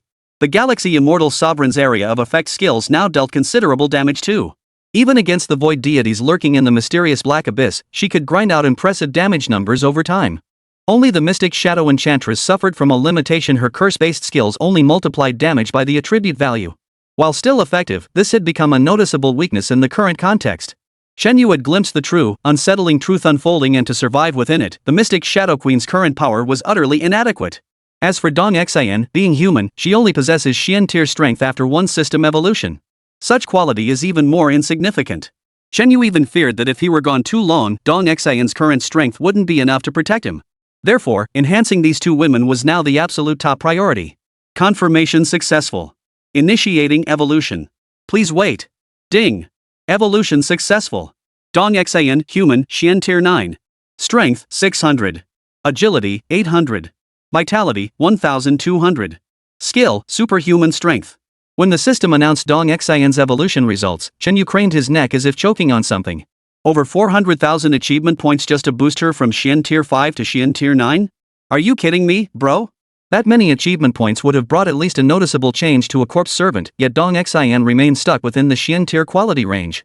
Chen Yu began to suspect that Dong Xian's extreme weakness required this massive investment to elevate her to a stronger tier. But with that monstrous strength skill capable of bursting through tiers to fight opponents above her level, Dong Xian clearly wasn't weak. The only possibility was that, being human and fundamentally different from a corpse servant, Dong Xian required far more achievement points for evolution than a corpse servant ever would. Ding! Mystic Phantom Sovereign upgrade successful. Chapter 66, The Wolf in Sheep's Clothing. Just as Chen Yu lamented the loss of over 400,000 achievement points, the system's voice sounded again. Apocalyptic Lust Maiden, Heavenly Tier 6. Level, 49 scales with host. Strength, 9,000. Agility, 11,099. Vitality, 100,000. Skill, Ancient Call Curse type skill. Elder Call, the Apocalyptic Lust Maiden summons the Ancient Xenos, the Elder Domination, unleashing a terrifying gaze that shatters the enemy's mind, reducing them to sacrificial offerings. Skill Damage Multiplier, Attribute 2. Current achievement points, 4, 8, 12. Seeing the evolution results of the Mystic Shadow Mistress, Chen Yu's eyes locked onto the system panel. A shout of "Hello, family," nearly burst from his lips. Over 2 million achievement points had granted the end-of-world Lust Maiden a qualitative leap. Though her rank only rose by 2 tiers, her attributes had doubled. Moreover, her skill damage had doubled from its previous level. With these attributes, the End of Cataclysm Lust Maiden was now virtually unmatched. This was what leveling up should be, no wasted effort. Looking at Dong Xian's situation, Chen Yu wanted to storm into her room right now and give her a good whipping. Comparing people to people makes you want to die, but this was the first time he'd heard of comparing people to corpses making you want to die too. After evolving, the end-of-world Lust Maiden materialized before Chen Yu without needing to be summoned, her form now markedly different. Her blood-pumping physique was encased in a form-fitting black bodysuit, seemingly straining against the contours of her 2 towering peaks. Moreover, a slender black tail extended from her back, its tip adorned with a delicate pink heart-shaped ornament. Just witnessing her transformation stirred an overwhelming urge within Chen Yu. He forced himself to suppress the turmoil, even lowering the room's air conditioning several degrees. Damn it, this is too much. If he didn't calm down soon, he had no idea what he might do. Master, thank you for allowing me to evolve once more. Your kindness to me leaves me at a loss for how to repay you. At the same time, the End-of-World Lust Maiden pressed close to Chen Yu's ear, exhaling a warm, faintly fragrant breath. Master, I don't know how to repay you, so whatever you desire, I will accept. Her voice felt like a pair of scissors, snipping through the last thread holding Chen Yu's resolve. Just as Chen Yu was about to lose control, the voices of the 2 women outside the door reached him, like a bucket of ice water poured over his head. Wonderful. Wonderful. You couldn't have arrived at a better time. Regaining his senses, Chen Yu felt like kowtowing 3 times to Qin Mo and Dong Xian outside the door. Without them, he dared not imagine what might have unfolded next. He truly feared he would be utterly drained. Ignoring the unfulfilled, resentful gaze of the End-of-World Lust Maiden, Chen Yu forcibly withdrew her and opened the door to face the 2 women. Master. Chen Yu, are you feeling unwell? Seeing Chen Yu's flushed face, even his ears seemed to be on fire, Dong Xian was deeply concerned. Spending time with the underworld's lustful empress had rubbed off on her too. The moment she saw Chen Yu, she even blurted out the title master. If Qin Mo heard that, wouldn't she assume the young couple had some peculiar kinks? Chen Yu, if you're not feeling well, you must tell me. I'll help you no matter what. Don't push yourself. Dong Xian didn't care about her original purpose for seeking him out. Seeing him like this, her mind was filled with nothing but concern for Chen Yu. No need, I'm fine. Chen Yu shrugged, thinking to himself, this isn't something you can help me with. It's not that easy to assist with. What's on your mind? Chen Yu quickly changed the subject, secretly relieved that Dong Xian was human. After being evolved by the system, her appearance remained unchanged. Otherwise, if this mature woman got any hotter, the situation on the field today would likely get even more heated. Chen Yu, my body feels off again, just like before. Having been enhanced by the system, Dong Xian's physical abilities had increased. This sudden change brought back the same sensation she'd felt last time. A burning heat spread throughout her body, as if a powerful force was building up, ready to erupt. She almost wanted to take matters into her own hands to cool herself down. It's fine. You just need to step up your training these next few days. You'll gradually adjust. After Chinyu spoke, Dong Xian understood the details and didn't press further. After all, this was a secret known only to Chen Yu's woman. What's up with you? Turning to Qin Mo, Chen Yu inquired. Normally, Qin Mo only came over to call him during meals. Qin Mo's gaze was strangely intense as she looked at Chen Yu. Just moments ago, the couple had been all lovey-dovey, forcing her to swallow another dose of their affection. Now they finally remembered she was there? Director Lu called. He said a leader arrived in Shanghai today and wants me to take you to meet him. This leader is Gao Zongheng's superior. Though slightly annoyed, Qin Mo didn't let it distract her from the matter at hand and explained the situation to Chen Yu. Gao Zongheng's superior was none other than Sun Xing, the head of the United Front Work Department. This official typically kept a low profile in the capital, rarely making public appearances. When Deputy Director Lu Zhanglin mentioned this today, Qin Mo found herself curious. She couldn't fathom why Sun Xing had come to the metropolis. Could it be to back up Gao Zongheng after his recent setback? If so, Sun Xing's protective nature had grown considerably stronger. As an unofficial member now effectively treated as a full-fledged bureau member, Sun Xing's arrival in Shanghai meant Chen Yu had to be present. After all, this might involve Chen Yu. If he didn't go, Sun Xing might seize the opportunity. Let's go then. Chen Yu didn't refuse. He didn't care who the visitor was or what their purpose might be. It was just that his current position was different. He couldn't refuse like he used to. If Sun Xing had come merely to sightsee, Chen Yu would have welcomed him warmly. But if he came bearing accusations, Chen Yu couldn't care less. Since he hadn't entered the secret realm yet, he might as well let the last calamity lust maiden test her strength against this Sun Xing. Dong Xian watched Chen Yu and Qin Mo depart but didn't cling to Chen Yu's side. Instead, she stayed home to train alone. The current Dong Xian saw herself as the mistress of Chen Yu's harem. When her master went out on business, it was only natural for her to guard the rear for him. Upon arriving at City Hall, Chen Yu saw that the security bureau had mobilized today, clearing all non-essential personnel outside the building to the outer perimeter. After all, this involved a high-ranking figure from Bureau 749.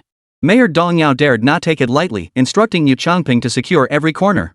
By the time Chen Yu reached the conference hall, the room capable of seating nearly 100 people was sparsely occupied, giving it an air of emptiness.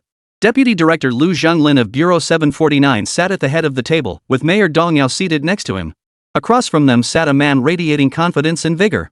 This man defied the passage of time, his fair complexion appearing better preserved than that of the younger Chen Yu. Beneath his clothing, however, bulging muscles were remarkably developed, as if the slightest exertion could tear his shirt apart.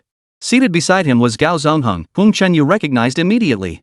Behind Gao Zongheng sat two others, one of whom was none other than Gao Haikua. When Gao Zongheng and Gao Haikua saw Chen Yu arrive, though they made no outward move, the fire in their eyes spoke volumes about their attitude. The third man was Gao Yunyan, the head of the Gao family.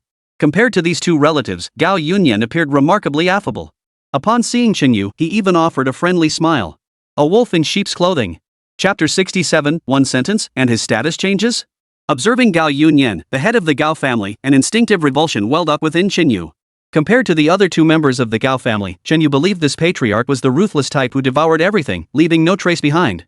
Upon seeing Chen Yu and Qin Mo arrive, Lu Zhanglin beckoned them over and then sat down beside Dong Yao. After brief introductions, Lu Zhanglin began chatting casually with Sun Xing.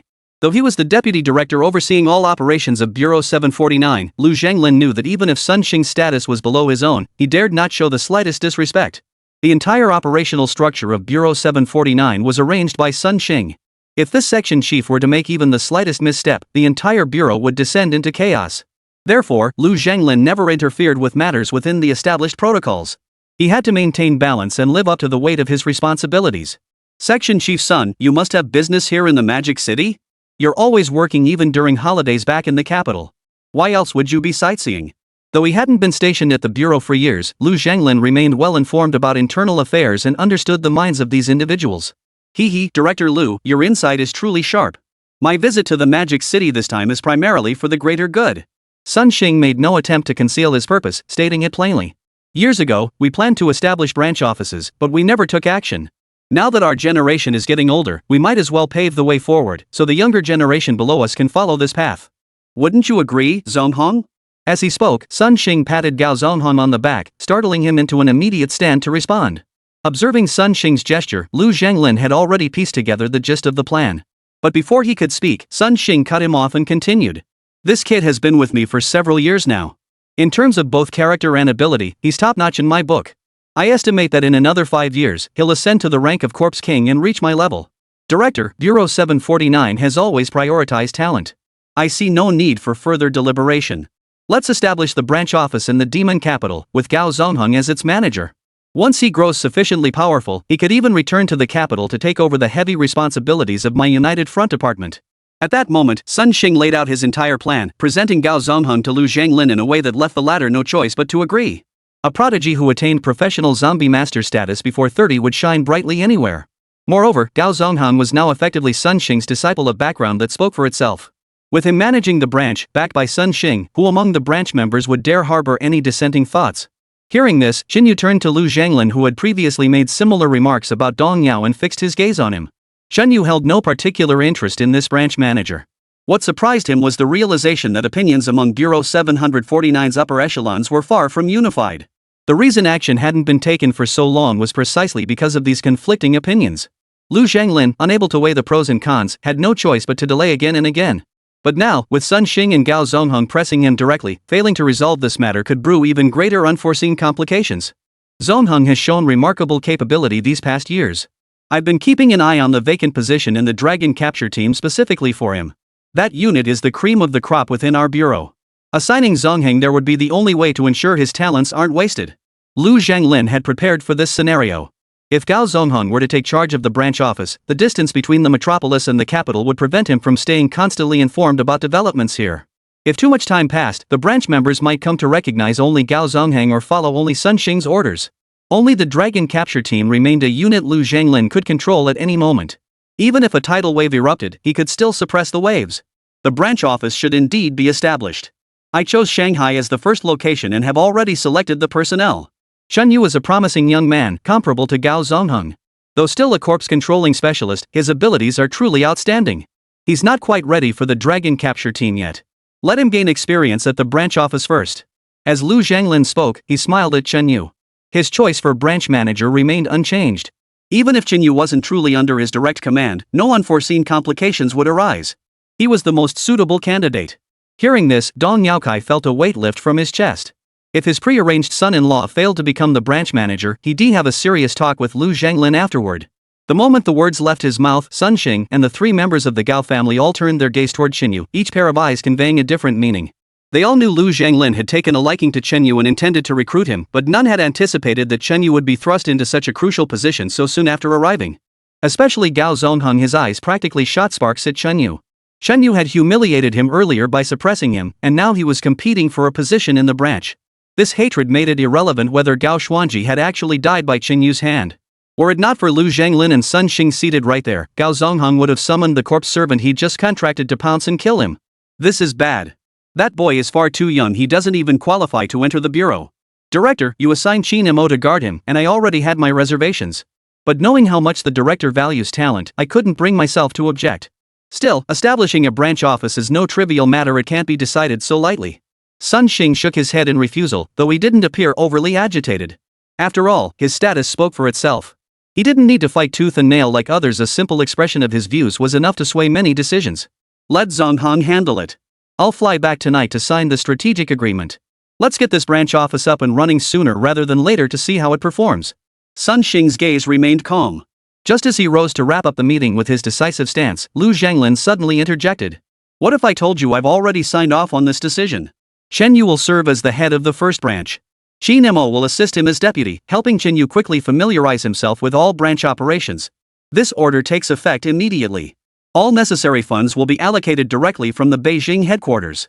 Lu Zhanglin pulled a document from his briefcase, its red seal still gleaming vividly. Clearly, the moment he learned of Sun Xing's move, this deputy director had already orchestrated everything. The official seal bearing the number 749 nullified all their earlier verbal sparring and hidden rivalries. Everything would now be governed by the document. I am now the head of the branch? What the hell is going on here? Chen Yu, seated beside Dong Yao, looked utterly bewildered.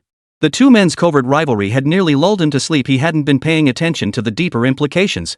But who could have imagined that Lu Zhanglin would produce a single document and settle the matter, completely transforming Chen Yu's status? Kid, now your status is on par with mine. Dong Yao congratulated him secretly, his heart bursting with joy. His daughter's status would rise accordingly. Now that was a match made in heaven. Director Liu, is it truly wise to make such a crucial decision within the Bureau without proper authorization? I know you wield absolute authority backed by number 1, but haven't you considered how the families in the capital will react to this? Chapter 68, The Blood-Soaked Demon General. All pretense of civility vanished as both sides tore off their masks. Sun Xing shed his facade. He stood up, his muscular frame straightening as he fixed Lu Zhenglin with an icy stare. Over the years, Sun Xing had maintained a low profile in the capital not out of personal modesty, but because he had been navigating the intricate networks of the major families. The families of the capital held this high-ranking official from Bureau 749 in great reverence. Connecting with Bureau 749 meant their families could secure a longer existence. Gradually, the network of families Sun Xing had cultivated had grown into a vast web, powerful enough to overshadow Bureau 749 and influence its decisions. Sun Xing was convinced that Lu Zhenglin, hesitant to act for fear of unintended consequences, would carefully weigh how these factors might impact the future before making any decisions. Lu Zhenglin fell silent as he looked at Sun Xing. He hadn't anticipated that during his years of absence, Sun Xing had been quietly orchestrating these plans behind the scenes. Now, Bureau 749 could no longer be controlled by Lu Zhenglin alone. Moreover, Sun Xing had gained influence over every action, ensuring they all favored his side. If Sun Xing had truly committed any wrongdoing, Lu Zhenglin could have seized the opportunity to exploit it. But over the years, Sun Xing had followed the rules meticulously, leaving no trace of any flaws. Even in his youth, when he had been gravely wounded resolving the turmoil in the capital's secret realm, that military merit had become an impenetrable shield. Watching Sun Xing reveal his trump card, Gao Zonghong smiled brilliantly. This time, his position as division head was assured without a doubt. As for Chen Yu, he was destined to be trampled underfoot. Gao Zonghong no longer even desired to kill Chen Yu outright. He planned to keep him alive, to torture him slowly over time. Dong Yao's grim expression did not escape Lu Zhenlin's notice. If anyone present supported him most, it was this mayor of Magic City. Yet Dong Yao's status alone didn't grant him a seat at Bureau 749's decision-making table. Merely allowing him to observe was already an exception. If they compromised now, Bureau 749 would face inevitable turmoil in the future, perhaps even a major shakeup that would turn it into Sun Xing's personal fiefdom. Lu Zhenglin couldn't let things unfold that way. He wasn't doing it for himself, but for the Dragon Nation and the future of countless others. This matter is settled. As deputy director, I've finalized it. Unless number 1 personally overrules it. As for those clans, let them come find me if they dare. Should anything go wrong, I'll personally take responsibility before number 1. Fixed on Chen Yu, Lu Zhenglin's gaze hardened. Today, come what may, Chen Yu must be pinned down in this position. With number 1 backing him, even all those clans combined wouldn't dare challenge that figure. Lu Zhenglin was utterly convinced his choice was correct. If he truly misjudged Chen Yu, he would voluntarily take responsibility and end his own life on the soil of China. Chen Yu, you deserve to die. You killed my cousin, and now you dare interfere with my future? I'll kill you myself. Seeing Sun Xing cornered by Lu Zhenglin, Gao Zonghong flew into a rage. With a flick of his thoughts, newly contracted corpse servants materialized behind him. Heavenly Tier, 2nd rank, blood-soaked demon general. The corpse servant, radiating a dark crimson bloodlight, wielded a massive sword. Its entirely black pupils fixed intently on Chen Yu, poised to launch an attack. Gao Zonghong believed that if he could eliminate Chen Yu today, everything would change. Lu Zhenglin would still have to compromise with Section Chief's son. Gao Zonghong, you dare act so brazenly before the director. Do you truly believe no one can stop you? Xin Mo gasped in shock. She hadn't expected Gao Zonghong's power to surge so dramatically in just days. Now even she felt the chill of impending death. Her eyes pleaded for help from Lu Zhenglin. The situation was finally stabilizing. If Chen Yu faced real danger now, the director's efforts would be wasted. Moreover, over these past days interacting with Chen Yu, Xin Mo had developed a favorable impression of him. This man wasn't merely handsome, his true strength and sense of responsibility were exceptional. Xin Mo, why the panic? It's just young people sparring. The director hasn't said anything. Besides, if Chen Yu wants to lead this branch, he needs to prove his worth to earn everyone's respect, right? Sun Xing gloated from the sidelines. He was thoroughly satisfied with this newly signed corpse servant from Gao Zonghong. The blood-soaked demon general's killing intent was unmatched among Heavenly Tier 2 beings. Even when clashing with Heavenly Tier 3 opponents, it wouldn't be defeated.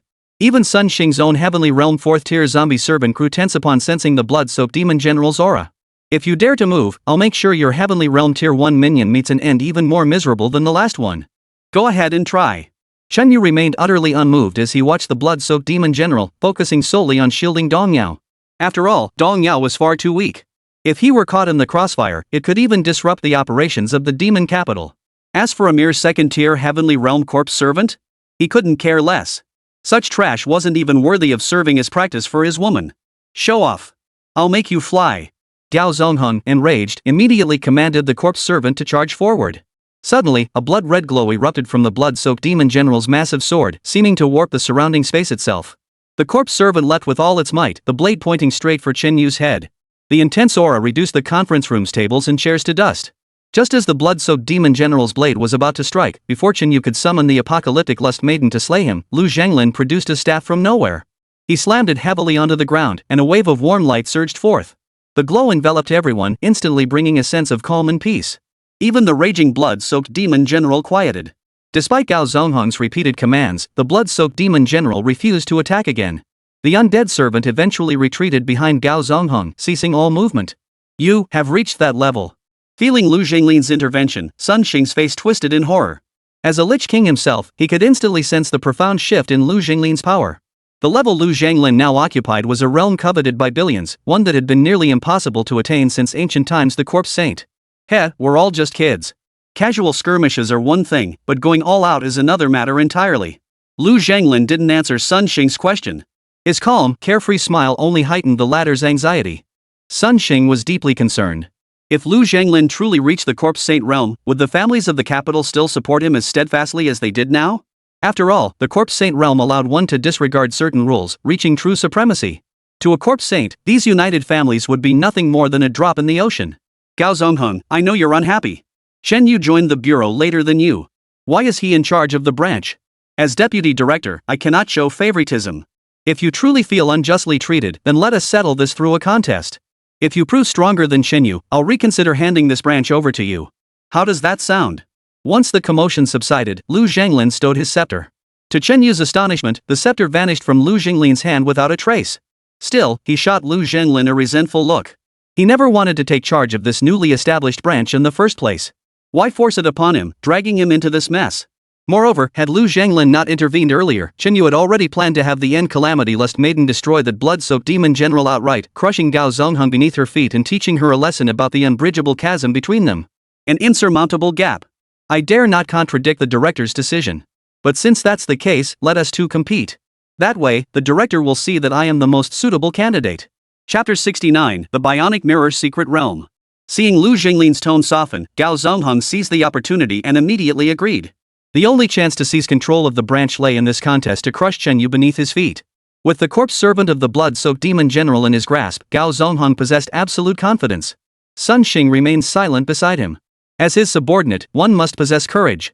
If Gao Zongheng couldn't even accept this challenge, what face would he have to vie for control of the branch? Chen Yu remained silent as well, implicitly agreeing. He didn't care about Gao Zongheng's strength. Whatever he did, Chen Yu could handle it. Very well, proceed as I suggest.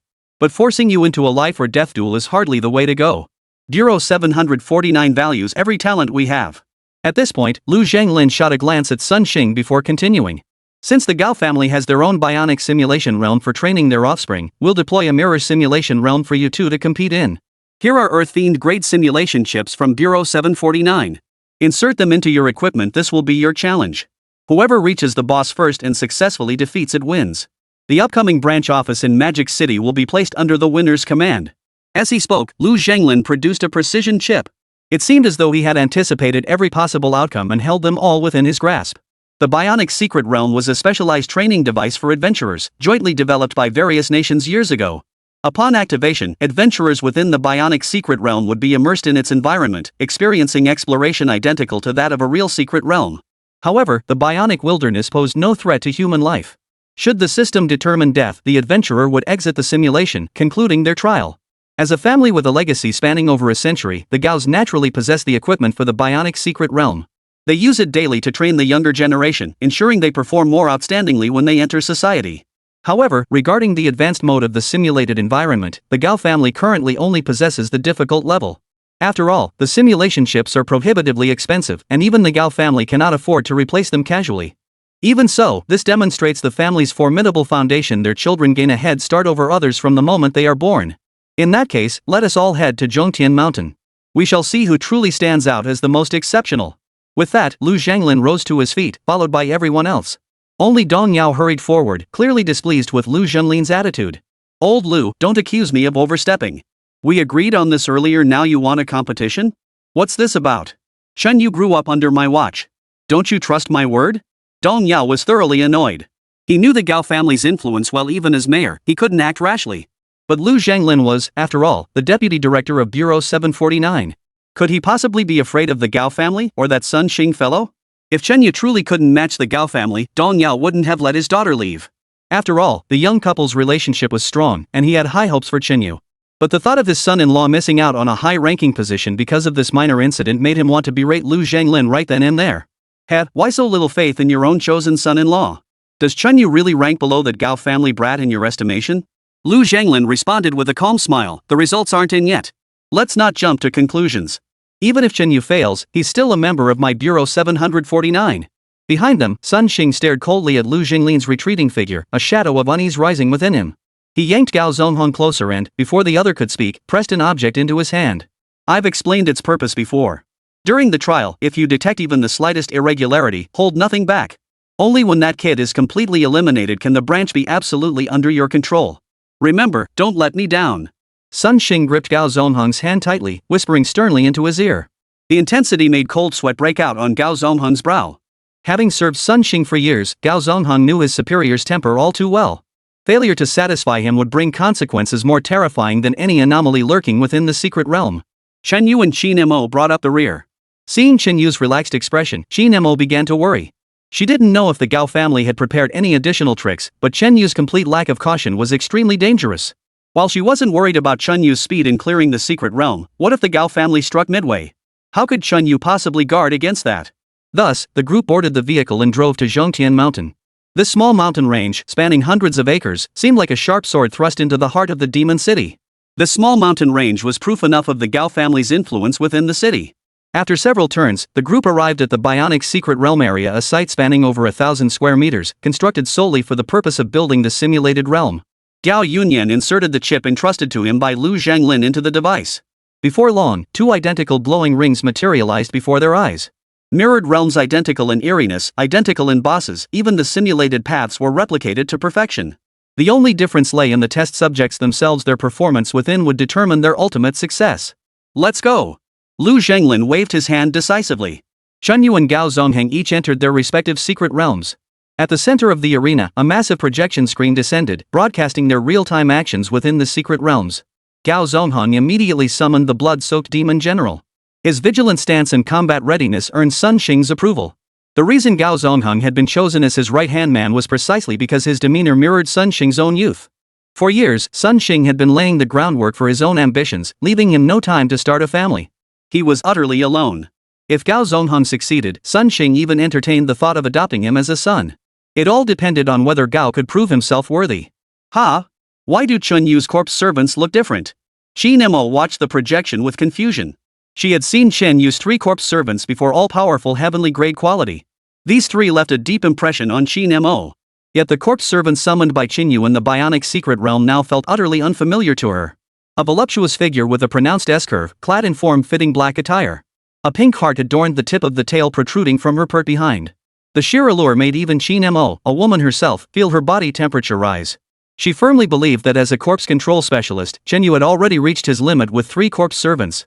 How could he possibly summon a 4th? This kid has quite a few secrets up his sleeve. Beside Qin Mo, Lu Zhanglin smiled meaningfully. He didn't care about what Chen Yu was hiding.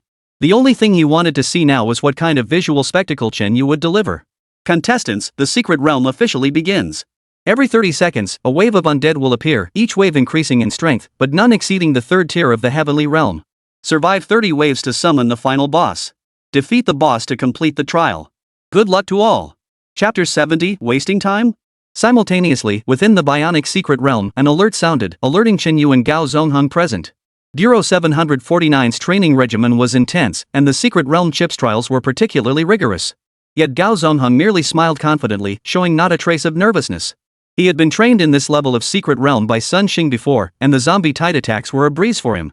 Previously, however, Gao Zongheng could only survive up to the 28th wave of the undead tide.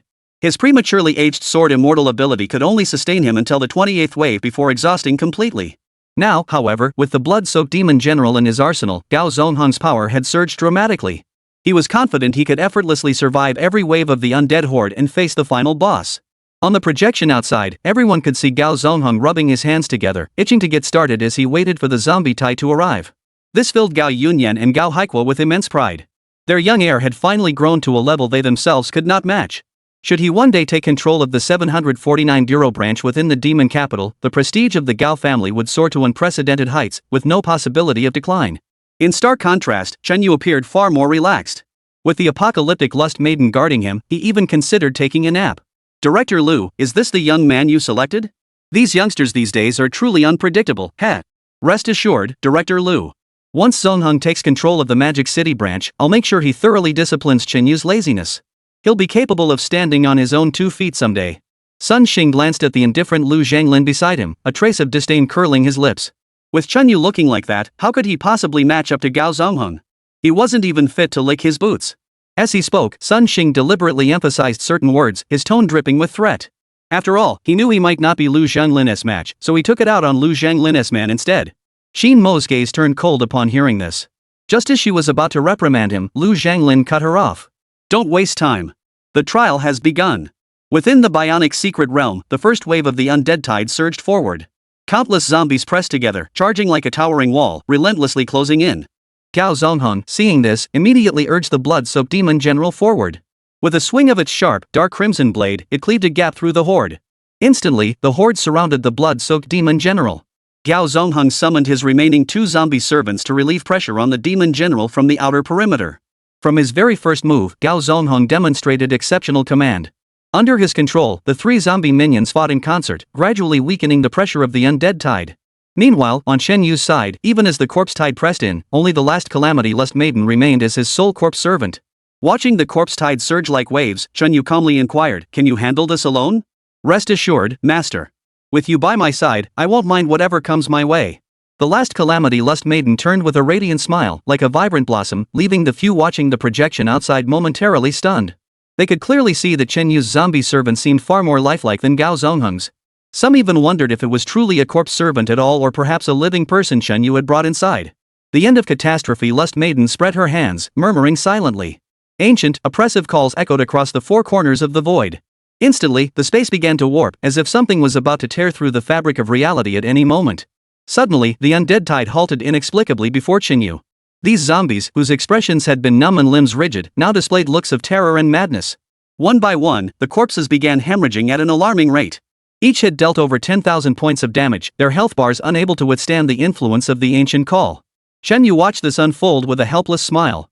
Earlier, he had communicated with the end-of-world lust maiden, instructing her to exercise restraint when intervening. Otherwise, revealing their full power would allow those with ulterior motives to immediately discern his advantage, which shouldn't be too overwhelming. Yet even with holding back, the first wave of zombies couldn't withstand a single ancient call. The once densely packed horde had now thinned by more than half, their formation becoming sparse. Impossible. Outside, Sun Xing watched Chen Yu's performance on the projection screen, utterly shocked. This was a Earth Fiend-level simulated realm. Even the first wave of zombies was no walk in the park. No one else had handled it with such apparent ease. In contrast, on Gao Zongheng's side, it took 3 corpse servants acting in perfect, telepathic coordination to finally breach the horde and weaken its momentum. Yet Chen Yu had summoned only 1 zombie servant and was already on the verge of clearing the entire first wave. Thankfully, I gave him that thing. Nothing unexpected should happen. If Chen Yu stays here any longer, 749 will never escape Lu Jinglin's control. The 2 of them will purge all outsiders. Sun Xing mused inwardly, though he'd already prepared for the worst and wasn't overly anxious. He had always trusted Gao Zongheng's capabilities, though he hadn't anticipated Chen Yu's actions unfolding so swiftly. Didn't they say young men like him hated rushing? Tired? Take a break. On Chen Yu's side, the first wave of zombies had been completely wiped out by the end-of-world lust maiden. Chen Yu stepped forward and wiped her forehead with his sleeve. With my master here, how could I ever be tired? My love has taken the shape of my master. The end-of-world lust maiden felt not a trace of fatigue. Instead, after receiving Chen Yu's concern, her spirit began to stir once more. Calculating the time, with only a dozen seconds left before the next wave of corpses, Chen Yu no longer felt rushed. He sat down and waited patiently. Meanwhile, Gao Zongheng commanded his 3 zombie servants to charge relentlessly, finally dispatching the main wave. Only a few insignificant stragglers remained. Gao Zongheng, now at rest, also sat down, though his breathing was slightly faster. The intense commanding earlier, continuously controlling 3 undead minions, had taken a toll on him. But barely a few seconds after sitting down, the next wave of zombies appeared once more. Each wave grew stronger than the last. Gao Zongheng sprang to his feet like a carp leaping, once more directing his 3 undead minions to charge forward. Again? This is no challenge at all. Isn't this just a waste of time? Why not just summon the final wave already? Let's see who can hold out the longest. Chen Yu watched the second wave of undead with an expression of utter resignation. The first wave had seemed like child's play to him, and the second wave wasn't much better. Now, Chen Yu just wanted to finish the bionic secret realm quickly. With the time wasted here, he could have cleared an entire secret realm outside. When the others outside heard Chen Yu's words, Lu Zhanglin was the first to let out a bitter smile. This bionic secret realm was a joint project developed by top scientific research teams from various countries, already pushing the absolute limits. To casually alter its details? That wasn't something achievable now. Did Chen Yu really think he was wasting time in the bionic secret realm? This kid sure knows how to put on a show. Section Chief's son, you'll have to keep a close eye on him from now on. Exactly. He can't handle the slightest hardship. If we let him join Bureau 749, he might drag everyone else down. Chapter 71, Leave Not a Single One. Gao Yunyan and Gao Haikwa seized the opportunity to disparage Chen Yu, joining forces with Sun Xing to suppress him. Director Lu, can Chen Yu really last until the end? I hope nothing unexpected happens. Beside Lu Zhanglin, Xin Mo grew increasingly anxious. Chen Yu hadn't summoned any more undead servants. It was like he was playing a game. It was well known that few within Bureau 749 could survive a simulated realm of this caliber. Those who passed were the Bureau's elite. Though Xin Mo knew Chen Yu possessed extraordinary abilities, such overconfidence risked failure which would render all of Lu Zhenglin's prior efforts futile. Worse still, she herself might be reassigned away from Chen Yu. The thought stirred a sudden wave of resistance within Xin Mo. Don't worry. Just watch. This kid isn't arrogant or self-righteous. If he were, I wouldn't have recruited him in the first place. Our bureau has no shortage of arrogant types. Lu Zhanglin remained composed. Far from being displeased by Chen Yu's manner, he only smiled more broadly. Within the bionic secret realm, Gao Zonghong continuously commanded his 3 zombie servants in battle. The scene on his side was intense and thrilling, stirring the blood of onlookers. But on Chen Yu's side, the action remained light and fluid, devoid of any tactical structure. Only the last calamity Lust Maiden stood there, and any zombie that dared to approach her immediately shattered into dust. After dispatching the second wave, the third surged in immediately. Within the flow of time, 5 or 6 more waves continuously erupted, seemingly drowning the entire bionic secret realm in a flood of zombies. By the 20-somethingth wave, Chen Yu finally took things seriously. The sheer number of zombies was pushing the last calamity Lust Maiden's skills to the brink of dispersion. Still, he refrained from summoning a second corpse servant, determined to see just how far the last judgment Lust Maiden could push herself. The tide of corpses surged relentlessly, bodies falling in droves. Within just over 10 minutes, the pile of corpses on Chen Yu's side had already grown into a small mountain. Over at Gao Zonghong's position, his methods had reached their limit. The 3 zombie servants' pace in clearing the horde slowed, finally causing the Gao family members outside to grow anxious. Gao Yunyan could even see bloodstains appearing on his son's body. Though it didn't hinder his movements, his son's vulnerabilities were now exposed. They had reached the 30th wave of the zombie onslaught. If they couldn't hold out, Chen Yu, who was merely lying in wait, would undoubtedly claim ultimate victory.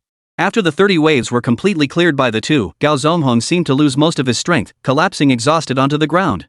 Facing the impending boss battle, even he lacked confidence in defeating it and securing the final victory. Gao Zonghong remained unaware of Chen Yu's situation, but suddenly, Sun Xing's voice crackled through the earpiece buried deep in his ear. Chen Yu's condition hasn't weakened much. Use what I gave you and strike now. The urgency in his voice was palpable.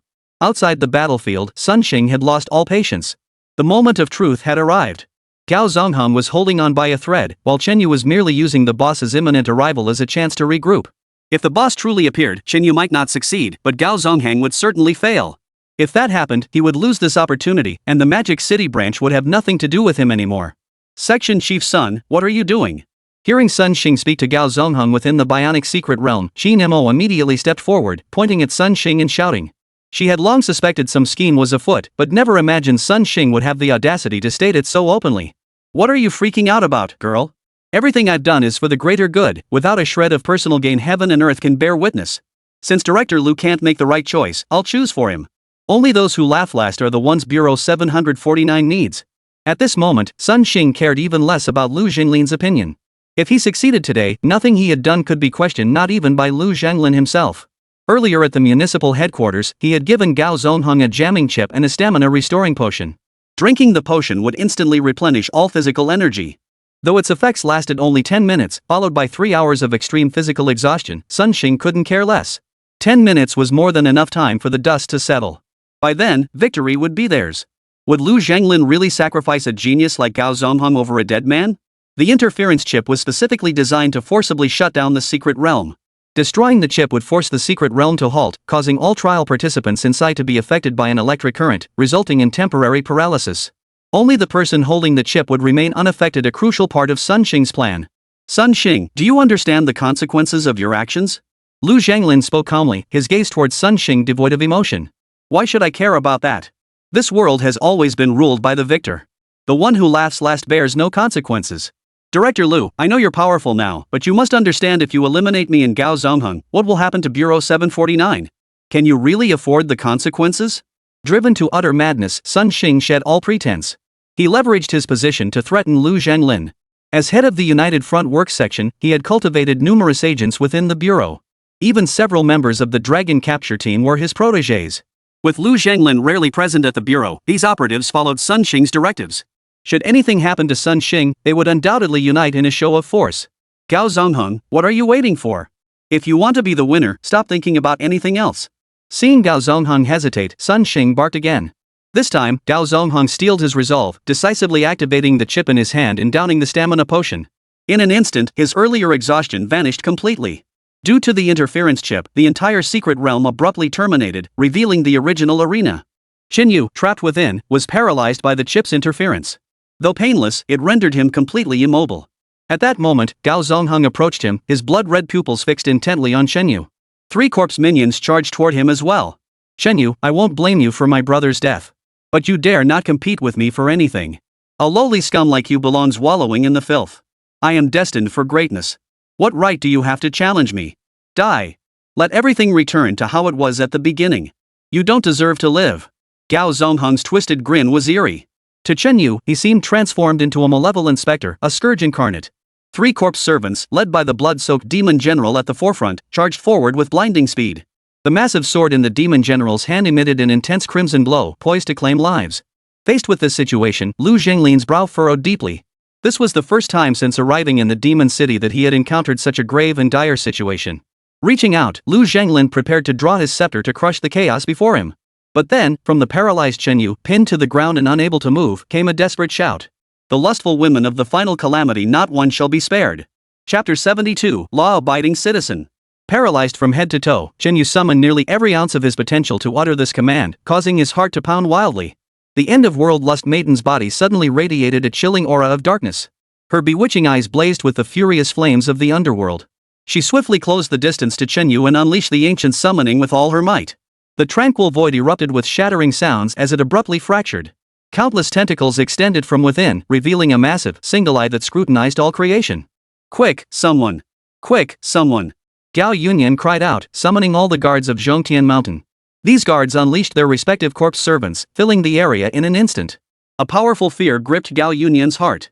He even suspected that the terrifying abilities displayed by Qin Yu's corpse servants might kill his son. As the sole legitimate heir of the Gao family's next generation, Gao Zongheng could not suffer even the slightest harm. Even if every single Gao family guard perished today, Gao Zongheng's safety must be guaranteed. Qin Mo also summoned her own undead minions. Though her strongest Earth-tier minions stood little chance against the imminent crisis, every second they could buy would ease the pressure on Qinyu. Even Lu Zhanglin attempted to summon his bone dragon, only to discover with shock that the creature now resisted fiercely. Despite facing its master's command, it now carried a distinct hint of refusal. All the corpse servants present on the battlefield, including the 3 commanded by Gao Zongheng, froze in place after the void shattered. Upon glimpsing the single eye peering through the void, their bodies convulsed violently. Then, every corpse servant knelt on the ground, wailing in agony, a sound that sent chills down one's spine. The ancient call could shatter an enemy's mind in an instant, and that was no idle boast. Even the mightiest of the blood-soaked demon generals had their minds shattered, now utterly devoid of any fighting strength.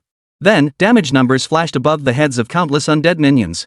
The weaker ones collapsed to the ground, reduced to dust under tens of thousands of damage per second. The prematurely aged sword immortal, already far from healed, deteriorated rapidly. Then, the blood-soaked demon general's health bar emptied. In mere seconds, nearly all the corpse minions present were reduced to dust. Had Qin Mo not stopped in time, her own minions would have met the same fate. The end-of-world lust maiden went berserk, indiscriminately targeting everyone present as enemies except her beloved master. Sun Xing's jaw dropped wide open. He hadn't even grasped what had happened before Qinyu had instantly turned a certain death into safety. Moreover, when he attempted to summon his own lord of the city of the wrongfully dead corpse servant, he sensed the lord's resistance. Remember, the lord of the city of the wrongfully dead was a 4th-tier heavenly grade undead servant, the strongest Sun Xing had ever obtained, earned through his legendary military exploits. Yet under the old summoning, any heavenly realm corpse servant below the rank of End of Calamity Lust Maiden displayed intense resistance. Impossible. This can't be. How could you have slain my blood-soaked demon general? This must be an illusion. Chen Yu, you're just a penniless nobody. You couldn't possibly be stronger than me. This must all be an illusion. Kill you, and the illusion will shatter. Gao Zongheng will remain the manager of the Demon City branch. Watching all 3 of his corpse servants fall, bloodshot eyes flared in Gao Zongheng's face as he fixed his crimson gaze upon Chen Yu on the ground. He never imagined that even with such a meticulously planned setup, Chen Yu could still break through it and even turn the tables on them. Driven mad, Gao Zongheng charged forward while his stamina potion still had effect. Killing Chen Yu now meant there might still be a chance to salvage everything. Drawing upon the Gao family's vast resources to replenish his lost undead servants would be no trouble at all. Snap! Before Gao Zongheng could take a few steps closer, the End of Calamity Lust Maiden suddenly struck. Her slender jade-like hand clamped around Gao Zongheng's throat, cutting off his breath. Though he'd been with Bureau 749 for years and undergone rigorous training, Gao Zongheng's physical attributes wouldn't exceed 50 points when converted. The End of World Lust Maiden's stats, however, exceeded 10,000. Even without using any skills, she could strangle him to death with her bare hands. Master, what shall we do with him? I wish to toss him into the void to feed the Ancient Ones. The End-Time Lust Maiden extended her crimson tongue to lick her lips. To her, Gao Zongheng was nothing more than a decent meal. Yet only in Chen Yu's presence did this terrifying woman transform into a helpless little bird, seemingly unable even to unscrew a mineral water bottle. Chen Yu, you dare. He is the future head of the Gao family. If you dare touch him, you declare war on the entire Zhongtian Mountain sect. Hearing the End of World Lust Maiden's words, Gao Yunyan instantly tensed. Ignoring Gao Haikwa slumped on the ground, he began shouting at Chen Yu. But the Gao family had forgot that just a second ago, every corpse servant summoned by his elite guards had been instantly slaughtered by Chen Yu. Even Sun Xing remained silent at this moment. Disable his hands. I'm a law-abiding citizen, I can't just kill people. Chen Yu's agitation eased slightly as he struggled to sit up on the ground, issuing a casual command. In the real world, humans were forbidden from killing each other. While not absolute, Chen Yu wouldn't dare challenge the limits of the law. But Gao Zongheng had struck first, attempting to kill him. If he showed no response now, others would inevitably take advantage in the future. Besides, even Lu Zhanglin hadn't intervened. If he truly showed no reaction, wouldn't he be wasting such a golden opportunity? Before Gao Zongheng could even yell his curse, he felt excruciating pain shoot through both shoulders. The intense impact knocked him unconscious instantly. It was the End of World Lust Maiden who had struck, cruelly crushing all his shoulder blades beyond any possibility of recovery. To recover, Gao Zongheng would need a pair of metal bones, but did the Gao family still have such opportunities? Watching Chen Yu's carefree expression, Lu Zhanglin sneered. And he calls himself a law-abiding citizen? Casually crippling others, especially someone as arrogant as this self-proclaimed genius? Chen Yu sure was law-abiding. Such a temperament. It actually endeared him to Lu Zhanglin, who increasingly felt Chen Yu was just like himself in his youth. Director Lu. This kid is so ruthless, don't you have anything to say? If someone like this were put in charge of the Shanghai branch, he'd ruin the reputation of our Bureau 749. Watching Gao Zongheng, whom he'd nurtured for so long, get crippled by Chen Yu, Sun Xing knew he had no chance of winning. If that was the case, then he would pin a major charge on Chen Yu, one he couldn't shake off. Neither he nor Lu Zhanglin would emerge victorious. He couldn't count on the Gao family anymore. Now, only by maneuvering again could he find future opportunities. Sun Xing, do you think I'm blind? Chen Yu acted in self-defense. If this goes to the Gao family court, he has the moral high ground. It was Gao Zongheng who struck first with premeditated intent to kill. For such a crime, I must demand accountability. At this point, Lu Zhanglin dropped all pretense. With reconciliation impossible, why should he show any courtesy? Moreover, you secretly provided Gao Zongheng with the interference chip. I demand an explanation for that as well. Chapter 73, Who's on your side? Lu Zhanglin now radiated a cold, ruthless aura that sent shivers down spines. To the outside world, this deputy director had always presented a refined and gentle image, leaving no one with anything but a favorable impression. But as the head of the most secretive unit in the Dragon Nation, one engaged in covert operations involving grave matters, how could such a man be kind and benevolent? Sun Xing had secretly stolen the jamming chip and incited conflict among colleagues, charges sufficient to bring him before a military tribunal. Faced with Lu Zhanglin's interrogation, Sun Xing was utterly defenseless. With all his schemes exposed, there was no chance of turning the tables. Out of respect for your past merits, I won't crush you completely. Write your resignation letter, I'll approve it immediately and then leave the capital. I'm giving you all the face I can. If you harbor any other intentions, don't say I'm unreasonable. And don't even think about playing tricks. I know you've bribed quite a few people in the bureau, but once they learn what you've done, who among them will still stand by you? Lu Zhanglin had sealed off every escape route for Sun Xing. Within Bureau 749, the members weren't fools. Even those who had been on Sun Xing's side would now voluntarily distance themselves after learning of today's events. Lu Zhanglin hadn't intended to push things this far. The United Front Department needed manpower. But he'd come to realize that keeping Sun Xing would plunge the entire Bureau 749 into irreparable ruin. Mayor Dong, the Gao family falls under the jurisdiction of the Metropolis. I can't say much more. As for how to proceed, that's entirely up to you. If you need personnel, I'll assign them. Should any difficulties arise during the process, Bureau 749 will handle everything. With Sun Xing dealt with, Lu Zhanglin reminded Dong Xian that it was time to address the hidden threats within the Metropolis. The Gao family had dug in too deep. If allowed to grow further, they would eventually drain the city dry. While complete eradication might be impossible this time, the Gao family's influence must be cut down to its limits. They must be weakened relentlessly and forced off the city's stage as swiftly as possible. The Gao family's crimes are grave. I must return to the municipal headquarters immediately to discuss this thoroughly with Yu Changping. With Lu Zhanlin's backing, Dong Yao felt bolder. Truthfully, he'd long harbored plans for the Gao family, but what could he do when even his predecessors had been powerless against them? But now, a solution to the root cause had finally emerged. Dong Yao would not let this opportunity slip. He had long set his sights on the Zhongtian mountain region. If the Gao family could be completely eradicated, the entire Zhongtian mountains could generate substantial revenue for the city. Everything that happened today is entirely your own doing. Once things settle down, I urge you to deeply reflect on your mistakes and not ruin yourselves further. Lu Zhanglin delivered his final words before instructing Qin Mo to escort Chen Yu away. This event had effectively cemented Chen Yu's standing within the city. Perhaps Chen Yu's rise would eventually give birth to a new Chen family in the Demon City. But Lu Zhanglin believed that even that future Chen family would be far superior to the current Gao family, a malignant tumor. Late into the night, Zhongtian Mountain was in an uproar. Deprived of its elite defenders, the Gao family now lived in constant fear. Gao Zonghong, his arms crippled, had regained consciousness. Yet since waking, he had become taciturn, all traces of his former prodigy's arrogance vanished. Within the Gao household, all guards who had lost their corpse servants were now demanding compensation from the family's accounts office. They hadn't joined the Gao household to work at a loss. Without their undead servants, these guards were indistinguishable from ordinary people. They certainly weren't going to leave the Gao family only to become delivery drivers or security guards. Knowing the Gao family was on the brink of collapse, these guards were rushing to reclaim their benefits and escape as quickly as possible. If they delayed, they risked being buried alive with the Gao family, an outcome they absolutely refused to accept. Master, we currently cannot pay the compensation for 50 people. Our family's accounts are completely depleted. The finance officer approached Gao Yunyan, cold sweat on his forehead betraying his recent exhaustion. He never imagined the Gao family, once sitting atop a mountain of gold, would now agonize over compensation payments. The family currently owed billions in Jaws paper. Faced with this predicament, the finance officer wanted to resign, but the Gao family hadn't even paid his salary yet. Master Gao, you must decide quickly. The guards outside who haven't received their compensation are getting restless. Watching Gao Yunyan remain silent, the finance manager grew increasingly anxious, wishing he could pry open the head of the family and make him cough up the money. Stop nagging. What can I possibly do? I can't exactly sell my blood to pay off their debts. I hired you as the finance officer to find solutions, not to ask me for answers. What's the point of employing you if you can't handle this? Irritated by the questioning, Gao Yunyan bellowed, startling the stunned Gao Zonghong into a shudder. Hearing this, the accountant flung the financial statements to the floor.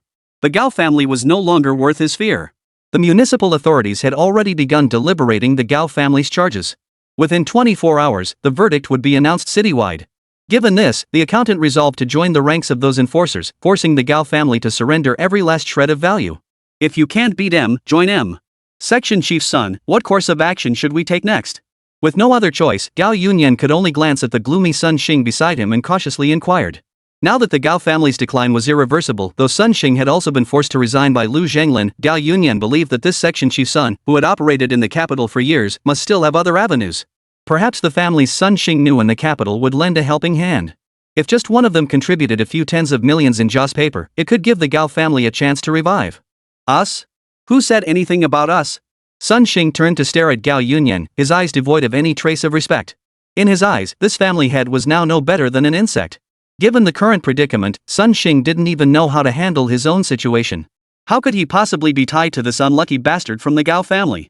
If it weren't for that good-for-nothing brat in your family, none of this would have happened today. All my years of painstaking cultivation, and this is what I get: failure at the last moment. Sun Xing glared at Gao Zonghong, who was trembling in panic. By the time the latter was nearly scared out of his wits, Sun Xing had lost interest in intimidating such a useless fool. Considering your Gao family's years of obedience, I won't abandon you entirely. Now, go find a satellite phone immediately. I need to make a call. If it succeeds, there might still be a chance to turn this around. But mark my words, if I help your Gao family rise again, Zhongtian Mountain will become my personal property, Sun Xing's private domain. Your Gao family will be nothing more than servants managing my estate. Sun Xing bared his fangs. He had a plan to pull the rug out from under them, one that could even reverse the Gao family's decline. But in return, the Gao family would no longer be the venerable clan it once was. They would become nothing more than vassals to Sun Xing. Even the very foundation of the Gao family, the Zhongtian Mountains, would no longer belong to them. Very well, I accept. Every member of the Gao family accepts. As long as Section Chief Sun keeps his word. Chapter 74, The Football Chicken's Move. After an internal struggle, Gao Yunyan wore a look of utter despair as he forced himself to nod in agreement. He now regretted that if he had prevented his younger brother from framing Chenyu after his nephew Gao Xuanji's death, none of this might have happened. Or if he had kept his son grounded at Bureau 749, simply doing his job properly, then their family would never have become entangled with Sun Xing. Then the Gao family would remain the Gao family, and Zhongtian Mountain would never have changed hands. But these were all hypothetical scenarios. Now, the Gao family had to find a way to cut off the tail to save the body. Perhaps the Gao family would never regain its former glory, but preserving the entire clan was the ultimate outcome. Shortly after, the satellite phone was delivered to Sun Xing. Gao Yunyan was quite curious about it. Such devices were merely for show in the Gao household. The Gao family's overseas holdings were scattered and few. Satellite phones were only used for communication with those locations when facing serious issues. As a high-ranking official in Bureau 749, who could Sun Xing possibly call? Given his current reputation, who would come to his aid? Certainly not to contact members of Bureau 749, he thought. Instead, I must call an old friend. This old friend holds the key opportunity. If this succeeds, Lu Zhanglin will have no further means to target me. Sun Xing's face broke into a confident smile. After all, he had painstakingly cultivated this connection for over a decade, precisely for a turning point like today. When the call connected, a familiar voice greeted him, instantly dispelling all his worries. After their conversation, the Gao family members present could all see Sun Xing's expression gradually brighten. Success was all but certain. Several days later, Chenyu was busy at home. He had been inquiring about the Gao family's movements daily. With Dong Xian by his side, no news from the city headquarters escaped their notice. What puzzled Chenyu, however, was that despite the verdict on the Gao family having been finalized long ago, they remained in the Zhongtian Mountains without making a single move. Even the city government seemed to have dropped the matter. This alone made Chenyu sense something was amiss. If this malignant tumor of the Gao family wasn't eradicated, when would the entire demon city ever see the light of day again? The Gao family was a threat more severe than some terrifying secret realms. Just then, Qin Mo returned from outside. Without even taking off her trench coat, she approached Chenyu. Watching Qin Mo grow increasingly close to Chenyu these past days, Dong Xian felt profoundly threatened. Could the position of the main consort really be snatched away by Chenyu, that mere assistant? Director Lu has left. He asked me to tell you that preparations for the Shanghai branch's construction have begun. Get ready. Qin Mo relayed Lu Zhanglin's final instructions meticulously. Now even she addressed Chenyu as the branch bureau chief. Chenyu needed to familiarize himself with and master the recruitment of personnel for Branch 739 and its daily operations in the shortest possible time. He would even need to establish communication channels with the municipal headquarters, making his future duties increasingly complex. Director Lu also mentioned that his return this time is due to new developments at the capital base. I'm not authorized to know such classified matters, but to help you grasp their importance, I had to relay this message. As she spoke again, Qin Mo's expression visibly hardened. Were it not for Dong Xian's exceptional relationship with Chenyu, she would have dismissed the latter immediately to discuss matters privately with Chenyu. Kyoto, the central hub of Dragon Nation, appeared calm and peaceful on the surface. Even mutated secret realms could be resolved in an instant. Yet the true crises looming there were far beyond such minor incidents. The reason Lu Zhanglin hadn't appeared at 749 to oversee operations for years was precisely because new fluctuations had emerged in the bases constructed by the Dragon Nation.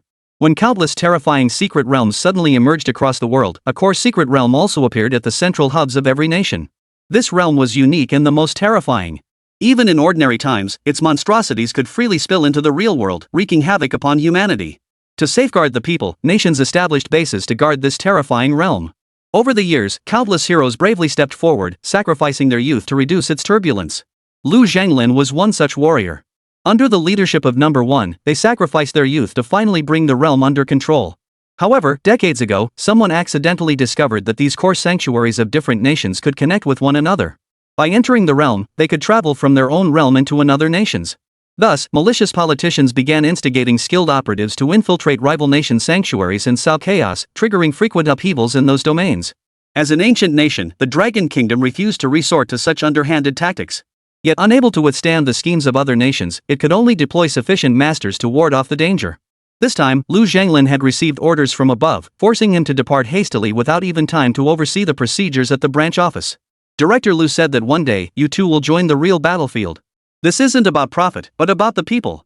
Only by addressing the root causes of these problems can we ensure the people live in peace and prosperity. This may even require sacrificing one's life, but it is worth it. Xin Mo's tone was solemn. Had her abilities not been so limited, she would have begged to join the fight after hearing Lu Zhinglin's words, determined to protect the people. Hearing this, Chen Yu fell silent. Since graduating, she had explored the secret realms solely to enrich and beautify her own life. Beyond that, she had never considered anything else.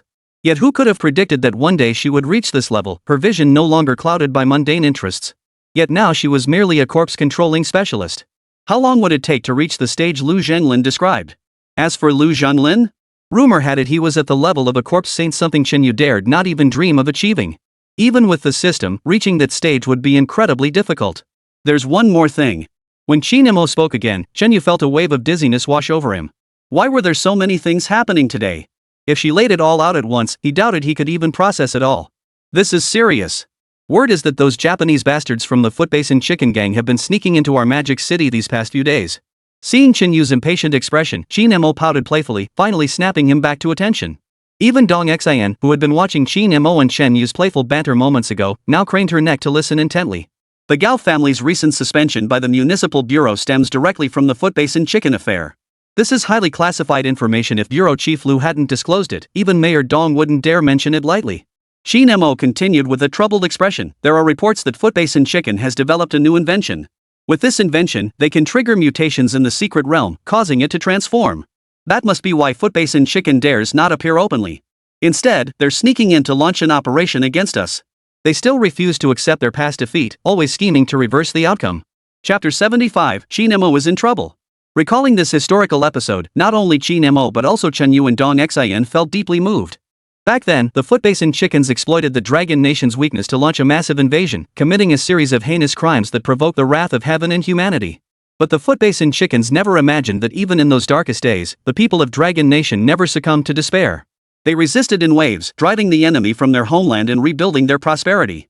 Decades later, despite the nation's remarkable progress, the Footbasin Chickens felt no fear. They even believed that the Dragon Nation had merely been fortunate back then. Returning to their own small island, they remained restless, always stirring up trouble. They attributed China's restraint to its millennia-old heritage of humility and courtesy, believing the nation simply refused to engage with such barbaric foes. Little did they know, this very restraint led the Japanese to mistake it for weakness. In recent years, their provocations have only grown more frequent. These little Japanese bastards never learn. Have they forgotten how we drove them out decades ago? We drove them out back then, and now we could handle this with even greater ease. Have they no brains? Dong Xian fumed, muttering her grievances. Chen Yu, observing this, made no move to stop her.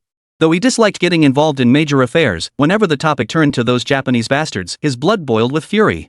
As men, they all dream of the day they can exact revenge, repaying every ounce of humiliation suffered back then. When autumn arrives on the 8th day of the 9th month, ride eastward to admire the cherry blossoms. As the head of the 749 Bureau branch, you have a duty to step forward regarding this matter.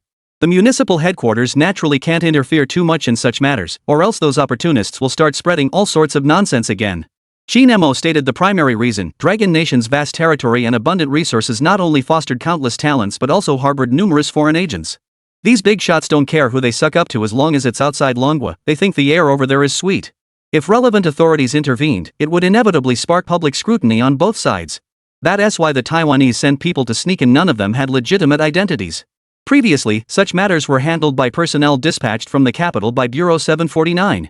Now that Shanghai had its own branch, it was left to resolve the issue locally. However, with only Chen Yu and Qin Mo currently stationed at the branch, this task naturally fell to Chen Yu. To Qin Mo's surprise, Chen Yu didn't refuse this time. He nodded earnestly and accepted the assignment.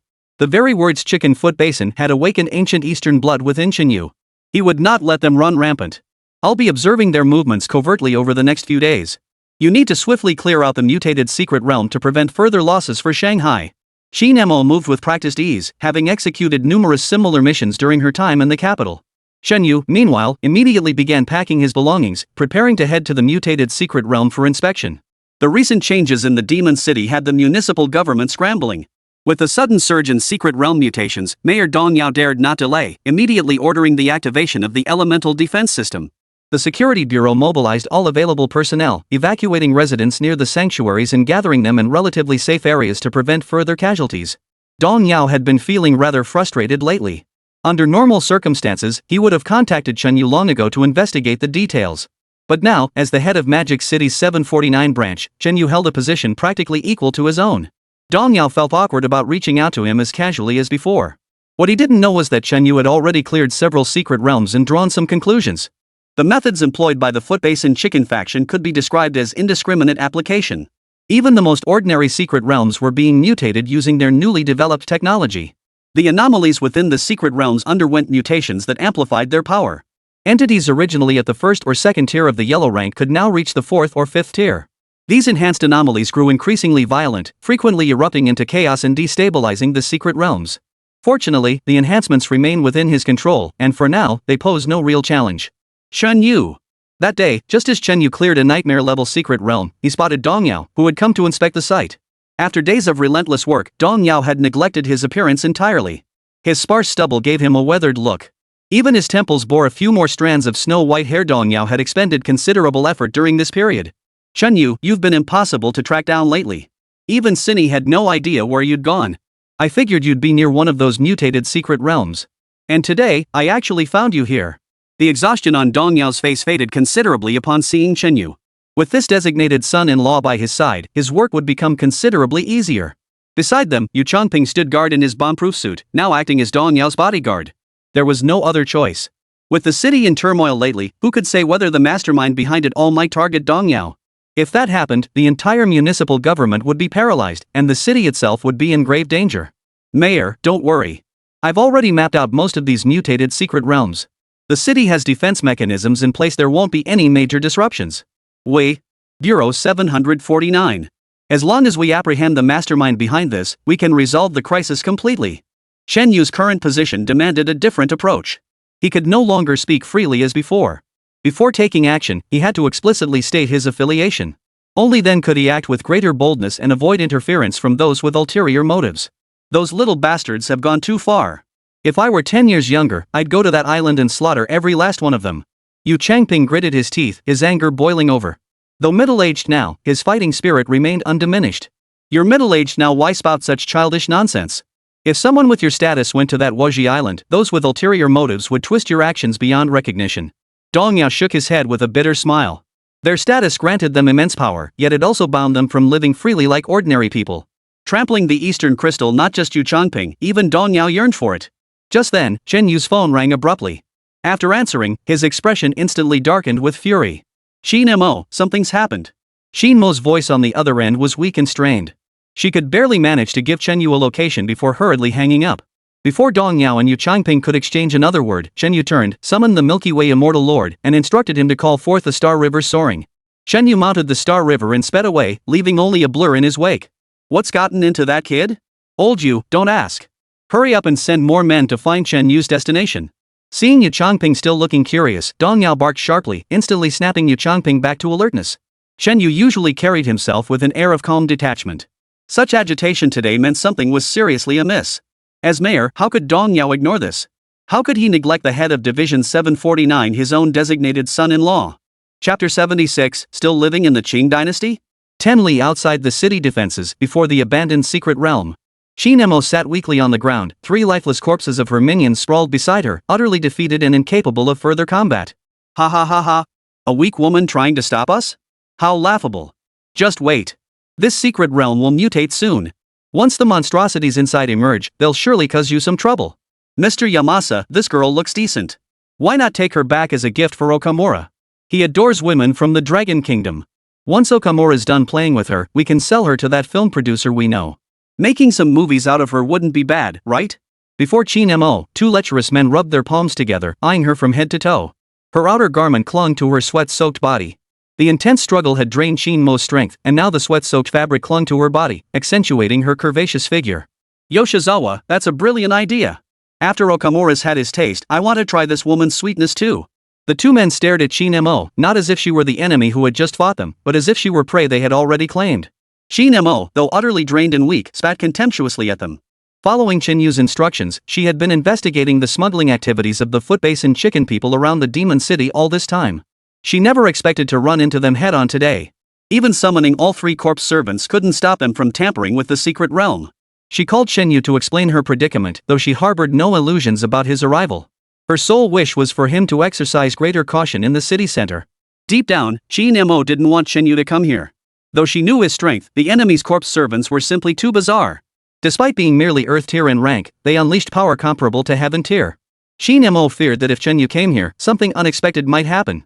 After all, the head of Bureau 749's First Division couldn't afford any mishaps. The entire Bureau 749 will not let you criminals off the hook. History judged you once.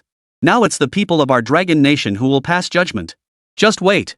Even if captured by the enemy, Shin-mo felt no fear and cared little for life or death. She believed the wicked bastards would surely receive their just punishment. Upon learning Shin-mo's identity, the two traitors' eyes lit up. After all, the global prestige of Bureau 749 was undeniable. Capturing Shin-mo for interrogation. If they could extract any intel on Bureau 749's inner workings, they'd strike gold. Hurry up and take her away. This cargo is worth its weight in gold. The Japanese man named Yoshizawa urged his partner, confident he could handle the next phase alone. As for Shin-mo, she must be taken back to the island immediately. Can you even get away? Just then, a vast ocean formed from countless specks of starlight appeared in the sky. Standing atop that ocean was a young man, Shinyu. Master, these two men look so sleazy. They don't even measure up to a single hair on your body. Beside him, the Milky Way Immortal Lord looked at the two Footbasin chicken men with contempt. Their sleaziness seemed innate, as if passed down through generations. Shinyu, hurry away. Something's off about these two. Shin-mo urgently called out upon seeing Shinyu arrive. But Shinyu had already been transported from the sky to the ground by the Milky Way Immortal Lord, landing beside her. His cold, stern expression signaled that Shinyu had resolved to kill. Shin-mo had always been safe in his presence, but if she had lingered any longer today, he dared not imagine what might have happened. Everyone knew how twisted that Footbasin chicken was. Ha! A mere greenhorn dares to come here and put on airs. But you, woman, you're even prettier than her. Coming to Dragon Nation this time was a real score. The Footbasin chicken named Yoshizawa stared at the Milky Way Immortal Lord, his eyes nearly glued to her body, his breathing growing heavy. Attack! The two immediately summoned their corpse servants. 6 corpse servants suddenly appeared on the spot, proving that both Footbasin chickens were masters at the corpse sec level. Kid, don't say I didn't give you a chance. Kneel and surrender now, hand over this woman to us, and you'll live. Otherwise, we'll capture you too perfect for testing our island's newly developed nuclear stinkwater. The two chickens strutting around with their heads held high made Shinyu chuckle. Did these two come from the Qing dynasty? Did they really think the Dragon Nation was still the same as it had been a century ago? Shinyu never cared about the number of corpse servants. Though he hadn't reached the corpse sect realm, the combined strength of 3 corpse servants was no trivial matter. Without hesitation, Shinyu summoned both the End of Catastrophe Lust Maiden and the Underworld Beauty Empress. Ignoring the 2 Footbasin chickens' staring eyes, he declared. How long will it take to deal with both the humans and their corpse servants? 5 minutes. Master, I only need 4 minutes. 3 minutes guaranteed. The 3 women chattered excitedly beside Shinyu, each vying for his favor. 2 minutes. Leave them breathing, don't kill them outright. And don't let me see those disgusting corpse servants again. Shinyu waved his hand dismissively. 2 minutes was more than enough time for these 3 women to handle the situation. As for those 2 Footbasin chickens, though equally revolting, their living value far outweighed that of the dead. Receiving Shinyu's command, the 3 women charged forward before the corpse servants could react, immediately showcasing their respective skills. Ha ha ha ha. What exquisite women. Yamasa, don't harm them, I intend to bring all 3 back with me. Watching the 3 women advance, Yoshizawa's expression grew even more repulsive. He and Yamasa hurriedly commanded their 6 corpse servants, attempting to subdue Chinyu's 3 women. They believed they could trample this land as they had done years ago. Meanwhile, Shinyu saw Shin-mo slumped on the ground. He reached out, embraced her, and helped her to her feet. Exhausted from the struggle, Shin-mo lacked even the strength to stand. As she drew near Shinyu, the scent of her fragrant sweat wafted into his nostrils. You fool. Your corpse servants aren't necessarily a match for them.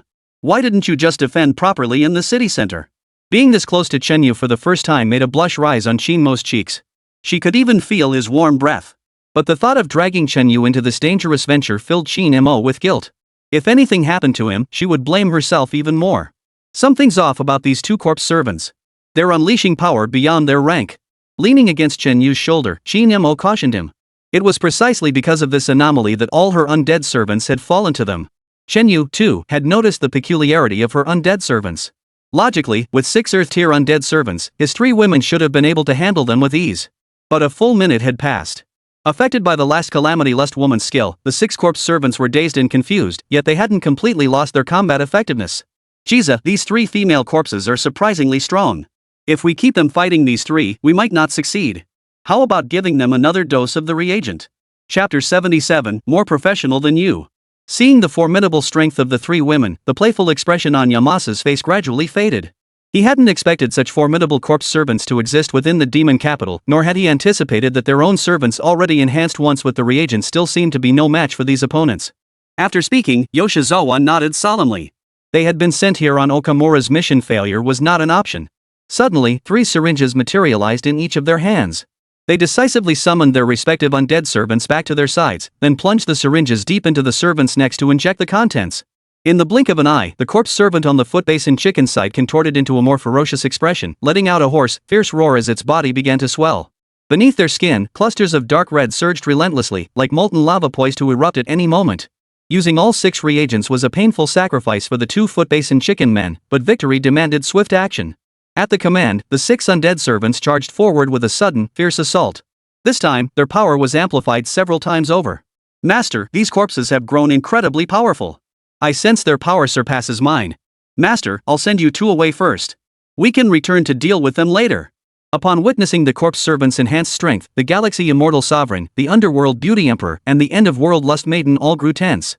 They cared not for their own safety. Even perishing here held no weight. But Master Chen, you must not come to harm. Don't worry about us. You must succeed. Failure is not an option. Remember, this is an order. Feeling the corpse chi emanating from the enemy's minions grow increasingly dense, Chen Yu dared not be careless. Yet he could not show fear, nor could he leave. He must oversee the battle here until complete victory was secured. This was the first time Chen Yu had issued such a clear command to the 3 women. The sheer force of his authority made Qin Mo's cheeks flush even redder beside him. Receiving their master's command, the 3 women struck with even greater ferocity. The ancient dominators in the void kept climbing out, as if they were about to manifest in reality at any moment. The Milky Way above channeled more starlight power, pouring down relentlessly. The Nether Army's control over the heavens made the dark clouds overhead resemble an apocalyptic scene. The zombie minions on the footbase and chicken side, despite being reinforced twice, couldn't close in under the 3 women's relentless assault. Hit by 3 distinct skills, their health plummeted rapidly. The health bars boosted by the potions were instantly wiped clean by the trio's skills, leaving the 2 footbase and chicken men utterly horrified. They never imagined Shen Yu could be this powerful. It defied logic. How could they have encountered such an unparalleled powerhouse? Let's go back to Okamura now. We can still explain things. After all, we've destroyed all the undead servants. Let Okamura handle this. Maybe he has a way to deal with this kid. Seeing their minions' health bars rapidly depleting, the 2 Japanese men instinctively took a step back. Their undead servants were beyond salvaging.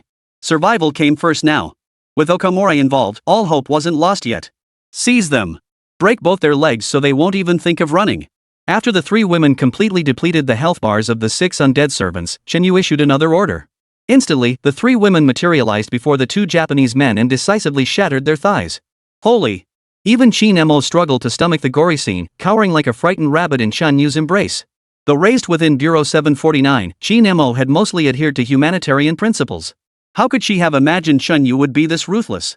Humanitarianism? Shen Yu certainly had an obligation to uphold it, but not when dealing with these footbase and chickens. Breaking their thighs was already sufficiently humane. In private, Shen Yu might have made these 2 taste the suffering endured by the people of the Dragon Nation a century ago. You can't do this. We're guests from the island. Is this how you treat guests? If word gets out, the entire Dragon Nation will be embroiled in scandal because of you. Then you'll be the one condemned. Gritting their teeth against the excruciating pain of shattered bones, the 2 men collapsed to the ground as Yamasa immediately began shouting. A century ago, they had landed on this land at will, treating the Dragon Nation people like livestock. Who could have imagined that today, they would be treated this way by the other side? What the hell are you playing at? At that moment, Chen Yu walked forward with Qin Mo, delivering several unapologetic kicks to the men's thighs, a subtle display of his own uninjured legs. 2 stowaway scum daring to threaten me? Even if I killed you today, would your little island ever admit to the smuggling? Facing the despicable Taiwanese scum, Chen Yu shed all his usual politeness, transforming into a demonic overlord. Fighting fire with fire had always been Shen Yu's creed. When dealing with these scoundrels, he showed no mercy whatsoever. Only by instilling utter fear in them would he achieve his goal. Hearing Chinyu's words, Yoshizawa and Yamasa fell silent. The authorities on the island would never publicly acknowledge the smuggling operation. Success meant they'd be heroes, failure meant they'd have to commit seppuku and seek the small Tengu god. They say the Japanese are loyal to the imperial family on the island, but when faced with life or death situations, their true nature was exposed. If you can offer information that interests me, perhaps I'll spare your lives. Otherwise, I have many ways to ensure you suffer before dying. Rest assured, it will be far more intricate than the beastly deeds you committed back then. Far more professional. Shenyu pursed his lips, his gaze relaxed as he studied the pair. Yet to them, that expression felt like the Grim Reaper counting down their final moments. What do you want to know? We'll tell you everything, please don't be so reckless. Damn it. Yoshizawa and Yamasa trembled violently under Chinyu's imposing presence. Before long, their lower bodies were soaked through. These islanders, living their comfortable little lives, had such weak nerves. Afterward, Shinyu instructed the three women to take the 2-foot basin chicken people back. What puzzled Chin-mo was that this time, Shinyu hadn't contacted Dong Yao. Although Chinyu's current status was different, the branch office hadn't been fully established yet. Any actions they took in the Magic City still required consultation with Dong Yao. We can't tell Mayor Dong. Given his position, knowing too much would make it harder to act later. I'm certain there are others behind these two. Until we uncover those masterminds, the less the municipal authorities know, the better. After all, the two came from the island. If the matter became more deeply entangled, it would escalate into a dispute between the Dragon Nation and the island. If it blew up, it could impact the Dragon Nation's future strategic deployments. Moreover, as mayor, Dong Yao would inevitably face constraints if he knew too much. Shen Yu, however, was different. Though he's the division head, his appointment hasn't been officially issued yet. Everything he does is a private matter. Even if he killed these two, it would be a personal vendetta, not something that could be elevated to a larger issue. Though Chin-mo didn't understand this, she had no choice but to accept it. She now stood by Qin-yu's side and had even been fully transferred under his jurisdiction by Lu Zhenglin. She was his person. Therefore, whatever Qin-yu did, she had to support him and provide everything he needed. The interrogation techniques she'd learned at headquarters in the capital would finally come in handy. Shen-yu felt a pang of sympathy seeing the three women exhausted after enduring a fierce battle. To help them recover, he'd have to go through quite a bit of trouble and expend a lot of his own energy. Chapter 78, Your Face Tells a Story. Several days later, in a high-end apartment within Magic City. A sleazy young man lay sprawled on a messy bed, idly fiddling with his phone after finishing his tryst with a blonde woman. Damn it! Those bastards Yoshizawa and Yamasa haven't given a damn word in days. They won't even tell me how things are going. When you two get back, I'm going to punish you properly. When I get back, I'll find 3 foreign chicks and make you watch me have fun all by myself. The man was Okamura, who had smuggled himself in from the island. He was currently holed up in the apartment, waiting for a reply from Yoshizawa and Yamasa. But in the past few days, Okamura's phone had received nothing but food delivery notifications, not a single message from the pair. It infuriated him. If he could deploy all his forces, Okamura would have ventured out alone to infect every nearby secret realm. Then, disregarding those two, he'd simply return to the island to eat sushi. In recent days, numerous secret realms within the Demon City had shown signs of mutation, but all had been intercepted by the elemental defense devices in the city center. At this rate, their mission couldn't keep pace with the city's defenses. Wasn't this trip a complete waste? Just as Okamura was considering calling those two to ask about it, the doorbell suddenly rang. I didn't order delivery. Wrong place. Frustrated, Okamura shouted loudly. After all, the delivery guy had just left, and he certainly hadn't invited anyone else over. But the doorbell persisted. Grumbling, Okamura slipped on his robe and headed for the entrance. Damn those bastards. I'll teach you a lesson you won't forget. Opening the door, Okamura was surprised to find a man standing there who looked several years younger than himself. And this man was more handsome than him, making Okamura even more jealous. The man at the door was none other than Chen-yu. Okamura? You don't look like much. What's with all the hype from Yoshizawa and Yamasa? Looking at Okamura, Chen-yu felt like laughing, but his principles told him not to mock others, even if they were scum. Over the past few days, Chen-yu and Chin-mo had thoroughly interrogated Yoshizawa and Yamasa, who were being held captive at home. The two Japanese men had also revealed the identity of Okamura, the mastermind behind them. Okamura, born into a prominent family on the island, possessed extraordinary innate talent. Before turning 30, he had already reached the level of a corpse master. With his family's backing, Okamura had even acquired a heavenly tier level 1 corpse servant, making him quite renowned on the island. Yet when Shinyu saw the man in person, he couldn't reconcile the man before him with the Okamura described in the accounts. His sleaziness was so extreme that even Yoshizawa and Yamasa combined probably couldn't surpass it. You've heard my story? Okamura looked at Chen-yu, lifting his chin proudly. He believed anyone who knew his reputation would be stunned. No, your face tells the story. Shenyu shook his head with a smile, then strode straight into the room and held out his hand. Hand over all the compound 5 you have on you. Through interrogation, Yoshizawa and Yamasa had confessed that compound number 5 was the means they used to induce mutations in the secret realm. This agent enhanced the abilities of the corpse servants. When vaporized and released into the secret realm, it guaranteed a 100% mutation rate. However, the 2 Japanese soldiers didn't know how compound 5 was made. Even Okamura himself lacked the clearance to know the formula. But Okamura knew who had developed compound 5, which made Shinyu wary. The person capable of creating such a sinister substance couldn't be a good soul. He had to root this individual out to honor his identity as a citizen of the Dragon Nation. Heh, you think you can get your hands on such a precious treasure? You're dreaming. But since Yoshizawa and Yamasa recommended you, you must be a decent little dog. If you complete my task, I'll reward you with 1. Go kill Yu Changping of the Security Bureau. Return to me, and I'll reward you. Okamura assumed Shenyu was a lackey bought off by Yoshizawa and Yamasa, and immediately sneered with contempt.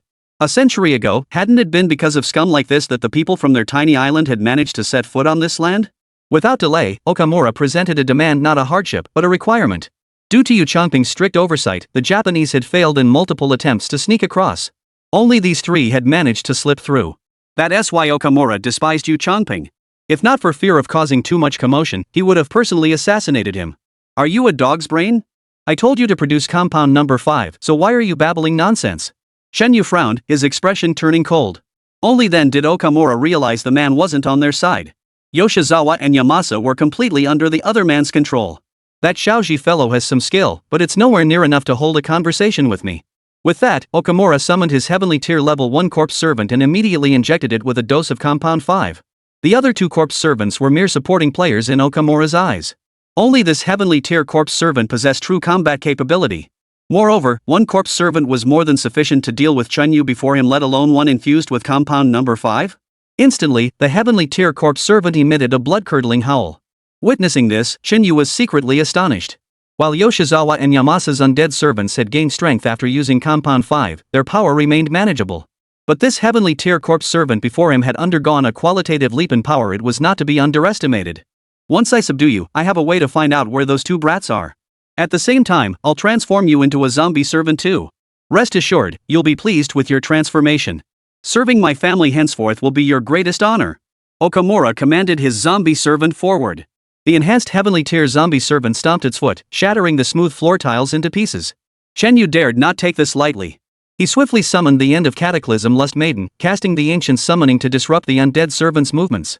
A single eye appeared in the void, fixating on Okamura's undead servant and drastically slowing its speed. What is this? Okamura hadn't anticipated Chenyu's undead minion being so formidable.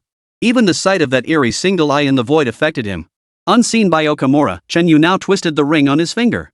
Instantly, a bolt of thunder crashed into the corpse servant. Transferring the attributes of the 3 women onto himself, though it had little effect on the enhanced heavenly tier corpse servant, it was deeply humiliating. A cloud of black smoke rose from the corpse servant's body.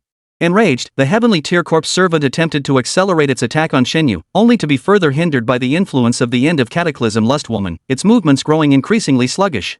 Strike again! Shenyu continuously activated the God King's ring, unleashing bolt after bolt of heavenly thunder onto the heavenly tier corpse servant. Each strike jolted it back to its senses. Yet before it could act, the ancient summoning took effect once more, preventing the heavenly tier corpse servant from ever reaching Shenyu. You're toying with me. Watching his most prized zombie servant repeatedly toyed with by Shenyu, Okamura's eyebrows flared crimson with rage. As a scion of a great clan, when had he ever been humiliated like this? That's right, I am toying with you. Chapter 79, Tit for Tat. Shenyu made no attempt to hide his intentions. He intended to torment Okamura just as he would have tormented the real person. Wait, wasn't Okamura himself the very embodiment of Yibin? Enraged, Okamura drew the steel dagger concealed at his waist, aiming it at Shenyu to hurl. Just as he moved, a bolt of lightning suddenly struck before him. The intense current surged through the metal, zapping Okamura's hair straight. Meanwhile, the End of World Lust Maiden had already whittled Okamura's heavenly tier corpse servant down to its last shred of health. It was safe to say that within the next second, his corpse servant would be completely destroyed. Damn it! Okamura, slumped on the ground, croaked out a halting command. He couldn't tell if the dampness beneath him was sweat or his own incontinence. Shenyu before him was too powerful, so overwhelmingly so that Okamura couldn't fight back. If he persisted, it was doubtful he'd even survive. For the honor of his clan, for the future of the island, Okamura knew he couldn't afford to fail. At the very least, he couldn't end up like those fools Yoshizawa and Yamasa. Brother, your talent deserves a much greater stage. Come to our island. If you're willing, we'll pour every resource into cultivating you. Let's turn swords into plowshares. Leave the Dragon Nation, and I guarantee you'll achieve even greater heights. As for what happened here, I'll pretend I never knew. On the island, you'll be free from any public pressure. After a moment of easing the tension, Okamura couldn't care less about the stench under his butt anymore and started acting friendly toward Chenyu. If Chenyu's talents could be harnessed by the Japanese, why would they need to smuggle people in to do this? One Chenyu alone was enough to give the Dragon Kingdom headaches. Over 100 years have passed, yet you still haven't changed your ways. There's no point in arguing with you. Break his limbs and bring him to Mayor Dong. Chenyu couldn't even be bothered to rebuke Okamura's foolish words. How could the Dragon Nation, after over a century of transformation, still be viewed by the Footbasin chickens as it had been before? Betraying the Dragon Nation and breaking his oath was something Chenyu could never do. He had to ensure Okamura faced the harshest judgment. I'm a member of a prominent family on this island. If you touch me, my clan will hunt you down until one of us is dead. As the apocalyptic harlot stepped before him, Okamura roared at Chenyu. As a member of a prominent clan, his pride could not tolerate Chenyu's insult. If that were the case, the clan backing him would inevitably seek Chenyu's death. Didn't we settle this centuries ago? Consider this repayment for the interest owed from 100 years back. Chenyu cut off Okamura's rambling. He waited until the apocalyptic lust maiden severed Okamura's limbs before finishing off the Heavenly Realm corpse servant. Afterward, Chenyu contacted Dong Yao by phone and even had Yu Changping evacuate the residents from the apartment complex before taking Okamura away. They weren't afraid of retaliation from the Okamura clan. It was just that Okamura's status was too prominent. If the wrong people saw him, it could easily stir up unnecessary trouble. Chenyu, do you understand the Okamura family's roots? This time, you've gone a bit too far. Inside a safe house, after Yu Changping finished interrogating Okamura, he and Dong Yao appeared before Chenyu. Upon learning Okamura's true identity, Dong Yao's expression grew grave. This wasn't some lowly foot soldier, he was a key member of a powerful clan. The Okamura clan might only produce a master of his caliber once every few centuries. If they learned Okamura had been crippled, the clan would certainly not let it rest. They might even manipulate the island's authorities to issue condemnations. By then, the repercussions would extend far beyond just the Magic City. Also, Okamura stated that Compound 5 isn't a product of the island itself, but rather originated from the Eagle Nation. The Eagle Nation has controlled the island for years, forcing them to handle all the dirty work. After all, these Footbasin chickens excel at such tasks. Yu Changping, present at the interrogation, relayed all the details to Chenyu. What had started as a feud with the Japanese faction now involved the British Empire, instantly escalating the tension. If handled poorly, they would face pressure from both the Japanese and the British, and the situation would not be optimistic. In that case, let's keep the Footbasket chickens occupied for now. As for the Eagle Nation, we'll meet their forces head-on. Chenyu didn't elaborate on specific plans. When facing intrigue and schemes, straightforwardness was the ultimate countermeasure. Since the Footbasin chick had made the first move, it would be impolite not to retaliate. Thus, Chenyu instructed Yu Changping to retrieve all of Compound Number 5 seized from Okamura. This move left both Dong Yao and Yu Changping somewhat perplexed. Chenyu, I must warn you, Compound 5 has side effects. If used on your corpse servants long term, it will cause irreversible damage. Besides, your undead servants don't need this harmful stuff. It's better to destroy it all at once. Yu Changping assumed Chenyu intended to hoard it for future use and promptly cautioned him. He knew the capabilities of Chenyu's undead servants. If they were compromised by this chemical reagent, the cost would far outweigh any benefit. Relax. I wouldn't use it on myself. Only a fool would put this stuff on their own body. Chenyu offered no further explanation. Time was short, and he needed to act immediately. The recent workload had left Chenyu feeling his hands were tied. Shin Mo, sensing this, contacted the capital to expedite the construction of the branch office. Within days, reinforcements would arrive from the capital, accompanied by an official appointment letter. Once that happened, Chenyu's actions would no longer be as carefree as they were now. Thus, after securing the 10 units of Compound 5 he'd seized, Chenyu turned and walked away. His abrupt departure left Dong Yao and Yu Changping momentarily stunned. What exactly is this kid planning to stir up? Can't say, and dare not ask. It's his private business, we neither oppose nor endorse it. Anyway, if the Koreans can do it, why can't we? The two old foxes vaguely guessed what Chenyu was planning, but they both tacitly kept silent. If they spoke up, Chenyu wouldn't be able to proceed so smoothly. At the seaside, Chenyu arrived by car and deposited his phone and identification documents. He summoned the Galaxy Immortal Lord. Using the stars to form a celestial river, he shot toward the island 10,000 miles away. This time, Chenyu would set foot on the Footbasin chickens' territory and return all Compound Number 5 to them. The Galaxy Immortal Lord commanded the starry river with blinding speed. Within 2 hours, Chenyu had traversed 10,000 miles and landed on the island. Being a border area, no one noticed the stranger's arrival. Chen Yu immediately headed for the secret realm at the island's center. Upon discovering several nightmare-grade and even earth-fiend-grade secret realms, Chen Yu hesitated not a moment. He shattered the reagent in his hand, releasing a cloud of powdery mist that was slowly drawn into the secret realm's glowing rings. After exhausting all 5 compounds in his possession, Chen Yu smiled faintly and rode the Milky Way away from the island. No one could prove he had been there, but who could say he hadn't? Chapter 80, The Chui Family. On Footbasin Chicken Island, within the hybrid Imperial Palace, the cabinet and royal family were in utter chaos. Over the past few days, 10 secret realms had suddenly mutated, unleashing all manner of monstrosities that wreaked severe destruction upon the island. The Footbasin Chicken faction had even deployed the elemental defense devices gifted by the Dragon Nation, yet they managed to eliminate only 3 nightmare-level mutated secret realms. Their reserves of the 4 great elements were completely depleted, rendering the devices unusable. Currently, Footbasin Chicken has dispatched all the island's strongest fighters to combat the Earth Fiend-level mutated secret realms. The mounting casualties have become a major headache for the royal cabinet. At this rate, the elites cultivated over years would be lost entirely in this crisis, an outcome the Footbasin Chicken regime could not tolerate. Your Divine Majesty, esteemed officials, the test results are in. Our secret realm has been severely affected by Compound 5. A testing officer suddenly burst into the meeting hall, and the revelation left everyone present wide-eyed in disbelief. Compound 5 was a gift from Father Eagle himself. What father would secretly harm his own son? Impossible. This is absolutely not something the Eagle Lords would do. There must be a trick here. What about Okamura? Why haven't we heard from him and the others yet?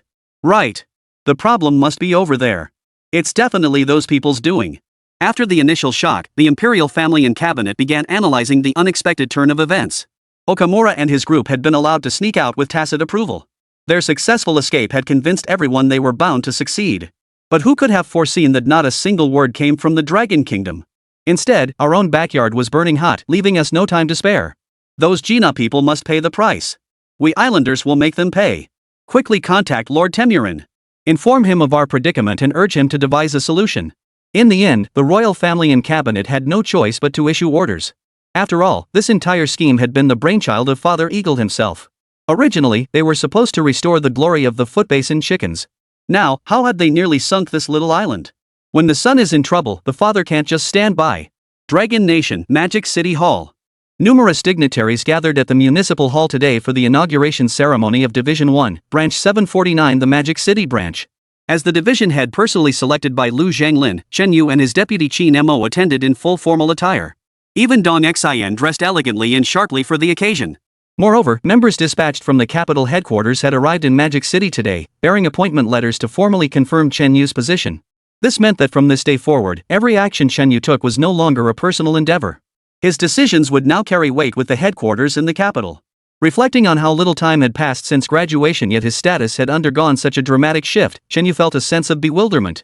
Fortunately, he had done what needed to be done earlier. Otherwise, if the situation escalated, it would be difficult to explain things to Lu Zhanglin later. Moreover, during this period, Chen Yu planned to level up to 50, reaching the level of a corpse master, so he could claim his next corpse servant. After all those achievement points he'd accumulated in the system were specifically for preparing for the new corpse servant. Current achievement points, 3,456,000. 3,456,004. Watching the achievement points steadily climb on the system interface, Chen Yu's lips curled upward involuntarily.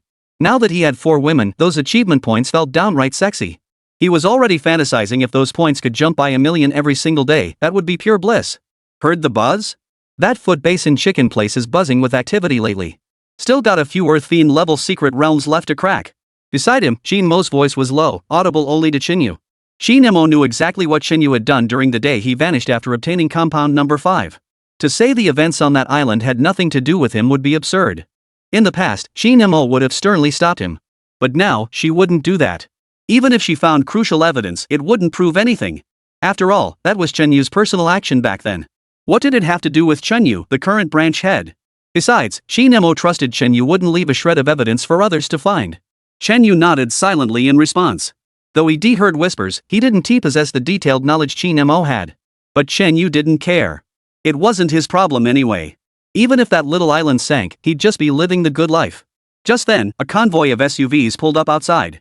A group of people stepped out and walked toward the municipal building. The leader wore the standard uniform of Bureau 749. His imposing stature immediately caught the eye. When Qin Mo saw who it was, she was taken aback. Chui Hao. It's actually him? Chui Hao. Hearing the name, Chen Yu felt a bit confused. After all, since joining Bureau 749, he only knew Qin Mo and Lu Zhenglin. Gao Zonghong and Sun Xing had been expelled, so they naturally didn't count. Chui Hao, eldest son of the Chui family of the capital, one of the four great families. He worked his way up through sheer effort, joining our bureau and rising to the dragon capture team. Qin Mo whispered the explanation to Chen Yu.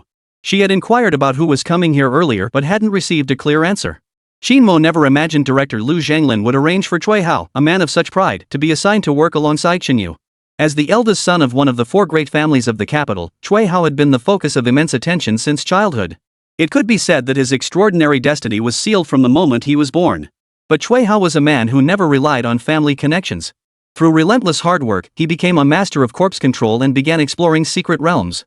Later recruited by Bureau 749, his dazzling identity remained unknown to all had it not been for Lu Jinglin's insight into his background.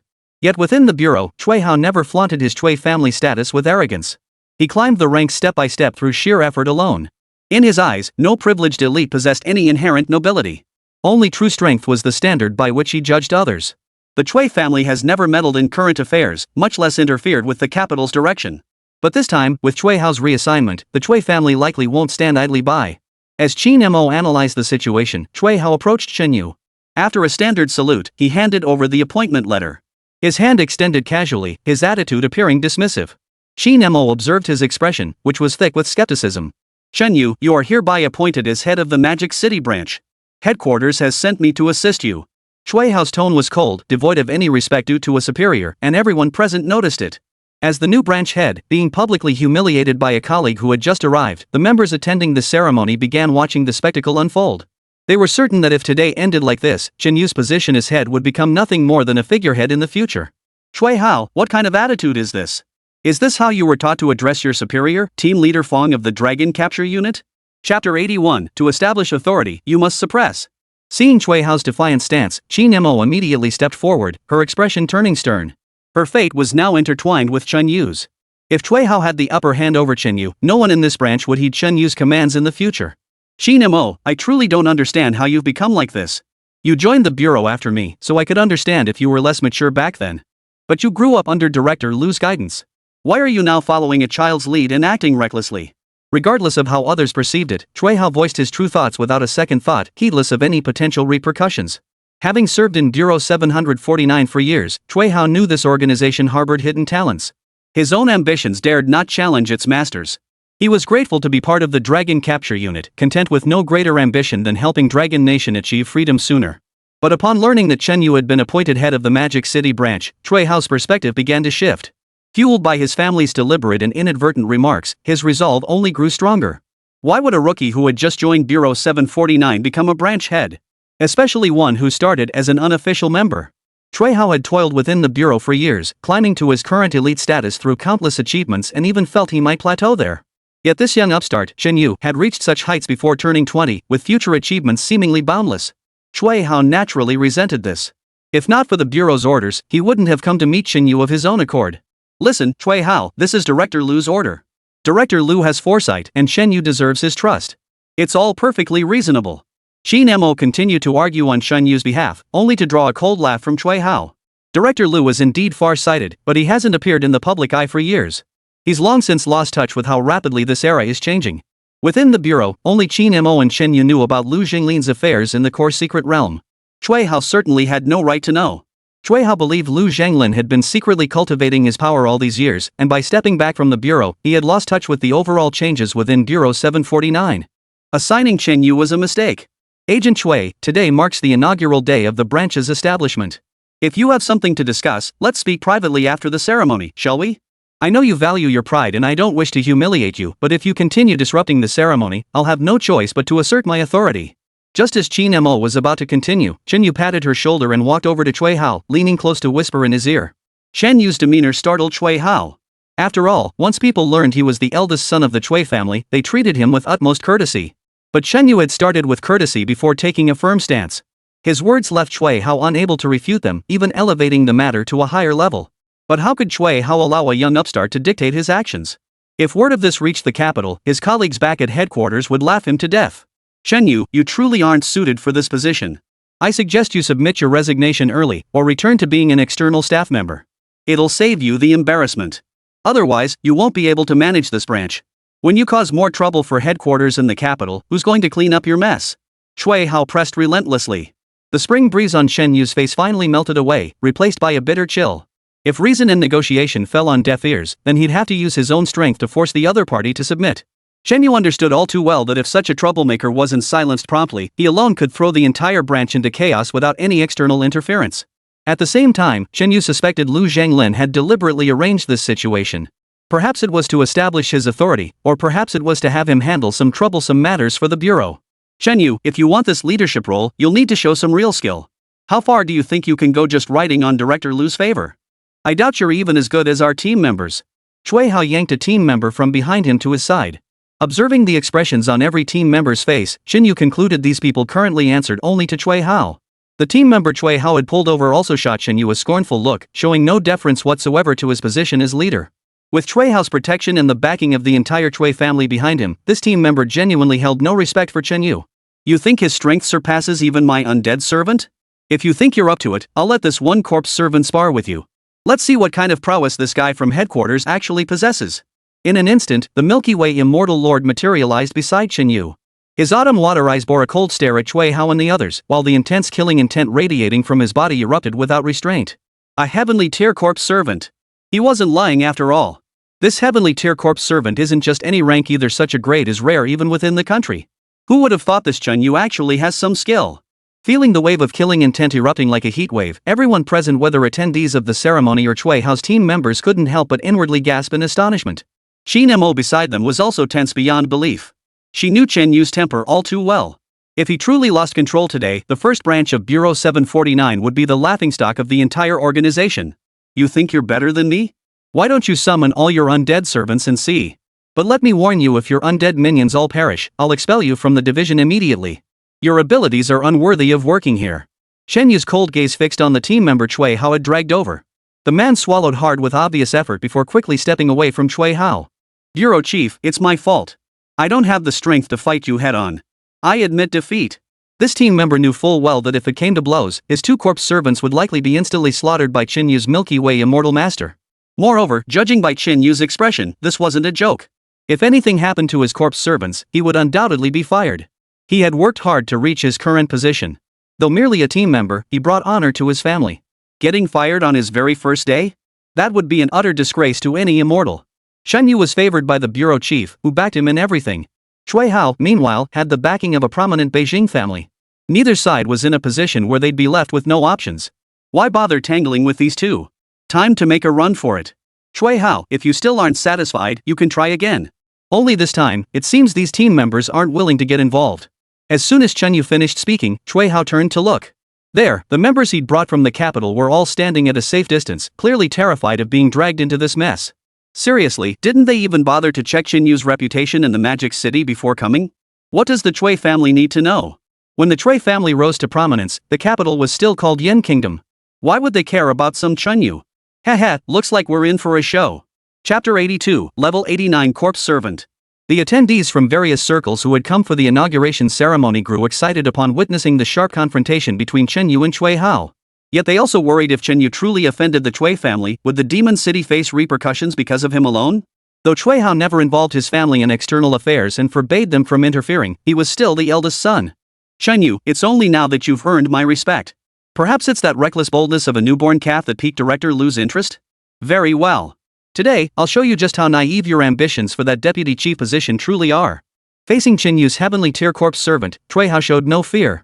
With a wave of his hand, an ancient ox, its entire body a deep azure, materialized instantly. The beast, as large as a small bungalow, instantly shattered the ground beneath its hooves. The scorching heat it exhaled warped the surrounding space into rippling waves. Earth tier, 9th level corpse servant, earth-shattering demon ox. Shin Mo's breathing quickened as she witnessed Cui Hao summon the earth-shattering demon ox. Though merely a 9th tier earth-grade servant, its level had already reached a staggering 89. Born into the Cui family, Cui Hao had never drawn upon his clan's resources. He had even refused the family's offer to procure a heaven-tier corpse servant for him. The Earthshaker Demon Ox was a corpse servant Cui Hao had exchanged for his own merits at the Bureau. He then explored secret realms day and night, raising the Earthshaker Demon Ox to level 89. Level 89. This terrifying concept would shock most people, for it was not far from the level of a corpse king, which stood above the corpse sect. In contrast, the Milky Way Immortal Lord was currently only at level 49. The 40-level gap between them made the difference in rank almost negligible. Be careful. That Earthshaker Demon Ox has incredibly high defense. I heard Chui Hao can withstand boss attacks in the secret realm by relying on his corpse servant's defense. Qin Mo was visibly tense. She dared not imagine what fate awaited Chunyu if he couldn't resolve this immediate crisis. Shenyu, you can still back out now. If you resign, I'll strongly petition headquarters to keep you in the auxiliary team. We'll still be colleagues in the future. As for this branch, let's leave its management to someone more capable. Listening to Qin Mo and Shen Yu's explanations, Chui Hao remained unmoved. He simply stroked the bull's head affectionately, paying no heed to the Galaxy Immortal Lord. Everything he did today wasn't for personal gain, nor was it out of enmity toward Xinyu. It was solely for the better development of the branch. Enough with the nonsense. If you don't move, I'll strike first. Shenyu curled his lips, then commanded the Milky Way Immortal Sovereign to launch the first strike. Milky Way Annihilation. The Celestial Lord of the Milky Way radiated an icy aura. With a single upward gesture of his finger, countless stars converged, coalescing into the Milky Way itself as it cascaded down from the heavens. To others, the shimmering Milky Way appeared serene and tranquil. Yet in the eyes of the earth-shattering Demon Ox, it seemed like the greatest calamity this world could bear, a force capable of obliterating an entire civilization. Chui Hao, sensing the danger, urgently commanded the Earthshaker Demon Ox to defend. A faint blue glow rippled across its azure hide as the ancient beast lay flat on the ground, transforming into a wall to withstand the river's onslaught. Chui Hao felt a quiet confidence. He needn't intervene himself, merely holding back Qin Yu's assault would make their respective strengths abundantly clear to all. Then, no matter how much Qin Mo twisted the truth, she couldn't keep Qin Yu.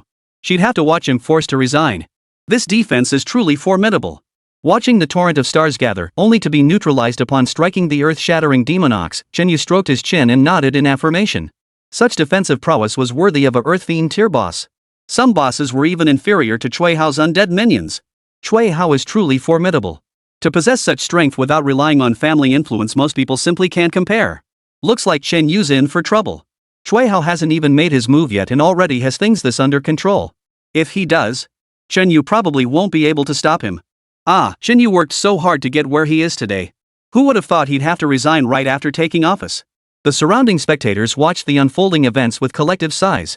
As residents of the Demon City, they still sided with Chen Yu. But what could they do? Chen Yu had crossed paths with Chui Hao, the eldest son of the Chui family. Mayor Dong Yao, watching the scene with his daughter, grew increasingly anxious. Though he wanted to intervene, he knew this was now an internal matter for Bureau 749. Tied to Yu Changping, he had no standing to meddle in their internal disputes. For now, he can only watch. It's fine. If Chen Yu resigns, he can come work at the municipal government. After all, he's more than good enough for my daughter. After all, he's a Chui family scion. How could Chen Yu possibly stand a chance against him? Dong Yao lowered his head in silence, muttering to himself. While Chen Yu's position as deputy director brought him prestige, the unexpected turn of events had caught everyone off guard. Now that Chen Yu and his daughter Dong Xian were deeply in love, Dong Yao couldn't bear to tear them apart. He could only begin planning Chen Yu's future exit strategy. Go all out. No time to waste. Another moment's delay and we'll miss the inauguration ceremony. Chen Yu's light-hearted words carried to everyone present. Who would have thought the Milky Way Immortal Lord hadn't been giving it his all from the start? Chen Yu had held back, fearing the Milky Way Immortal Lord might slay the earth-shaking Demon Ox. After all, if Chui Hao lost this level 89 corpse servant, his strength would be significantly weakened. Their faction desperately needed capable individuals, and Chen Yu had no intention of letting this troublemaker become just another ordinary member. But now it was clear the Earthshaker Demon Ox possessed formidable defenses and wouldn't fall easily. Even if the Milky Way Immortal Lord unleashed her full power, she alone couldn't kill it. Chen Yu had no reason to worry. As you command, Master. This servant shall not disappoint you. The Milky Way Immortal responded to Chen Yu in a sweet, coquettish tone. Her eyes then turned pitch black, and the star-studded Milky Way instantly plunged into utter darkness. Compared to its earlier splendor, this celestial river now resembled nothing less than a world-ending torrent. Boom! The river's power surged several-fold, violently lifting the earth-shattering Demon Ox from its prone position. Struggling desperately within the water vortex, it couldn't break free from the celestial river's grip and was swept directly outside the city hall. Seeing the corpse servant collapse outside, slumped lifelessly on the ground, Chui Hao rushed out to check on it. The others followed closely behind, except for Qin Yu, who remained standing in place, utterly motionless. Qin Mo tugged at her sleeve, biting her lip in anguish. If the Earthshaker Demon Ox truly met with misfortune today, the feud between Chen Yu and Chui Hao would never be resolved. Such a blunder occurring so soon after the branch's establishment, how would they manage in the future? How would Chen Yu face the Chui family? Chen Yu, however, lifted the corners of his mouth in confidence. After watching Chui Hao pause outside for a few seconds, he turned away despondently and returned to the city hall, approaching Chen Yu. Bureau Chief, it was my rashness. Please forgive me. I willingly accept any punishment, even dismissal. After all, this is entirely my fault. Chapter 83, The Secret Realm along the Nanhua Line. Standing before Chen Yu, Chui Hao bowed respectfully, all traces of his former arrogance vanished. Earlier, while inspecting the Earthshaker Demon Ox's weakened state, he had made a terrifying discovery. The toughest hide of the corpse servant had been eroded by the heavenly river, revealing cracks through which the underlying bones were faintly visible. Chui Hao understood this wasn't Chen Yu's limit, it was deliberate. Chen Yu had demonstrated his power without severely injuring the Earthshaker Demon Ox.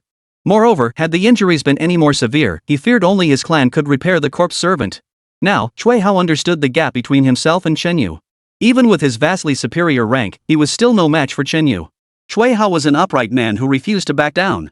Since he had initiated the challenge, he would accept the consequences. Though he might leave Bureau 749, this experience taught him a lesson. He now understood his own shortcomings. Whoa! Witnessing this scene, the crowd sucked in their breath in unison.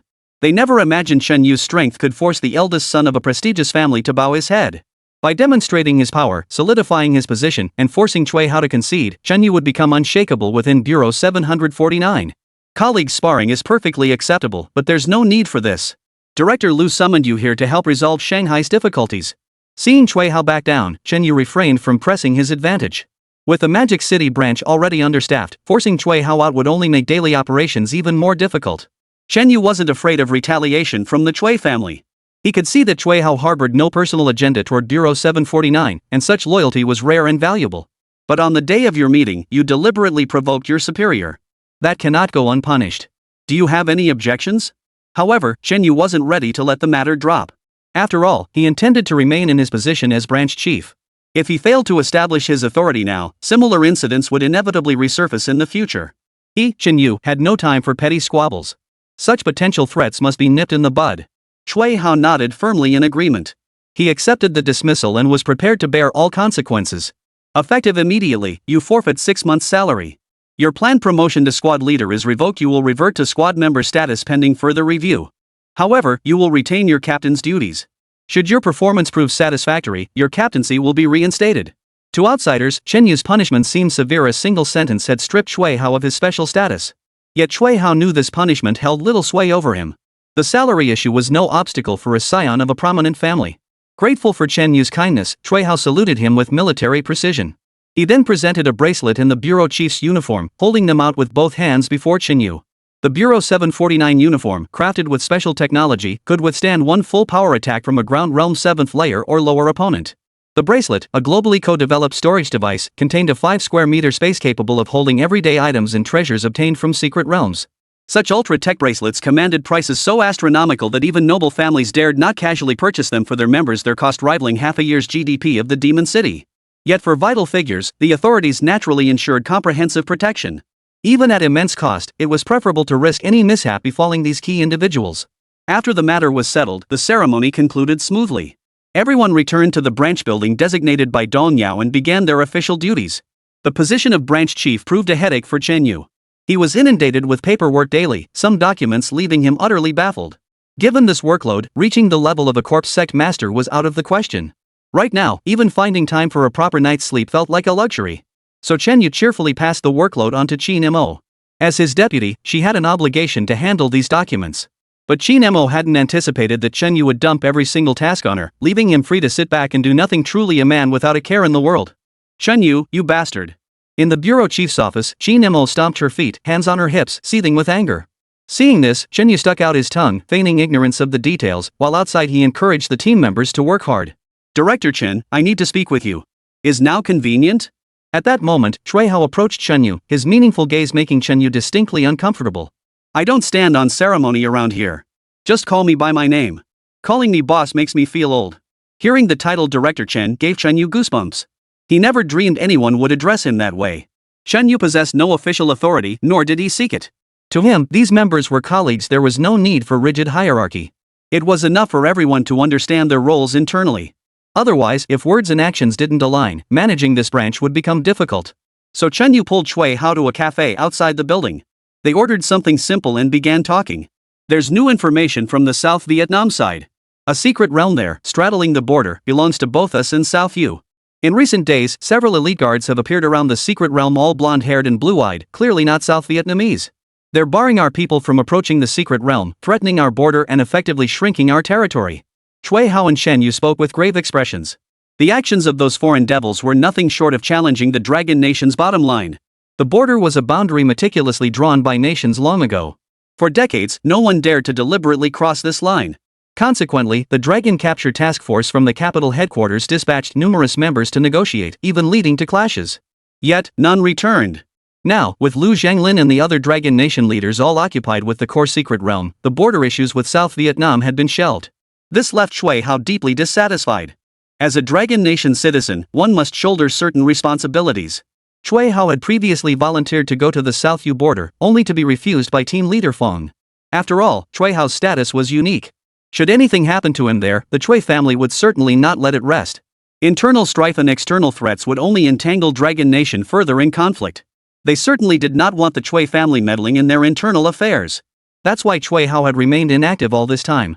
Now that he'd been assigned to Chen Yu's side, he intended to request permission from Chen Yu to lead a team to resolve the matter. Death held no terror for Chui Hao. He did not fear sacrifice. But he could not tolerate the Dragon Nation's authority being challenged. What level is that secret realm? After hearing this, Chen Yu didn't answer directly but inquired about the secret realm's details. It should be Earth Fiend level. Currently, all Heavenly Sovereign level secret realms are guarded by the military. Foreign entities with ulterior motives are forbidden from researching them. Chui Hao answered truthfully. After all, even incidents in Earth Star level secret realms caused enough trouble. How could any nation risk allowing accidents in the Heavenly Star level secret realms on their own soil? The devastation caused by a Tiangang level secret realm and turmoil would be immeasurable. Alright, I understand. Stay put. I'll go investigate. Your job is to assist Qin Mo and handle the day-to-day operations here at the branch office. Chapter 84, Flawed Intelligence? After careful consideration, Chen Yu also decided against sending Chui Hao. After all, too many complexities were involved. Liu Zhanglin, a seasoned strategist with years of experience, dared not rashly decide Chui Hao's course of action. This alone proved that Chui Hao was a pivotal figure whose every move could set off a chain reaction. As the newly appointed branch chief, with the current situation still unclear, Chen Yu didn't want to complicate matters further. He had no choice but to keep Chui Hao stationed in the metropolis. He set out alone to investigate, hoping this expedition would elevate him to the level of a corpsec master. Chief, won't you reconsider? Rest assured, I'll exercise utmost caution. If you, as the branch head, were to personally go and something went wrong, how could Qin Mo and I possibly explain it to headquarters? Chui Hao persisted in his objection, never imagining his position would one day become a stumbling block. Staying cooped up in the country forever would rust his undead servants. Just follow orders. It's not a major operation. Stay in constant contact. If I truly can't handle it, I'll contact you to bring reinforcements. Chen Yu knew full well that the secret realm beyond the border held major secrets, otherwise, why would it involve the foreign devils?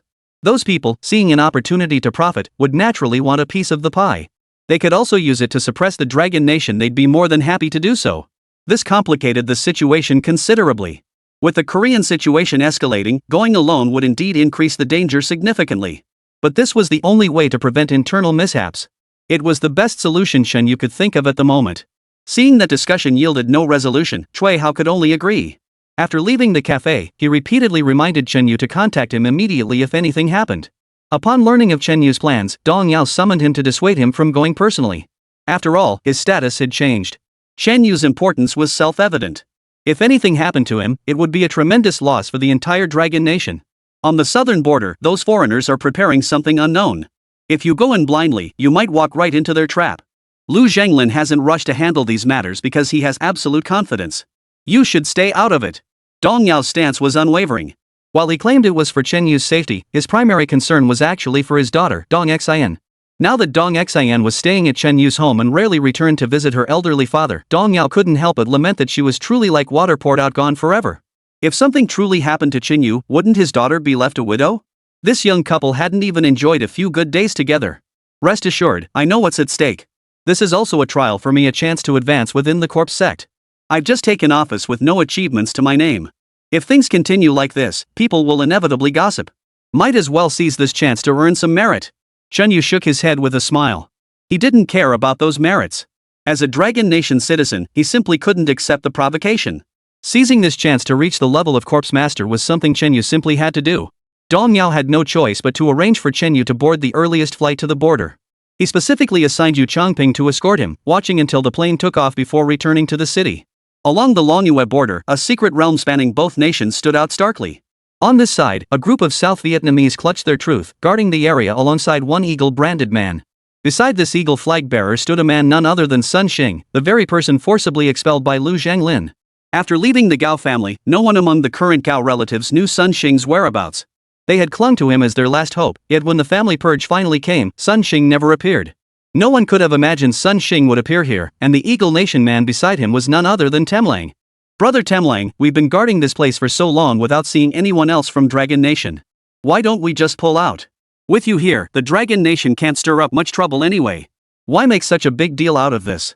Among them, the leader of the Southern Yu contingent voiced his complaints to Temlang, occasionally casting peculiar glances at Sun Xing. As the Dragon Nation's neighbor, this Southern Viet was the most ungrateful of all. Back then, emboldened by the encouragement of a great power, they had dared to provoke the Dragon Nation and nearly faced annihilation. Ever since, the Southern Kingdom had been in complete decline, never recovering over the years. This had led to rampant crime within its borders, with countless factions carving out their own territories and engaging in fraud to amass enormous profits. Instead of reflecting on their own mistakes, they blamed everything on the Dragon Kingdom, insisting it was responsible for their current plight. We bullied your Dragon Nation, why didn't you fight back? Why did things turn out this way? Thus, the present Southern Vietnamese harbored suspicions towards Sun Xing.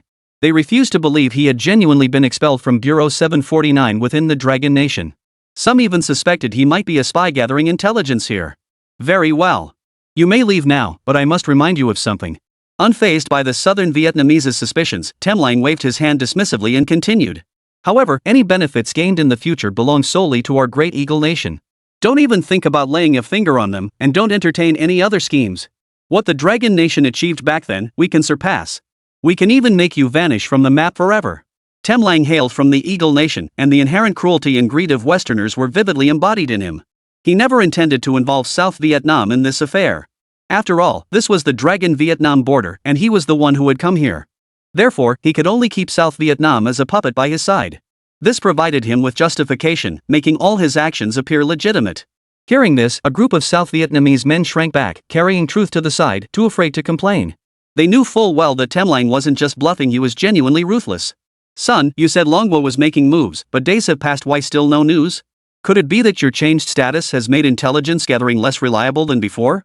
Temlang was deeply annoyed with Sun Xing. Just days ago, Sun had claimed Dragon Nation was mobilizing, prompting them to fortify defenses here. Sun Xing's strategy was to deliver a crushing blow to Dragon Nation, instilling genuine fear that would deter them from returning. Only then could they enter the secret realm to reap its rewards. Yet after days of waiting in this desolate wilderness where not even a rabbit had appeared, Temlang was growing restless. Thus, he began to mock him. After all, in the eyes of the foreign devils, the Dragon Nation people were still inferior. Their eagle blood was inherently superior to the Dragon Nation's.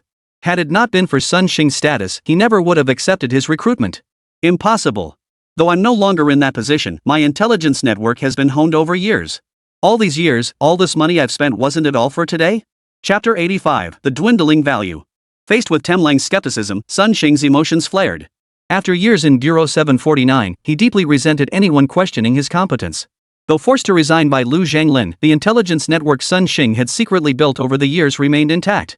To keep it operational, Sun Xing had poured his entire fortune into it over the years, living a solitary existence. He knew his current status was despised by Temlang, but Sun Xing didn't care. He just needed to prove his importance, and then the other party wouldn't dare look down on him anymore. Moreover, I possess insider intelligence. This secret realm is far more than just Earth Fiend level. As he spoke, Sun Xing shot Temlang a cryptic glance. His words drew the attention of several Southern Yu men nearby, who leaned in to listen. What are you listening to? How many Earth-grade undead servants does your entire Southern Yu even possess? Heaven-grade undead servants? You can't even dream of that. With that level of strength, you're only fit to stand guard outside. If you go in, even if every single one of you Southern Yu people sacrificed yourselves, you still wouldn't be able to take this secret realm. Sun Xing's sharp rebuke left the Southern Yu men glaring, furious yet unable to retort. Precisely because their South Vietnamese undead servants were relatively weak, their nation remained underdeveloped.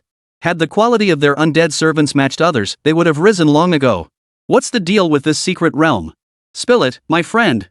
Temlang's curiosity was piqued. He knew Sun Xing had once been among the 749 High Command and must possess considerable insider knowledge. Seeing the other man's tone soften again, Sun Xing cleared his throat twice before continuing. Some predict this secret realm conceals a hidden mystery. If unlocked, it might grant unimaginable fortune. But the dangers escalate accordingly. That's why we've never rushed to solve it all these years. At Sun Xing's words, Temlang's eyes lit up.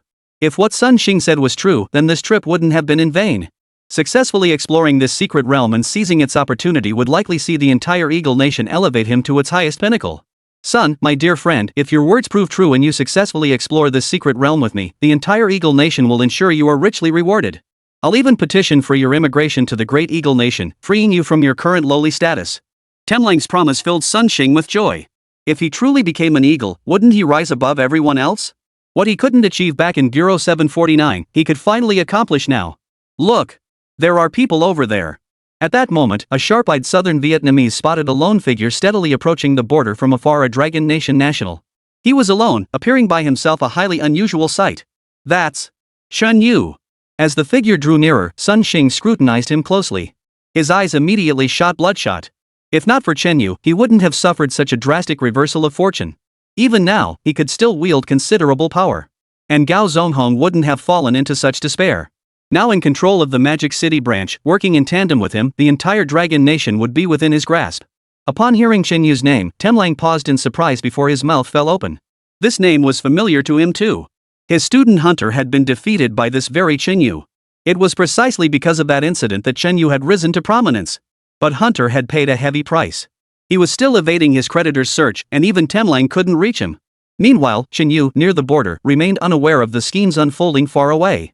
To prevent any unforeseen incidents, he summoned all three women to stand guard by his side.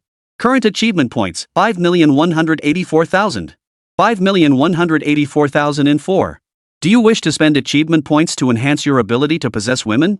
Simultaneously, Chen Yu summoned the system interface, reviewing the achievement points accumulated over the past fortnight to gain a clear understanding of his situation. Even with 3 heavenly tier corpse servants, he couldn't feel completely at ease. After all, anything could happen along the border. Chen Yu was prepared. Should any uncontrollable factors arise, he would immediately choose to enhance the strength of one of his women. With over 1 million achievement points, this should yield a qualitative leap. Though he'd originally intended to save them for acquiring new undead servants after joining the corpse sect, plans change faster than one can adapt. There was nothing he could do about it. Just save them for now. No rush. Chen Yu replied to the system before closing the interface, arriving at the entrance to the secret realm.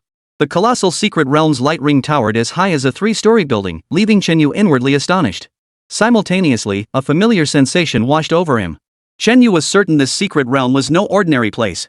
For the aura emanating from it mirrored that of the secret realm he'd encountered on the back mountain of his alma mater. After all, compared to that one, this secret realm was clearly far more formidable. Sun Xing? You're actually here? Mixed up with them? The reports from the capital, didn't you handle them after you left? Now you're hanging out with a bunch of foreigners? Seeing Sun Xing, Chen Yu's emotions flared. As a high-ranking official of Bureau 749, Sun Xing had been explicitly forbidden from engaging in close dealings with anyone outside the Dragon Nation. But this scene proved Sun Xing hadn't just recently joined these people, he'd been in contact with them for quite some time. Knowing the law yet breaking it, that was the most despicable behavior. Now as the branch head, Chen Yu absolutely could not tolerate such actions. Hey, kid, you're putting on airs now? Back when I was running the show at 749, you were practically groveling at my feet. I knew it. Major moves in the Demon City couldn't happen without your involvement. And here you are. Very well. Today, I'll settle this once and for all. Let the headquarters see who they truly need. As Chen Yu approached, Sun Xing could no longer contain his fury. If not for this man, how could he be in such a wretched state now? His murderous intent surged as Sun Xing summoned his corpse servant, preparing to strike. It seems you've truly forgotten what happened on Zhongtian Mountain. Are you sure you want to fight? Do you really want to leave all these corpse servants here? Let me tell you, without your corpse servants to rely on, will your foreign masters still treat you well? Facing the tense standoff, Chen Yu showed no fear. Though Sun Xing's corpse minions were powerful, having surpassed the 100-level mark to become corpse kings, their overall strength still fell short. His 3 women might not be able to instantly kill the enemy's 3 undead servants, but working together, they could wear them down and finish them off. That was Chen Yu's confidence. Temlang, you have an extra corpse servant, don't you? Deal with him. Hearing Chen Yu's words, Sun Xing instantly grew wary.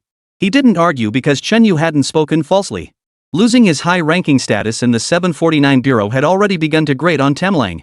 Only his possession of certain intelligence kept him from being discarded as a pawn. But if all his undead minions were destroyed, even his knowledge would become worthless. Temlang would merely keep him penned up like a fat pig, milking him dry of every last drop of value before slaughtering him without hesitation to feast on his flesh. Thus, Sun Xing encouraged Temlang to act, content to sit back and watch the two fight, ready to deliver the finishing blow for Temlang. He wouldn't even need to help much. After all, Temlang, like Xinyu before him, had been favored and given an extra chance to contract a corpse servant. Young man, your corpse servant is truly beautiful. I traded my student's future for this. You could say I'm your benefactor. I can see you're strong, though still far below my level. But I'm willing to give you a chance. Choose to join us, and our king will make you a vital member of the Eagle Kingdom. One day, your status could even rival mine. Your tiny dragon nation lacks the capacity to nurture you. Only our noble bloodline can cultivate you to perfection. Chapter 86, Shen Yu's Plan. Ignoring Sun Xing's urging, Temlang looked at Shen Yu with utmost seriousness. Temlang had witnessed the formidable power of Shen Yu's 3 corpse servants. He was certain the man possessed limitless potential. If he displayed such prowess now, what terrifying foundations would await when Shen Yu ascended to Lich King? Even Temlang dared not contemplate it. As a representative of the Eagle Nation, Temlang naturally sought to recruit talent for his homeland. Moreover, the Dragon Nation was rife with spoiled brats who criticized the cook after eating their fill. If Shen Yu agreed, Temlang could guarantee that within 10 years, the Eagle Nation would elevate him to the level of a corpse king. Can you guys change your lines? It's always the same pitch to lure me over. Did you all come off the same production line? Shen Yu sighed in exasperation. Every foreigner he encountered seemed to spout the same lines. From the very beginning until now, he'd grown utterly tired of hearing it. I warn you, this is on the border of my dragon nation. Leave immediately. Don't let this escalate. It won't end well if it does. And you, South Vietnam. My dragon nation has always shown tolerance toward you. If you keep pushing your luck, our approach toward you will change drastically. Shen Yu blared at the crowd before him, his voice sharp with warning. Resolving this without bloodshed was the best outcome. But if they refused to heed his warnings, he wouldn't tolerate it any longer. Temlang, why waste words with him? Just finish him off. If Shen Yu dies before my eyes today, I'll hand over the intelligence network I've spent years building to you. Fearing Shen Yu might defect and turn his blade against him, Sun Xing grew desperate. He only wished for Shen Yu to die on the spot, even if it meant sacrificing his last shred of value. After all, he could still return to Dragon Nation to scrape by. But if Shen Yu agreed to Temlang's terms, he'd have no chance at all today. Very well, my friend. Since you're so earnest, I'll grant your wish. Seeing Shen Yu refuse to agree, and with Sun Xing offering such a precious sacrifice, Temlang was tempted. With Sun Xing's intelligence network in hand, the Dragon Nation would become utterly transparent in the eyes of the Eagle Nation, no secrets left hidden. As they spoke, a chilling wind swept through. Behind Temlang appeared a spectre, a ghastly figure clad in white shrouds, hair disheveled, wielding a scythe. This spectre bore a green face and sharp fangs, its gray-streaked hair obscuring half its visage, yet it still instilled utter terror in all who witnessed it. 5th Heavenly Tier, the Grim Reaper. The Grim Reaper was Temlang's most prized undead servant, without a doubt, boasting a staggering level nearing 150. At the level of Corpse King, one must focus on cultivating the strongest corpse servant at hand. Thus, these masters no longer summoned all their corpse servants. Often, the appearance of a single undead servant could turn the tide of battle. These individuals could never possess undead servants all at the heavenly tier like Shen Yu. Shen Yu, this is your final chance. Refuse once more, and the scythe will slice through your throat, rendering all your efforts meaningless. Nothing matters more than staying alive. As long as you survive, countless opportunities will come your way, won't they? Before striking, Temlang asked one final time. He truly did not wish to lose such a brilliant talent. If Shen Yu were killed, his 3 heavenly tier corpse servants would naturally be lost too. Temlang refused to waste them. But Shen Yu didn't answer him. He only stared at the Grim Reaper behind him, a sense of apprehension rising in his heart. Since becoming an adventurer, Shen Yu had sailed through every challenge. No opponent or undead servant had ever truly troubled him. Yet Temlang's Grim Reaper, with its level over 140 and heavenly tier 5 rank, posed an immense threat to him. Shen Yu even speculated that only by combining the strength of his 3 undead servants could he possibly suppress it. Yet doing so would inevitably leave his surroundings vulnerable. Moreover, Sun Xing and the Southern Yu people were present. Any slip-up would spell certain death. Galaxy Immortal Sovereign, transport me into the secret realm. I must enter unexpectedly. Immediately, Shen Yu communicated telepathically with the Milky Way Immortal Lord. The only way to break this stalemate was to seek an opportunity within the secret realm. Otherwise, on this exposed border with no cover whatsoever, his chances of survival were less than 1%. Galaxy Immortal Lord appeared utterly composed, yet she had already silently agreed to Shen Yu's request. When the moment of crisis arrived, she would teleport her master away. Ah, what a pity. A promising young man, yet today he must die here. Seeing no reply from Chunyu, Temlang finally lost all patience. He understood that Chunyu was different from those other colonists. This man could not be swayed to defect, much less be made useful. To reduce the threat to the Eagle Nation, he had no choice but to eliminate him. The Grim Reaper behind him, upon hearing his master's command, swung his scythe through the air, forming crescent moons that slashed forward with a piercing cold light. Seeing this, Sun Xing simultaneously summoned his undead minions to assist, launching a coordinated assault on Shenyu. Meanwhile, the Southern Yu soldiers behind them raised their truth rifles, ready to fire. At such close range, nothing could outpace the truth. Within 5 paces, spears outpaced blades beyond 5 paces, spears struck with both ferocity and speed. Attack! Facing the concentrated fire from 3 sides, Shenyu roared the command. Just as the scythe was about to slice through his neck, countless stars suddenly surged from the surrounding space, coalescing into a vast river of stars that swept Shenyu upward. Before anyone could react, Shenyu was swept into the secret realm by this torrent of starlight. The attacks from Temlang, Sun Xing, and the Southern Yu forces couldn't be withdrawn in time. Swish! Bang! Rat-a-tat-tat! The attacks from all 3 sides erupted simultaneously. The peanuts from the Southern Yu man's truth machine sprayed relentlessly toward the 2 corpse servants. Meanwhile, the Grim Reaper's scythe struck Sun Xing's corpse servant, whose own corpse servant shattered the white cloth draped over the Grim Reaper. The scene erupted into chaos. No one had seen how Chunyu had evaded all 3 attacks in the blink of an eye. Temlang, what do you think you're doing? Attacking the enemy while trying to weaken me? If my strength is compromised, you won't escape unscathed either. I'll make you pay. Watching his corpse servant lie on the ground, pierced through the vital spot by the Grim Reaper's scythe, with several bloody holes in its body inflicted by the Southern Yu forces, Sun Xing's heart bled. After all, a corpse king could only carry 3 corpse servants, no different from a corpse sect master.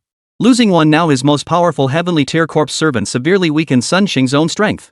Even if he faced Shenyu alone, it was uncertain whether he could suppress him. And you savages!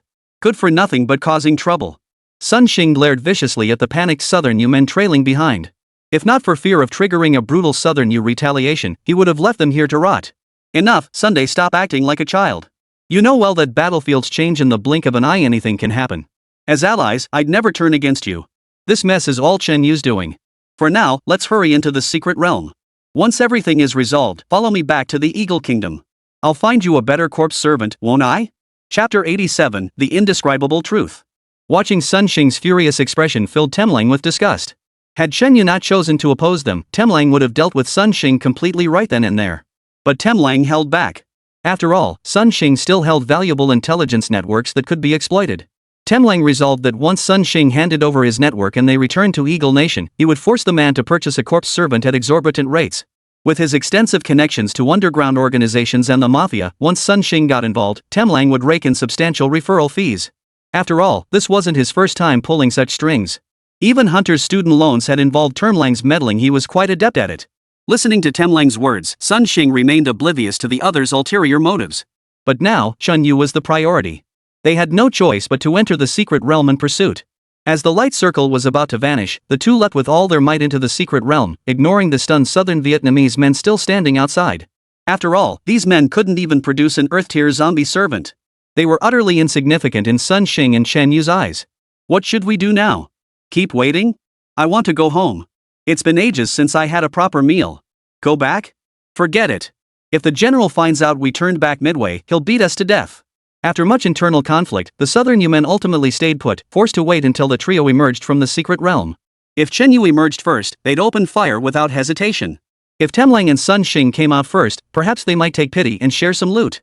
Inside the secret realm, the moment Chen Yu stepped in, he was met with a scene of deep crimson and an oppressive, eerie heat. The scene before him bore a striking resemblance to the secret realm behind his alma mater's mountain. Chen Yu could even faintly sense an unseen gaze upon him and the faint murmur of whispers. But Chen Yu dared not waste time. He suspected Temlang and Sun Xing could appear at any moment. Now, he had to press forward, using the window of opportunity to upgrade his zombie minions for a better chance. Secret Realm Minor Monster, Cyclops Tentacle, Earth Tier 5. Level, 58. Strength, 700. Agility, 820. HP, 5000. Skill, Void Corruption. The one-eyed tentacle corrupts the void with countless tentacles, infecting all lifeforms and turning them into frenzied demons. At that moment, independent tentacles began emerging from the distance, each bearing a single eye that scanned left and right. The dense, swarming spectacle made Chen Yu's scalp tingle with tension. The endless, eerie expanse was filled entirely with Earth-grade beings. This secret realm revealed its terror from the very start, surpassing even Earth Fiend grade in intensity. Though Chen Yu had yet to enter a heavenly star-grade secret realm, the one before him now was the most terrifying he had ever encountered. Attack! Don't let them get close. Chen Yu urgently urged the Milky Way Immortal Lord to resolve the situation swiftly. These one-eyed tentacles were too revolting, he couldn't bear to look at them any longer. Milky Way Annihilation. The Milky Way Immortal Lord unleashed his full power, a cascading river of stars plunging downward like a waterfall, engulfing the countless one-eyed tentacles. Killed one-eyed tentacle, gained experience, 1. Killed one-eyed tentacle, gained experience, 1. In the blink of an eye, countless notifications popped up, leaving Chen Yu feeling even more helpless. These minor monsters of the Earth realm, 5th tier, only dropped a mere bit of experience upon being eliminated. Even for an adventurer's starting class, they offered little benefit. It was fortunate that the Galaxy Immortal Lord had intervened, instantly eliminating the swarm of minions. Otherwise, with the low-tier corpse servants, they would have been devoured by the countless tentacles. Fortunately, the one-eyed tentacles were extremely numerous. Though each yielded only a small amount of experience, the combined total still provided a considerable gain. Chen Yu calculated that if 5 more waves of Cyclops tentacles appeared, all 3 of his corpse servants could level up, meeting the requirements for advancing to the corpse sovereign tier. Hurry, get me out of here. Suddenly, ripples disturbed the surrounding space. Chen Yu knew another intruder had arrived and urgently commanded the Galaxy Immortal Lord to transport him away. Since the 3 women hadn't reached level 50 yet, Chen Yu didn't want to engage in a direct confrontation. He had to secure victory at the lowest possible cost. Mounted on the Milky Way, Chen Yu instantly vanished into the distance. Only moments later did Sun Xing and Temlang appear at the scene. Surrounded by endless murky crimson darkness, Temlang's brow furrowed. His tension mounted when he spotted countless tentacled corpses strewn nearby. In this cursed place, Chen Yu had already struck first, and his power made Temlang feel apprehensive. Compounded by the realm's eerie nature, Temlang now felt his sanity itself beginning to waver. Temlang, what's wrong with you? Sun Xing watched the change in his expression with confusion. Logically speaking, as a Lich King level being, he shouldn't be reacting this way to a secret realm. Even with Chen Yu present, couldn't the two of them handle this kid together? Sun, as a Dragon Nation native, you wouldn't know. In a secret realm, scenes like this mean it's under the gaze of something unspeakable. In the distant depths of the cosmos, countless unnameable horrors watch us. As for their purpose, no one knows. As he spoke, beads of sweat glistened on Temlang's forehead. As an Eagle Nation expert, he possessed knowledge hidden from ordinary mortals. For countless years, master explorers had ventured into these realms, driven by the quest to uncover the truth behind their very existence. Nothing in the universe occurs by mere chance. Every event has its cause, however terrifying the truth behind it may be. Yet, over the years, the information gathered by masters worldwide remained scarce. They could only speculate that these secret realms were inextricably linked to those unnameable entities. Once one enters a secret realm under the watchful eye of the unspeakable, there is a risk of being detected and targeted by these entities. This is precisely what Temlang fears most. Even so, we must find Chen Yu. Once we eliminate him, you and I will join forces to clear the secret realm. Escape is our only way out. Once we return to the Eagle Nation, we'll proceed with caution. What else could possibly happen? Though he'd handled many secrets during his time in Bureau 749's United Front Division, Sun Xing heard this information for the first time. Ignorance breeds fearlessness. Sun Xing felt none of Temlang's tension, nor did he panic over it. Yet within this secret realm, Sun Xing sensed something within him being drawn out. But what exactly? He couldn't describe it. Let's go. Deal with this quickly, and we'll get out of here. I feel increasingly unwell. Temlang sprang into action, daring not to waste a single second. Meanwhile, Chen Yu led the 3 women forward relentlessly. The minor monsters they encountered along the way yielded countless points of experience. Every minor monster in this secret realm was Earth tier ranked. One wave even comprised eyeball creatures, each eyeball boasting the power of an Earth tier 8th rank. Earth tier 8th rank equated to a staggering level 60. This made Chen Yu deeply grateful he had refused Cui Hao's request to join them. Had Cui Hao entered this secret realm, despite his formidable strength, his chances of survival wouldn't have been half as good as Chen Yu's. After walking this long, we should be getting close to the boss's territory, right? Chapter 88, The Boss with a Million HP. Calculating the time since discovering Sun Xing and Temlang were about to appear in the secret realm, Chen Yu had been teleported a considerable distance by the Milky Way Immortal Lord Starlight. Though he still hadn't spotted the boss's location, he could already feel his blood surging and his heartbeat quickening. The strange sensations throughout his body made Chen Yu feel somewhat uncomfortable.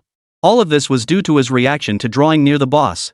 Without wasting another moment, Chen Yu urged the Galaxy Immortal Lord to accelerate toward the end of the passage. After traversing another vast stretch, Chen Yu defeated several waves of minor monsters that surged forth. This finally allowed the 3 women to reach level 50. Galaxy Immortal Lord has reached level 50. No further experience will be gained. Please advance your profession to unlock the level cap. Netherworld Beauty Emperor has reached level 50. No further experience will be gained. Please advance your profession to unlock the level cap. Apocalyptic Lust Maiden has reached level 50. No further experience will be gained. Please advance your profession to unlock the level cap. The succession of notifications brought Shenyu some satisfaction. From graduation to now, it felt like it hadn't taken long, yet it also felt like an eternity. Finally, he could meet the standards to become a member of the corpse sect. What annoyed Shenyu, however, was that he'd cleared every minor monster along the way, making it easier for Sun Xing and Temlang behind him. With fewer obstacles, their pursuit naturally accelerated. Truthfully, Shenyu would have relished seeing those two troublemakers tangled in a chaotic swarm of minor monsters within the secret realm. Before long, Shenyu approached the boss's lair. Ahead, a colossal maw gaped wide open, revealing countless fangs. The maw emitted a dizzying aura, its sheer terror seeming capable of tearing space itself, dragging any who approached into the abyssal void. Secret Realm Boss, Maw of Devouring, Heavenly Tier 6. Level, 99. Strength, 9000. Agility, none. HP, 10 million. Skill, Abyssal Link. Its gaping maw connects to the profound void of the abyss. Fall into it, and you'll be trapped forever. Certain death awaits. When the boss's stats appeared, the sheer power of its attributes left Shenyu reeling for a long time. Though lacking agility, its strength soared to 9000, and its health reached a staggering 10 million. Such god-tier stats, coupled with a heavenly tier 6 cultivation level, rivaled the mightiest of the End of Calamity Lust Maidens. The skill description filled Shenyu with dread. It meant that anyone locked onto and targeted for consumption by the devouring maw had absolutely no chance of escape. Once locked on, victims were dragged into the void abyss by the colossal maw, meeting instant death. Shenyu couldn't even claim absolute certainty. Perhaps even if all three women fought together, they still couldn't kill it quickly. Moreover, within the secret realm, every extra second multiplied the danger exponentially. Prolonged delay risked exposure to its corrupting aura, leading to instant death. Fortunately, he hadn't entered the boss's attack range. The devouring maw hadn't detected his presence and hadn't initiated an attack. Shenyu held his breath, hiding behind a massive boulder, waiting for the other two to arrive. Only by doing so would he have a chance to eliminate them both and stand a better chance of taking down the boss. About 20 minutes later, Temlang and Sun Xing finally arrived, panting heavily. Their corpse minions lacked the abilities of the Milky Way Immortal Sovereign, making them considerably slower. This was only possible because Shenyu had cleared all the minor monsters beforehand, making their journey easier. Otherwise, even with another half day, they still wouldn't have reached this location. What is this? How can this boss's stats be so absurdly overpowered? Where's Shenyu? Why isn't he here? Where is he? Upon seeing the devouring maw's stats, Sun Xing's scalp tingled with dread. He'd never encountered a Earth Fiend tier secret realm spawning a heavenly tier 6 boss before. The sheer terror of its stats made Sun Xing consider retreat. How could he and Temlang possibly stand against a level 99 heavenly tier 6 boss? Having arrived here, the two men realized the scene they'd imagined Shenyu entangled with the boss hadn't materialized. Only the two of them remained, about to clash with the boss. For now, the Maw of Devouring had heard Sun Xing's roar and was slowly slithering toward them. You idiot! Hiding behind a boulder, Shenyu cursed Sun Xing's recklessness. Knowing they couldn't win, yet provoking the boss? Wasn't that just courting death? Sun! You idiot, you drew the boss over. Can you handle it alone? Temlang shed all pretense of gentlemanly decorum, bellowing at Sun Xing. Fortunately, the Maw's movement was painfully slow, granting them a moment to react. Otherwise, locked onto at such close range, even a corpse saint wouldn't escape. Instantly, both summoned all their undead servants. The two seasoned veterans instantly devised a plan. Sunday, lure the giant Maw to lock onto your undead servant. I'll wait nearby for my chance to strike, aiming to take down the boss as quickly as possible. Temlang's Grim Reaper was the most powerful of their two undead servants. Only the Grim Reaper could strike instantly and deal massive damage. Why aren't you using your minions to draw it? I only have 2 left. Sun Xing immediately resisted the plan. As a corpse king, his current strength relied solely on the protection of 2 corpse servants, a far cry from his former might. If these 2 were destroyed and Shenyu suddenly appeared, he wouldn't stand a chance. He might even die in the secret realm. Here's Compound 5. Use it on your minions to boost their strength a bit. Remember, you have no right to refuse. This is our only chance. If we fail to lure Shenyu back, the danger will only grow. You reap what you sow. Even if all your undead servants are sacrificed, once we reach Eagle Nation, I'll find you the most suitable undead servants to contract. As Temlang spoke, he retrieved the reagent from his backpack and handed 2 vials to Sun Xing. He too knew the terror of the devouring Maw, so he ordered the Grim Reaper to lie in wait. The remaining 2 undead servants, along with Sun Xing's, would draw the boss's attention. If they could defeat it, Temlang believed the boss's loot would more than compensate for his losses. As for Sun Xing, he couldn't care less. Faced with Temlang's ruthlessness, Sun Xing currently had no grounds to object.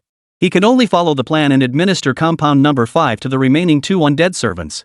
Empowered, the 2 corpse servants charged madly toward the devouring maw. The instant they touched the boss, the giant maw locked onto one of them. The gaping maw, bristling with countless fangs, opened wider still. Its interior seemed to transform into an abyss, violently dragging the corpse servant into its depths. Unable to escape its chosen fate, the corpse servant was completely swallowed within 3 seconds, discarded into the void abyss. The maw rotated, locking onto Sun Xing's sole remaining undead minion. The same process repeated itself, swallowing the minion whole in another 3 seconds. The entire sequence took less than half a minute. Sun Xing's undead servants were wiped out, leaving him alone, standing dumbstruck beside Temlang. Temlang. My corpse servants are lost like this, while you suffer no loss whatsoever. You're using me as cannon fodder, making me shield your minions from attack. In that instant, Sun Xing's eyes blazed with fury. Even when he had broken ties with Lu Zhanglin, he had merely lost his status within Unit 749. It hadn't affected his actual combat prowess. But this single secret realm operation had wiped out his entire capital. Yet Temlang beside him remained as calm as ever. It left Sun Xing momentarily dazed. Between Temlang and Bureau 749, who was truly the enemy? What's the rush? Your sacrifice wasn't worthless, at least it let me spot this boss's weakness. I already promised to find you a suitable corpse servant later. What good does all your shouting do? Is the corpse servant going to come back? Chapter 89, Friends Are for Betraying. Temlang's sharp rebuke finally silenced Sun Xing. Having lost 2 undead servants, Temlang keenly identified the devouring maw's weakness. The boss lacked agility, moving sluggishly in all actions except when locking onto a target to devour it, at which point it accelerated. Therefore, if he could seize the opportunity in between, slowing the devouring maw's skill release frequency, he was confident he could kill it. However, the sheer scale of its health pool over 1,000,000 points gave Temlang a headache. Earlier, the Grim Reaper's attacks only dealt a mere 10,000 damage each. This meant the corpse servant would need to strike 100 consecutive times to defeat the devouring maw. Yet achieving those 100 strikes would take an immense amount of time. You have 3 undead servants to stall it. Can the Grim Reaper manage 100 attacks within that time? Sun Xing doubted it. His 2 undead servants had only managed to struggle for a mere few dozen seconds. In that time, the Grim Reaper could barely land 20 attacks. Even if every strike landed, it would only chip away at 1/5 of its health, hardly making a dent in the maw of devouring. Though Temurando had an extra corpse servant, granting him an absolute advantage, the delay it could cause was likely minimal. Let's try it. I've injected the Grim Reaper with compound 5. It should increase its attack frequency. With that thought, Temlang hastily recalled all 4 ghoul servants to his side and administered the reagent to them, even sparing no treatment for the Grim Reaper itself. Though compound 5 inflicted irreversible damage on the undead servants, Temlang could afford no hesitation. Only by defeating the boss could he ensure his safety, otherwise, death here was certain. Unbeknownst to them, every word and action was observed and heard by Qingyu, concealed behind a boulder. He had even uncovered the devouring maw's weakness. He had learned everything without lifting a finger, yet Qingyu still chose not to act. He would wait until Temlang exhausted the boss's reserves to the limit before striking back. Otherwise, the Grim Reaper injected with compound 5 had already surpassed his ability to fight back. Qingyu couldn't take that risk. At that moment, compound 5 erupted fully within the 4 corpse servants. They charged forward in a frenzied assault, circling relentlessly around the maw of devouring. Unlike Sun Xing, Temlang commanded his minions with precise discipline. His undead servants avoided being instantly locked onto by the mouth of devouring. Whenever the boss was about to unleash a skill, several nearby undead servants would immediately shift positions, causing the boss to strike empty air. Then, the Grim Reaper would strike decisively from behind.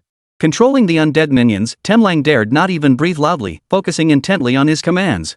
Even Sun Xing was shooed aside, leaving him feeling quite aggrieved. What had he done to deserve this? He was merely breathing quietly. Through Temlang's meticulous arrangements, the Grim Reaper had already dealt hundreds of thousands of damage points. Yet of his 4 undead minions, only 1 remained. The last one had to hold out as long as possible to give the Grim Reaper a chance. Temlang's control needed to be flawless. It's fine. As long as we take down the boss, I can accept all these losses. At that moment, Temlang was drenched in sweat. Just as he was about to command the remaining corpse servant to shift positions, the devouring maw abruptly turned, locking onto him. The abyssal maw instantly devoured the corpse servant, and the boss prepared to turn, locking onto the Grim Reaper. If the Grim Reaper were swallowed too, Temlang knew he'd have no second chance. Attack, then retreat. Temlang barked the order. The Grim Reaper swung his scythe, dealing massive damage, then promptly retreated, maintaining distance from the devouring maw. Son, come here. I want to show you something. Temlang beckoned to Sun Xing, who stood nearby with his arms crossed. The latter looked skeptical but did not refuse. What's there to see? You've only got 1 corpse servant left. What could possibly turn this around now? Let's get out of here. Sun Xing arrived before Temlang, his impatience palpable. He hadn't expected Temlang, a renowned master from the Eagle Nation, to be all that formidable. They were about to meet their end here, yet the other still had the mind to fuss over trivial matters. The Western devil's thinking was truly peculiar. Who said there's only one left? Isn't there still you? Suddenly, Temlang's gentle expression twisted into a savage grimace. Before Sun Xing could react, Temlang delivered a swift kick, sending Sun Xing flying. The spot where he landed was right within the range of the devouring maw's ability. Temlang, what do you think you're doing? We're friends. Sun Xing screamed mid-air. Caught completely off guard by the full-force ambush, he struggled desperately to land, but it was too late. Friends, aren't they just meant to be betrayed? I wanted to bring you back to the Eagle Kingdom, but things are different now. If we don't eliminate the threat, we'll both die here. Then it's better if you die alone. Rest assured, I'll enjoy the good times for you. Originally, he'd intended to extract the details of Sun Xing's intelligence network in the Dragon Nation. But now, it seemed pointless. With Sun Xing dead, the network would collapse. His sole remaining value was buying a few seconds for the battle. Temlang's eyes flashed with ruthless intent. As soon as he finished speaking, Sun Xing found himself within the range of the devouring maw's skill. Panic seized him, and he sprang to his feet, fleeing without a second thought. Even the pain in his body faded from his consciousness. But the devouring maw's skill speed far outpaced his movement. The moment it captured Sun Xing, it unleashed its ability. Sun Xing was now consumed by an indescribable sensation, as if he could faintly glimpse an existence lurking within the void, gazing down upon all living things. These beings possessed indescribable forms, each one assaulting his mind, instantly reducing his brain to mush. Temlang, I'll haunt you even as a ghost. In his dying moments, Sun Xing let out a muffled, guttural roar. In the blink of an eye, he was swallowed whole by the colossal maw that connected to the void. Throughout this ordeal, the Grim Reaper relentlessly swung his scythe, finally whittling the devouring maw's health bar down to a fragile sliver. One last strike. Seeing victory within reach, Temlang's bloodshot eyes flashed with intensity. This battle was the most brutal he'd faced since rising to fame. But the thought of the immense loot this powerful boss would drop made every sacrifice worthwhile. Just as the Grim Reaper swung his scythe for the final strike, the surrounding space shattered. A single eye abruptly materialized from the void, its gaze fixed intently upon the scene. This one-eyed entity seemed capable of leaping from the void into reality at any moment. Anything meeting its gaze would plunge into endless oblivion. The devouring maw fell into a state of oblivion, and the Grim Reaper froze stiff. The battlefield, teeming with peril just a moment before, suddenly fell silent. What's happening? Temlang repeatedly called out to the impermanence death god. He could sense the corpse servant struggling. Though it could break free from this negative state, recovering would take time. Worse still, the Grim Reaper's health bar began to dwindle, sending Temlang into a panic. His impermanence reaper was a 5th-tier heavenly grade, over level 140. Who could possibly affect it?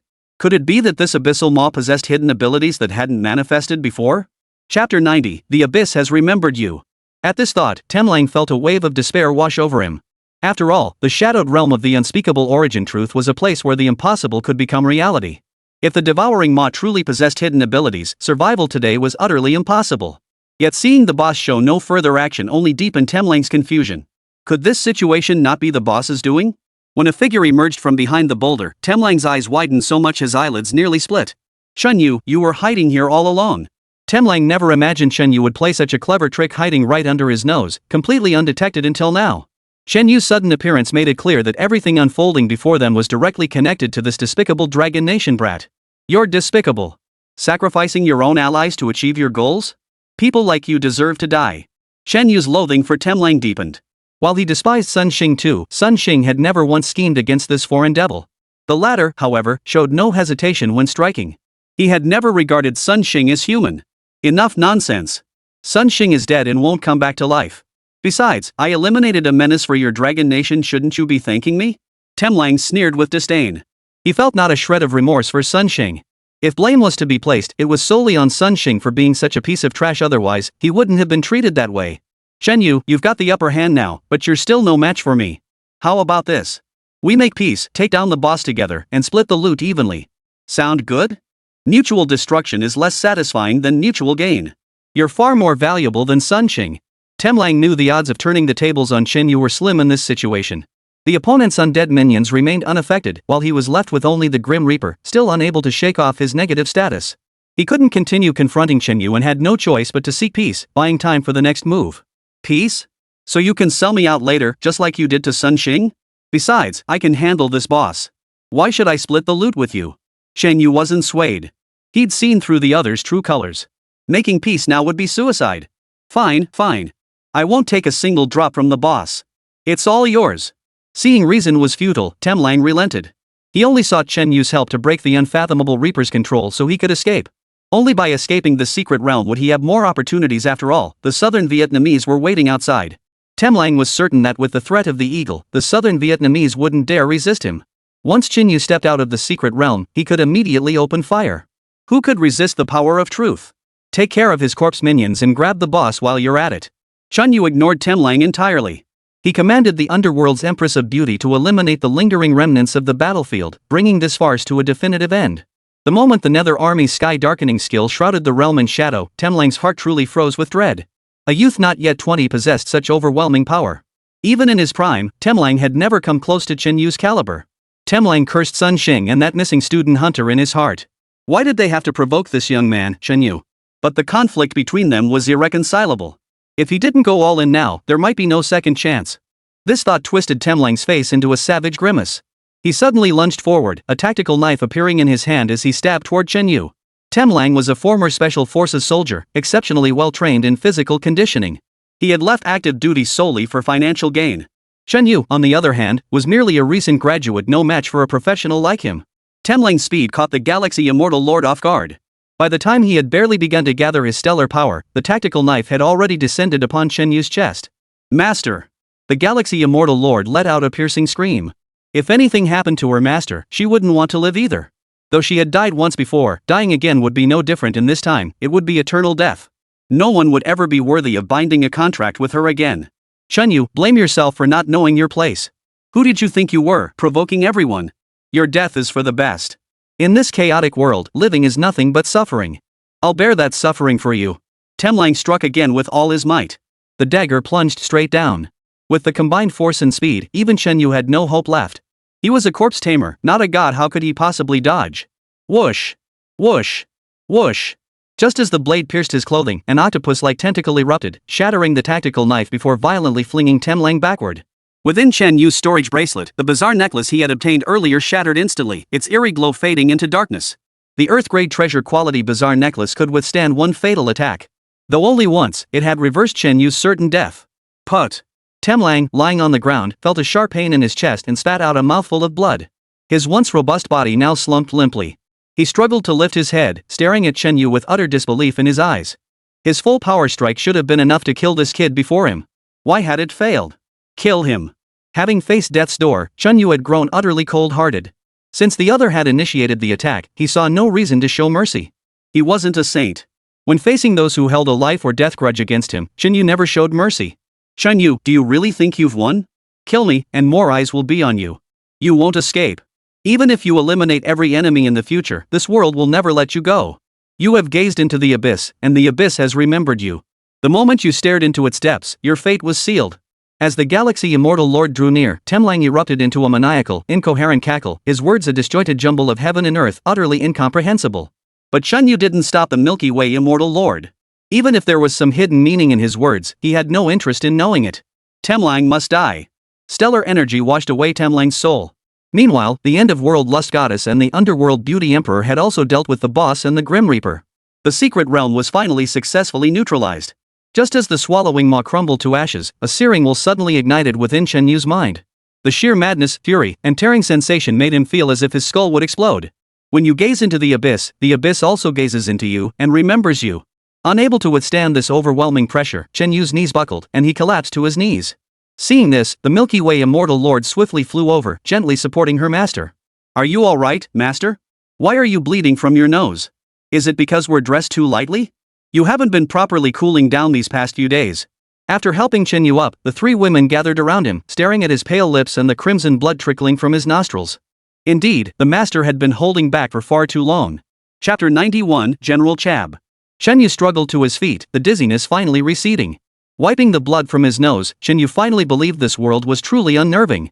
The cryptic words Temlang had uttered before dying weren't mere idle talk. The entire world was being monitored by those unnameable entities lurking in the void. Recalling the enigmatic shards of willpower from earlier, Chen Yu became even more certain that this thing absolutely must not fall into the hands of those with ulterior motives. Fortunately, the fragment he had obtained earlier had been taken by Lu Zhanglin. Otherwise, if it had fallen into the hands of someone with ulterior motives in this world, the situation would likely have been far worse. Defeated the Maw of Devouring, gained 9,999 EXP. Galactic Immortal Sovereign leveled up. Current level, 55. All attributes increased by 50 points. Underworld Beauty Emperor upgraded, current level 55, all attributes increased by 50 points. Apocalyptic Lust Maiden leveled up, current level 55, all attributes increased by 50 points. Possessed Corpse Servants reach Corpse Sect rank, increasing all attributes by 1,000 points each. At this moment, the experience gained from slaying the Mouth of Devouring was distributed among the 3 women. The 9,999 point experience bonus allowed them to leap 3 levels at once. This was the largest experience gain Shen Yu had ever received since entering the secret realm, filling him with immense joy. He paid little attention to the all-attribute bonus for reaching Corpse Sect rank, as his 3 corpse servants were already heaven tier, their inherent stats already formidable enough. 1,000 points was better than nothing, but what Shen Yu cared about more was the treasure dropped by the Devouring Maw. Killing the Devouring Maw dropped the following items. 3 million Nether coins. Mystic Dragon Sword, heaven tier quality sacred weapon. Mystic Dragon Sword can be carried by a corpse servant. Equipping grants a 2,000 point boost to all attributes and increases attack speed. Item obtained, Fragment of the Arcane will hidden item, one of the fragments. Collect all fragments to uncover the ultimate truth and perceive the essence of the world. Warning! The Arcane will is extremely dangerous. Should you gather all fragments, unforeseeable consequences may arise. Proceed with caution.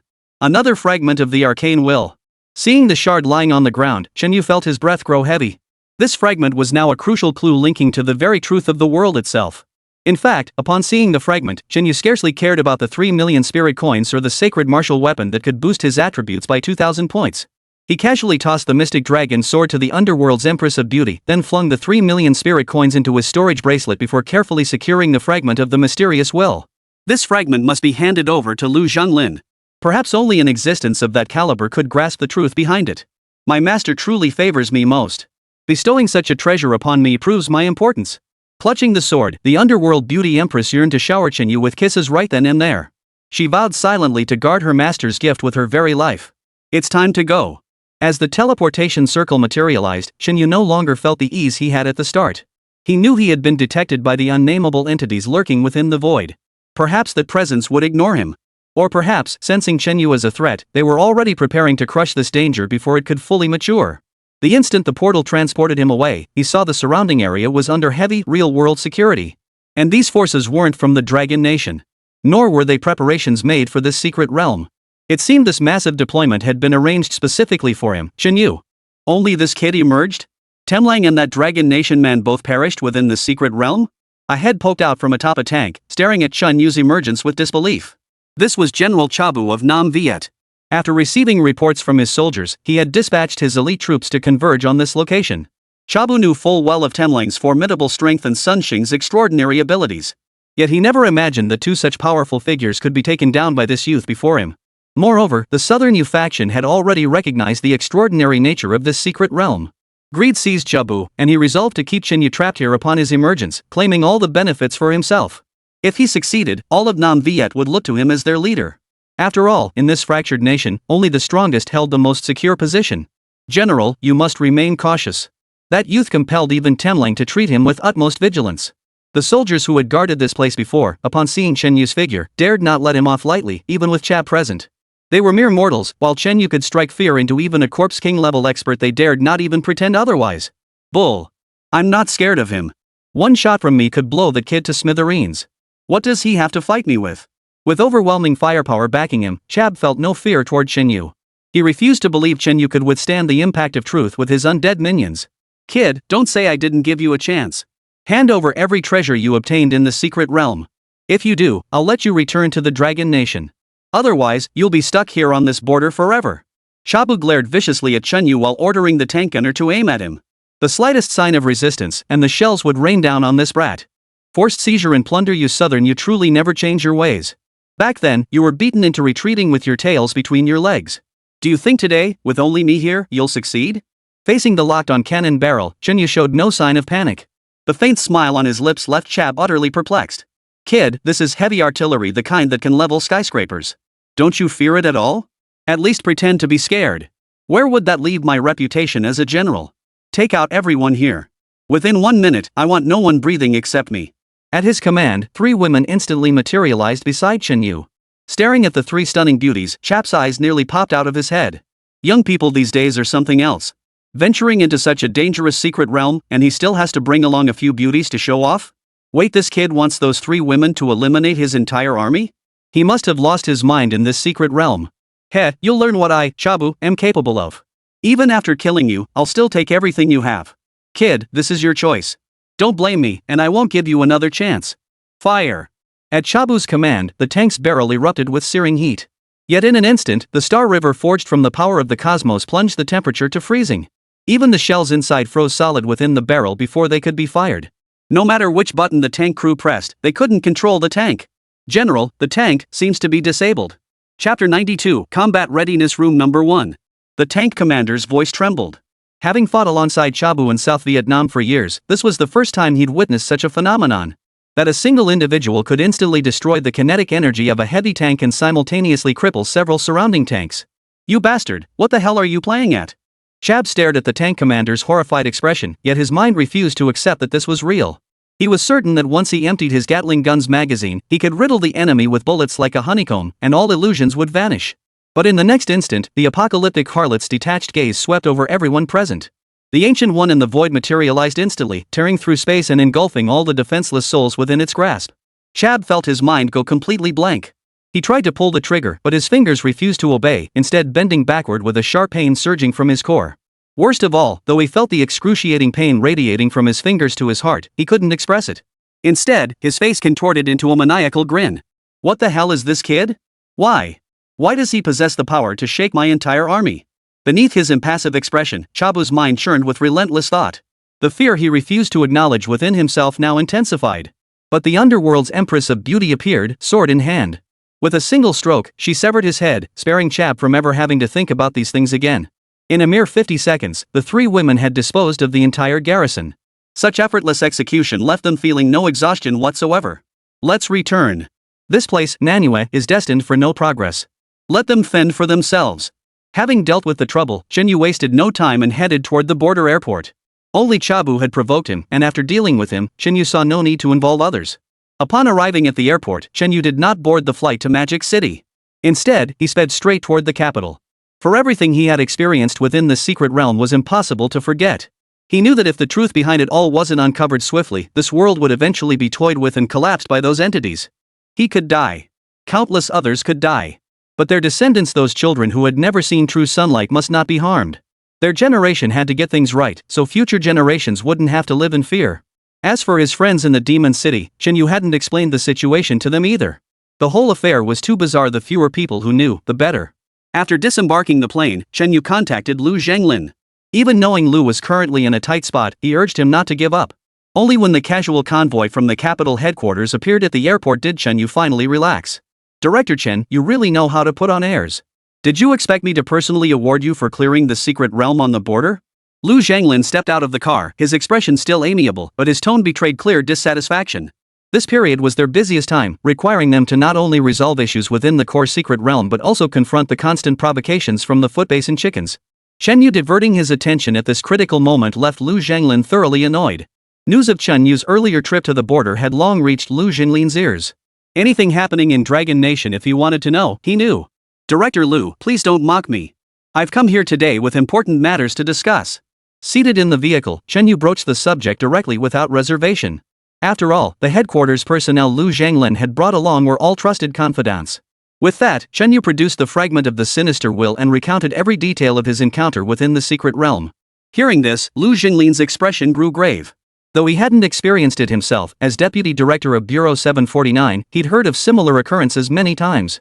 Those who had been gazed upon by unnameable entities invariably met with misfortune. Over the years, powerful individuals who had suffered such fates often vanished without a trace, their bodies never recovered. Lu Zhanglin didn't know the true cause behind it all. Previously, there had been no way to investigate. Now, the only possible breakthrough lay with Shenyu alone. Come with me. Once we're there, don't say a word and don't look around. Lu Zhanglin gripped Shenyu's hand tightly, terrified that Shenyu might suffer the same ill fate as those who had come before. When the vehicle pulled up at an ordinary guesthouse, Lu Zhanglin led Shenyu out. After presenting his credentials at the front desk, they walked inside. Chief Lu, I finally made it to the capital. If you won't book me a 5-star hotel, you could at least arrange a decent place, right? Putting me up in a guest house? That's not exactly loyal of you, is it? Shenyu voiced his displeasure. This was his first trip to the capital, and his superior, Lu Zhanglin, was trying to brush him off? But before he could finish speaking, Lu Zhanglin grabbed Chen Yu and pushed open a glass door. He pressed a button hidden in the corner of the glass, and the spot where they stood suddenly plummeted downward. Whoosh! Whoosh! Whoosh! The sudden loss of gravity sent a sharp ringing through Chen Yu's ears, as if his eardrums were about to burst. Lu Zhanglin beside him, however, remained remarkably calm. He even took advantage of the space's descent to adjust his outer garment. Within seconds, the chamber descended slowly. At such a rapid pace, it was impossible to gauge how many meters below ground they were. Opening the door, a cool breeze swept over them. When Chen Yu looked up, he witnessed a breathtaking sight. The vast space was at least 20 times the size of the Shanghai Municipal Government Building. Keep in mind that the Shanghai Municipal Government Building covered thousands of square meters and housed over 1,000 staff members. Yet here, the number of people was surprisingly sparse. Each was intently focused on the intricate instruments before them, absorbed in their tasks as if completely oblivious to the arrival of an outsider like Chen Yu. At the far end of the chamber, a secret realm's luminous circle hovered, emitting an eerie glow that seemed gentler than any he had witnessed before. Yet Chen Yu was certain this secret realm, reaching the very limits of spatial capacity, held nothing simple within. Its potential terror could effortlessly annihilate even a master of his level as Zizong tier expert. Otherwise, why would the Dragon Nation establish such a hidden space, guard it so meticulously, and deploy such a massive presence near the secret realm? Chen Yu, welcome to the true core region of the Dragon Nation. We refer to this place as Combat Readiness Chamber 1.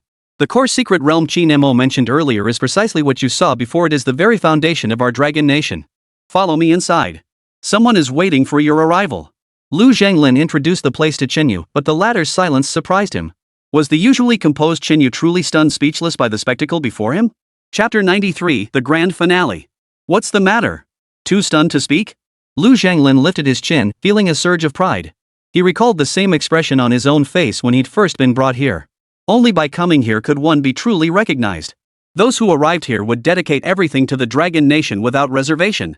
Didn't you tell me not to speak? Chen Yu pursed his lips. He wanted to speak, but after Lu Zhanglin's earnest warning, how could he possibly contradict his superior? Fine, fine. Let's go already. Don't keep them waiting. Left speechless by Chen Yu's retort, Lu Zhanglin could only grab Chen Yu's arm and pull him inside. Inside the secret realm, a group sat cross-legged on the ground. Unlike the eerie aura Chen Yu had encountered before, this place held no trace of terror, only profound tranquility. The figures seated on the ground were clad entirely in black, their hair streaked with gray. Yet, despite their upright postures, they showed no signs of aging. Instead, a vibrant energy radiated from them. Oh, young Lu has returned. Come quickly and infuse your energy. The foot basin chicken is stirring again. An elder turned, beckoning Lu Zhanglin with a wave. The address left Chen Yu wide-eyed. Outside, everyone knew him as Deputy Director Lu Zhanglin of Unit 749, yet here he was being treated like a junior. And Lu Zhanglin's expression showed not the slightest resistance. He seemed quite accustomed to the nickname. This youngster, is he the one you mentioned earlier? The old man spotted Chen Yu nearby, immediately setting aside his tasks, rising to his feet and striding toward the boy. Truly a heroic youth. At such a young age, you've done so much for the Dragon Nation. We don't know how to thank you. Young man, don't worry. Though we have no tangible way to show our gratitude, your achievements are forever etched in our hearts. Rest assured, in time, everyone will remember your name, Chen Yu. The old man's gentle voice enveloped Chen Yu like a warm spring breeze. In his presence, Chen Yu felt no guardedness whatsoever. Such a kind-hearted elder felt like his own grandfather, leaving him utterly without guard. After the old man finished speaking, the others seated nearby turned in unison, offering Chen Yu friendly smiles.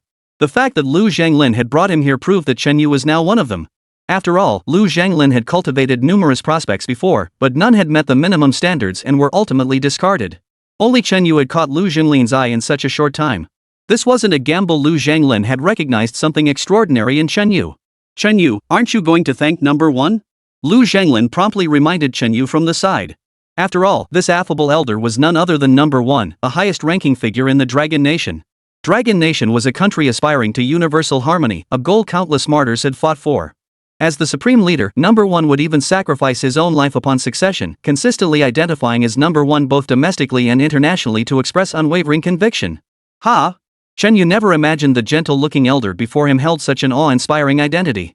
He never imagined that so soon after graduation, he would encounter this number one and receive such a warm greeting. Now, don't frighten the young man. We're all here to serve the people, no need for thanks or formalities. Chen Yu, you must have come here today with something to discuss, right? Number one waved his hand casually, appearing no different from a neighborly old man, utterly unassuming. Lu Zhanglin then relayed the conversation he'd had with Chen Yu in the car, even producing a mysterious fragment of will. This action caused the few people who had been seated moments before to rise to their feet, staring at the black fragment as if facing a formidable enemy. Number 1 frowned deeply, remaining silent for a long moment before finally speaking. What a relief. If anyone else had obtained even a single fragment more than us, it could have unleashed the danger. Shen Yu's conjecture proved correct. Accumulating enough of these fragments of the enigmatic will could potentially reveal their hidden truths. It wasn't necessary to collect every single one. The world's hidden truths had long been glimpsed by nations through scattered clues. Only their current collective weakness deterred them from pursuing the full revelation. Yet this did not deter those who craved chaos. Across the globe, numerous clandestine organizations were also hunting for fragments of the mysterious will, intent on revealing its secrets to plunge the world into turmoil. Before Chen Yu could speak, Number 1 took his hand and led him back to their previous gathering spot.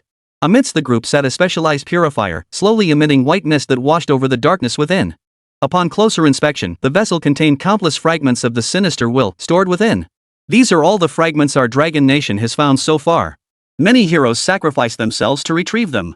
For all these years, we old-timers have guarded the purifiers, suppressing the power within the fragments, hoping to purify them through time and seal away those entities in the void once and for all. Even if the secret realms cannot be eradicated, they will no longer be able to monitor this world afterward. One day, every last one of them will be destroyed. Number 1 spoke with solemn gravity, for this operation was of utmost importance, allowing no room for error. Currently, the world's leaders all knew the fragments couldn't be opened lightly, yet they couldn't be resolved either. Thus, the Dragon Nation initiated this time-consuming plan, one that might just succeed. Over the years, the young men had grown old and gray, yet they harbored no regrets. If it meant securing a future for their descendants and preserving world peace, even sacrifice would be worth it. The problem is, the footbasket chickens have also acquired a significant number of fragments. Now that their island has suffered severe damage, they might very well use those fragments to drag the entire world down with them. Number 1's expression grew even more grave. After all, this wasn't idle speculation. Everyone knew the footbasin chickens' true colors. If these people couldn't live comfortably themselves, they wouldn't let others live comfortably either. They were too much of an unstable factor to ignore. At this point, Shen Yu made up his mind. He looked at Number 1 with unwavering resolve and requested permission to head to the footbasin chicken island to resolve this trouble. Moreover, he would do his utmost to retrieve the fragments and place them all within the purifier, allowing the lengthy process of purification to unfold. After all, these elders were now advanced in years. It was time for the younger generation to step up and prove themselves. Shen Yu understood this truth. For the sake of the Dragon Nation, even precious lives held no value. Only when the Dragon Nation thrived could they truly claim success, a cause worth dedicating their entire lives to. Moreover, Shen Yu was confident this mission held high chances of success. If it could finally settle the grudges of the past, so be it.